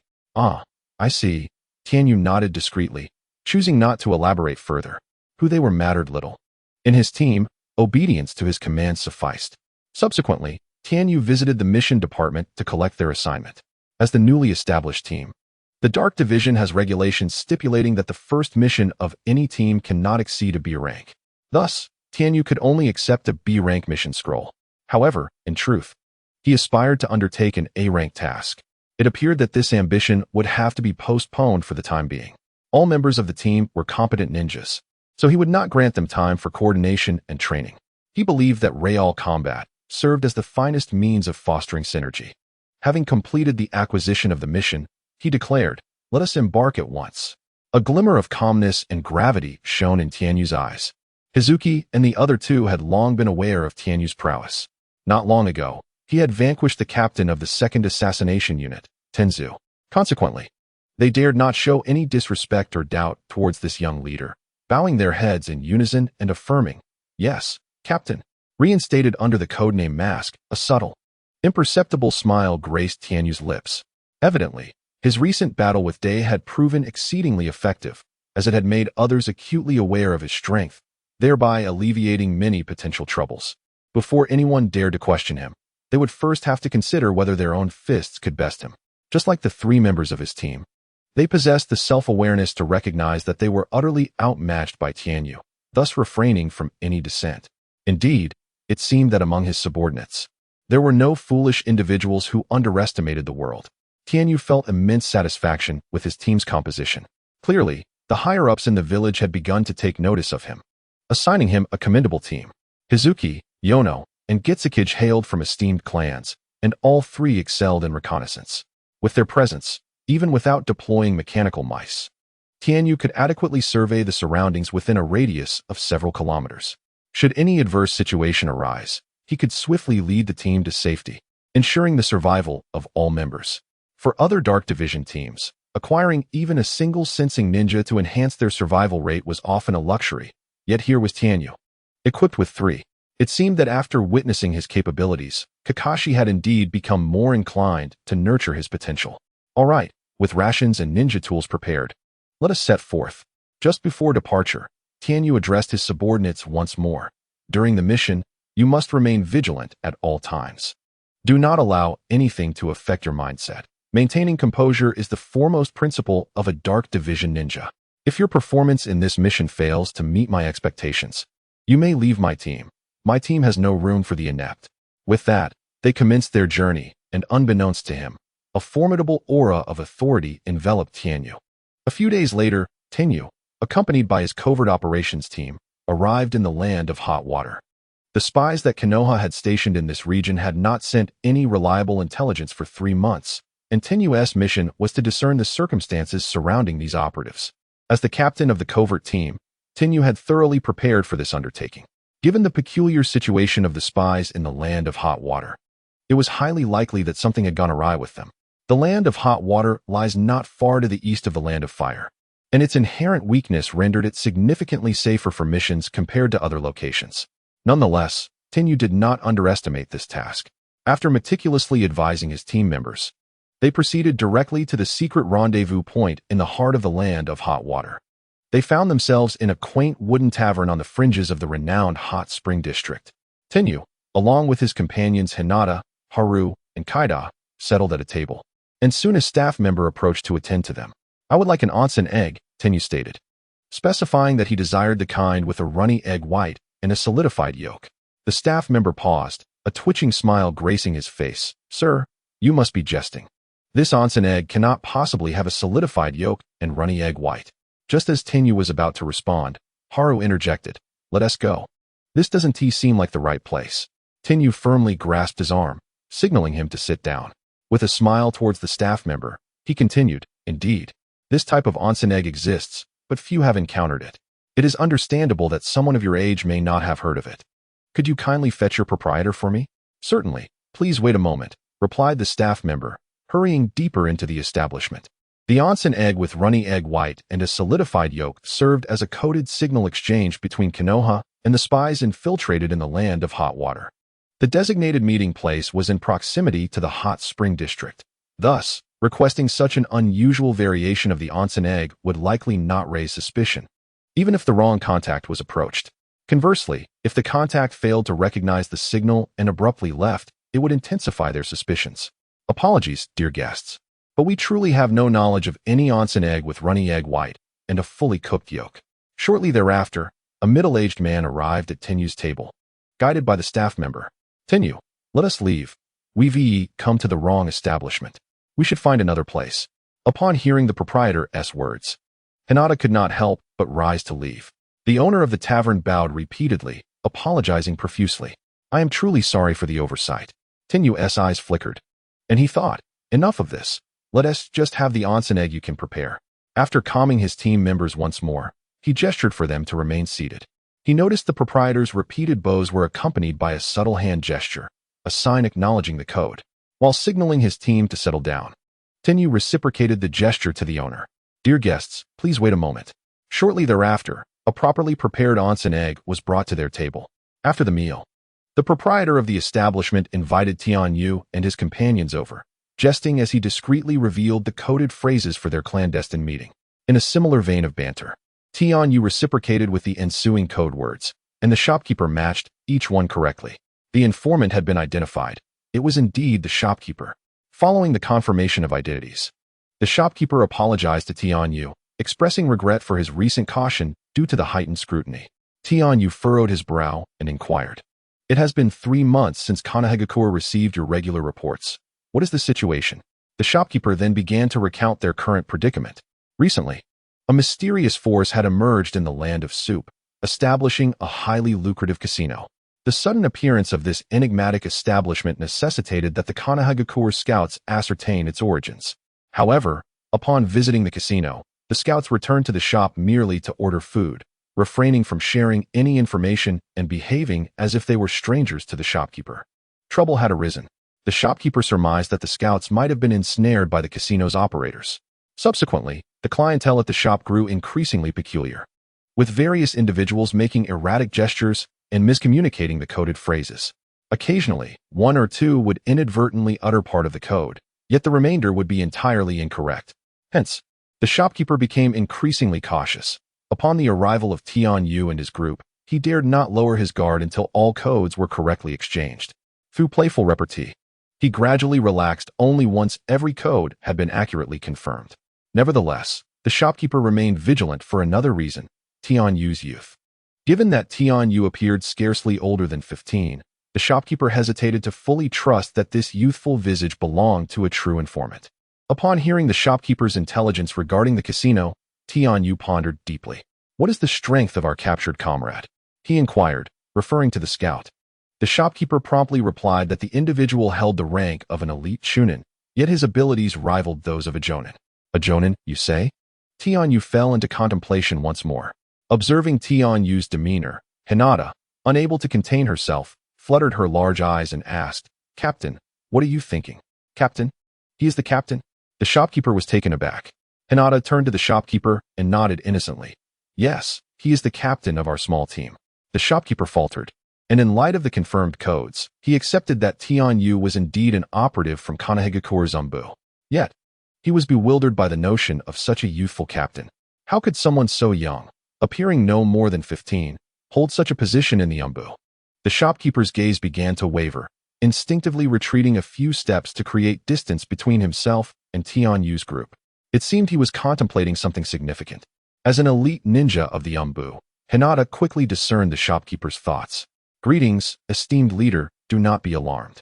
We are indeed from the Hidden Leaf Village." How else could we accurately respond to the secret code? Although Captain Tianyu is merely 12 years of age, he undeniably holds the position of our leader. "And you needn't worry, he possesses the prowess of an elite jonin," teased Hinata. As a member of the Umbu, they are not only elite, but also partake in specialized courses designed to analyze their opponent's expressions and actions to discern their thoughts. The shopkeeper, momentarily flustered, finally bowed to Tianyu and said, "My apologies, Lord Tianyu. It was wrong of me to question your identity." Tianyu lifted his head from contemplation and smiled at the shopkeeper. "It is quite all right." Taking a deep breath, the shopkeeper endeavored to accept the reality of a 12-year-old Umbu captain and inquired, "What course of action shall we undertake?" "Lord Tianyu?" Tianyu paused briefly before presenting 3 options. First, to boldly charge into the mysterious casino and rescue our comrades. Second, to proceed with caution, infiltrating the casino to gather intelligence before executing a rescue. Third, to strategize and return to the Hidden Leaf to report to the Hokage, who would then decide on sending personnel to engage with the mysterious casino in the Land of Soup. As soon as Tianyu concluded, the atmosphere erupted with dissent. His Umbu teammate, Hikari, immediately rejected the third option. "How could we possibly choose the third plan? We are the reinforcements from the Hidden Leaf. How can we stand idly by while our comrades are in peril?" Hikari's displeasure was palpable, her words laced with indignation as she seemed ready to explode. Islander also voiced his agreement, stating, "I too find the third option unsatisfactory. We need not consider it, as we can choose between the first and second plans." While he concurred with Hikari, he did not share her fiery demeanor. Hinata remained silent, but fixed her gaze intently upon Tianyu. The rules of the Umbu are extraordinarily strict, particularly during missions. As the captain, Tianyu's decisions during this assignment supersede all others, and every member of the team must adhere to his commands. Inside the tavern of the Land of Soup, Tianyu regarded the few individuals before him with a sigh. Hikari, brimming with frustration, directed her ire towards him. Yet Tianyu chose not to retaliate. "Have you misunderstood? Our mission is to ascertain why the spies from the Land of Soup have failed to report back to the village, not to rescue our comrades. As ninjas, especially as Umbu, is it not clear to us what our task entails?" "Humph, Islander, let us depart," Hikari exclaimed angrily, summoning Islander to leave the Umbu team with her. In their eyes, Tianyu had opted for the third option, one they regarded with skepticism. "Captain Tianyu." As the two teammates began to withdraw, Hinata hurriedly approached him to offer words of persuasion. Tianyu waved his hand dismissively. "It is all right. They likely headed to the inn." By the time they reached the Land of Soup, night had already fallen. Before leading the covert team to rendezvous, Tianyu had already reserved rooms for them at a nearby inn. According to the innkeeper, the companion ensnared by the mysterious casino possessed the prowess of a jonin. Controlling a living jonin is far more challenging than slaying one. Even if they were to take action against this casino, they must proceed with utmost caution. Its power undoubtedly runs deep. After speaking, Tianyu gazed in the direction where Qing and Haida had departed, letting out a sigh. The youth indeed could not contain his impatience. "Oh, what?" The innkeeper was taken aback, while the nearby Sunflower found herself both amused and exasperated. "Captain, you are the youngest among us." Shaking his head, Tianyu chose not to respond to Sunflower, rising to leave the tavern. The longer they lingered, the greater the risk of exposure. "Let us return to the inn and rest." "Yes, Captain Tianyu," Sunflower replied, following him back to the inn. That night, beneath a sparse canopy of stars, Tianyu lay on his bed, staring at the ceiling in a daze. He felt conflicted. To be honest, he was quite tempted by the third option. Their mission was merely to investigate the reasons behind the spy's failure to report, and they had already fulfilled that task. As for rescuing the spy, Tianyu's instincts urged him to refrain from such troublesome affairs. As a time traveler, he was acutely aware of the implications surrounding White Fang. If he misstepped, he might very well meet the same fate as White Fang. Setting aside the peculiar ninja tools, at the tender age of 12, Tianyu had already attained the strength of an elite jonin and was serving as a captain of the Umbu. Once his reputation spread, many within Konoha would scrutinize his every move. A single miscalculation could lead to dire consequences. This was no idle threat. Konoha indeed harbored individuals capable of such scrutiny.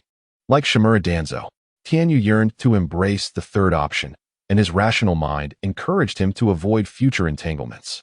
However, born into this world and striving to survive here, he found himself confronted by a dedicated Konoha ninja, diligently serving the village and uninvolved in any of Konoha's conspiracies.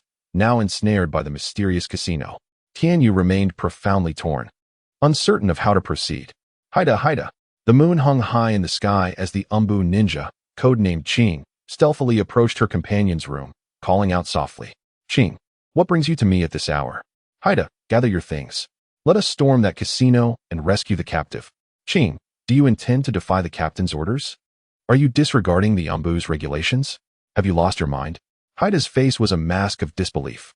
As Umbu ninjas, they understood the consequences of breaching the rules. A light punishment could be severe, while the worst could lead to death. "Qing, do not mention this again. Return at once. I will pretend I never saw you or heard of this matter." Saying this, Haida moved to close the door. "Stop." Qing firmly braced himself against the door, preventing Haidao from shutting him out. "Haidao, listen to me." "Qing, have you lost your mind?" "Shoo, Haidao, keep your voice down. Don't wake them." Haidao cautiously peered through the crack of the door, observing the stillness before lowering his voice to respond to his companion.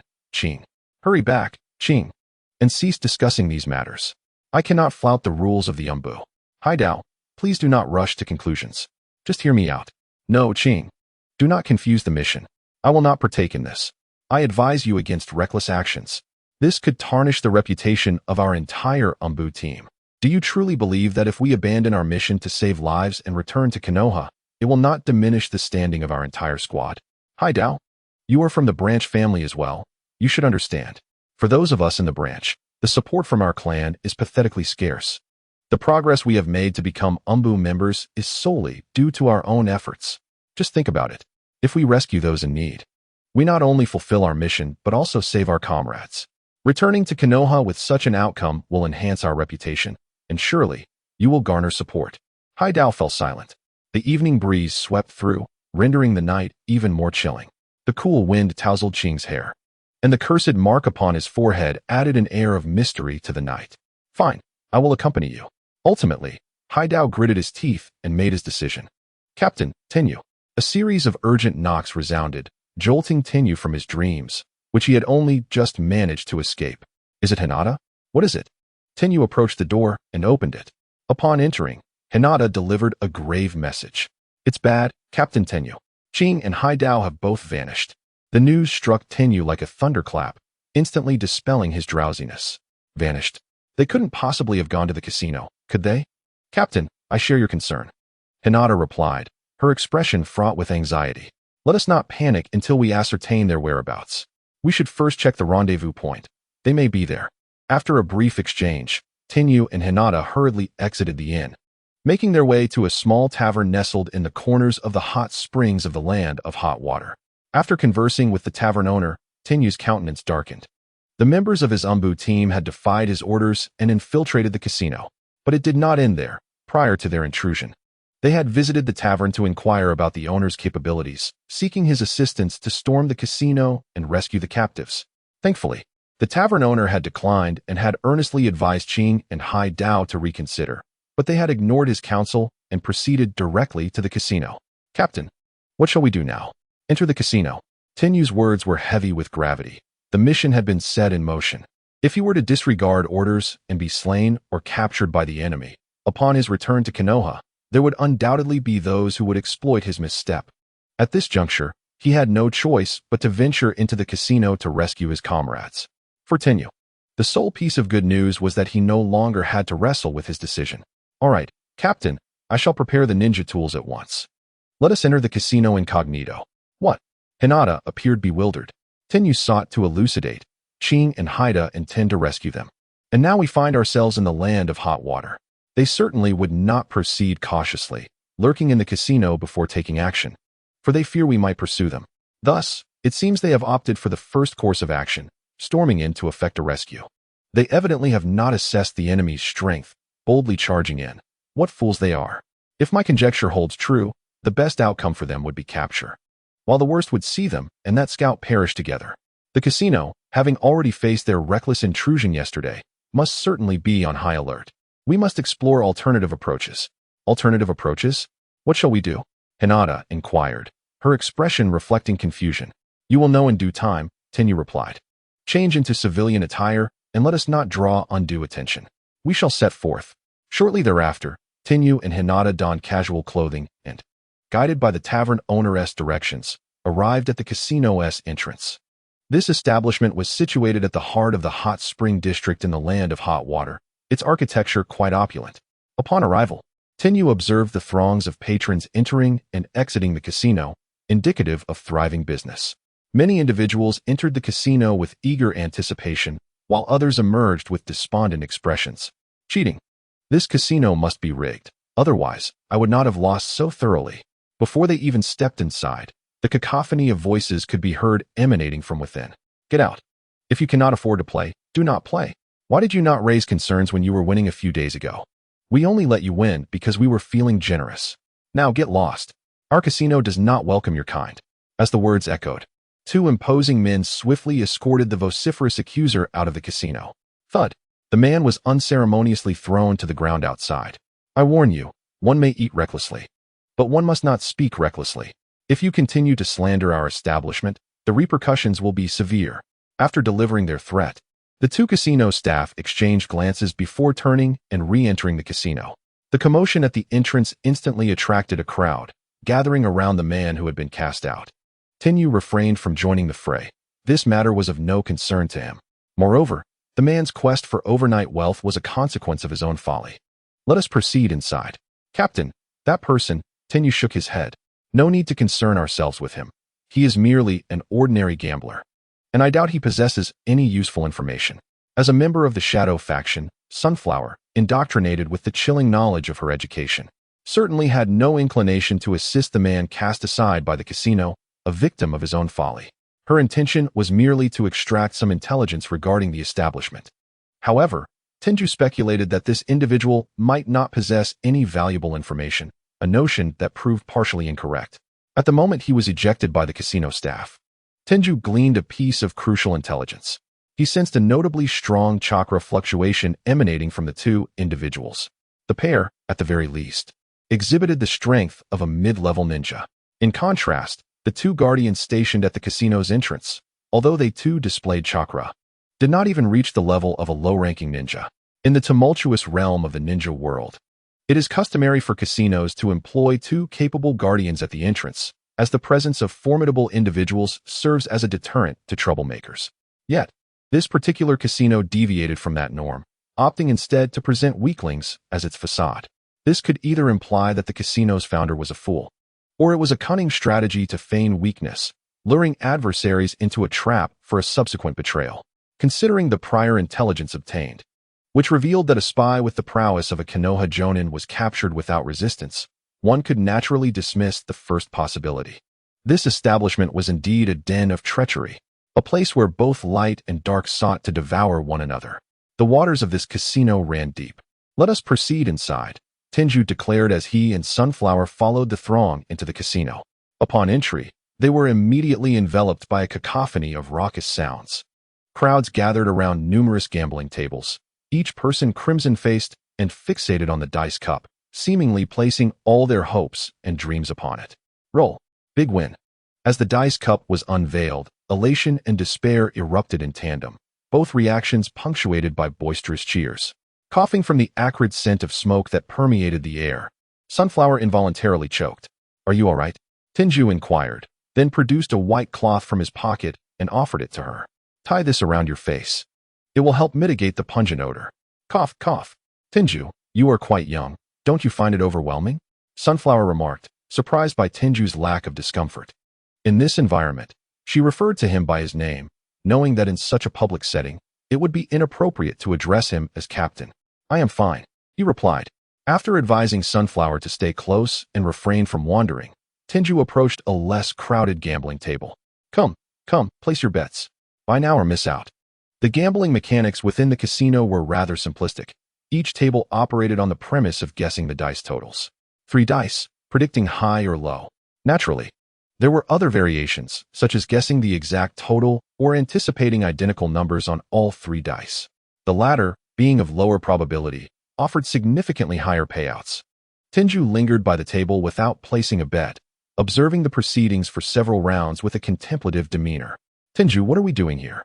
Sunflower inquired, puzzled by her captain's intentions. Silence, he commanded. Tianyu silenced the Sunflower, remaining quietly at the gambling table. After 2 more rounds had passed, the staff member shaking the dice could no longer restrain himself and addressed Tianyu. Ah, young man, you've been observing at my table for quite some time. Why not join in the game? You seem rather unfamiliar. I presume it's your first visit here?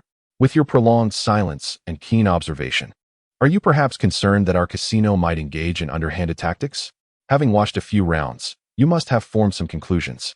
Our establishment is not like those other shady casinos. We pride ourselves on fairness and transparency, and we assure you that cheating is out of the question. You can play with confidence. The staff member spoke with earnest enthusiasm. Tianyu continued to smile in response. Very well, I shall partake.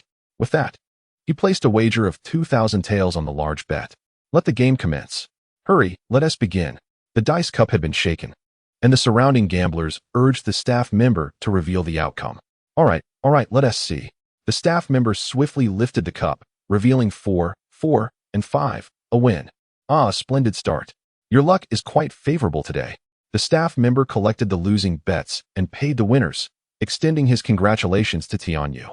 Enough chatter. The next round is about to begin. As one game concluded, the lamentations of those who had lost filled the air, prompting the staff member to call for silence. The dice rattled within the cup, and with a decisive thud, it was placed on the table. Come, a new round begins. Let us not dwell on the past. Place your bets, make your decisions. Tianyu placed his previous 2,000 taels along with his winnings, totaling 4,000 taels, once again on the large bet. The dice cup was revealed, 3, 5, and 6, another win. Tianyu was compensated 4,000 taels. Another round concluded, and the staff member beamed with congratulations. Your fortune is shining today, young man. His delight in Tianyu's success was palpable, as if the winnings were his own. The next round commenced, and this time, Tianyu wagered all his winnings once more. However, instead of the large or small bets, he opted for the triple sixes in the high payout category, betting a staggering 8,000 taels at a payout rate of 200 times. Should he win, he would walk away with a fortune of 1,600,000 taels. Ah, my dear young man, while I maintain that today is indeed your lucky day, might you be a touch too eager? The staff member jested, eliciting laughter from the other patrons at the table. Hurry, let us get this started. You're bringing money to our establishment. Don't keep us waiting. Open the cup. It must be a small roll this time. It's been large too often. As the guests urged him on, the staff member rolling the dice chuckled. All right, let us begin now. With a flourish of his hands, which moved so swiftly that the gamblers could barely follow, he lifted the dice cup. In an instant, the players at the table were left dumbfounded, and the smile on the staff member's face froze. 666, a triplet, a win of grand proportions. Gazing at the numbers inside the cup, Sunflower's mouth fell agape, her face awash with disbelief. She turned to Tianyu, her large eyes filled with confusion. Was it mere coincidence that their captain hit the jackpot? How fortuitous could it be? With a multiplier of 200, the young man had wagered 8,000 taels, including his principal. That amounted to a staggering 160,000 taels. A collective gasp echoed from the players at the table, their gazes riveted on Tianyu. Among them were several with ulterior motives, their eyes scanning Tianyu with evident malice. Ahem, ladies and gentlemen, our casino operates differently from others, and I advise you to refrain from any unwholesome thoughts. The staff member maintained his smile while cautioning the players, although the twitching of his lips betrayed his unease. Subsequently, with a smile that was more painful than sorrowful, he handed a substantial stack of cash to Tianyu. You two may proceed to the second floor. The ambience there is far superior to this level, and your winnings will be safeguarded from prying eyes. I recommend you consider playing upstairs. The minimum bet there starts at 10,000 taels. Tianyu nodded. Lead us to the second floor. Certainly, please wait a moment. With Tianyu's response, the staff member abandoned the current table, disregarding the other players, and promptly summoned someone to escort Tianyu to the upper casino. It seems this casino is not as nefarious as we suspected. I wonder if Qing and Haidao are even here, Sunflower whispered cautiously, approaching Tianyu as the surroundings grew quiet. Could there be an issue with the tavern owner who was supposed to meet us? That is indeed a possibility. Tianyu replied. However, this casino is not as upright as you might think. The chances of Qing and Haidao being entangled with this establishment are significantly higher. This casino. Shoo, quiet. Tianyu interrupted Sunflower's probing. Just then, the dice roller returned with a staff member. Are these the two who wish to ascend to the second floor? Yes. Please follow me. Tianyu nodded, leading Sunflower as they followed the staff member upstairs. Upon stepping into the second floor casino, they were greeted by a lavish spectacle of gold and opulence. The gleaming surfaces were not just the gold on the gaming tables, but also the splendid decorations adorning the space. The noise was subdued, and there was no acrid stench of smoke. Instead, a subtle fragrance wafted through the air, invigorating the senses. Welcome to our casino, the staff member greeted warmly. A strikingly beautiful female attendant greeted Tianyu with an air of grace.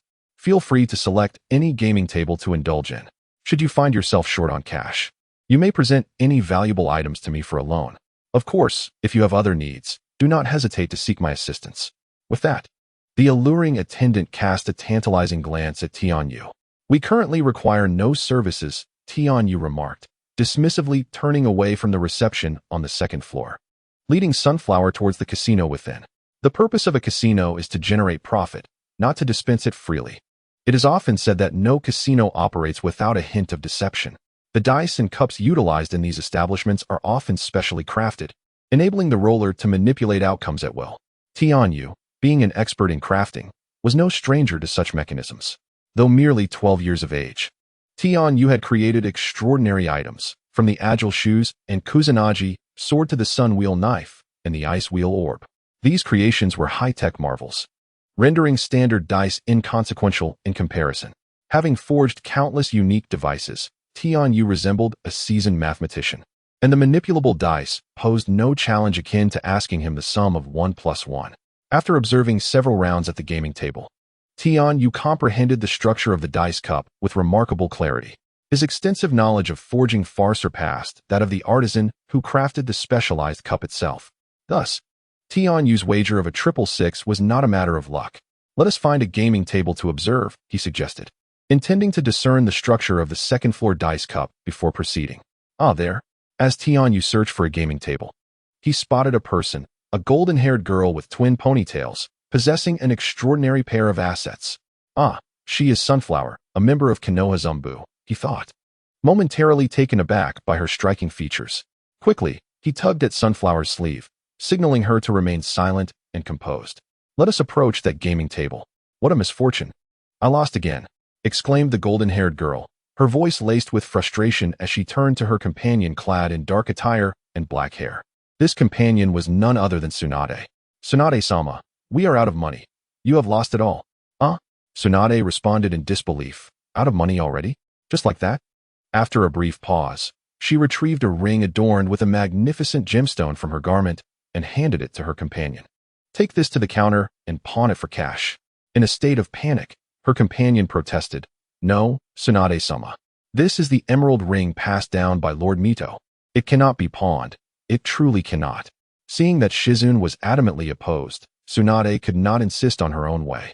With a slight click of her tongue, she tucked the ring back into her pocket, rummaging through her belongings until she produced a bracelet. "You can pawn this instead."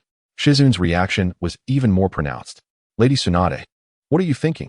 This cannot be pawned." This was a treasured gift from the second Hokage before his passing, a gem of the Senju clan. As they approached the gambling table, Tianyu observed the exchange with a look of disbelief. Tsunade, the princess of Konoha, was casually considering parting with items of great significance to Konoha. Truly, she deserved the title of the Great Fat Sheep. "This cannot be pawned, nor can that. These trinkets are merely baubles given by those old geezers. They never thought much of them. They aren't that important, Shizune. You are being quite bothersome." "But, Lady Tsunade, these things truly cannot be pawned," Shizune protested. "I have some jewelry left by my mother before she passed. I can pawn those instead, but please, do not part with your belongings." Shizune, Tsunade, with a serious demeanor, interrupted her. "The items you possess are the ones that should not be pawned. I forbid you to do so." At this point, Tsunade suddenly rose to her feet. Forget it, I'm done. What a dreadful place. I shall never return here again. Shizune, let us leave." A warm current flowed through Shizune's heart. She recognized that her Lady Tsunade still yearned for the thrill of the game, yet she had chosen to forego it to prevent her from pawning her mother's heirlooms. Thus, Shizune made a decision. "Lady Tsunade, I have 20,000 ryo here. It is our food and lodging money for this period." Tsunade's eyes brightened, her previous displeasure vanishing as she snatched the money from Shizune's hand. "Quick, give it here." Shizune was taken aback. She had indeed intended to provide Tsunade with funds, but her plan was to offer only 10,000 ryo to indulge her gambling vice, while retaining another 10,000 to get by. With all 20,000 ryo now in Tsunade's possession, Shizune realized that relying on Tsunade to win would only result in further losses. This meant that for the foreseeable future, they would be left with nothing, their food and lodging funds entirely depleted. They would be facing a life of sleeping on the streets. With the newfound capital of 20,000 ryo, Tsunade immediately placed 10,000 ryo on the small betting pool at the table. Roll. The dice revealed a sequence of 4, 5, and 6, 3 of a kind, a significant win. The princess of Konoha, Tsunade, once again lost a staggering 10,000 ryo. Gritting her teeth at the sight of the dice, she fumed. She had not won a single hand that day. In recent rounds, she had bet small several times. Yet the outcomes had all been large, including one round with a triple. She refused to believe such ill fortune. Was it possible that not a single small would appear today? Grasping her last 10,000 ryo, she prepared to place another bet on the small pool. Behind her, a youthful voice chimed in, "Bet on big. This round will surely be a big win." Kakashi turned around to see a relatively tall, yet evidently youthful boy standing beside her, who had staked a sum of 100,000 ryo on the large betting pool. Kakashi felt a twinge of confusion, but, as if compelled by fate, placed her own wager of 10,000 ryo on the same pool. Bets were placed, preparations were made, and the moment to unveil the outcome had arrived. A staff member at the casino called out, gesturing dramatically above the dice cup. Sighing, Tianyu cast a glance at Kakashi, his eyes reflecting a hint of pity.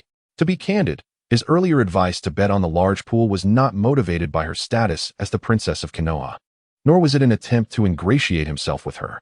The earlier spectacle involving Kakashi and Shizune had been utterly dismal. Witnessing that scene stirred a sense of compassion within Tianyu. As the dice settled on the table, each face displaying differing values, the sound of their landing varied slightly.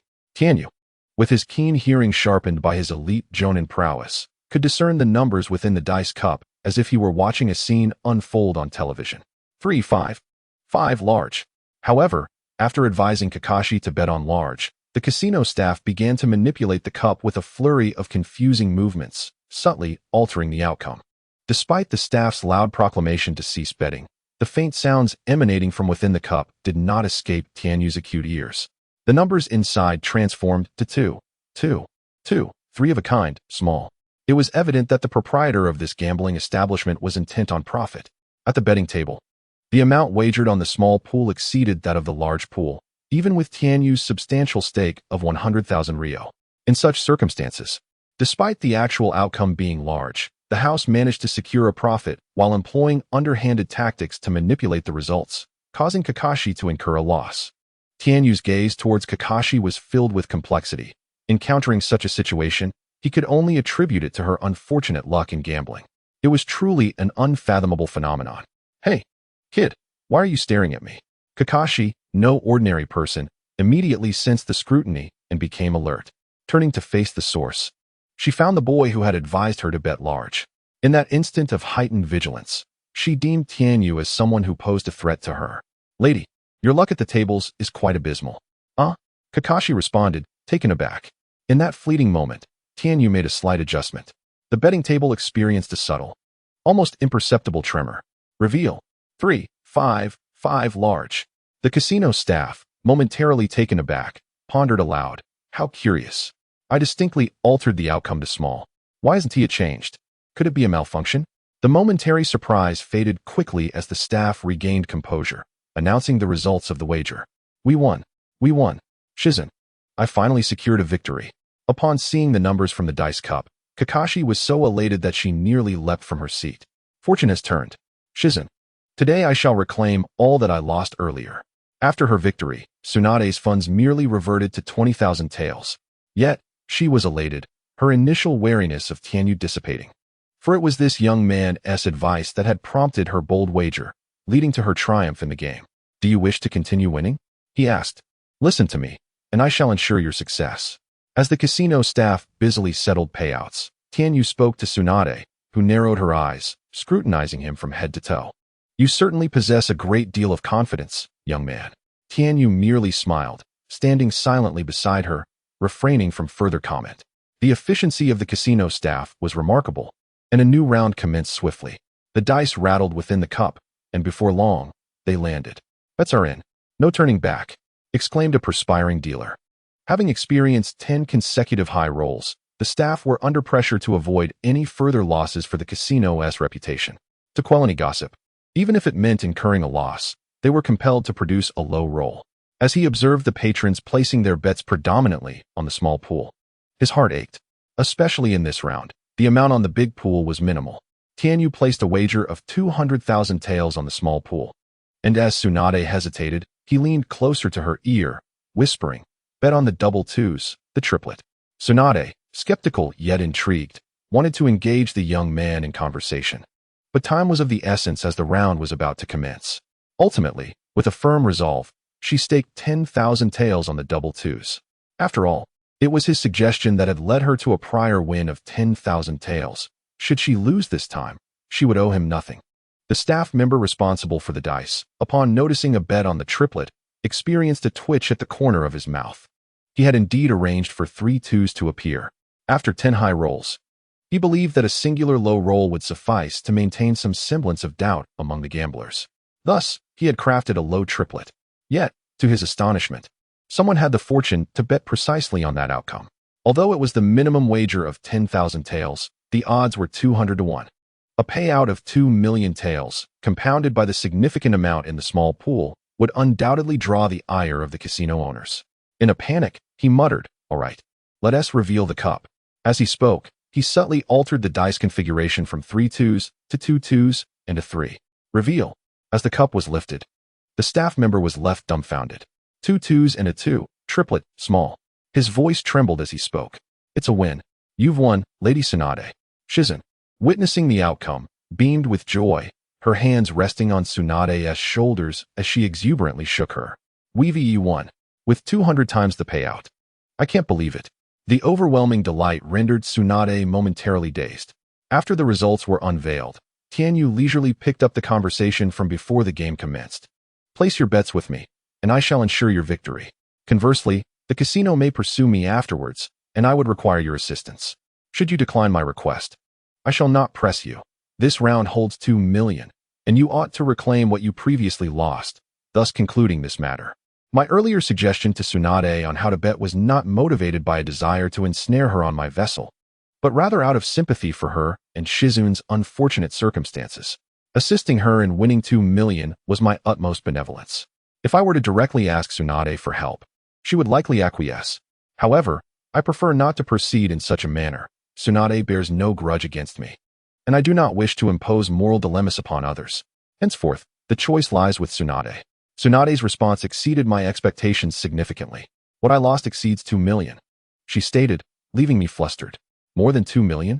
She certainly knows how to squander." Faced with her remark, I found myself at a loss for words. "If you help me win, I shall assist you in resolving any troubles the casino may cause," Tsunade continued. Her assurance brought me solace. With Tsunade, a seasoned ninja, as my ally, this endeavor felt far more secure. "All right, we shall bet on the big and small pools, but let us not wager excessively to avoid drawing attention." "Understood." With my assistance, she was poised to win, and having recognized my concerns and mediation, Tsunade begrudgingly placed her trust in me. Today would be a profitable day for her. The next round commenced, with me wagering 200,000 and Tsunade matching my bet. Roll. 3 threes of victory. Now let us wager small. Roll. And the result was 3 ones, a small win. As the rounds progressed, both Tsunade and I enjoyed tremendous success. The dice roller appeared bewildered. Was the mechanism malfunctioning? Midway through the game, the roller apologized, citing fatigue from prolonged work and the need for a break. A new roller took over, but after a few rounds, he discovered that his specially crafted dice were also faltering. Tsunade and I continued our winning streak. As the number of rounds increased, onlookers noted our exceptional fortune and began to follow our lead in betting, resulting in their modest gains as well. Naturally, the casino could not allow its funds to be siphoned by patrons, and when my winnings reached an astonishing sum, they could no longer remain passive. "You are cheating," shouted the roller, who had been covertly manipulating the dice. "Call for help. Someone is cheating. Apprehend him." The roller, in a fit of indignation, summoned 2 burly enforcers from the casino. "It is him. He is the cheat. Seize him." The roller pointed directly at me. 2 imposing figures, each possessing at least the strength of a chunin, approached with determined expressions, exchanging glances before advancing towards Tianyu. "Halt!" roared Tsunade, an overwhelming surge of chakra erupting from her, instilling fear in all present, rendering them motionless. "Wait, sister, do not act so rashly," Tianyu interjected, gesturing for Tsunade to pause. He then turned his attention to the dice roller. "While one may indulge in a meal without reservation, one must not speak carelessly." Unfazed by the accusation, Tianyu responded with poise. "You have been controlling the dice all along. I have not even touched them. If anyone is to be labeled a cheat, it is the casino itself. Is it truly the case that a gambler's victory is deemed cheating? Is your establishment so unreasonable?" Tianyu addressed the patrons who had wagered alongside him and emerged victorious. "Esteemed guests, we are all players at this table. You are well aware of my conduct. There has been no hint of impropriety. Today, I won, yet the casino accuses me of cheating. Should fortune favor you tomorrow, how will the establishment respond then?" He began to instill a sense of panic among the gamblers. "Indeed, we did not touch the dice. How could we have cheated?" One patron exclaimed. "Is it true that your casino only permits losses and never victories?" To accuse a winner of cheating, is this how you operate? Initially, the dice roller had accused Tianyu of deceit, and others had distanced themselves, fearing entanglement. However, after Tianyu sowed seeds of panic, they found themselves unsettled. It was crucial to note that those at the table had won substantial sums alongside Tianyu. Would the casino next turn its attention to them after dealing with him? Anxiety spread among the crowd, each fearing the repercussions of association. They could not allow Tianyu to falter. Is your casino a den of iniquity? I shall refrain from returning. The influence of a single voice is limited, but the collective voice of many is formidable. Almost all the patrons at Tianyu's table began to advocate for him, voicing their grievances against the establishment. Observing this wave of dissent from the adjacent gamblers, they too ceased their wagering. The growing chorus of discontent could not arise without cause. They suspected the casino harbored issues. The adage one person becomes wood, two become a forest, three become a grove aptly illustrates this phenomenon. Under the weight of public sentiment, the two Chunins summoned by the dice roller hesitated, aware that any rash action could tarnish the casino's reputation and deter patrons from visiting. A lack of customers would spell financial ruin for the establishment. Recognizing the gravity of the situation, the casino's management, previously engaged with Tianyu, dispatched a front desk clerk who assured the crowd, "Ladies and gentlemen, please remain calm. Our casino adheres to principles of fairness and transparency. We would never accuse winners of cheating. Please rest easy." Following this declaration, he commanded the two Chunin to apprehend the dice roller, pointing him out for removal and confinement. After several soothing remarks, the atmosphere gradually settled. "On behalf of our casino, I extend my sincerest apologies to you," said the staff member, bowing respectfully to Tianyu. "This dealer has falsely accused you of cheating, and we shall take appropriate measures against him. As for the inconvenience caused, our casino will offer you some compensation." With that, the rather handsome casino employee gestured towards a secluded room, inviting Tianyu to discuss matters further. Tianyu squinted, scrutinizing the receptionist before him, not out of curiosity for his physique, but rather to gauge the situation. After all, who could rival the ample figure of the golden-haired, twin-tailed beauty beside him? Choosing not to respond to the man's invitation just yet, Tianyu turned to the surrounding patrons and declared, "Ladies and gentlemen, may I have your attention? I shall converse with the casino staff. Should you not see me emerge, you will understand the circumstances. However, I urge you not to raise an alarm, lest trouble finds you." The receptionist's expression twitched slightly. "You jest, sir. Our establishment is no den of iniquity. How could you possibly fail to exit?" With that, she promptly motioned for Tianyu to proceed to the secluded room, anxious to prevent any further remarks that might tarnish the casino's reputation. Tianyu turned to Hinata, winking playfully. "It seems destiny has brought us together at this gaming table. Will you accompany me for a moment?" Having won her fair share, Tsunade nodded in agreement and followed Tianyu into the secluded chamber. Upon entering, a wave of chakra surged forth. This was a parlor where 4 individuals from the casino awaited. Judging by their chakra signatures, they were all elite Jonin-level ninjas. Instantly on alert, Hinata took a defensive stance, prepared for any confrontation. There's no need for such tension. "Hinata," Tianyu reassured, gesturing for her to relax while casually taking a seat before the casino personnel. "Let us get straight to the point. I am from Konohagakure. Release our people, and I shall leave without causing further trouble for your establishment." The casino staff's brows furrowed in surprise at Tianyu's forthrightness. Hinata was equally astonished, while Tsunade's eyes widened, realizing that this audacious youth was indeed from the Leaf Village. One of the elite Jonin within the secluded room let out a long sigh. "You are quite direct. I must admit, I hadn't anticipated such straightforwardness. What is there to ponder?" Tianyu replied. "Your casino must be raking in quite the sum daily. If you refuse my terms, I could very well choose not to appear before the patrons, or worse, I might expose your establishment for cheating. How do you think that would affect your business?" He continued, "In such a vast casino, do you truly believe that losing 3 leaf ninjas would be a significant loss?" With that, the room fell into a profound silence. In the eerie silence of the casino, the 4 elite shinobi exchanged glances with one another. After a prolonged moment, one of them conceded, "Very well, I accept your terms. However, the funds within the casino must remain intact." "That is unacceptable."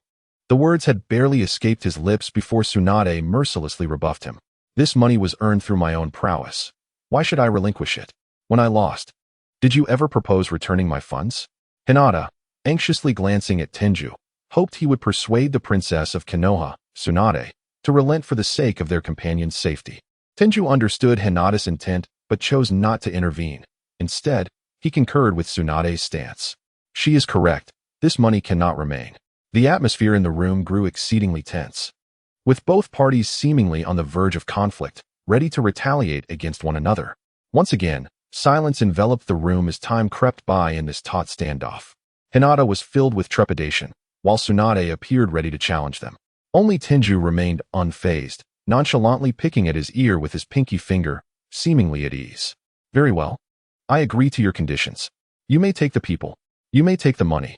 I have but one stipulation. You must not cause trouble in our casino.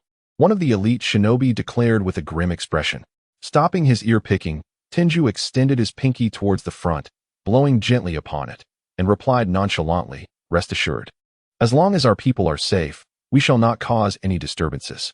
Bring him to me. Oh, and one more thing I nearly forgot to mention. Tenju added upon receiving a response. It appears you possess some means of controlling individuals, correct? The previous spy, as well as those two who intruded yesterday. You must release the control over them. The elite shinobi in the casino paused momentarily, then gritted his teeth and replied, fine, no problem. After this exchange, Tenju fell silent, patiently awaiting the arrival of their companions. You are from Konoha. You must be familiar with me, Tsunade interjected. Familiar indeed, Lady Tsunade, came the reply, marked by a tone of respect from Hinata, contrasting with Tenju's casual demeanor. Tsunade's expression grew complex. You recognized my identity, and now you assist me in winning. Is this a ploy to ensnare me? My apologies, Lady Tsunade. Hinata quickly interjected, having assumed such intentions from Tenju. However, Tenju shook his head, not at all. While it is true that we recognized your identity, assisting you in winning was not for the purpose of manipulation. After you placed your bet, I did offer you a choice. With that, Tenju ceased speaking. Tsunade pondered for a while and realized the truth of his words. Upon comprehending the situation, her earlier gloom dissipated, replaced by a radiant smile. You are quite impressive. Recognizing my identity and selflessly aiding your senior. Truly commendable. Tenju waved his hand dismissively. You misunderstand. Even if I wished to help someone, I would not do so in that manner. I assist you not out of obligation, nor because you are a predecessor of Konoha, but rather out of compassion for your unfortunate plight. Tsunade. At this juncture, Tenyu paused once again. Tsunade, eager to uncover the truth, questioned how it could be that she, one of the legendary Sannin and the granddaughter of the first Hokage, found herself in such dire straits. Meanwhile, Shizune frantically tugged at Tsunade's sleeve, imploring her to refrain from questioning further. Shizune felt embarrassed enough for herself. She could not bear the thought of Tsunade experiencing shame. How could the illustrious Tsunade, nearly reduced to destitution due to gambling, face the world without food? Shizune desperately wished to avoid hearing such words. She simply could not allow Tsunade to humiliate herself further. Shortly thereafter, individuals from the casino entered, bringing with them Haru and Kaido, along with an unfamiliar figure, likely a spy from Konoha. Is everything all right? Have they released you from their grasp? Tenyu inquired first. Indeed, we have been freed, and we extend our heartfelt gratitude for your assistance. The Konoha spy responded, bowing repeatedly in thanks, while Haru and Hinata remained silent, heads bowed in shame for defying their captain's orders and acting independently, only to be caught in the act. Ultimately, they were rescued by the very captain they had disobeyed. Haru and Kaido felt utterly mortified before Tenyu. No need for formalities. Let us take our leave, Tenyu replied, not wishing to burden Haru and Kaido any further. Engaging in brief conversation with the Konoha spy, they departed the casino. The rescue was accomplished, and the jutsu was lifted. Tenyu chose not to create further trouble for the casino. As he exited the secluded building, numerous patrons approached him, inquiring about the situation. Tenyu skillfully deflected their questions. He was no saint and saw no purpose in divulging the casino's secrets to those gamblers. Their inquiries were not born of genuine concern for Tenyu, but rather a desire to glean any advantageous information for themselves. Upon leaving the casino, Hinata reverted to addressing Tenyu with the respect befitting a leader. Captain, shall we proceed directly back to Konoha? She asked. Without engaging in battle, we managed to rescue our comrades, leaving the 4 elite shinobi too intimidated to act. Her admiration for Tenyu was palpable, her eyes sparkling with stars as she gazed at him. Tenyu nodded and turned to the Konoha spy, advising, You should accompany us. Your identity has been compromised, making it unwise for you to remain in the land of water. Very well, we must bid farewell. Tsunade and Shizen joined Tenyu in saying their goodbyes. Lady Tsunade, you wouldn't dare go back on your word, would you? Tenyu suddenly posed this question to Tsunade. Taken aback, she replied, What do you mean, boy? How could I go back on my word? Did you not say that if I brought you victory, you would help us resolve our troubles? Tsunade continued, But you have already handled this issue yourself. What further assistance do you require? Are you attempting to extort me? Tenyu shook his head. He had won approximately 10 million ryo in the casino, and Tsunade had fared well too. She not only recouped her investment, but also redeemed previously pawned items and won over 3 million ryo besides. Given our substantial winnings, the casino will not simply let this matter rest. Additionally, there is one more thing. After numerous gambling encounters, the casino undoubtedly discovered a significant truth. Tenyu possesses the ability to manipulate their specially crafted dice. This essentially means that Tenyu has seized their lifeline, and they would not easily allow him to escape. However, the commotion Tenyu caused within the casino was too substantial if they were to prevent his departure. The casino's credibility in the eyes of its patrons would be entirely compromised. For the sake of their profits, they reluctantly decided to let Tenyu go, prioritizing their reputation. May Lady Tsunade accompany us for a portion of our journey, so that we may look out for one another, Tenyu proposed. With a troubled expression, Shizen agreed to Tenyu's suggestion before Tsunade could respond. In a secluded room of the casino, 4 jonin were present, which certainly did not represent the casino's full strength. If more individuals were to confront her and Tsunade, they would be at a disadvantage. After a moment of contemplation, Tsunade concurred with Tenyu's idea of traveling together.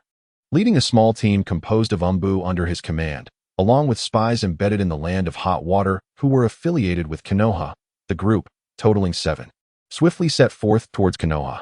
As stars hung low in the night sky and the evening breeze rustled the leaves, the soft sounds of nature enveloped the surroundings. Fireflies fluttered lazily above the underbrush, seamlessly blending into the environment, rendering them nearly imperceptible. One firefly drifted into the midst of Tenyu's group, landing delicately on Haru's finger. After a moment, Haru inquired of Tenyu, Captain Mingyu, we have yet to detect any signs of pursuit. Should I continue my reconnaissance? Tenyu replied calmly, maintain vigilance. I am entirely confident that they will pursue us. Having taken so much of their money and uncovered their secrets, they will not let us escape so easily. He then turned to Kaida. Kaida, do not forget to utilize your Byakugan, constantly scanning for any traces of chakra activity. Understood, Captain Mingyu, Kaida affirmed with a nod. At that moment, Tsunade, seated a short distance away, inhaled deeply, producing a subtle sound. Her beautiful eyes reflected an unreserved surprise. Within this small team, there was indeed a member of the Hyuga clan. The ninja who had just employed fireflies to survey the area must belong to the Yamanaka clan. A ninja from the Hyuga clan and another from the Oil Girl clan, both of whom are sensory-type ninjas, find themselves in an unusual situation within a small Umbu team. It is indeed peculiar to have 2 ninjas from esteemed clans, particularly valuable sensory ninjas, in such a covert unit. Tsunade narrowed her eyes slightly. The Leaf Village's assassination squad was originally established by her great-grandfather, Senju Tobarama. She was thoroughly familiar with the organization's structure and operational style, having interacted with them on numerous occasions. The ninjas of the Leaf Umbu were renowned for prioritizing raw power, often resorting to any means necessary to accomplish their missions, where strength was paramount. Thus, the presence of more than 2 sensory ninjas in this team raised her suspicions. However, what was even more astonishing was that the team leader was merely 12 years old. Could such a team truly possess sufficient strength? Tsunade sighed inwardly. Recalling her own past as a Leaf Ninja, and considering that the young boy had helped her win a considerable amount of money, she decided to lend a helping hand if there was any way she could assist. As the fire crackled, Tenyu sat cross-legged beside the flames, consuming some rations and hydrating himself before closing his eyes to meditate. Suddenly, a small, gray-black mouse, no longer than a finger, appeared before the group, squeaking loudly. Ah, what is that?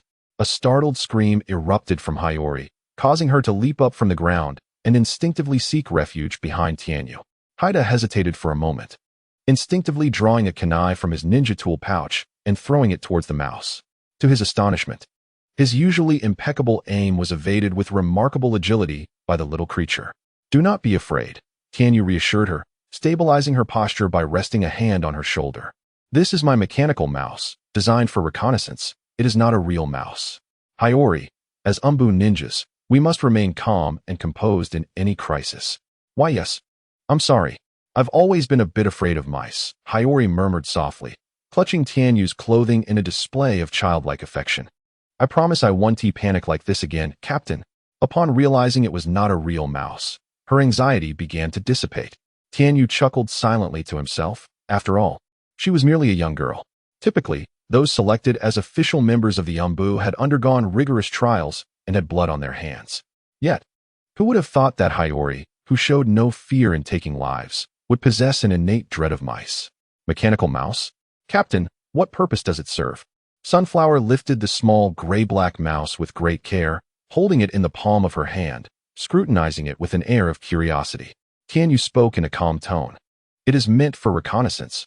Those individuals have already caught up with us. Impossible, Qing exclaimed as she sprang to her feet, shaking her head vehemently in refutation. If anyone approached us, my insects would have detected them at once. The absence of any feedback means there are no enemies nearby. At that moment, Haida interjected with a sharp command, Byakugan, activate. The veins at his temples throbbed, and his vision magnified several times, allowing him to survey the surroundings within a kilometer. Captain, there are indeed no signs of other individuals' chakra in the vicinity. My Byakugan has not detected any anomalies, Haida stated, his tone tinged with uncertainty. Could it be that your mechanical mouse miscalculated? In response to their skepticism, Tianyu merely smiled faintly and retorted, when did I say they were surrounding us?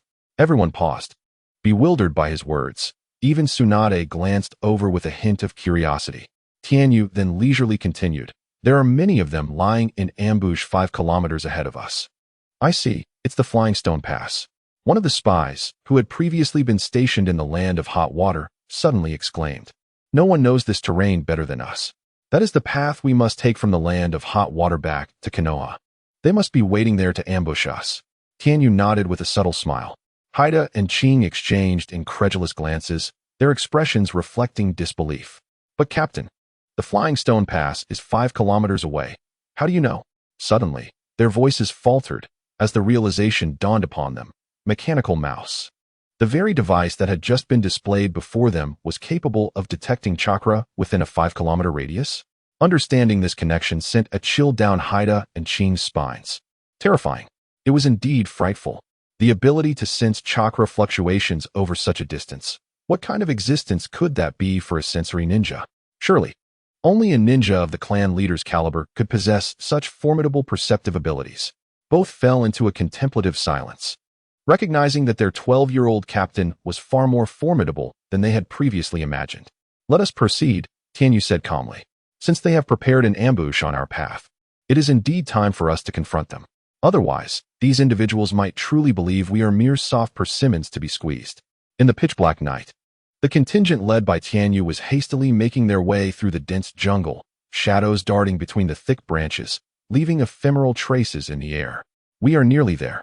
Everyone prepare for battle, Tianyu whispered amidst the darkness. Yes, Captain, Lord Mingyu, came a chorus of responses, resonating in the air. Except for the accompanying Tsunade and Shizune.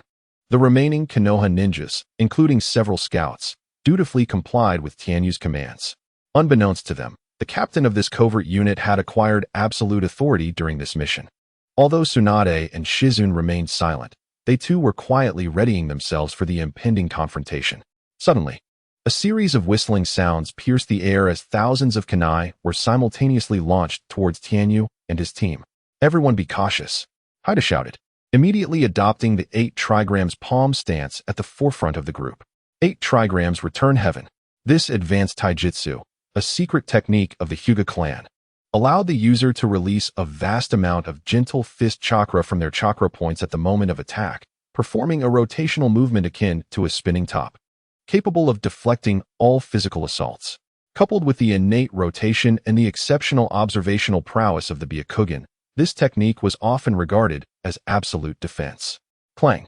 The majority of the kunai and shuriken collided with the chakra barrier formed by Haida's technique. The few remaining kunai were deftly intercepted mid-air by Tianyu and his companions, resulting in no injuries among them despite the barrage. While such attacks could catch unprepared opponents off guard, they posed little threat to Tianyu and his team, who were not only formidable in strength, but had also anticipated the ambush. At that moment, with the Byakugan activated, Tianyu's vision surpassed that of an ordinary person. Even in the darkness. Why are there so many of them? Haida exclaimed in astonishment. How many are there? Hurry up and tell us. Hinata urged anxiously. There are 5 with Jounin level strength. 15 with special Jounin strength. The rest are mostly Chunin or above, totaling around 70 or 80. A collective gasp echoed through the air. Upon hearing Haida's report, everyone present, except for Tianyu, furrowed their brows in concern. 5 Jounin, 15 special Jounin, and 70 or 80 Chunin. The number of ninjas present is indeed formidable for an ordinary gambling house. Although previously, when Haida and Qing attempted to infiltrate that establishment, they were captured. The ninja strength and quantity they encountered at that time were nowhere near as intimidating. Such combat prowess surpasses that of a small nation's military defenses. At this moment, even Tsunade recognized that Tenyu's earlier caution was not born of cowardice or incompetence, but rather a testament to the formidable adversaries they now faced. A smile blossomed at the corners of Tenyu's lips, acknowledging the respect shown by the sheer number of opponents. At the forefront of the opposing group stood 5 elite ninjas, arranged in a line, effectively blocking Tenyu and his companions' path back to the land of fire. Do you think the money at our casino is so easily earned? One of them remarked gravely, extending a finger towards Tenyu and continuing, I advise you to hand over that little brat and return all the winnings you've collected. Or perhaps we might spare your lives. Dream on. Captain Mayu will never be handed over to you. Sunflower retorted boldly, her hands planted firmly on her hips. Such a naive little girl, another elite ninja scoffed, his voice low and filled with a sinister chuckle. Today, we are well prepared for this encounter. Even with one of the legendary 3 from Konoha, Tsunade, present, you shall not leave unscathed. Sunflower's eyes widened defiantly beneath her mask, ready to retort. But a hand rested firmly on her shoulder, restraining her. Captain Sunflower bit her lip, realizing that engaging in a war of words was unnecessary. With a swift motion, Tenyu raised his hand, launching a shuriken as he calmly declared, let us commence the battle. Haida, Qing, Sunflower, I wish to witness your skills. Yes, they responded in unison. Then each charged off in different directions. Haida, renowned for his close combat abilities, belonged to the Hyuga clan, utilizing the Byakugan and Gentle Fist as his primary means of attack. Among the trio, he was the strongest. A Chunin would struggle to last 10 rounds against him, while even elite ninjas could withstand only 100 strikes at best. As he plunged into the throng of adversaries, he swiftly dispatched 3 or 4 ninjas once he seized the opportunity for close combat. 8 trigrams palm. 8 trigrams, 64 palms. The azure chakra infused within his gentle fist resonated through the air as one enemy after another was sent flying, akin to kites severed from their strings. Meanwhile, Qing also joined the fray. As a member of the Oil Girl clan, while her greatest strength lay in perception, her combat prowess was certainly not to be underestimated. He did not charge into the crowd like an island, and being unskilled in close combat, he chose to remain at a distance. He raised the sleeves of his garment, and from within emerged countless parasitic insects, swarming forth to form a dark, ominous cloud that hovered in the air. The secret technique of the parasitic insects. The secret art of the insect tornado. The sounds of horrified screams began to echo, as those ensnared by the insects were swiftly reduced to mere piles of stark, white bones, presenting a scene that was utterly horrifying. In contrast to the island's combination of white-eyed martial arts and gentle fist techniques, the Oil Woman clan's secret art of parasitic insects proved to be far more troublesome to contend with, as the sheer number of these insects rendered ordinary martial techniques utterly ineffective. Haidao and Xingtian, one adept in martial arts and the other skilled in ninjutsu, collaborated seamlessly, each addressing different types of ninjas with remarkable harmony. In no time, they had dispatched over 20 Chunin-level ninjas. Although Sunflower was a girl, her combat prowess was equally formidable. Possessing the unique bloodline limit of phasing, she unsheathed the long knife from her back and immediately concealed her form in the air, silently appearing behind the enemy to unleash her secret technique, the secret sword, Moon Shadow, the leaf-style sword technique, Dance of the Crescent Moon. Several enemies had their heads severed with her strokes, as if she were merely chopping vegetables. Do not be fooled by her timid appearance. When it came to killing, she did not even blink. Is this the power of an Umbu ninja? Quite impressive. Behind Tianyu, the leaf spy he had rescued from the casino swallowed hard, his eyes wide with disbelief. Tianyu remained silent. Umbu ninjas engaged in slaughter as their daily task, with the most crucial aspect being the possession of formidable strength. In contrast, the leaf spy, involved in espionage, prioritized self-masking and enhancing self-preservation abilities, revealing a stark disparity in their capabilities. The strength of the three was commendable. Shizen, cradling a small pink piglet, remarked thoughtfully. Although she herself had attained the rank of Jonin, her focus on medical ninjutsu meant that in terms of combat prowess, she could not compare to the specialized Umbu ninjas like Haidao and the others. Mediocre at best, Tsunade commented casually. In her eyes, one of the legendary three of Konoha, these three Umbu ninjas were still lacking. It was evident to her that they were merely newcomers to the Umbu, possessing decent power, but still far behind in combat experience. At the onset, they unleashed a barrage of ninjutsu, demonstrating considerable lethality as they swiftly dispatched over a dozen adversaries. However, the expenditure of their own chakra was substantial, and they found themselves facing an overwhelming force of more than 100 enemies. Such reckless depletion of their chakra rendered them incapable of sustaining a prolonged engagement. Had they been confronted by seasoned operatives from the Umbu, adept at neutralizing foes with a mere kunai, they would undoubtedly have refrained from utilizing ninjutsu to squander their precious chakra. Their movements were executed with precision and efficiency, devoid of any superfluous actions. This epitomized the Umbu's modus operandi. These three young individuals still had a considerable journey ahead before they could attain the caliber expected of true Umbu ninjas. At that moment, Tsunade's gaze fell upon Tenyu. She scrutinized him with curiosity, having yet to witness his true prowess since their acquaintance.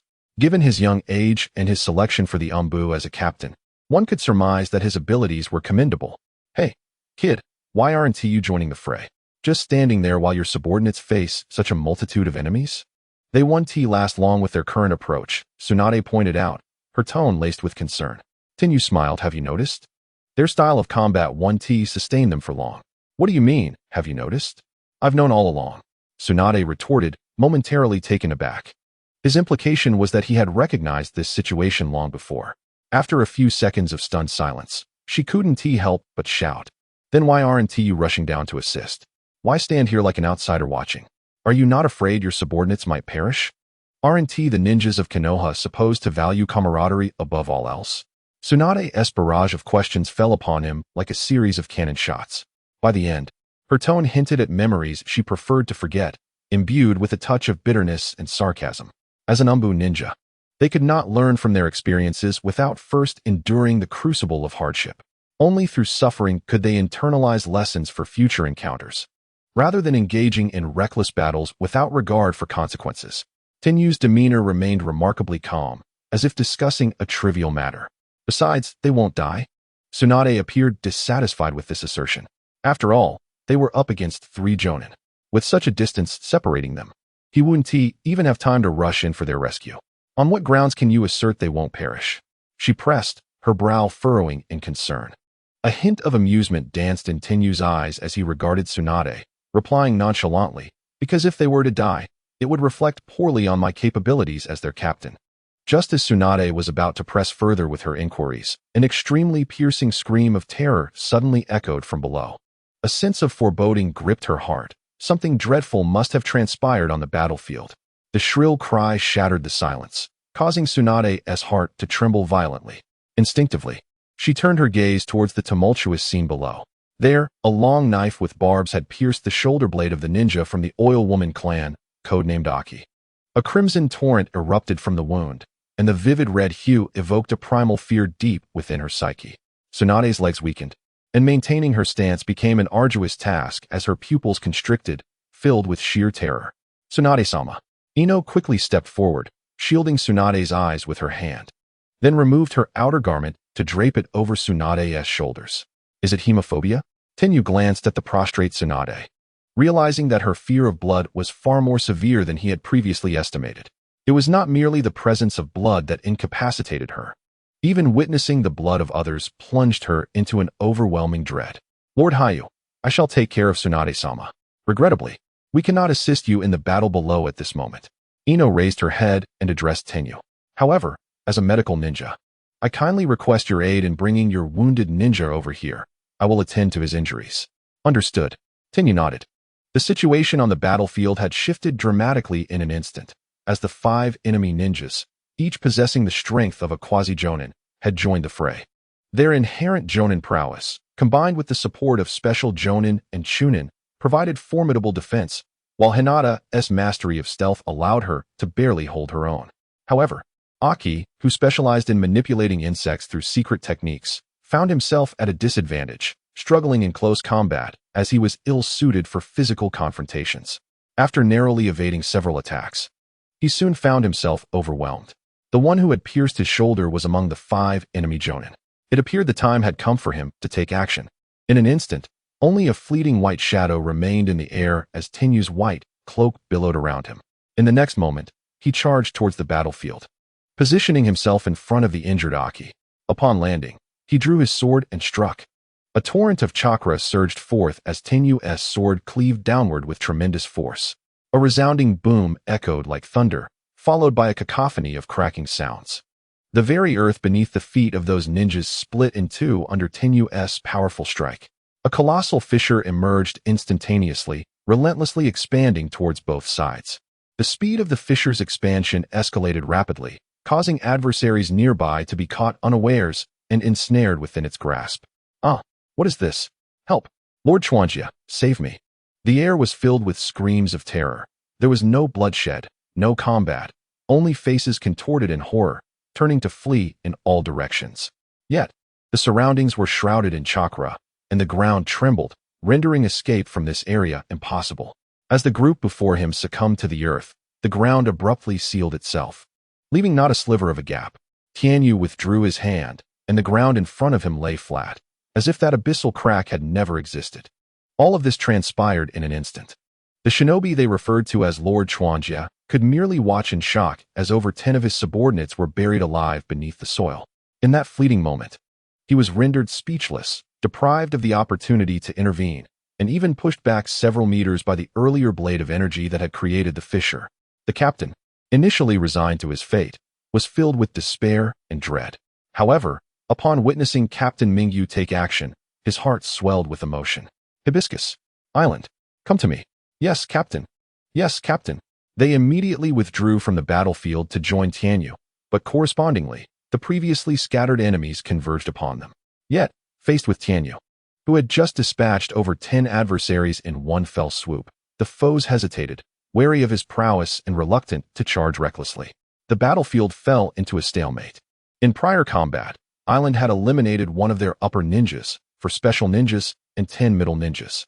Qing had taken down 2 special ninjas and 7 middle ninjas. Hibiscus had defeated 1 special ninja and 5 middle ninjas. Now, for upper ninjas, 8 special ninjas and nearly 20 middle ninjas remained on the battlefield. How much chakra do you have left? Tianyu inquired. I have 1/3 remaining, Island replied. I have less than half, Hibiscus added. You have only dealt with 1/3 of the enemies, yet your chakra is dwindling. If I refrain from intervening, how do you plan to proceed with the ensuing battle? Island, Hibiscus, and the injured Qing fell silent. Although Tianyu, as their captain, refrained from reprimanding them, his question weighed heavily on their hearts. They all understood that without Tianyu's assistance, they would be facing certain death. Well, we'll just have to fight with everything we have. Beneath the mask of the island, a voice emerged, tinged with defiance. Foolish. Tianyu's tone suddenly grew serious. Do you perceive your sacrifices as noble? They are meaningless.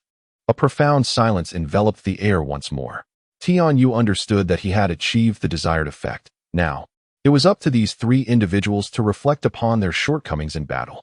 This was the lesson he, as their leader, could impart. Real combat is the finest teacher for enhancing one's prowess. Now, take the injured Qing to Jingyin, Tianyu instructed Haidao and Rikuei. Jingyin is a medical ninja. She will tend to Qing's wounds. Understood. Rikuei promptly supported the injured Qing, assisting him towards Jingyin's location.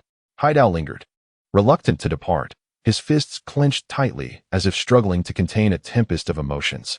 Captain, allow me to stay and fight alongside you. I wish to prove my strength. No, Tianyu coldly rejected the notion. I have seen your capabilities. Remaining here will only hinder my efforts. For the upcoming battle, I alone am sufficient. After a moment of silence, Haidao acquiesced with a mere yes, before leaping towards Jingyin. At that moment, Tianyu stood alone on the battlefield, a solitary barrier against the encroaching foes. Then, the shinobi known as Chuan Jie stepped forward, rallying his comrades. Fear not. The Umbu ninjas are not as formidable as they seem. Did we not just wound one of them? Together, we can slay this leader of Konoha's Umbu and avenge our fallen brothers. There's only this young one left. With a command, the elite and mid-level ninjas brandished their kunai, shuriken, short swords, and long blades, charging towards Tianyu's position. Wind release, great breakthrough. Fire release, fireball jutsu. Lightning release, chidori. Various ninjutsu surged from all directions, converging upon Tianyu in a torrential assault. His form was instantly engulfed by the vivid onslaught of techniques. From a distance, Rikuei felt a surge of anxiety and shouted towards Tianyu, "Captain Mingyu, be careful." Yet amidst the chaos of jutsu and explosions, a figure burst forth. In the next instant, Tianyu wielded a 3-foot-long katana, drawing it with a flourish. With a resonant hum, a wave of blue chakra, reminiscent of flowing water, manifested along the blade's edge, a terrifying aura permeating the air.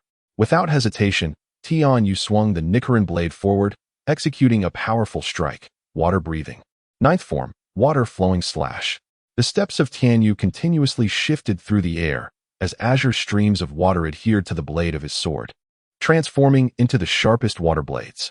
In the next instant, a formidable surge of sword energy erupted from the edge of his weapon.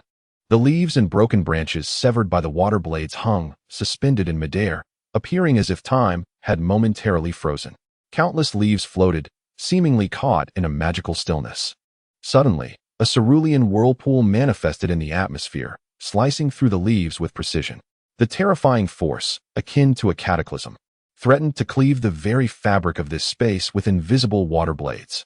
The dreadful azure blades, accompanied by a fierce sword aura, surged forth in all directions. The adversaries across the way hastily retreated, scrambling to escape. However, those closest to Tianyu experienced a horrific fate, their bodies emitting cracking sounds as a line of crimson appeared around their necks, and in the next heartbeat, their heads were severed from their bodies, blood gushing forth like a fountain from their arteries. The swifter and stronger ninjas, possessing the prowess to evade Tianyu's lethal technique, were at least of special jounin caliber. Yet their expressions turned ashen as they sensed an overwhelming wave of azure sword energy rushing towards them. In an instant, a sharp pain assaulted their minds, leaving them with multiple wounds of varying sizes. With a single stroke, Tianyu swept the battlefield, annihilating the remaining dozen or so mid-level ninjas with fatal precision. Each strike clean and decisive. The surviving adversaries, all of special jounin strength, bore various injuries, their garments tattered and stained with blood. Although these were merely superficial wounds, they significantly impacted their combat readiness. In the brief span of time, the enemy ranks diminished by over 20, and all mid-level adversaries were eradicated under Tianyu's onslaught. Standing at a distance, Sunflower and the others, who had been anxiously concerned for Tianyu's safety, were suddenly overtaken by expressions of shock. While they were already aware of Captain Mingyu's formidable strength, they had never witnessed his prowess firsthand, only hearing tales of his victory over Captain Tiansong. It was in this moment that they realized their Captain Mingyu had ascended to a truly terrifying level of power. The adversaries, even at their weakest, were above mid-level, constituting a substantial backbone within any village. Yet, before Captain Mingyu, they could not withstand a single strike. The sheer scale of his sweeping blow was utterly astonishing and unfathomable. Remarkably, Captain Mingyu was merely 12 years old. "You have a remarkably strong captain." Even Shizune, who was tending to Sakura's wounds, could not help but exclaim upon witnessing the scene on the battlefield. At this moment, Tsunade found herself paralyzed by her fear of blood, draped in a cloak of silence as she sat to the side, her hands clasped around her knees. Only when her gaze averted from the blood-soaked battlefield could her emotions find a modicum of stability. Meanwhile, the ninjas from the casino stood momentarily stunned, their expressions betraying disbelief. It dawned on them that the Konoha Umbu ninja before them, despite appearing younger than the previous few, possessed formidable strength. According to the titles they had uttered earlier, this Umbu ninja, codenamed Mingyu, was their leader. How extraordinary that someone so young could assume the role of an Umbu captain while wielding such remarkable power. When did such a figure emerge in Konoha? They fixated intently on Tenyu, striving to unveil the identity concealed beneath his mask. The specially designated Jonin, nursing minor injuries, bore traces of fear upon their faces, still grappling with the peculiarity of the ninja's swordsmanship. It was astonishingly swift, without hand seals. A mere flourish of the blade unleashed a terrifying force, utterly beyond belief. Yet, as seasoned special Jonin, having navigated the casino's underbelly for years, they had witnessed many things. United in their numbers, they felt no trepidation, even with Tsunade present, and soon they regained their composure, suppressing their fears and adopting a serious demeanor in the face of Tenyu. Water style, water chaos wave. In an instant, the special Jonin banded together, synchronously forming hand seals to execute the same ninjutsu. The combined technique manifested as a colossal wave of water, obscuring the sky and resonating with a deafening roar, as if intent on engulfing the very earth itself. Water style, great water chaos wave. The power of this attack, while not entirely comparable to that unleashed by the tailed beast, Jinchuriki, was nonetheless profoundly impactful. The monstrous wave surged forth, nearly blotting out the night sky, threatening to bury the darkness entirely. Who on earth are they? Shizune exclaimed in astonishment, having stood by Tsunade's side for many years. Her knowledge and experience far surpassed that of the recent Umbu recruits like Sunflower and Hikari. She quickly sensed something amiss. The individuals attempting to intercept them were certainly no mere thugs from a gambling den. This well-trained unit, exhibiting flawless coordination, posed a threat even to elite Jonin. One moment of inattention could spell disaster. Their overwhelming combat prowess was akin to that of a well-drilled army, capable of obliterating a small nation in a single night. Witnessing this scene, Sunflower, who had just been ready to cheer for Captain Mingyu's formidable strength, suddenly found herself engulfed in concern. Such an onslaught, though the captain possessed extraordinary prowess, could he truly withstand it? The towering waves descended with a force capable of sweeping away all in their path. At this moment, Tianyu faced the monstrous torrent without any inclination to evade. He grasped the hilt of the sun wheel sword with a reverse grip and leapt into the air. In an instant, he unleashed another devastating strike. Boom! At that moment, the earth trembled violently. As he swung his blade, a cerulean vortex of water spiraled forth, as if the very heavens and earth had turned upside down.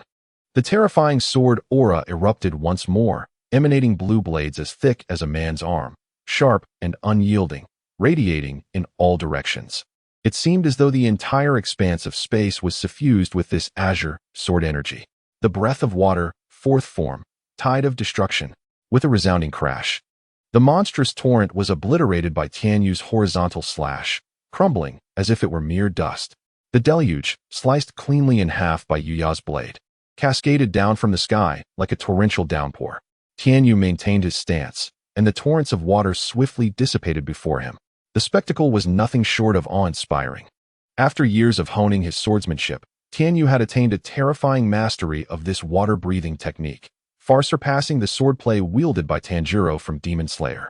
Moreover, with the infusion of chakra into his ultimate sword technique, he had transcended the limitations of that world, achieving a power capable of annihilating the heavens and the earth. In the next moment, Tianyu sheathed his sun wheel sword. The gaze beneath his mask was frigid as he surveyed the remaining foes. He knelt, stowing the burdens from his legs into his storage ring, and channeled his chakra into the agile boots upon his feet. A brilliant azure glow flickered enchantingly from his boots. With his speed unleashed to its fullest, the next instant saw Tianyu vaulting over the waves, surging forward with vigor. In a burst of unrestrained velocity, his form became little more than a fleeting shadow. The opposing ninjas, though possessing the strength of special Jonin, were struck with terror as they found themselves unable to discern Tianyu's movements. Before several astonished special Jonin, Tianyu remained silent, his blade sweeping forth in a sudden arc, executing the first form of water-breathing, water surface slash. Boom! A sword energy over 3 meters long erupted forth, engulfing nearly a dozen special Jonin within its fierce embrace. Only 2 individuals managed to employ the substitution technique. The others, unable even to utter a word, were struck by a sense of shock and disbelief. They were severed in midair by the chilling sword aura, and in an instant, The air was filled with a gruesome spectacle of blood and flesh scattered across the battlefield. Impossible. The water release technique we collectively unleashed was actually countered by that individual. Could he possibly be a captain-level figure from the Konoha assassination squad? The remaining 4 elite jonin and several special jonin displayed expressions of horror and dread. When they arrived, their numbers exceeded 50, and they had anticipated a swift conclusion to the battle. However, to their astonishment, fewer than 10 remained standing on the battlefield at this moment.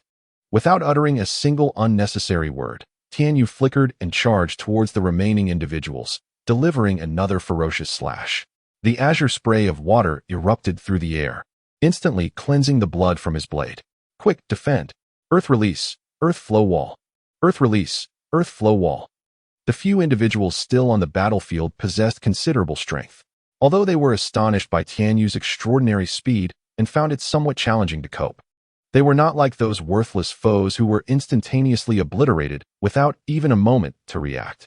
As they witnessed Tianyu's blade once more, they instinctively unleashed their earth-release defensive ninjutsu.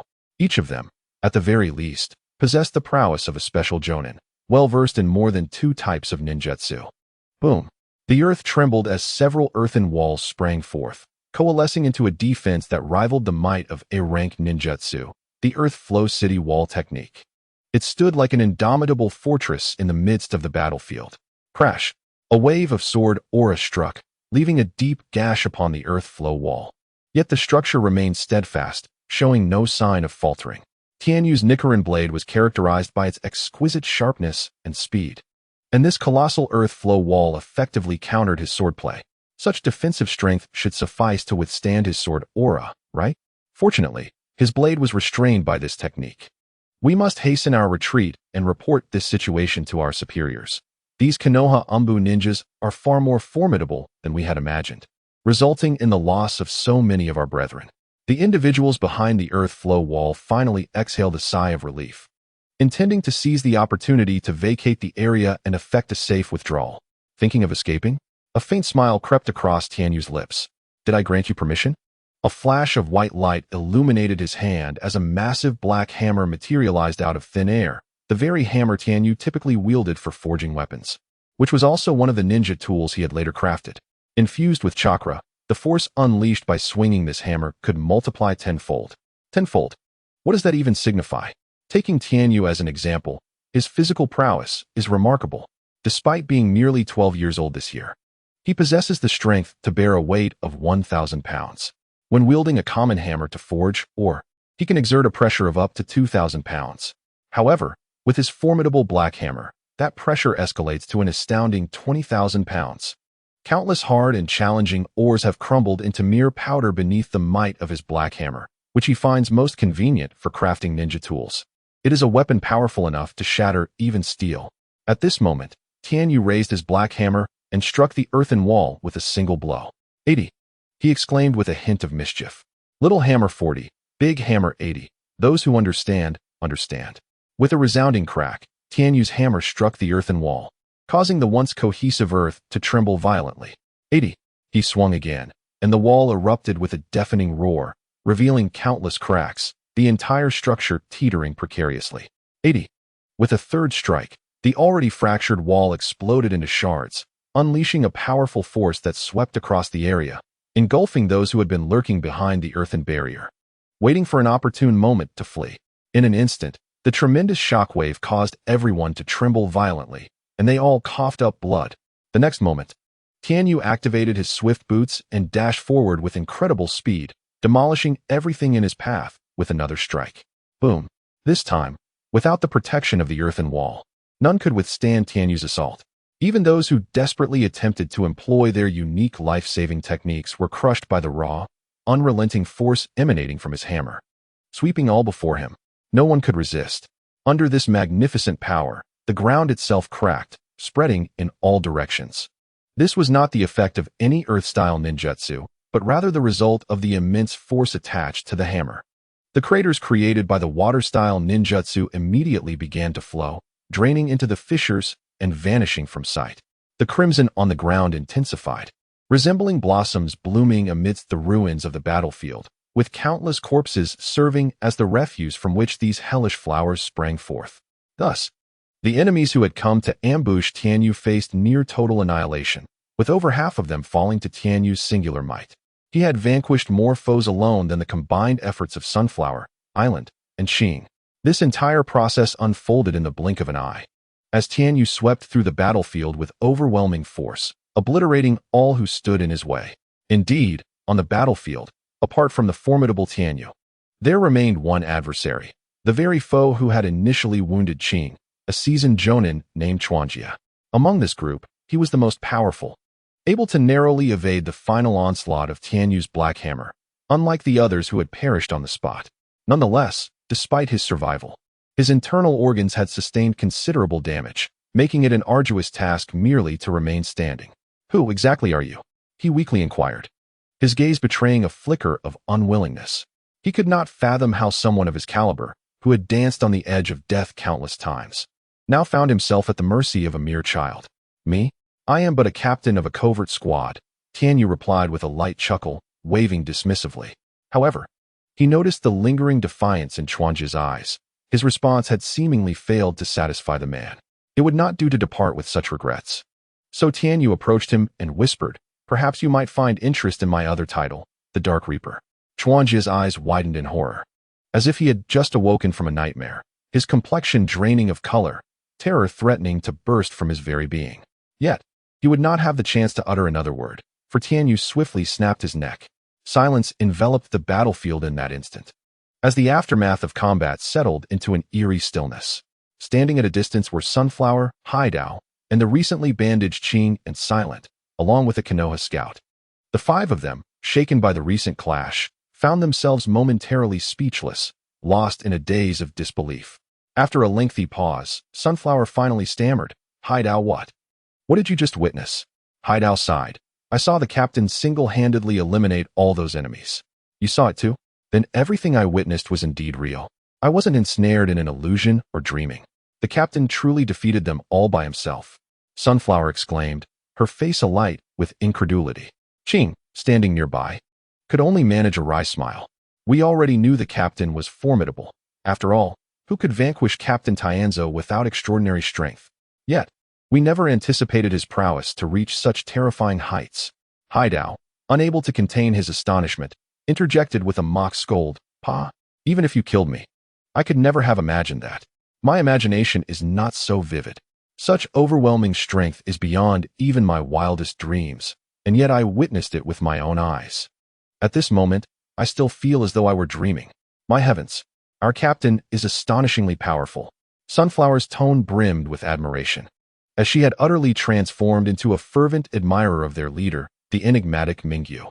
Beside the scene, Jingyin, who had witnessed the entire battle, remained silent. Yet her heart was stirred with profound tumult. When did such a prodigious ninja emerge within Konoha? Her gaze settled upon Tianyu, and with her astute mind, she discerned a crucial detail: the formidable ninja tools wielded by the young man, his masterful swordsmanship, the terrifying black hammer, and the peculiar boots that enhanced his speed. Each item was undoubtedly extraordinary. The augmentation to his own strength was significant, and having spent considerable time alongside Lady Tsunade, Jingyin instinctively began to contemplate the value of these treasures. If these items were to be sold, they would undoubtedly be priceless jewels. Who exactly was this boy to possess such an array of invaluable ninja tools? Even the son of the third Hokage, Sarutobi Asuma, her classmate from ninja school, could hardly afford such precious equipment. Her interest in this Umbu squad leader deepened. How was Tsunade faring? Could she surmount her hemophobia? At that moment, Tianyu approached Jingyin and inquired, "Are you all right?" "Lady Tsunade is fine," Jingyin instinctively replied, but then a sense of unease washed over her, and she reacted, "Wait. How do you know about Lady Tsunade's hemophobia?" Such a matter was one of her greatest secrets. In this world, only a handful knew of this vulnerability. If it fell into the hands of those with ill intentions, Lady Tsunade would be in grave peril. Jingyin's concern surged. Given the circumstances, could such a secret truly be kept? Tianyu paid no heed to Jingyin's worries or suspicions and walked directly to Tsunade's side, asking, "Are you all right?" Tsunade's emotions had largely stabilized. "Do you still possess the capability to fight?" Tianyu pressed on. "I do, but I cannot bear to see that thing." Tsunade's voice was soft, devoid of her usual assertiveness and pride, appearing more like an ordinary neighbor girl than one of Konoha's legendary Sannin. What if you close your eyes? Tianyu tentatively suggested. If I close my eyes, that would be acceptable, but if blood were to splatter upon me, I would still be frightened, Tsunade said, hugging her knees tightly, exuding a sense of fragility. Trust me, you won't come into contact with any blood, Tianyu reassured her, gently patting her shoulder. He produced a white cloth, blindfolding her eyes with a tone that conveyed utmost seriousness. I will need your assistance in the forthcoming battle. The forthcoming battle? Everyone present was momentarily bewildered, having just endured a recent skirmish. Moreover, they have successfully eliminated all enemies without leaving a single survivor. What further battles lie ahead? What makes their captain so apprehensive that he cannot face them alone and must even seek Lady Tsunade's assistance? Captain, what are you saying? Hinata, ever forthright, was the first to address Tenyu, asking, were those enemies not all vanquished by you? What battles remain? Even if foes were to appear. Both I and Kaida have nearly restored our chakra. We can fight alongside you. I am also ready, though I have sustained minor injuries. They do not hinder my ability to control the parasitic insects in battle. Hikari struggled to rise from the ground, her tone resolute. After receiving treatment from Shizun's medical ninjutsu, she was now largely unharmed. No, Tenyu shook his head at them, outright rejecting their proposal. The ambushers we encountered were merely pawns, not the true masterminds behind that gambling den. The forthcoming battle is not one in which individuals of your caliber can partake. My sole command to you is to remain away from the battlefield and ensure your own safety. Tenyu narrowed his eyes. If his deductions were correct, he already knew who was behind that gambling establishment. Captain, Kaida, Hikari, and Hinata were taken aback. What kind of adversary could instill such caution in a captain of his strength? As members of the Umbu, they possessed the power of Jonin. What kind of confrontation could possibly exclude them? A gleam of silver flashed in Tenyu's hand as a silvery longbow materialized. The tracking bow. A longbow with the capability of automatically locking onto its target, utilizing chakra as its arrows, capable of inflicting considerable damage. Time is of the essence, Tsunade. I cannot afford to explain further. Tenyu grasped Tsunade's hand and pierced her fingertip with a kunai, smearing her blood upon the tracking bow. Ding. You have successfully formed a contract with the tracking bow, becoming its master. A voice resonated in Tsunade's mind, startling her. Yet, being well-versed in various matters. Tsunade quickly regained her composure, hypothesizing that this might be akin to summoning jutsu, merely transforming a contract beast into a weapon. She sensed a newfound connection to the bow in her mind, feeling an uncanny familiarity with it, as though it had become an intrinsic part of her being. Just as Tsunade intended to inquire further, two figures clad in black robes adorned with red cloud patterns emerged from the distant woods. One of them wore a half-mask, obscuring the lower part of his face. In the distance, two figures emerged abruptly onto the battlefield below. One bore a colossal scythe, with pale gray hair styled into an adult-like pompadour.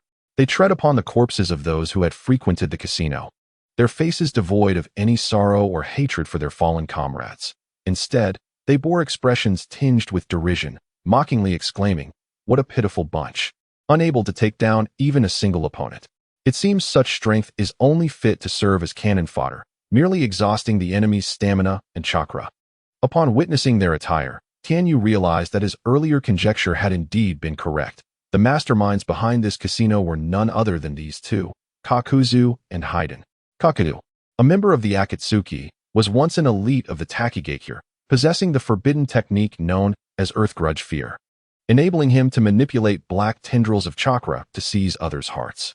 He could store a maximum of 5 hearts within himself, thereby extending his lifespan through heart replacement, earning the moniker of one who shares longevity with the heavens.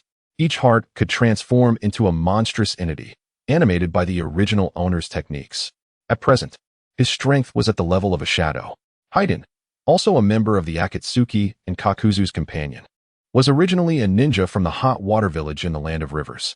His personality was boisterous, verbose, and arrogant, a devout follower of the cult of the evil god. Together with Kakuzu, they were known as the Immortal Duo, a title bestowed upon them by Kisame, who humorously referred to them as the zombie pair. Haiden primarily engaged in physical combat and possessed the capability of immortality, allowing him to inflict identical damage upon both himself and his adversary via curses. In the original narrative, he had slain Asuma Sarutobi, an elite jonin of Konoha, by leveraging his immortal nature. Dressed in black cloaks adorned with red cloud patterns, they were evidently on a mission for the Akatsuki. Tianyu's speculation had proven accurate. This so-called casino was merely a facade, a means for Kakuzu to gather funds for the Akatsuki's operations. Kakuzu's voice resonated deeply as he inquired of Tianyu. Are you the one whose reputation has soared outside? The individual often seen with the Konoha Azure Beast, referred to as the Grim Reaper of Darkness? The attendees paused momentarily, their gazes shifting to Tianyu, an air of uncertainty in their expressions. The Grim Reaper of Darkness? They murmured, perplexed as to when their captain, Mingyu, had acquired such a moniker. Tianyu smiled faintly. Oh, I did not expect you to be aware of that title. How did you recognize me? Kakuzu responded. I once encountered a piece of intelligence at an underground exchange, cautioning to be wary of the one who travels alongside the Konoha Azure Beast, the fearsome figure known as the Grim Reaper of Darkness. It is said that no one has truly laid eyes upon this individual. Their gender, physique, and age remain unknown. For those who have encountered them are all deceased. Thus, they are perpetually referred to as the Grim Reaper of Darkness in the outside world. The moniker Black Death is indeed a rather perplexing title. Each time Tianyu hears it, he feels an overwhelming urge to facepalm in embarrassment. This is due to the fact that the 8 gates of Duanjiao, which he has modified, causes his chakra to transform into a dark hue when the 6th gate is opened. This transformation cloaks him in a spectral darkness, enabling him to move with such extraordinary speed that he resembles a black specter even in broad daylight, capable of claiming lives in the blink of an eye. Over time, during the years he spent training alongside Might Guy, he acquired this rather juvenile title, as a remnant of his past. Tianyu is not particularly eager to have it brought up. How did you recognize me? Tianyu inquired, a hint of resignation in his voice. Kakuzu produced a poster from within his robes, depicting the form of the Nichiren blade that Tianyu had just wielded. From beneath his mask, a deep voice emerged, stating, Black Death, with a bounty of 100 million. Hence, I took the liberty of gathering your information. The weapon known as the Nichiren blade, along with your boots and the white feather attire you wear, made it clear to me who you are upon receiving intel from my subordinates. I was merely taken aback by your youthful age. You are still just a mere child. What surprises me even more is that you are a ninja from Konoha, and the captain of the Umbu squad no less. Black Death, you truly astonish me. With such a status, your bounty is bound to exceed 100 million. Greed flickered in Kakuzu's eyes as he gazed at Tianyu, akin to a hunter eyeing a prized prey. Following the conclusion of the Warring States period, during the nascent phase of the 5 great ninja nations, Kakuzu, an elite of Takigakure, undertook the assassination mission of the first Hokage, Hashirama Senju, which involved hurling a kunai from 800 miles away. However, he suffered near-fatal injuries from the first Hokage's would-release attack, ultimately managing to return to his village with his life. Yet, upon his return, he was met with the accusation of mission failure and severe punishment. This was a cruel fate for someone who had risked his life for his village. Fueled by intense hatred, he escaped from captivity, seizing the forbidden technique, the Earth Grudge Fear, which was regarded as a treasure by Takigakure, and subsequently slaughtered all the high-ranking officials in the village, claiming their hearts. From that day forth, Kakuzu placed his trust solely in money, believing that only eternal wealth would never betray him, and he has continued to thrive within the ninja world under this conviction. Kakuzu, why waste words on this brat? Hurry up and slay these fools. I can hardly contain my eagerness to offer their blood as a sacrifice to the Dark Lord. Haiden urged impatiently from the side. Meanwhile, Tianyu had long since prepared for battle. Leaning closer to Tsunade, he whispered, the one wielding the scythe, who appears to possess a rather low intellect, is yours to handle. The fellow possesses a secret technique that allows him to extract the blood of others with a scythe, subsequently enabling him to cast a spell that inflicts the same injuries upon both himself and his adversaries. Tsunade, given your current phobia of blood, it would be prudent to maintain a distance and engage him with your tracking bow. Once I have dealt with Kakuzu, I shall come to your aid. Humph. Do not underestimate me. Tsunade emitted a soft huff. Despite her fear of blood, she was determined not to allow this little brat to see her weakness. At that moment, her eyes concealed, she felt her trepidation dissipate. Gripping her tracking bow tightly, she summoned forth a sharp arrow of green chakra and loosed it towards Haiden. Although her vision was obscured, She precisely identified the rather dim-witted individual within the ranks of the Akatsuki. After releasing her arrow, she swiftly bit her finger and slammed it onto the ground, invoking the summoning technique.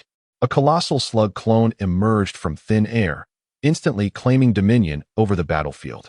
Standing firm atop the slug, Tsunade readied her tracking bow and charged toward Haiden. Haiden, wielding a massive scythe, exhibited no fear, eagerly meeting her advance. Their clash erupted into a cacophony of combat, swiftly escalating into a flurry of over 100 exchanges. Meanwhile, Tenyu, aware of Tsunade's blood phobia, rushed toward Kakuzu, cognizant that they needed to conclude their battle expeditiously. Kakuzu, equally intent on a swift resolution, was enticed by the prospect of a substantial bounty of 100 million. Earth-style, Earth Spear. Kakuzu surged forward, delivering a powerful punch, the sickly hue of his skin betraying an underlying metallic sheen.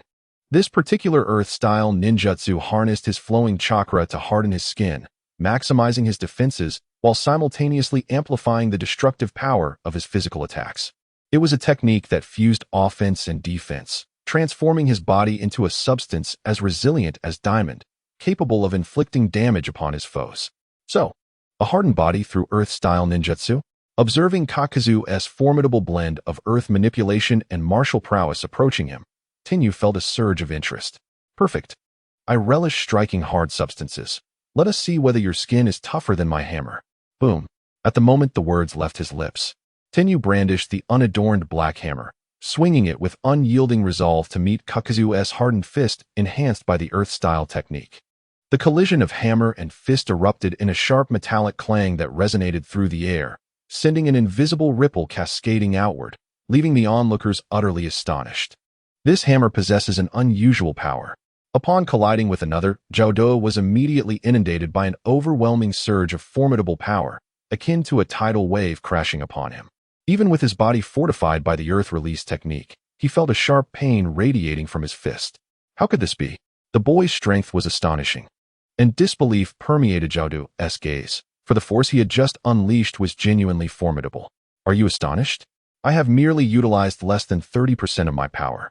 Such strength must be difficult for you to withstand, don't you think? Surely, your capabilities cannot be limited to this? The enigmatic master, Tenyu, wore a sardonic smile as he addressed Jiaodu. Predictably, Ter's taunts ignited a fire of fury within Jiaodu, who bellowed, "Umph! You insolent brat! Just because you possess a few formidable ninja tools, you dare to flaunt your prowess before me." Suddenly, black threads erupted from Jiaodu's body, transforming his once intact form into a disjointed semblance, resembling a doll that had been torn apart, as joints detached, and more black threads emerged from within. Land grievance mode. Ter's expression shifted to one of caution. This was Jiaodu's ultimate secret technique, a treasure once revered in the Science, which had claimed countless lives. Go, Jiaodu commanded. As numerous thick black threads, comparable in girth to an arm, converged from various directions towards her, encircling him. The threads ensnared his hands, feet, arms, thighs, and body, as well as the hammer he wielded, instantaneously sealing off all avenues of escape. What are these black threads? Is the captain in danger? Qing inquired anxiously, her complexion pale as she stood beside her comrades. Do not fret excessively. Since Captain Mingyu has taken action, he must possess confidence in his capabilities. We must trust him. Haidao replied with remarkable composure. Having spent considerable time with you, he had come to understand Ter's approach. He typically ensured all was in place before striking, only acting when he was certain of success. Given that he had previously summoned Lady Gangsho for assistance, it indicated that their current strength was indeed inadequate to serve as his allies. They should adhere to Mingyu's prior instructions and prioritize their own safety. Really? Are you not worried about Captain Mingyu? He is bound by that strange enemy, and you seem unfazed. You were the most concerned about his safety before, Qing asked curiously, glancing at Rikoi. I'm not worried at all. No, wait. Was I genuinely concerned about the captain's safety? Humph. That is our Lord Mingyu, Sunflower said with a hint of pride. Then paused momentarily, hesitantly inquiring, do you not find this scene somewhat familiar? Familiar? This was their first encounter with the enemy employing black threads, and they had no knowledge of the opponent's origins or intelligence. How could it possibly seem familiar? Oh, I remember. Sunflower exclaimed suddenly, her surprise evident.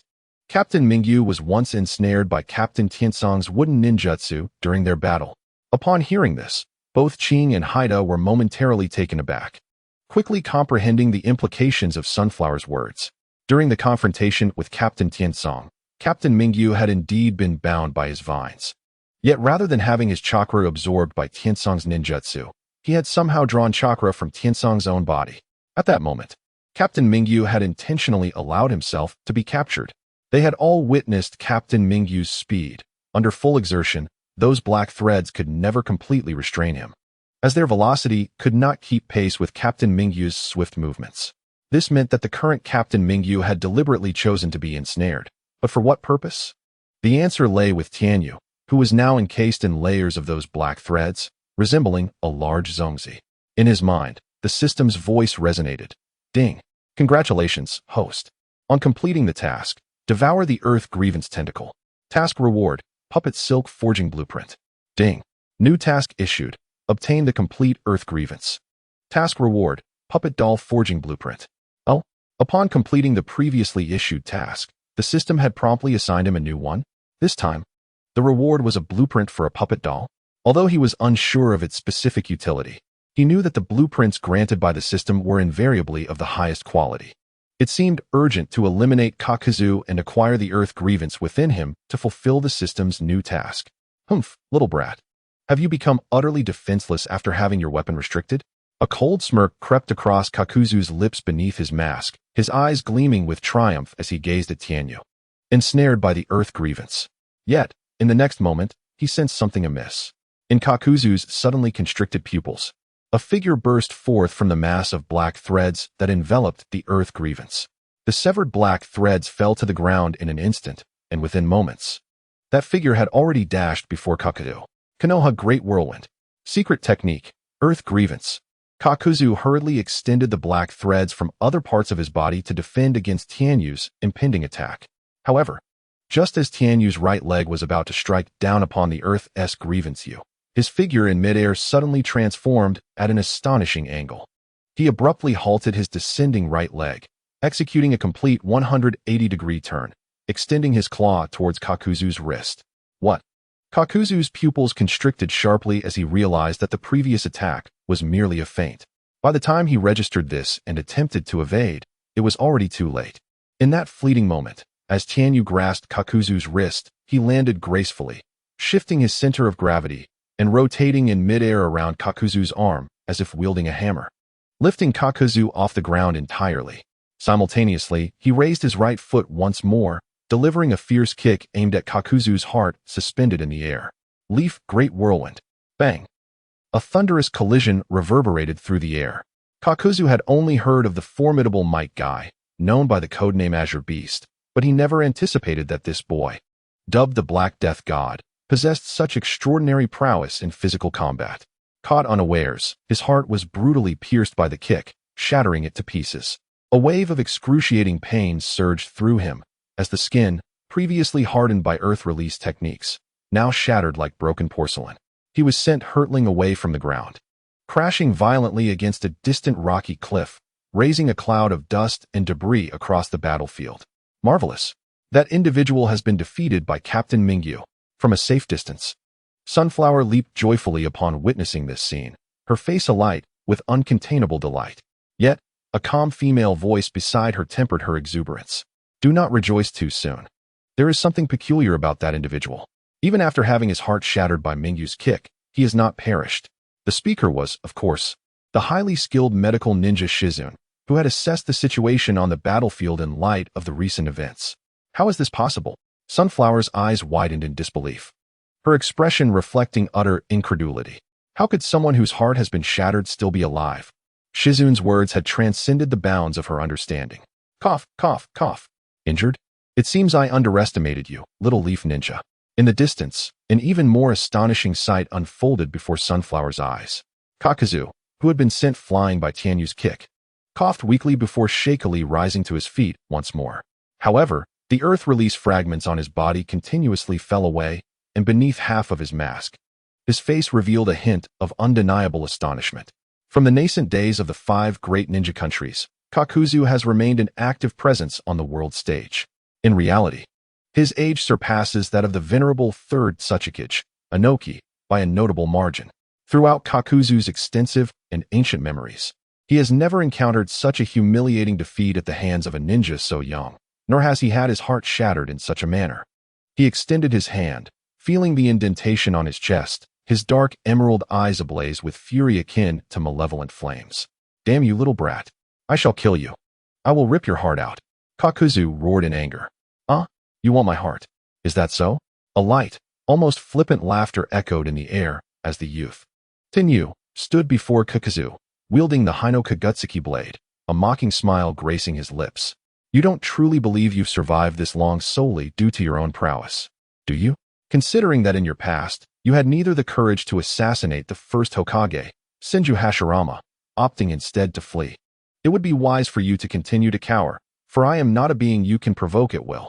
Kakuzu was momentarily taken aback, his eyes igniting with a deeper fury, accompanied by a flicker of fear that had remained undiscovered within the depths of his gaze. "What do you know?"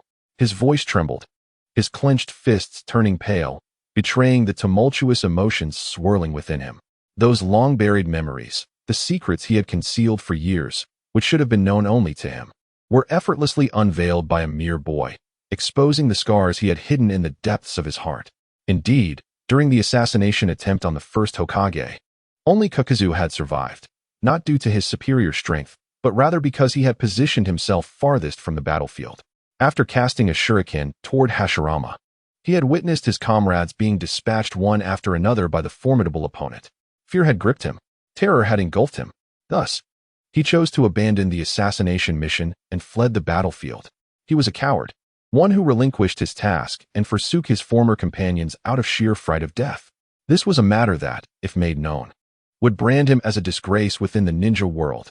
The murderous intent radiating from Kakuzu intensified manifold, his eyes glinting with malice as they bore down on Tenyu. "Coward, weakling, greedy, foolish. To covet me out of greed is the most foolish mistake you shall ever make." Tenyu approached Kakuzu with an air of nonchalance, surveying the disheveled figure before him, his tone as calm as if stating a simple truth. Standing firm upon the ground, he exuded an imposing presence. Is this your version of a lesson?" In a fleeting encounter, he found himself thoroughly humiliated by his opponent, just as his deeply buried secrets were unearthed. He heard Tianyu's somewhat overbearing tone. Kakuzu's complexion turned an alarming shade of purple, and he bellowed, "You should know that when I was navigating the ninja realm, brats like you had yet to be born." In the next heartbeat, his true power surged forth, and he roared, tentacle-heavy fist. Although Tianyu had shattered one of his hearts, the influence of the Earth Grudge fear rendered this setback negligible for Kakuzu. At that moment, he resolved to teach this ignorant youth a lesson. Unleashing the full might of Earth Grudge fear, Kakuzu, in a fit of rage, launched a powerful punch toward Tianyu from afar. A sharp black shadow cut through the air as Kakuzu's wrist abruptly broke at the joint, giving rise to a multitude of dark, mysterious tentacles that extended outward, delivering a staggering blow. The force was akin to Tsunade's monstrous strength, capable of easily demolishing a wall. Was this the legendary secret art of Takigakure, Earth Grudge fear, manifesting its true power? Confronted with Kakuzu's elongated punch, propelled by Earth Grudge fear, Tianyu maintained an air of calm, his ebony eyes reflecting the tranquility of a secluded autumn pond. It appeared grotesque, transforming him into something neither human nor ghostly. Fortunately, the system had issued a task, allowing for the direct reclamation of such an entity.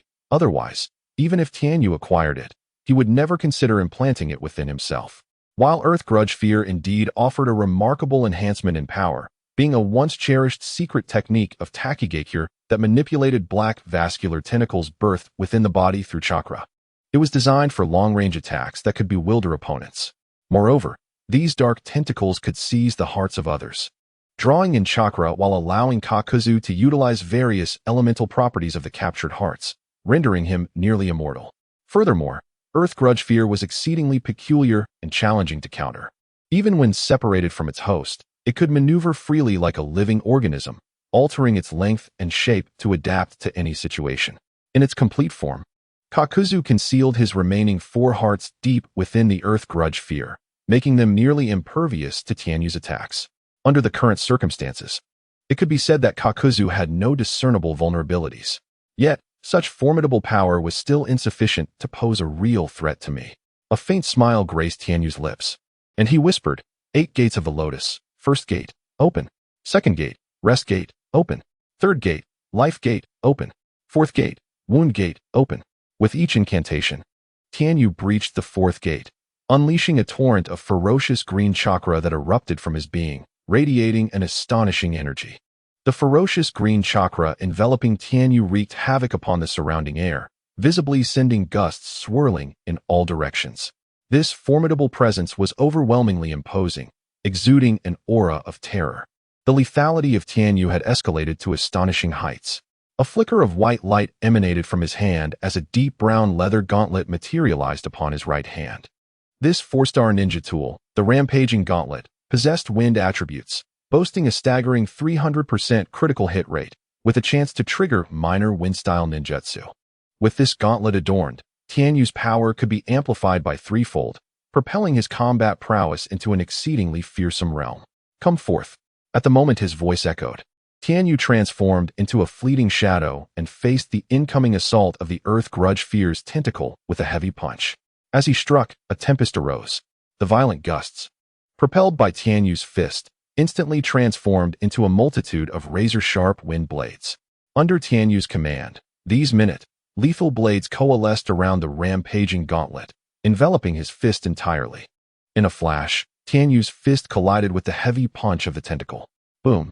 A deafening explosion reverberated, followed by a turbulent maelstrom that surged in all directions, raising clouds of sand and debris, the aftermath reminiscent of a minor explosion. With a single strike, Tianyu's fist not only shattered the tentacle's assault, but also surged forth along the trajectory of the black lines, delivering a crushing blow to Kakuzu's core. The overwhelming power coursing through Tianyu's fist struck Kakuzu's body with relentless force. Bang! Amidst the billowing smoke, Kakuzu was catapulted from the battlefield like a kite severed from its strings, blood spattering from his mouth as he coughed violently, expelling fragments of shattered internal organs. In that singular assault, he had been dealt a grievous blow that crushed one of his hearts. Kakuzu's gaze darkened, a palpable killing intent emanating from him. A martial prowess akin to the ferocious beasts of Konoha? How amusing. The intelligence I previously gathered only pertained to your ninja tools. I had no inkling of your formidable strength in hand-to-hand combat. Since you are such an extraordinary opponent, it seems necessary for you to witness my true power. Feeling the overwhelming might of the youth before him, along with the pressure exerted by the ninja tools and the formidable martial arts granted by the 8 gates, Kakuzu clenched his jaw.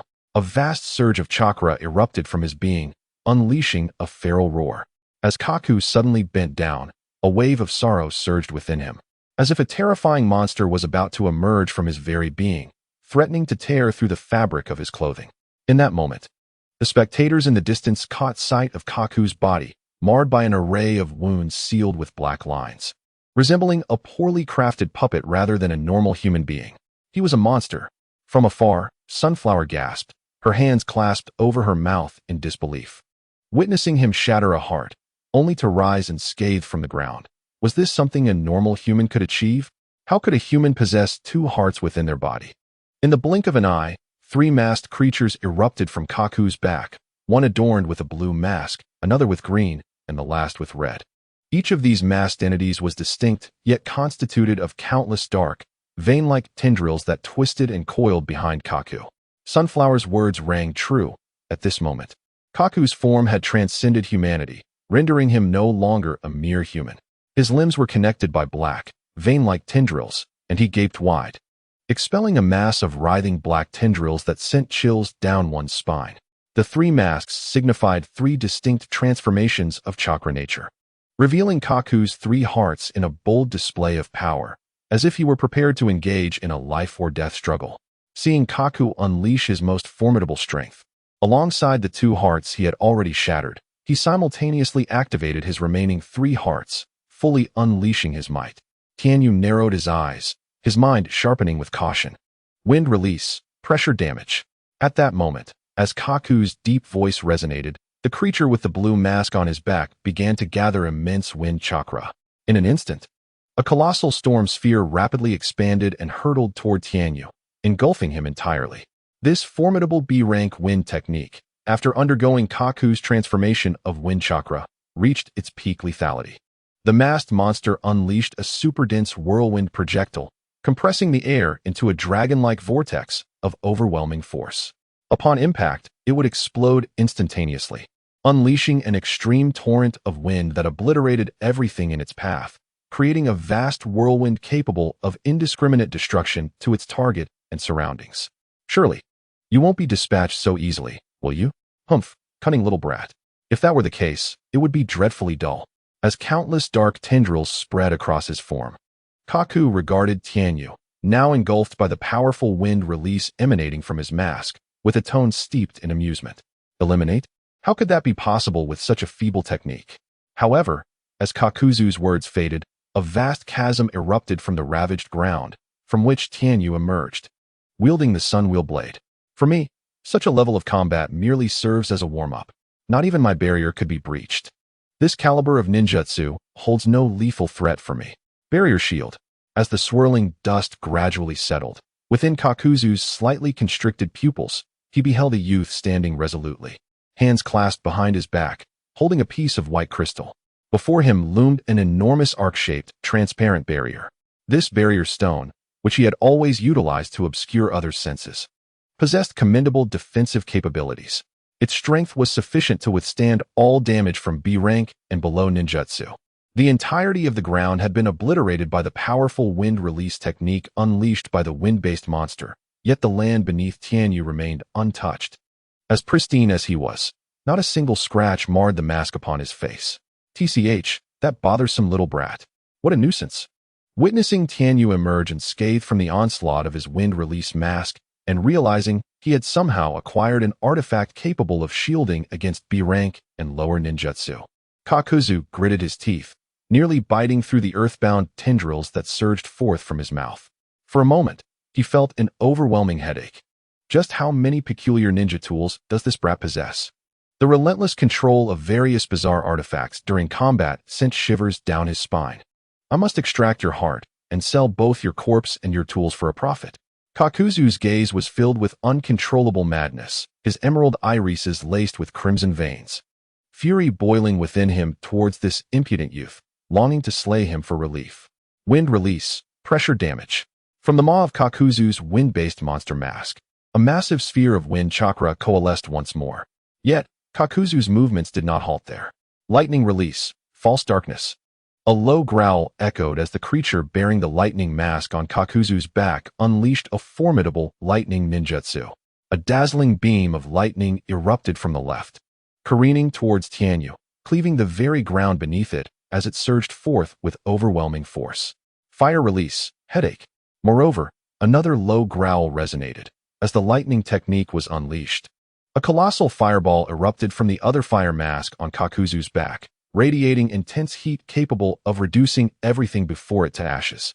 Bolstered by the wind release ninjutsu, the attack range of the fire release technique expanded exponentially.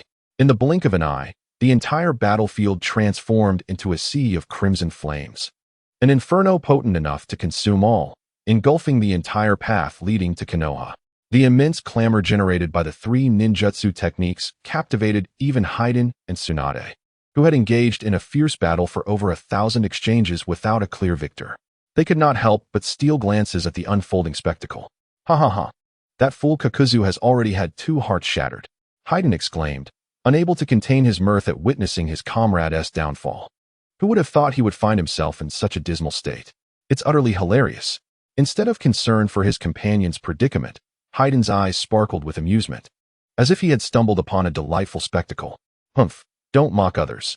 You shall be the next to meet a grim fate, Tsunade retorted, her almond-shaped eyes widening with pride.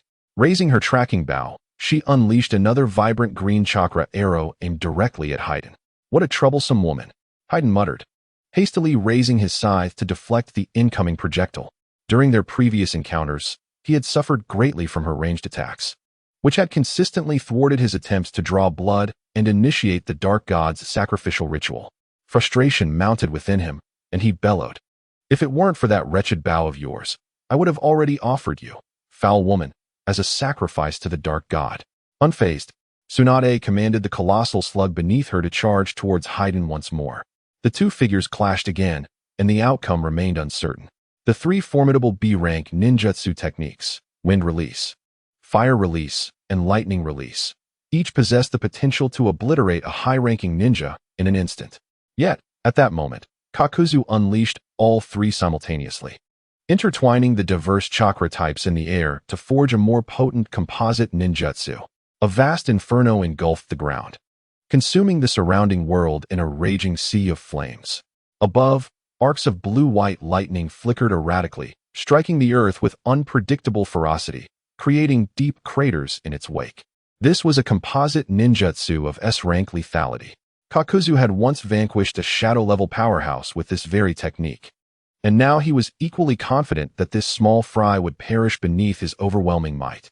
The composite ninjutsu, flame, thunder, and whirling wind.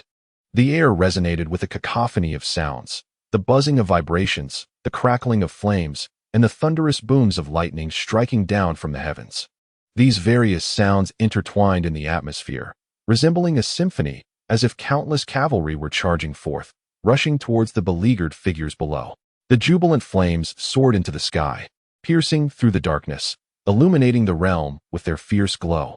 In the midst of that overwhelming surge, akin to a torrential flood, silence enveloped the world in an instant. Such a scene was undeniably terrifying, leaving the distant observers, Sunflower, Qing, Haidao, My Scout, and Jingyin, utterly astonished. They finally comprehended why Captain Mingyu had previously refrained from involving them in this battle. Under such formidable and terrifying ninjutsu, their strength would scarcely allow them to endure even a single exchange before being vanquished. A singular word surfaced in their minds: hell. Indeed, the legendary 18 layers of hell could scarcely be more fearsome. The thought of mountains of blades and seas of fire, accompanied by thunderous wrath from the heavens, sent shivers down their spines, particularly for Qing and Haidao. The realization that the two individuals clad in black adorned with red cloud patterns were the masterminds behind the gambling den brought forth a cold sweat, rendering their backs icy and their foreheads drenched. Fortuitously, they had not encountered these two fiends during their reckless intrusion into the gambling establishment, and thankfully, their captain, Mingyu, had arrived just in time to ensure their safe exit. Regret consumed their hearts, and they could not help but chastise their former recklessness. It was evident that Captain Mingyu's earlier decisions had been indeed the wisest course of action. Water breathing, 12th form, constant renewal. A vibrant blue stream, resembling a ribbon of cerulean satin, swirled around Tianyu. His Nichiren blade reappeared in his grasp as chakra surged within him, once again unleashing his swordsmanship. Water breathing, 12th form, constant renewal. With each successive stroke, 1, 2, 3, 10, 11, 12, he gazed upward at the formidable ninjutsu descending upon him, reminiscent of mountains of blades and seas of fire, as if it were a force from the depths of hell. A subtle smile graced Tianyu's lips. Was this merely high-level ninjutsu? Who could not wield it? His Nichiren blade could unleash sufficient power to counter this assault. Even in the world of Demon Slayer, where these techniques had remained undeveloped until the narrative's conclusion, Tianyu had refined his understanding of this swordsmanship to its zenith, creating the 12th form, which he had never revealed before. Constant renewal. This technique, unique within water breathing, was not intended for offense. On the battlefield, Kakuzu had completely lost sight of Tianyu, as he was now wholly obscured by the inferno that had erupted moments earlier. Panting heavily, Kakuzu released 3 B-rank ninjutsu in quick succession. Yet the expenditure of chakra remained tremendous. However, none who had been struck by his accompanying ninjutsu had emerged alive, not even those of the shadow level. However, before that, this young rascal employed an array of methods, wielding a hammer, utilizing boxing gloves, and manifesting barriers with an ingenuity that seemed inexhaustible. Kakuzu shook his head. No, he could no longer refer to him as a mere boy. Undoubtedly, he was a man worthy of being regarded as an adversary, renowned as the Black Death God, capable of shattering his two hearts, a testament to his formidable prowess.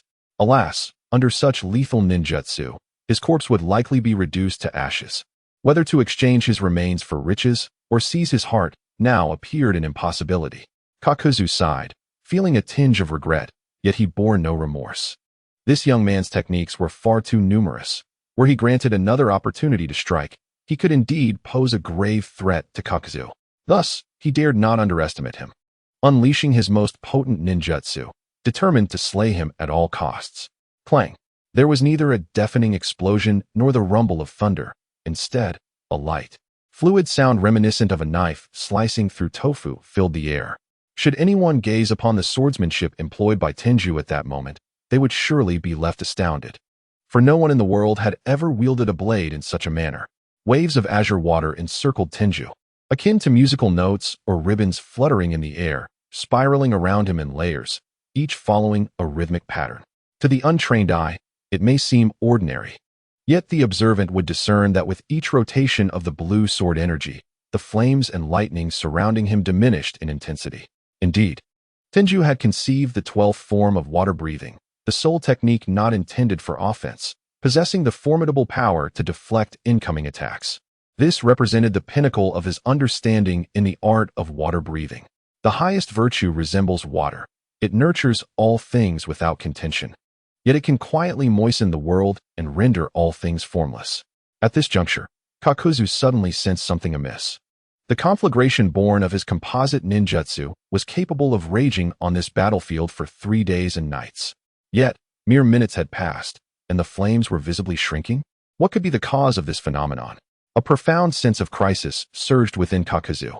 At that moment, the first rays of morning sunlight pierced through the thick clouds, illuminating the earth below.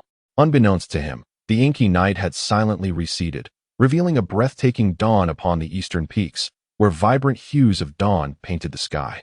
The brilliant, albeit somewhat blinding sunlight bathed the rugged battlefield, enveloped in an eerie silence, devoid of the chirping of birds or the buzzing of insects. Only the clear, melodious voice of a young boy echoed, "I am not dead yet. My apologies for disappointing you." The hellish spectacle that had just unfolded suddenly vanished, as if the vast inferno and the thunderous roars in the sky were mere figments of imagination. The youth clad in dark attire stood before Kakuzu, his mask showing no signs of damage, his form unscathed. How could this be? Kakuzu staggered, incredulity etched on his face as he beheld the scene. A gentle and warm smile graced the boy's features, refined as a noble, as he spoke. Nothing is impossible. Every formidable jutsu ultimately has a counter. Your strength is indeed impressive, yet there will always be those whose prowess surpasses yours. Kakuzu, nearly driven to madness, stared at him, astounded that a mere 12-year-old had withstood his most powerful S-rank attack. As his gaze fell upon the long blade in the boy's hand, he was momentarily taken aback. Swordsmanship? Indeed. Tenju nodded, pondering who had claimed that sword techniques were solely for offense and could not serve as defense. He had long recognized the significance of defensive jutsu and had diligently honed his skills in this area during his training with Might Guy, developing his unique defensive technique. In the world of Naruto, every defensive technique boasted a formidable reputation. Gaara's sand shield, sand armor, and sand wall, the Hyuga clan's heavenly spin, the Uchiha clan's Susanoo, a paragon of both offense and defense, and the first Hokage's 5 layers of the Gate of Death. Many of these were renowned for their absolute defensive capabilities. The technique Tenju had devised, Eternal Resilience, was his own form of absolute defense. "Is this truly your strongest move?" Tenju inquired, his demeanor remarkably calm. Yet, Kakuzu, facing him, felt a cold sweat trickle down his brow, his expression deepening with concern. At that moment, as Kakuzu summoned the scant remaining chakra within him, preparing to unleash his lightning-based jutsu once more, time itself seemed to freeze. Tenju had no intention of granting him another opportunity to strike. Open the door of death. Open the door of view. In Kakuzu's wide, startled eyes, he beheld an incomprehensibly swift shadow racing towards him, moving at a speed nearly imperceptible to the naked eye. Within the blink of an eye, Tenju's fist struck the air with astonishing velocity. The chakra enveloping his fists ignited as it collided with the air, generating flames. Before Kakuzu could even catch his breath, the black chakra burst forth from Tenju's fists, cascading like ebony feathers from the sky, akin to a rapid-fire barrage descending upon him. Night Phoenix, Tenju bellowed, invoking a technique inspired by his mentor, Guy, after unlocking the 6th gate. At this moment, upon unlocking the 6th gate, Tianyu's chakra underwent a transformation, shifting from the crimson hue reminiscent of his mentor, Guy, to a more ominous and eerie black. In that fleeting instant, Tianyu resembled the very embodiment of death, instilling an overwhelming sense of dread. Alarmingly, Kakuzu felt the air crackle with a sudden agitation, sending chills down his spine as every hair on his body stood on end. The myriad of earthbound grievances within him heightened his perceptive abilities, allowing him to keenly sense the perilous nature of his adversary's jutsu. However, as he contemplated evasion, he realized it was far too late. All avenues of retreat had been ensnared by the encroaching black chakra of his opponent. To his astonishment, the speed of his foe was utterly insidious, rendering his three masks, designed for comprehensive defense, ineffective. In the next heartbeat, he was struck with excruciating pain in his chest, abdomen, shoulders, arms, and thighs. Countless fists, imbued with tremendous power, left Kakuzu feeling as though he had been bludgeoned into a state of utter disarray, reduced to mere remnants under the onslaught of his opponent's formidable strikes. The final blow came swiftly. After unlocking the sixth gate, Tianyu vanished and reappeared beside him, delivering a kick imbued with chakra that landed squarely on Kakuzu's face. The impact was thunderous. Kakuzu's dark veins connected to his head were violently hurled away by Tianyu's foot, sending him careening through the air like a taut bowstring released, crashing through several trees and carving a long trail along the ground. Infuriated, Kakuzu struggled to rise from the earth after the brutal kick to his visage. His heart, once the source of his earth-style ninjutsu, had been utterly annihilated, leaving him vulnerable without the protection of his jutsu. Yet, before he could regain his footing, he found himself suspended in midair, as if time itself had slowed. No, it was not Kakuzu's movements that had decelerated, but rather Tianyu's speed that had intensified. Like a beam of black light slicing through the air, he seemed poised to cleave the very fabric of space, instantaneously penetrating the lightning-style mask on Kakuzu's back. Before Kakuzu could comprehend the reality of his heart being pierced by Tianyu, another fist struck him, creating a gaping wound in his torso. Crunch! Yet another heart was shattered by Tianyu's bare hands. Ag! Countless dark, vein-like tendrils were severed by Tianyu's relentless strikes. And even the resolute Kakuzu could not suppress a howl of agony. His emerald eyes, glowing with a fierce desire to survive, burned with the ferocity of a wounded beast. At this moment, with only a single heartbeat remaining, Kakuzu had utterly exhausted his courage to continue fighting. In his mind, there lingered only one thought: escape. He must flee swiftly, for his adversary was no mere man, but a devil, a creature more terrifying than he himself. Attempting to run? A sly smile curled upon the lips of Tianyu, reminiscent of a hunter reveling in the plight of his prey, which was already within his grasp. It is over. Once boasting of having clashed with the deity of the ninja realm, you now scurry about like a forsaken dog. What value is there in your prolonged existence? You are merely a meaningless symbol, obsolete in the face of time's relentless march. Tianyu's gaze locked onto Kakuzu, who fled rapidly towards the horizon, desperate to escape the battlefield. In his hand, a Kusanagi sword materialized, grasping the hilt with the finesse of a master throwing a shuriken. He hurled the Kusanagi blade forward with great force. Transform. As the Kusanagi soared through the air, it underwent a continuous metamorphosis, 1 into 2, 2 into 4, 4 into 8. The long sword illuminated the air with its chilling radiance, casting its dominion over the realm beneath its blade. Flash. With a low command from Tianyu, it seemed as though the very fabric of space was poised to shatter under the control of the Kusanagi. Boom. Countless stones and trees were pierced and obliterated by the descending sword, disintegrating into dust and splinters that danced in the air. The cacophony of destruction reverberated, deafening in its intensity. Amidst the myriad glimmers of cold light from the strikes, Kakuzu's many tentacles, brimming with resentment, proved futile as they were severed one by one. The heart, safeguarded deep within by the earth grudge fear's tendrils and representing Kakuzu's sole hope for survival, was finally pierced by a singular blow from the sword. Kakuzu was dead. Ding. Earth grudge fear detected. Would you like to absorb it? The system's prompt echoed in Tianyu's mind. He nodded and softly uttered, absorb. Tianyu felt an intangible force permeating his being, reaching towards the small black mass on the ground, attempting to flee from Kakuzu's lifeless body. Screech. The black mass emitted a shrill, desperate cry before abruptly vanishing into thin air. Tianyu knew it had been absorbed. Ding. Congratulations, host. On completing the task, absorb Earth Grudge Fear. System reward, Puppet Doll Forging Blueprint. The system's notification of reward resonated in his mind. Yet, Tianyu had no time to peruse the blueprint, for at this very moment, a more pressing matter demanded his attention. The battle was not over. Tsunade, with fierce determination, Tianyu cast his gaze towards another battlefield in the distance, where Tsunade remained locked in a fierce struggle with Haiden, neither yielding an inch. In terms of sheer strength, Tsunade's combat prowess is indeed superior. However, due to her hemophobia, she strives to avoid close-quarters combat, and in an effort to shield her eyes from the sight of blood, she has covered them, relying solely on her innate sensory abilities to engage in battle. Tsunade's mastery of taijutsu has been curtailed, and her vision is similarly restricted, leaving her momentarily at a stalemate with Haiden. The remainder is left to me. Tianyu leapt gracefully, landing atop the slug's head, beside Tsunade. His sudden appearance startled both combatants, who were intensely focused on their struggle. Have you finished your battle? Tsunade asked, her voice laced with surprise. Did you defeat Kakuzu? Haiden's eyes betrayed his astonishment. As Kakuzu's comrade, he understood all too well the difficulty of facing such a formidable opponent. Tianyu remained silent. His presence here spoke volumes. Nevertheless, Tsunade shook her head and sighed. Let me handle this.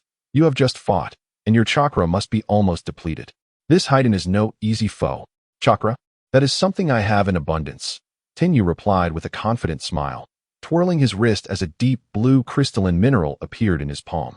He tossed it into his mouth and crushed it, and instantly, a blue luminescence surged through the air.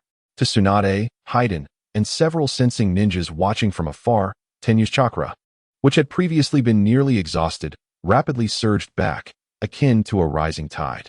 An hour later, Tianyu's Nichiren blade flashed, severing Haiden's head from his body. Having learned of Haiden's sacrificial dark arts, Tianyu knew that aside from preventing him from obtaining his blood to initiate his ritual, there was little to fear. Dealing with him proved far simpler than his earlier encounter with Kakuzu. Damn it, you little brat. Haiden's head, now detached, continued to spew curses, ranting incessantly like a shrew. What is the meaning of this? Sunflower and the others approached from a distance, their expressions etched with disbelief as they beheld the scene before them. Just moments ago, they had witnessed a man with 5 hearts, requiring 5 kills to truly succumb to death. This revelation had already astonished them. Now, witnessing this individual, decapitated yet still speaking, was even more bewildering. It is a dark art. He possesses an undying body, Tianyu succinctly explained. How utterly bizarre. As Haiden's body lay in disarray, Sunflower curiously approached his severed head, examining it closely. Wait, be careful. Suddenly, a massive carnivorous plant erupted from the ground beside Haiden's head, releasing a shadowy figure, half black and half white, that emerged from within the plant, swishing ominously. Several shurikens shot forth in various directions, catching Tsunade and her companions off guard. They hastily dodged to the side, but Sunflower, closest to Haiden, had no time to evade. In that fleeting moment, however, Tianyu reacted with remarkable swiftness, leaping to Sunflower's side and skillfully deflecting the incoming shurikens with a series of clangs. Yet, in that brief instant, less than a second, their adversary seized the opportunity. Kurizetsu swiftly collected Haiden's head and rapidly descended towards his lifeless body. Not so fast. Tianyu's longsword instantly intercepted Kurizetsu's path towards Haiden's remains. Crack! Kurizetsu and Shirazetsu immediately halted, reluctantly altering their forms. Nevertheless, a significant portion of the green leaf of the pitcher plant, along with much of Shirazetsu's body, was severed by Tianyu's strike. Just as Tianyu prepared to pursue and capture these 2 members of the Akatsuki organization, Shirazetsu and Kurizetsu, recognizing their failed ambush, abandoned their intent to steal Haiden's body without a trace of hesitation, vanishing into the ground before Tianyu could act again. As Haiden disappeared beneath the surface, Tianyu's companions attempted to pursue, but he halted their advance with a commanding shout. Do not chase. Captain, there is a saying, do not pursue a cornered foe. We are currently in such a predicament, Tianyu explained. If annihilating the enemy were feasible, Tianyu would certainly not let them escape. The Akatsuki organization is not a trifling obstacle, particularly Kurizetsu, whose methods are unfathomable. Pursuing them may prove futile and could attract other members of Akatsuki. With chakra crystals at hand, Tianyu was not lacking in chakra. However, facing pain, who possessed the Rinnegan, posed a formidable challenge. Clean up the battlefield, retrieve the enemy's remains, and we shall return to Konoha. Tenyu commanded, his authority palpable. Yes, Captain Mayu, Sunflower responded, while her companions, Hikari and Kaido, dared not defy Tenyu's orders this time, obediently following Sunflower to gather Kaku's corpse. Impressive, young man, Tsunade remarked, her eyes gleaming with admiration as she observed Tenyu. Your combat prowess might even surpass mine. Following the battle, Tenyu swiftly regained his composure, appearing as he usually did. Lady Tsunade, you jest. Had it not been for your assistance, our Umbu squad would have surely perished here, Tenyu remarked sincerely, acknowledging that facing two members of the Akatsuki with his current strength would have been exceedingly challenging. Ha ha ha, you have a way with words, kid. Tsunade laughed heartily, then handed her bow back to Tenyu. Here, take this back. Tenyu smiled, not reaching out to accept the tracking bow. Instead, he declared, this bow is a gift for you, a token of gratitude for your aid. Tsunade shook her head, firmly rejecting Tenyu's proposal. How can this be? A matter is a matter. Assisting you is merely a recompense for the winnings you secured for me at the gambling house. This bow was never part of our agreement. As she spoke, Tsunade took 2 steps forward and returned the bow to Tenyu. This tracking bow was undoubtedly an extraordinary weapon, deserving of the title of a divine artifact. Such treasures are coveted by all, and Tsunade was no exception. Yet, she ultimately restrained her desire and returned the tracking bow to Tenyu. Winning a modest sum at the gambling house does not equate to the arduous battle we faced. Consider this bow an additional reward, a gift to you. Tsunade-sama. Do not refuse. Further reluctance would seem pretentious, Tenyu replied with a smile. Very well, since you insist, I shall accept it. Tsunade graciously responded. She then inquired, are you planning to return to Konoha? Tenyu nodded. All right, I shall accompany you. Grateful for the gift of the tracking bow, it would be inappropriate for Tsunade to part ways with Tenyu immediately.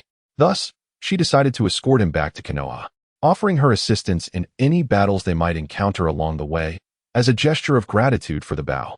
It had been many years since she last visited Konoha. It would be a fine opportunity to see how the village had fared. Tenyu did not decline her request. Shortly thereafter, the Umbu team finished disposing of Kakuzu's corpse, and Tenyu and his companions set off once more towards Konoha. 2 days later, in the Hokage's office in Konoha, Sarutobi Hiruzen expressed his heartfelt gratitude. Tenyu, you have truly worked hard this time. It is my duty, Hokage-sama. Upon hearing Tenyu's report and reviewing the recorded documents carefully, Sarutobi Hiruzen chuckled. I shall elevate this mission to an A-rank task. When you go to collect your reward, be sure not to mistakenly claim it as a B rank. Old man, are you being stingy? Elevating it to an A rank? I must ask you, does this mission pose the same danger as an ordinary S-rank task? A dissatisfied voice echoed through the Hokage's office, showing a lack of respect for the Hokage. Under normal circumstances, a host of other Umbu ninjas lurking in the shadows would have swiftly subdued anyone speaking out. However, no such ninjas were present in the Hokage's office. For the speaker was none other than Tsunade Haim, the granddaughter of the first Hokage, a princess of Konoha. They dared not act against Tsunade. Very well.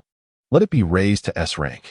Sarutobi Hiruzen, momentarily taken aback by Tsunade's retort, soon burst into hearty laughter.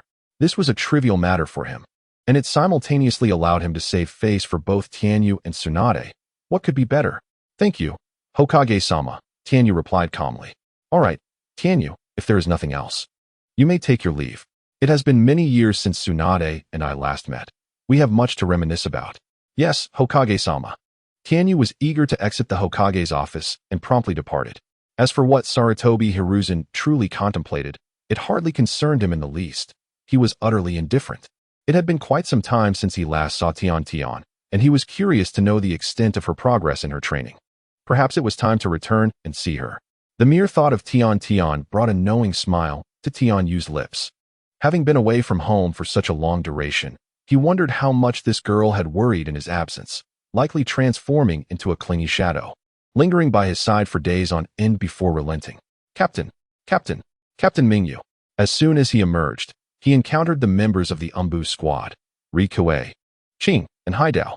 The compatriots we rescued in the Land of Soup have already met with Lord Hokage, who has assigned them to other duties. Upon hearing this, Ching and Haidao lowered their heads, unable to meet each other's gaze.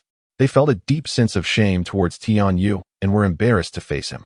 Go collect your mission rewards, and then return home for a proper rest, Tianyu instructed.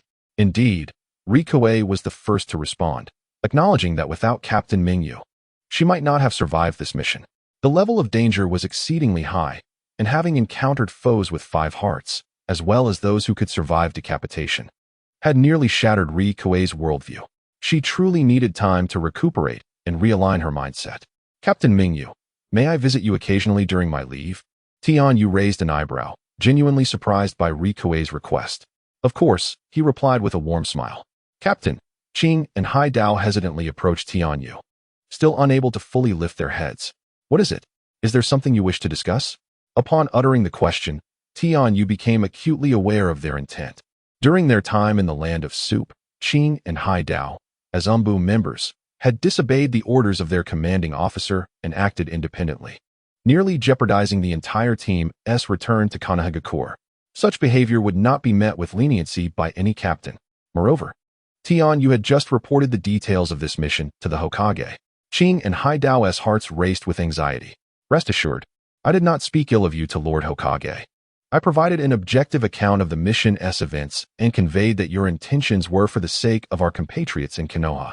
Did Lord Hokage mention us? Qing hesitantly inquired. Tianyu shook his head. Lord Hokage did not bring you up. All right then, having endured this mission, everyone is weary. Hurry back and rest, he concluded, turning to leave. Behind him, he could hear the exhilarated voices of Qing and Hai Dao, relieved to have survived. We are still part of the Umbu. Thank you, Lord Tianyu. Tianyu said nothing further, proceeding directly to the reward distribution center to collect the resources earned from the mission before heading home. Qing and Hai Dao were still quite naive, although Tianyu had not made things difficult for them. And despite the spies embedded within the land of soup advocating on their behalf, did they truly believe that the cunning Sarutobi Hiruzen appreciated such insubordination? Disregarding the greater good and acting independently? Sarutobi Hiruzen will undoubtedly deal with Shizune and the island, but not at this moment. Furthermore, such measures cannot be overtly disclosed. The Umbu will certainly not be able to remain on the island, and it is not just the Umbu. Other prominent positions within Konoha will also not be allocated to them by Sarutobi. Those who fail to analyze the enemy and ally situation, disregard superior orders, and conspire with others to defy commands only serve to exacerbate our predicament. How could Sarutobi Hiruzen possibly rely on such individuals? Shaking his head, Tenyu cast away these troubling thoughts. Should he bring a gift for Tenten? Whistling a cheerful tune, Tenyu merrily made his way home. In the Hokage office, Sarutobi Hiruzen regarded the somewhat impatient Tsunade with a smile. Tsunade, you have returned. Please do not leave without a word again. Old man, I already told you. I'm just here to take a look. Tsunade immediately confronted Sarutobi, asserting, I will definitely be leaving again.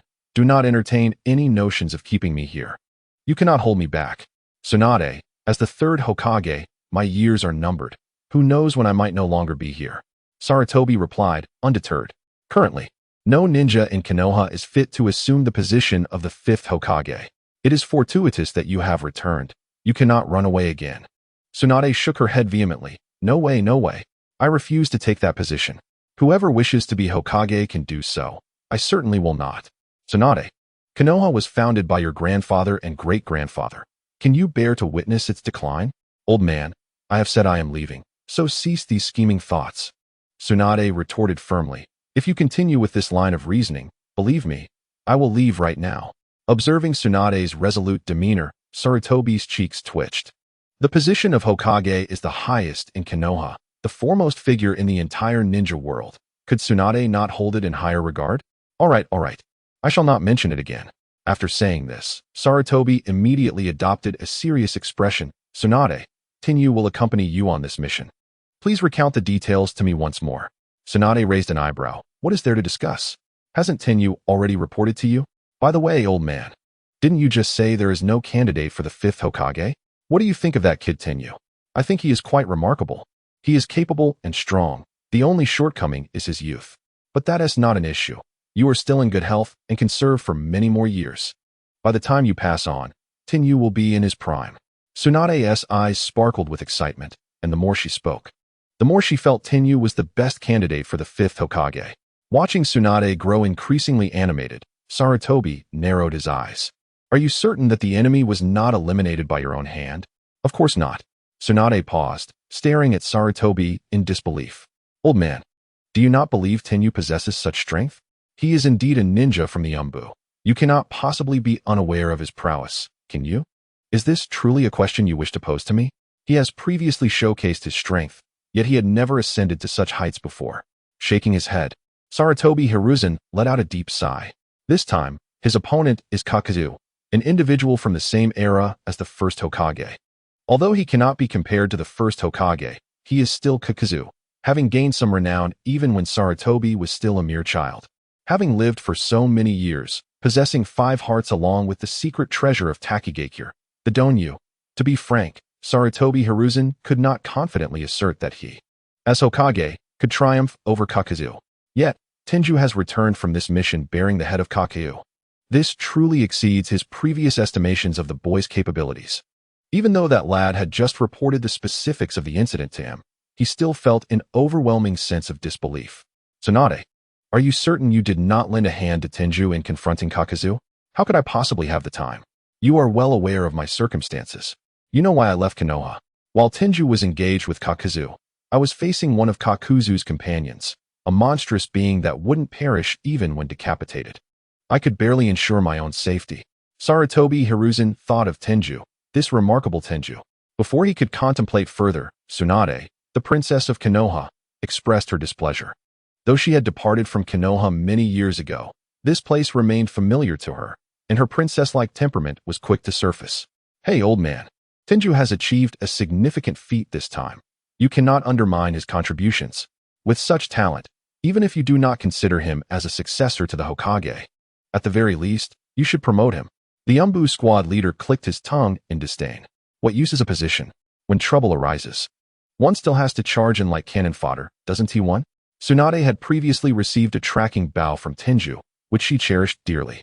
She felt indebted to the young man, and his previous demeanor had won her admiration. He was evidently a clever youth with commendable strength. Hence, she brought up the matter. What are you thinking? How could I scheme against the people of Konoha? As Hokage, one must maintain a certain level of skepticism towards everyone. However, since you hold Tenju in such high regard, very well, I shall refrain from testing his loyalty. With that, Sarutobi Hiruzen cracked a smile. As for the successor to the Hokage, that is a discussion for another time. However, a promotion is indeed warranted. Tenju has undeniably accomplished a great feat and deserves to be elevated. There were still words unspoken by Sarutobi Hiruzen, as the intelligence was incomplete. According to Tenju and Tsunade, the adversaries they faced were clad in uniform-like attire, black with red cloud patterns, suggesting they belonged to the same unknown faction, a mysterious force with 5 hearts, and an eerie ability to survive decapitation. The power that can attract individuals like Kakuzu should not be underestimated. It seems necessary to deploy more personnel to gather intelligence. In the land of rain, at the Akatsuki's base, Yahiko, under the watchful gaze of his mesmerizing Rinnegan, observed the severed head of Haiden that Juzo had brought back. His voice carried a certain somberness. The dark figure of the Reaper from Konoha truly deserves our caution. Suddenly, sheets of white paper gathered around Yahiko, coalescing into a rare beauty. Conan inquired, Pain, how do you intend to proceed? Isn't it obvious? Before the Akatsuki has even commenced its operations, one of our comrades has already been slain. If we do not deal with the one who killed our ally, how can the remaining members feel secure? Yahiko commanded, Conan, gather intelligence on this Dark Reaper and inform me immediately of any developments. Understood, Conan replied coldly before dispersing into fluttering paper. In the shadows, a masked figure muttered these words before tilting his head, seemingly lost in thought. Yahiko gazed at the severed head of Haiden, momentarily at a loss for words. With a sigh, he asked, Can you restore yourself? Haiden's predicament was dire. With Kakuzu gone, there was no one to stitch his body back together. I cannot, Haiden lamented, his frustration palpable even in his disembodied state. At the Akatsuki's stronghold, silence reigned. The stillness enveloped the night like a tranquil bridge. Even with the Rinnegan, Yahiko lacked the ability to restore Haiden's body, as the Rinnegan was not omnipotent. While it possesses a formidable technique, the Rinne rebirth, capable of reviving the deceased, It exacts the grave toll of consuming the user's life force. Pain, or rather Nagato, would certainly not resort to such a method for the sake of Haydn. Moreover, even if he were to use it, it would be rather awkward, as the Rinne rebirth is intended for the dead, and though Haydn possessed only a head, he was still alive. Allow me to try. At that moment, Obito emerged, feigning a deep voice beneath his mask. I have a way to restore him. Haydn, relegated to just a head, was taken aback. Obito. Yahiko remained silent for a moment before introducing Haydn. Obito is merely his alias. His true identity is Uchiha Madara. Only I knew of Madara's identity, and now you do too, Yahiko added, pausing before cautioning. Please do not let rumors of Uchiha Madara spread outside. Haydn, despite his peculiar situation, was capable of expressing a normal reaction. His mouth fell agape in astonishment, his head utterly bewildered. Madara? Uchiha Madara. Haydn found himself ensnared in Yahiko's revelations, mistaking the masked Obito for the legendary Uchiha Madara. Rest assured, I will not speak carelessly. Recalling the previous threatening words of Yahiko, Haydn immediately responded. While he indeed possessed an immortal body, he harbored a deep-seated fear of pain. The eyes of pain belonged to the Sage of Six Paths. An ancient legend spoke of the sage's ability to perform a sealing technique that could create a moon with a mere gesture. Haydn feared that pain might use him to fashion a smaller moon. Obito, masquerading as Madara, approached Haydn, circling around his head a few times before lifting it. Haydn, I shall take you away. Off you go. Pain, impersonating Yahiko through the body of the deceased Yahiko, replied to the masked Obito, who was pretending to be Uchiha Madara. Ah, by the way, Obito paused.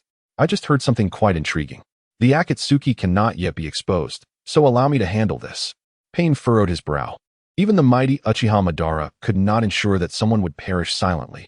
Could he? The Uzumaki Nagato still believed that Obito was Madara.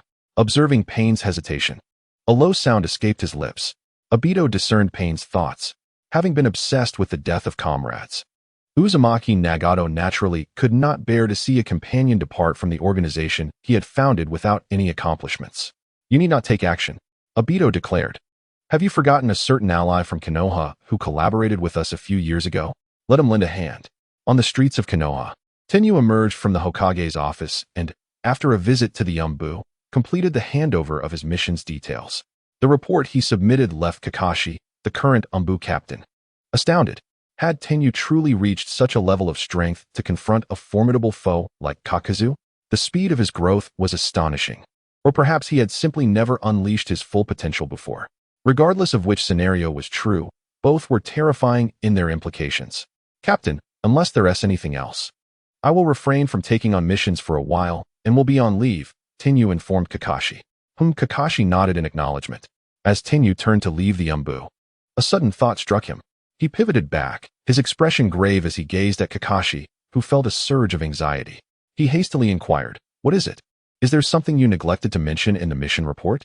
Or do you possess knowledge regarding that organization clad in black with red clouds?" Any information, regardless of its nature, was of paramount importance to Konoha at this juncture. The mysterious organization, concealed in darkness, harbored formidable beings like Kakuzu and Haydn, who were nearing the strength of a Kage. The existence of such an organization posed a significant threat to Konoha, leaving Kakashi, as the Umbu captain, unwilling to exhibit even a hint of negligence. No, he replied. Tianyu shook his head and, with a serious expression, inquired, I would like to know, during my upcoming leave, will the base salary from the Umbu still be available? Kakashi appeared momentarily taken aback, and only after a few seconds did he comprehend the question posed. He let out a long sigh, rubbing his forehead in exasperation, and replied, yes. You need not worry about that. Tianyu continued to probe. What about the usual benefits like borrowing scrolls and receiving ninja tools? Indeed, Kakashi responded, his forehead lined with worry. Isn't your family quite affluent? Why are you so concerned about a mere base salary and the perks of Umbu membership? Kakashi had initially assumed that Tianyu's serious demeanor indicated he was about to divulge critical intelligence, which startled him. Upon hearing Kakashi's reassurances, a satisfied smile broke across Tianyu's face. Excellent. Then I shall enjoy my leave without concern, Minister. Farewell. With that, Tianyu turned and strode away. Amusingly, despite his family's wealth, he still felt the need to be mindful of his salary, a clear acknowledgement of his status as a worker. Behind him, Kakashi's expression grew increasingly complex. Having shed his attire, Tianyu donned his customary white round-collared robe and sauntered leisurely towards home. The forthcoming period promised to be a wonderfully relaxing holiday for him. A rarity indeed. After submitting a task, he had received a handsome commission.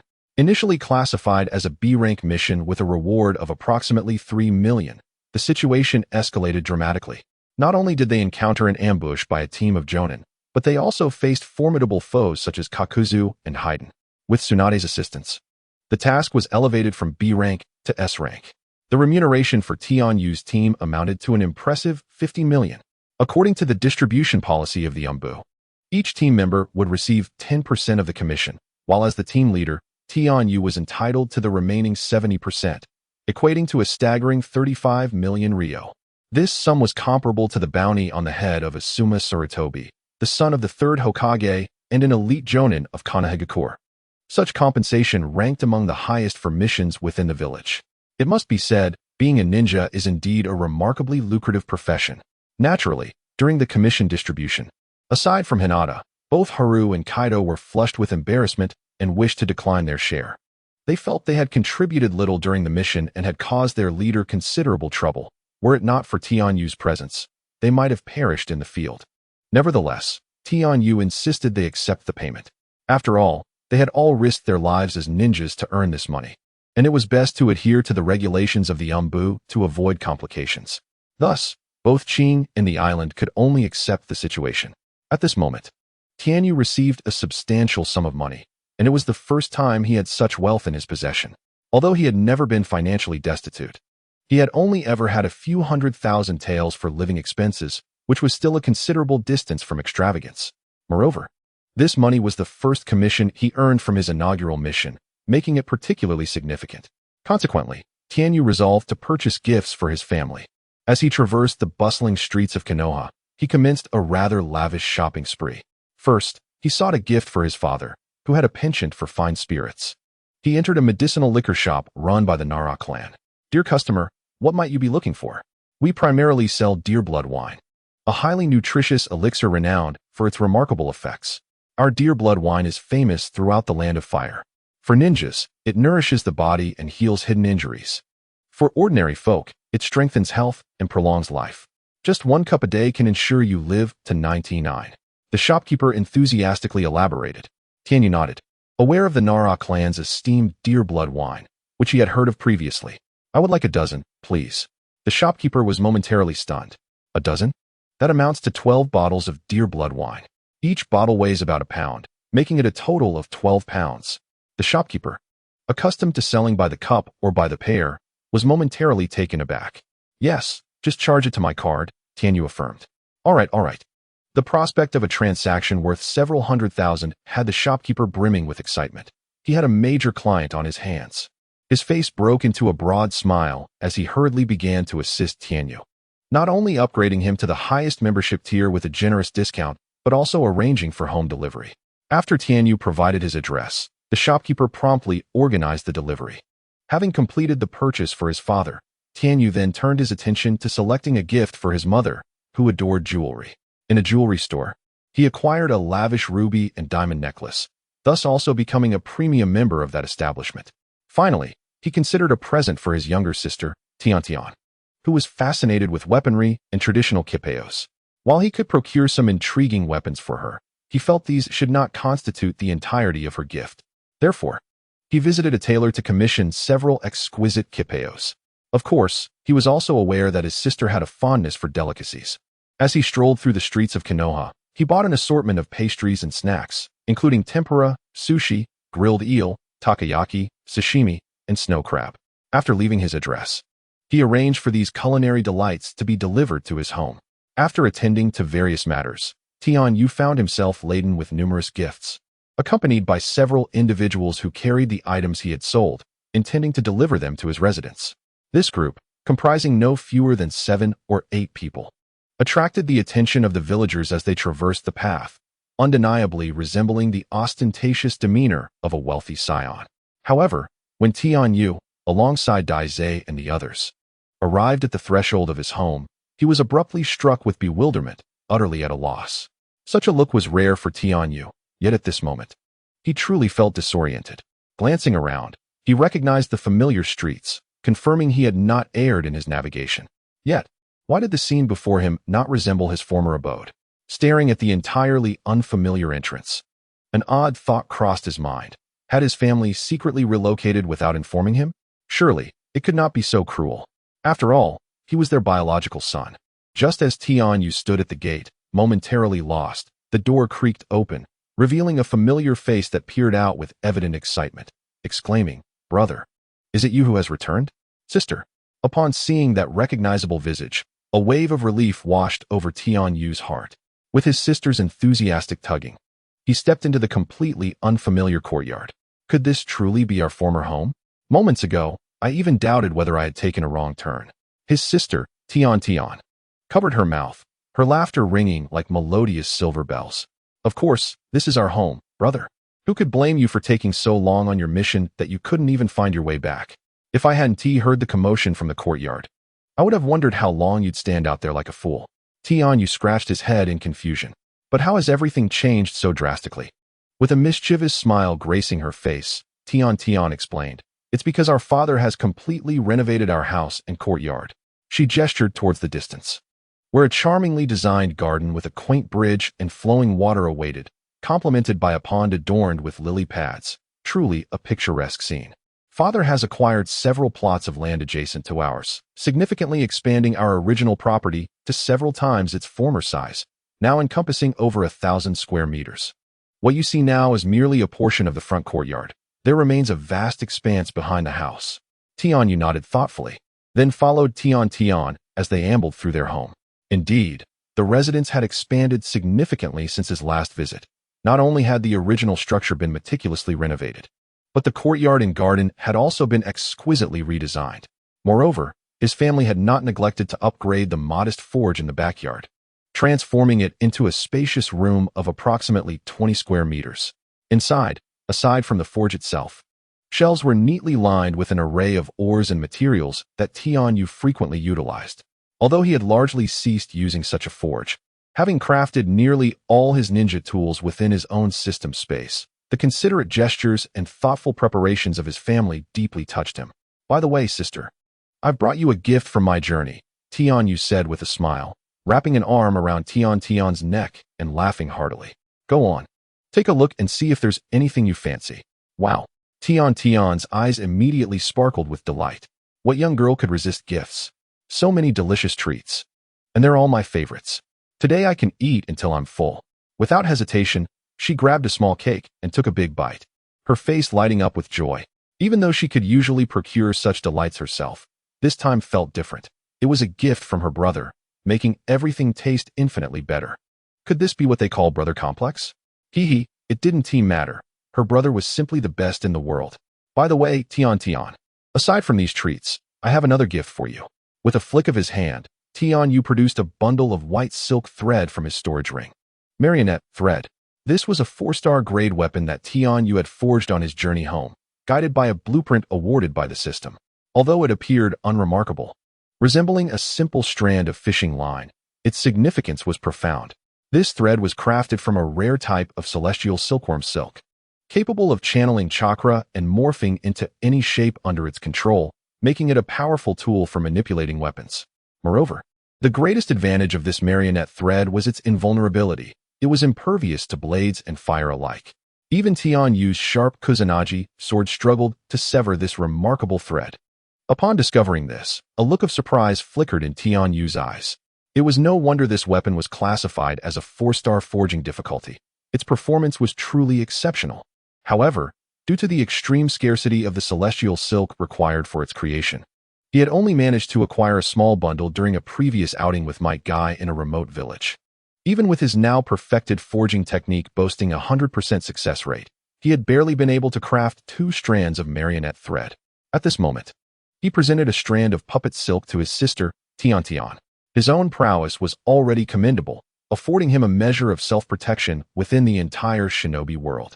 Even when faced with opponents of the 5 Kage caliber, he possessed the strength to contend, and should he falter, he certainly had ample means to ensure his escape. Thus, this strand of puppet silk was merely an embellishment to Tianyu's arsenal. However, for his sister Tian, it was akin to a timely gift in the midst of a snowstorm. After experimenting with the use of the puppet silk, a look of astonishment instantly graced her features. Her eyes sparkled with excitement, revealing uncontainable joy. Brother, did you truly create this? Tian exclaimed, momentarily at a loss for words. Are you really giving me this ninja tool? I absolutely adore it. This item is of immense significance to me. Curiosity piqued, Tianyu gazed at Tian. Why is such a mere strand of puppet silk so crucial for you? Tian, ever in sync with her brother, promptly elucidated, Brother, I have recently been accompanying Teacher Akai on missions outside the village, and we encountered some wandering ninjas. Among them was one particularly formidable individual, strong enough to be considered an elite chunin. During our encounter, I faced certain challenges and encountered a bottleneck in my ninjutsu. Are you unharmed? Tianyu inquired, concern etched across his face. His worry for his sister's safety far outweighed any thoughts about her strength. I am fine. Teacher Akai has kept us well protected, Tian replied, shaking her head. He believes that I, along with Xiao Li and Niji, are now capable of challenging such powerful ninjas, which is why he allowed us to engage. If we were to find ourselves in danger, Teacher Akai would intervene promptly. Tianyu nodded. This was characteristic of Teacher Akai's teaching style. When he had journeyed with Akai, he too had undergone similar trials, with Akai allowing him to face opponents he deemed capable of confronting independently. It was precisely due to this method of instruction that Tianyu's abilities had advanced so swiftly over those years.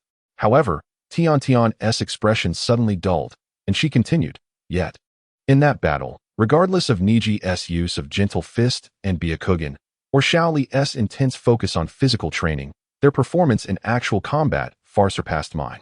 In fact, the impact of my manipulation of the ninja tools was minimal, and I was the last to defeat my opponent. The opponent is a ninja exceptionally skilled in wind release techniques, which poses a considerable challenge for me. It was only with the aid of the ninja tools that my brother gifted me that I barely managed to defeat that adversary. Had I relied solely on my own devised combat methods, such as the Rising Dragon and the tool manipulation meteor techniques, I would have been utterly unable to strike the enemy due to the interference of wind release. Perhaps it was this very weakness that prompted Teacher Akai to select a wind-affiliated opponent for me. Although Akai praised my performance in battle, I could not find joy in it. Brother, I yearn to become stronger, to match your formidable prowess. I desire that when others speak of me, I am not solely identified as Tianyu's sister, but recognized as a formidable kunoichi in my own right, akin to Lady Tsunade. Such aspirations momentarily left Tianyu. As the elder brother, taken aback. After all, Tian had consistently demonstrated remarkable abilities. And while her grades at the Ninja Academy may not have surpassed those of Hinata Niji, she consistently outperformed Lee in practical combat scenarios. Over time, she had earned the title of Big Sister in Lee's eyes, a source of considerable pride for her. However, recently, Tianyu had been preoccupied with missions in the Umbu, failing to notice the subtle changes in his sister. How could it be that her physical prowess had diminished, now falling short of Lee's? Suddenly, a thought struck him, and his expression shifted to one of awkwardness. He hesitantly inquired, Were you on your period during that battle? Tian froze, astonished that her brother could discern such a detail. A swift blush crept across her cheeks, and she shyly lowered her head, responding with a faint, almost inaudible, yes. Indeed, it was as he suspected. Tianyu reflected on the fact that several months had passed since their graduation, with the new year approaching, heralding the time when the protagonists in the original story would graduate in droves. Soon, both he and Tian would reach the age of 13. 13. A girl's most exquisite blooming age is also when their bodies develop most rapidly, with significant changes in physical characteristics. Although Tian had guidance from their mother in this regard, she was not a ninja and found herself at a loss in such situations. During her menstrual period, Tian was unable to engage in vigorous physical training, which greatly limited her abilities. This is a significant factor contributing to the low representation of female ninjas within the overall ranks of ninjas. Tianyu understood the reason behind the delightful surprise that his sister exhibited upon receiving the manipulation threads he had gifted her. These threads not only served to compensate for certain deficiencies in her physical techniques at critical moments, but also adeptly countered the wind-style ninjutsu that often hindered her use of ninja tools, thus proving to be a dual advantage.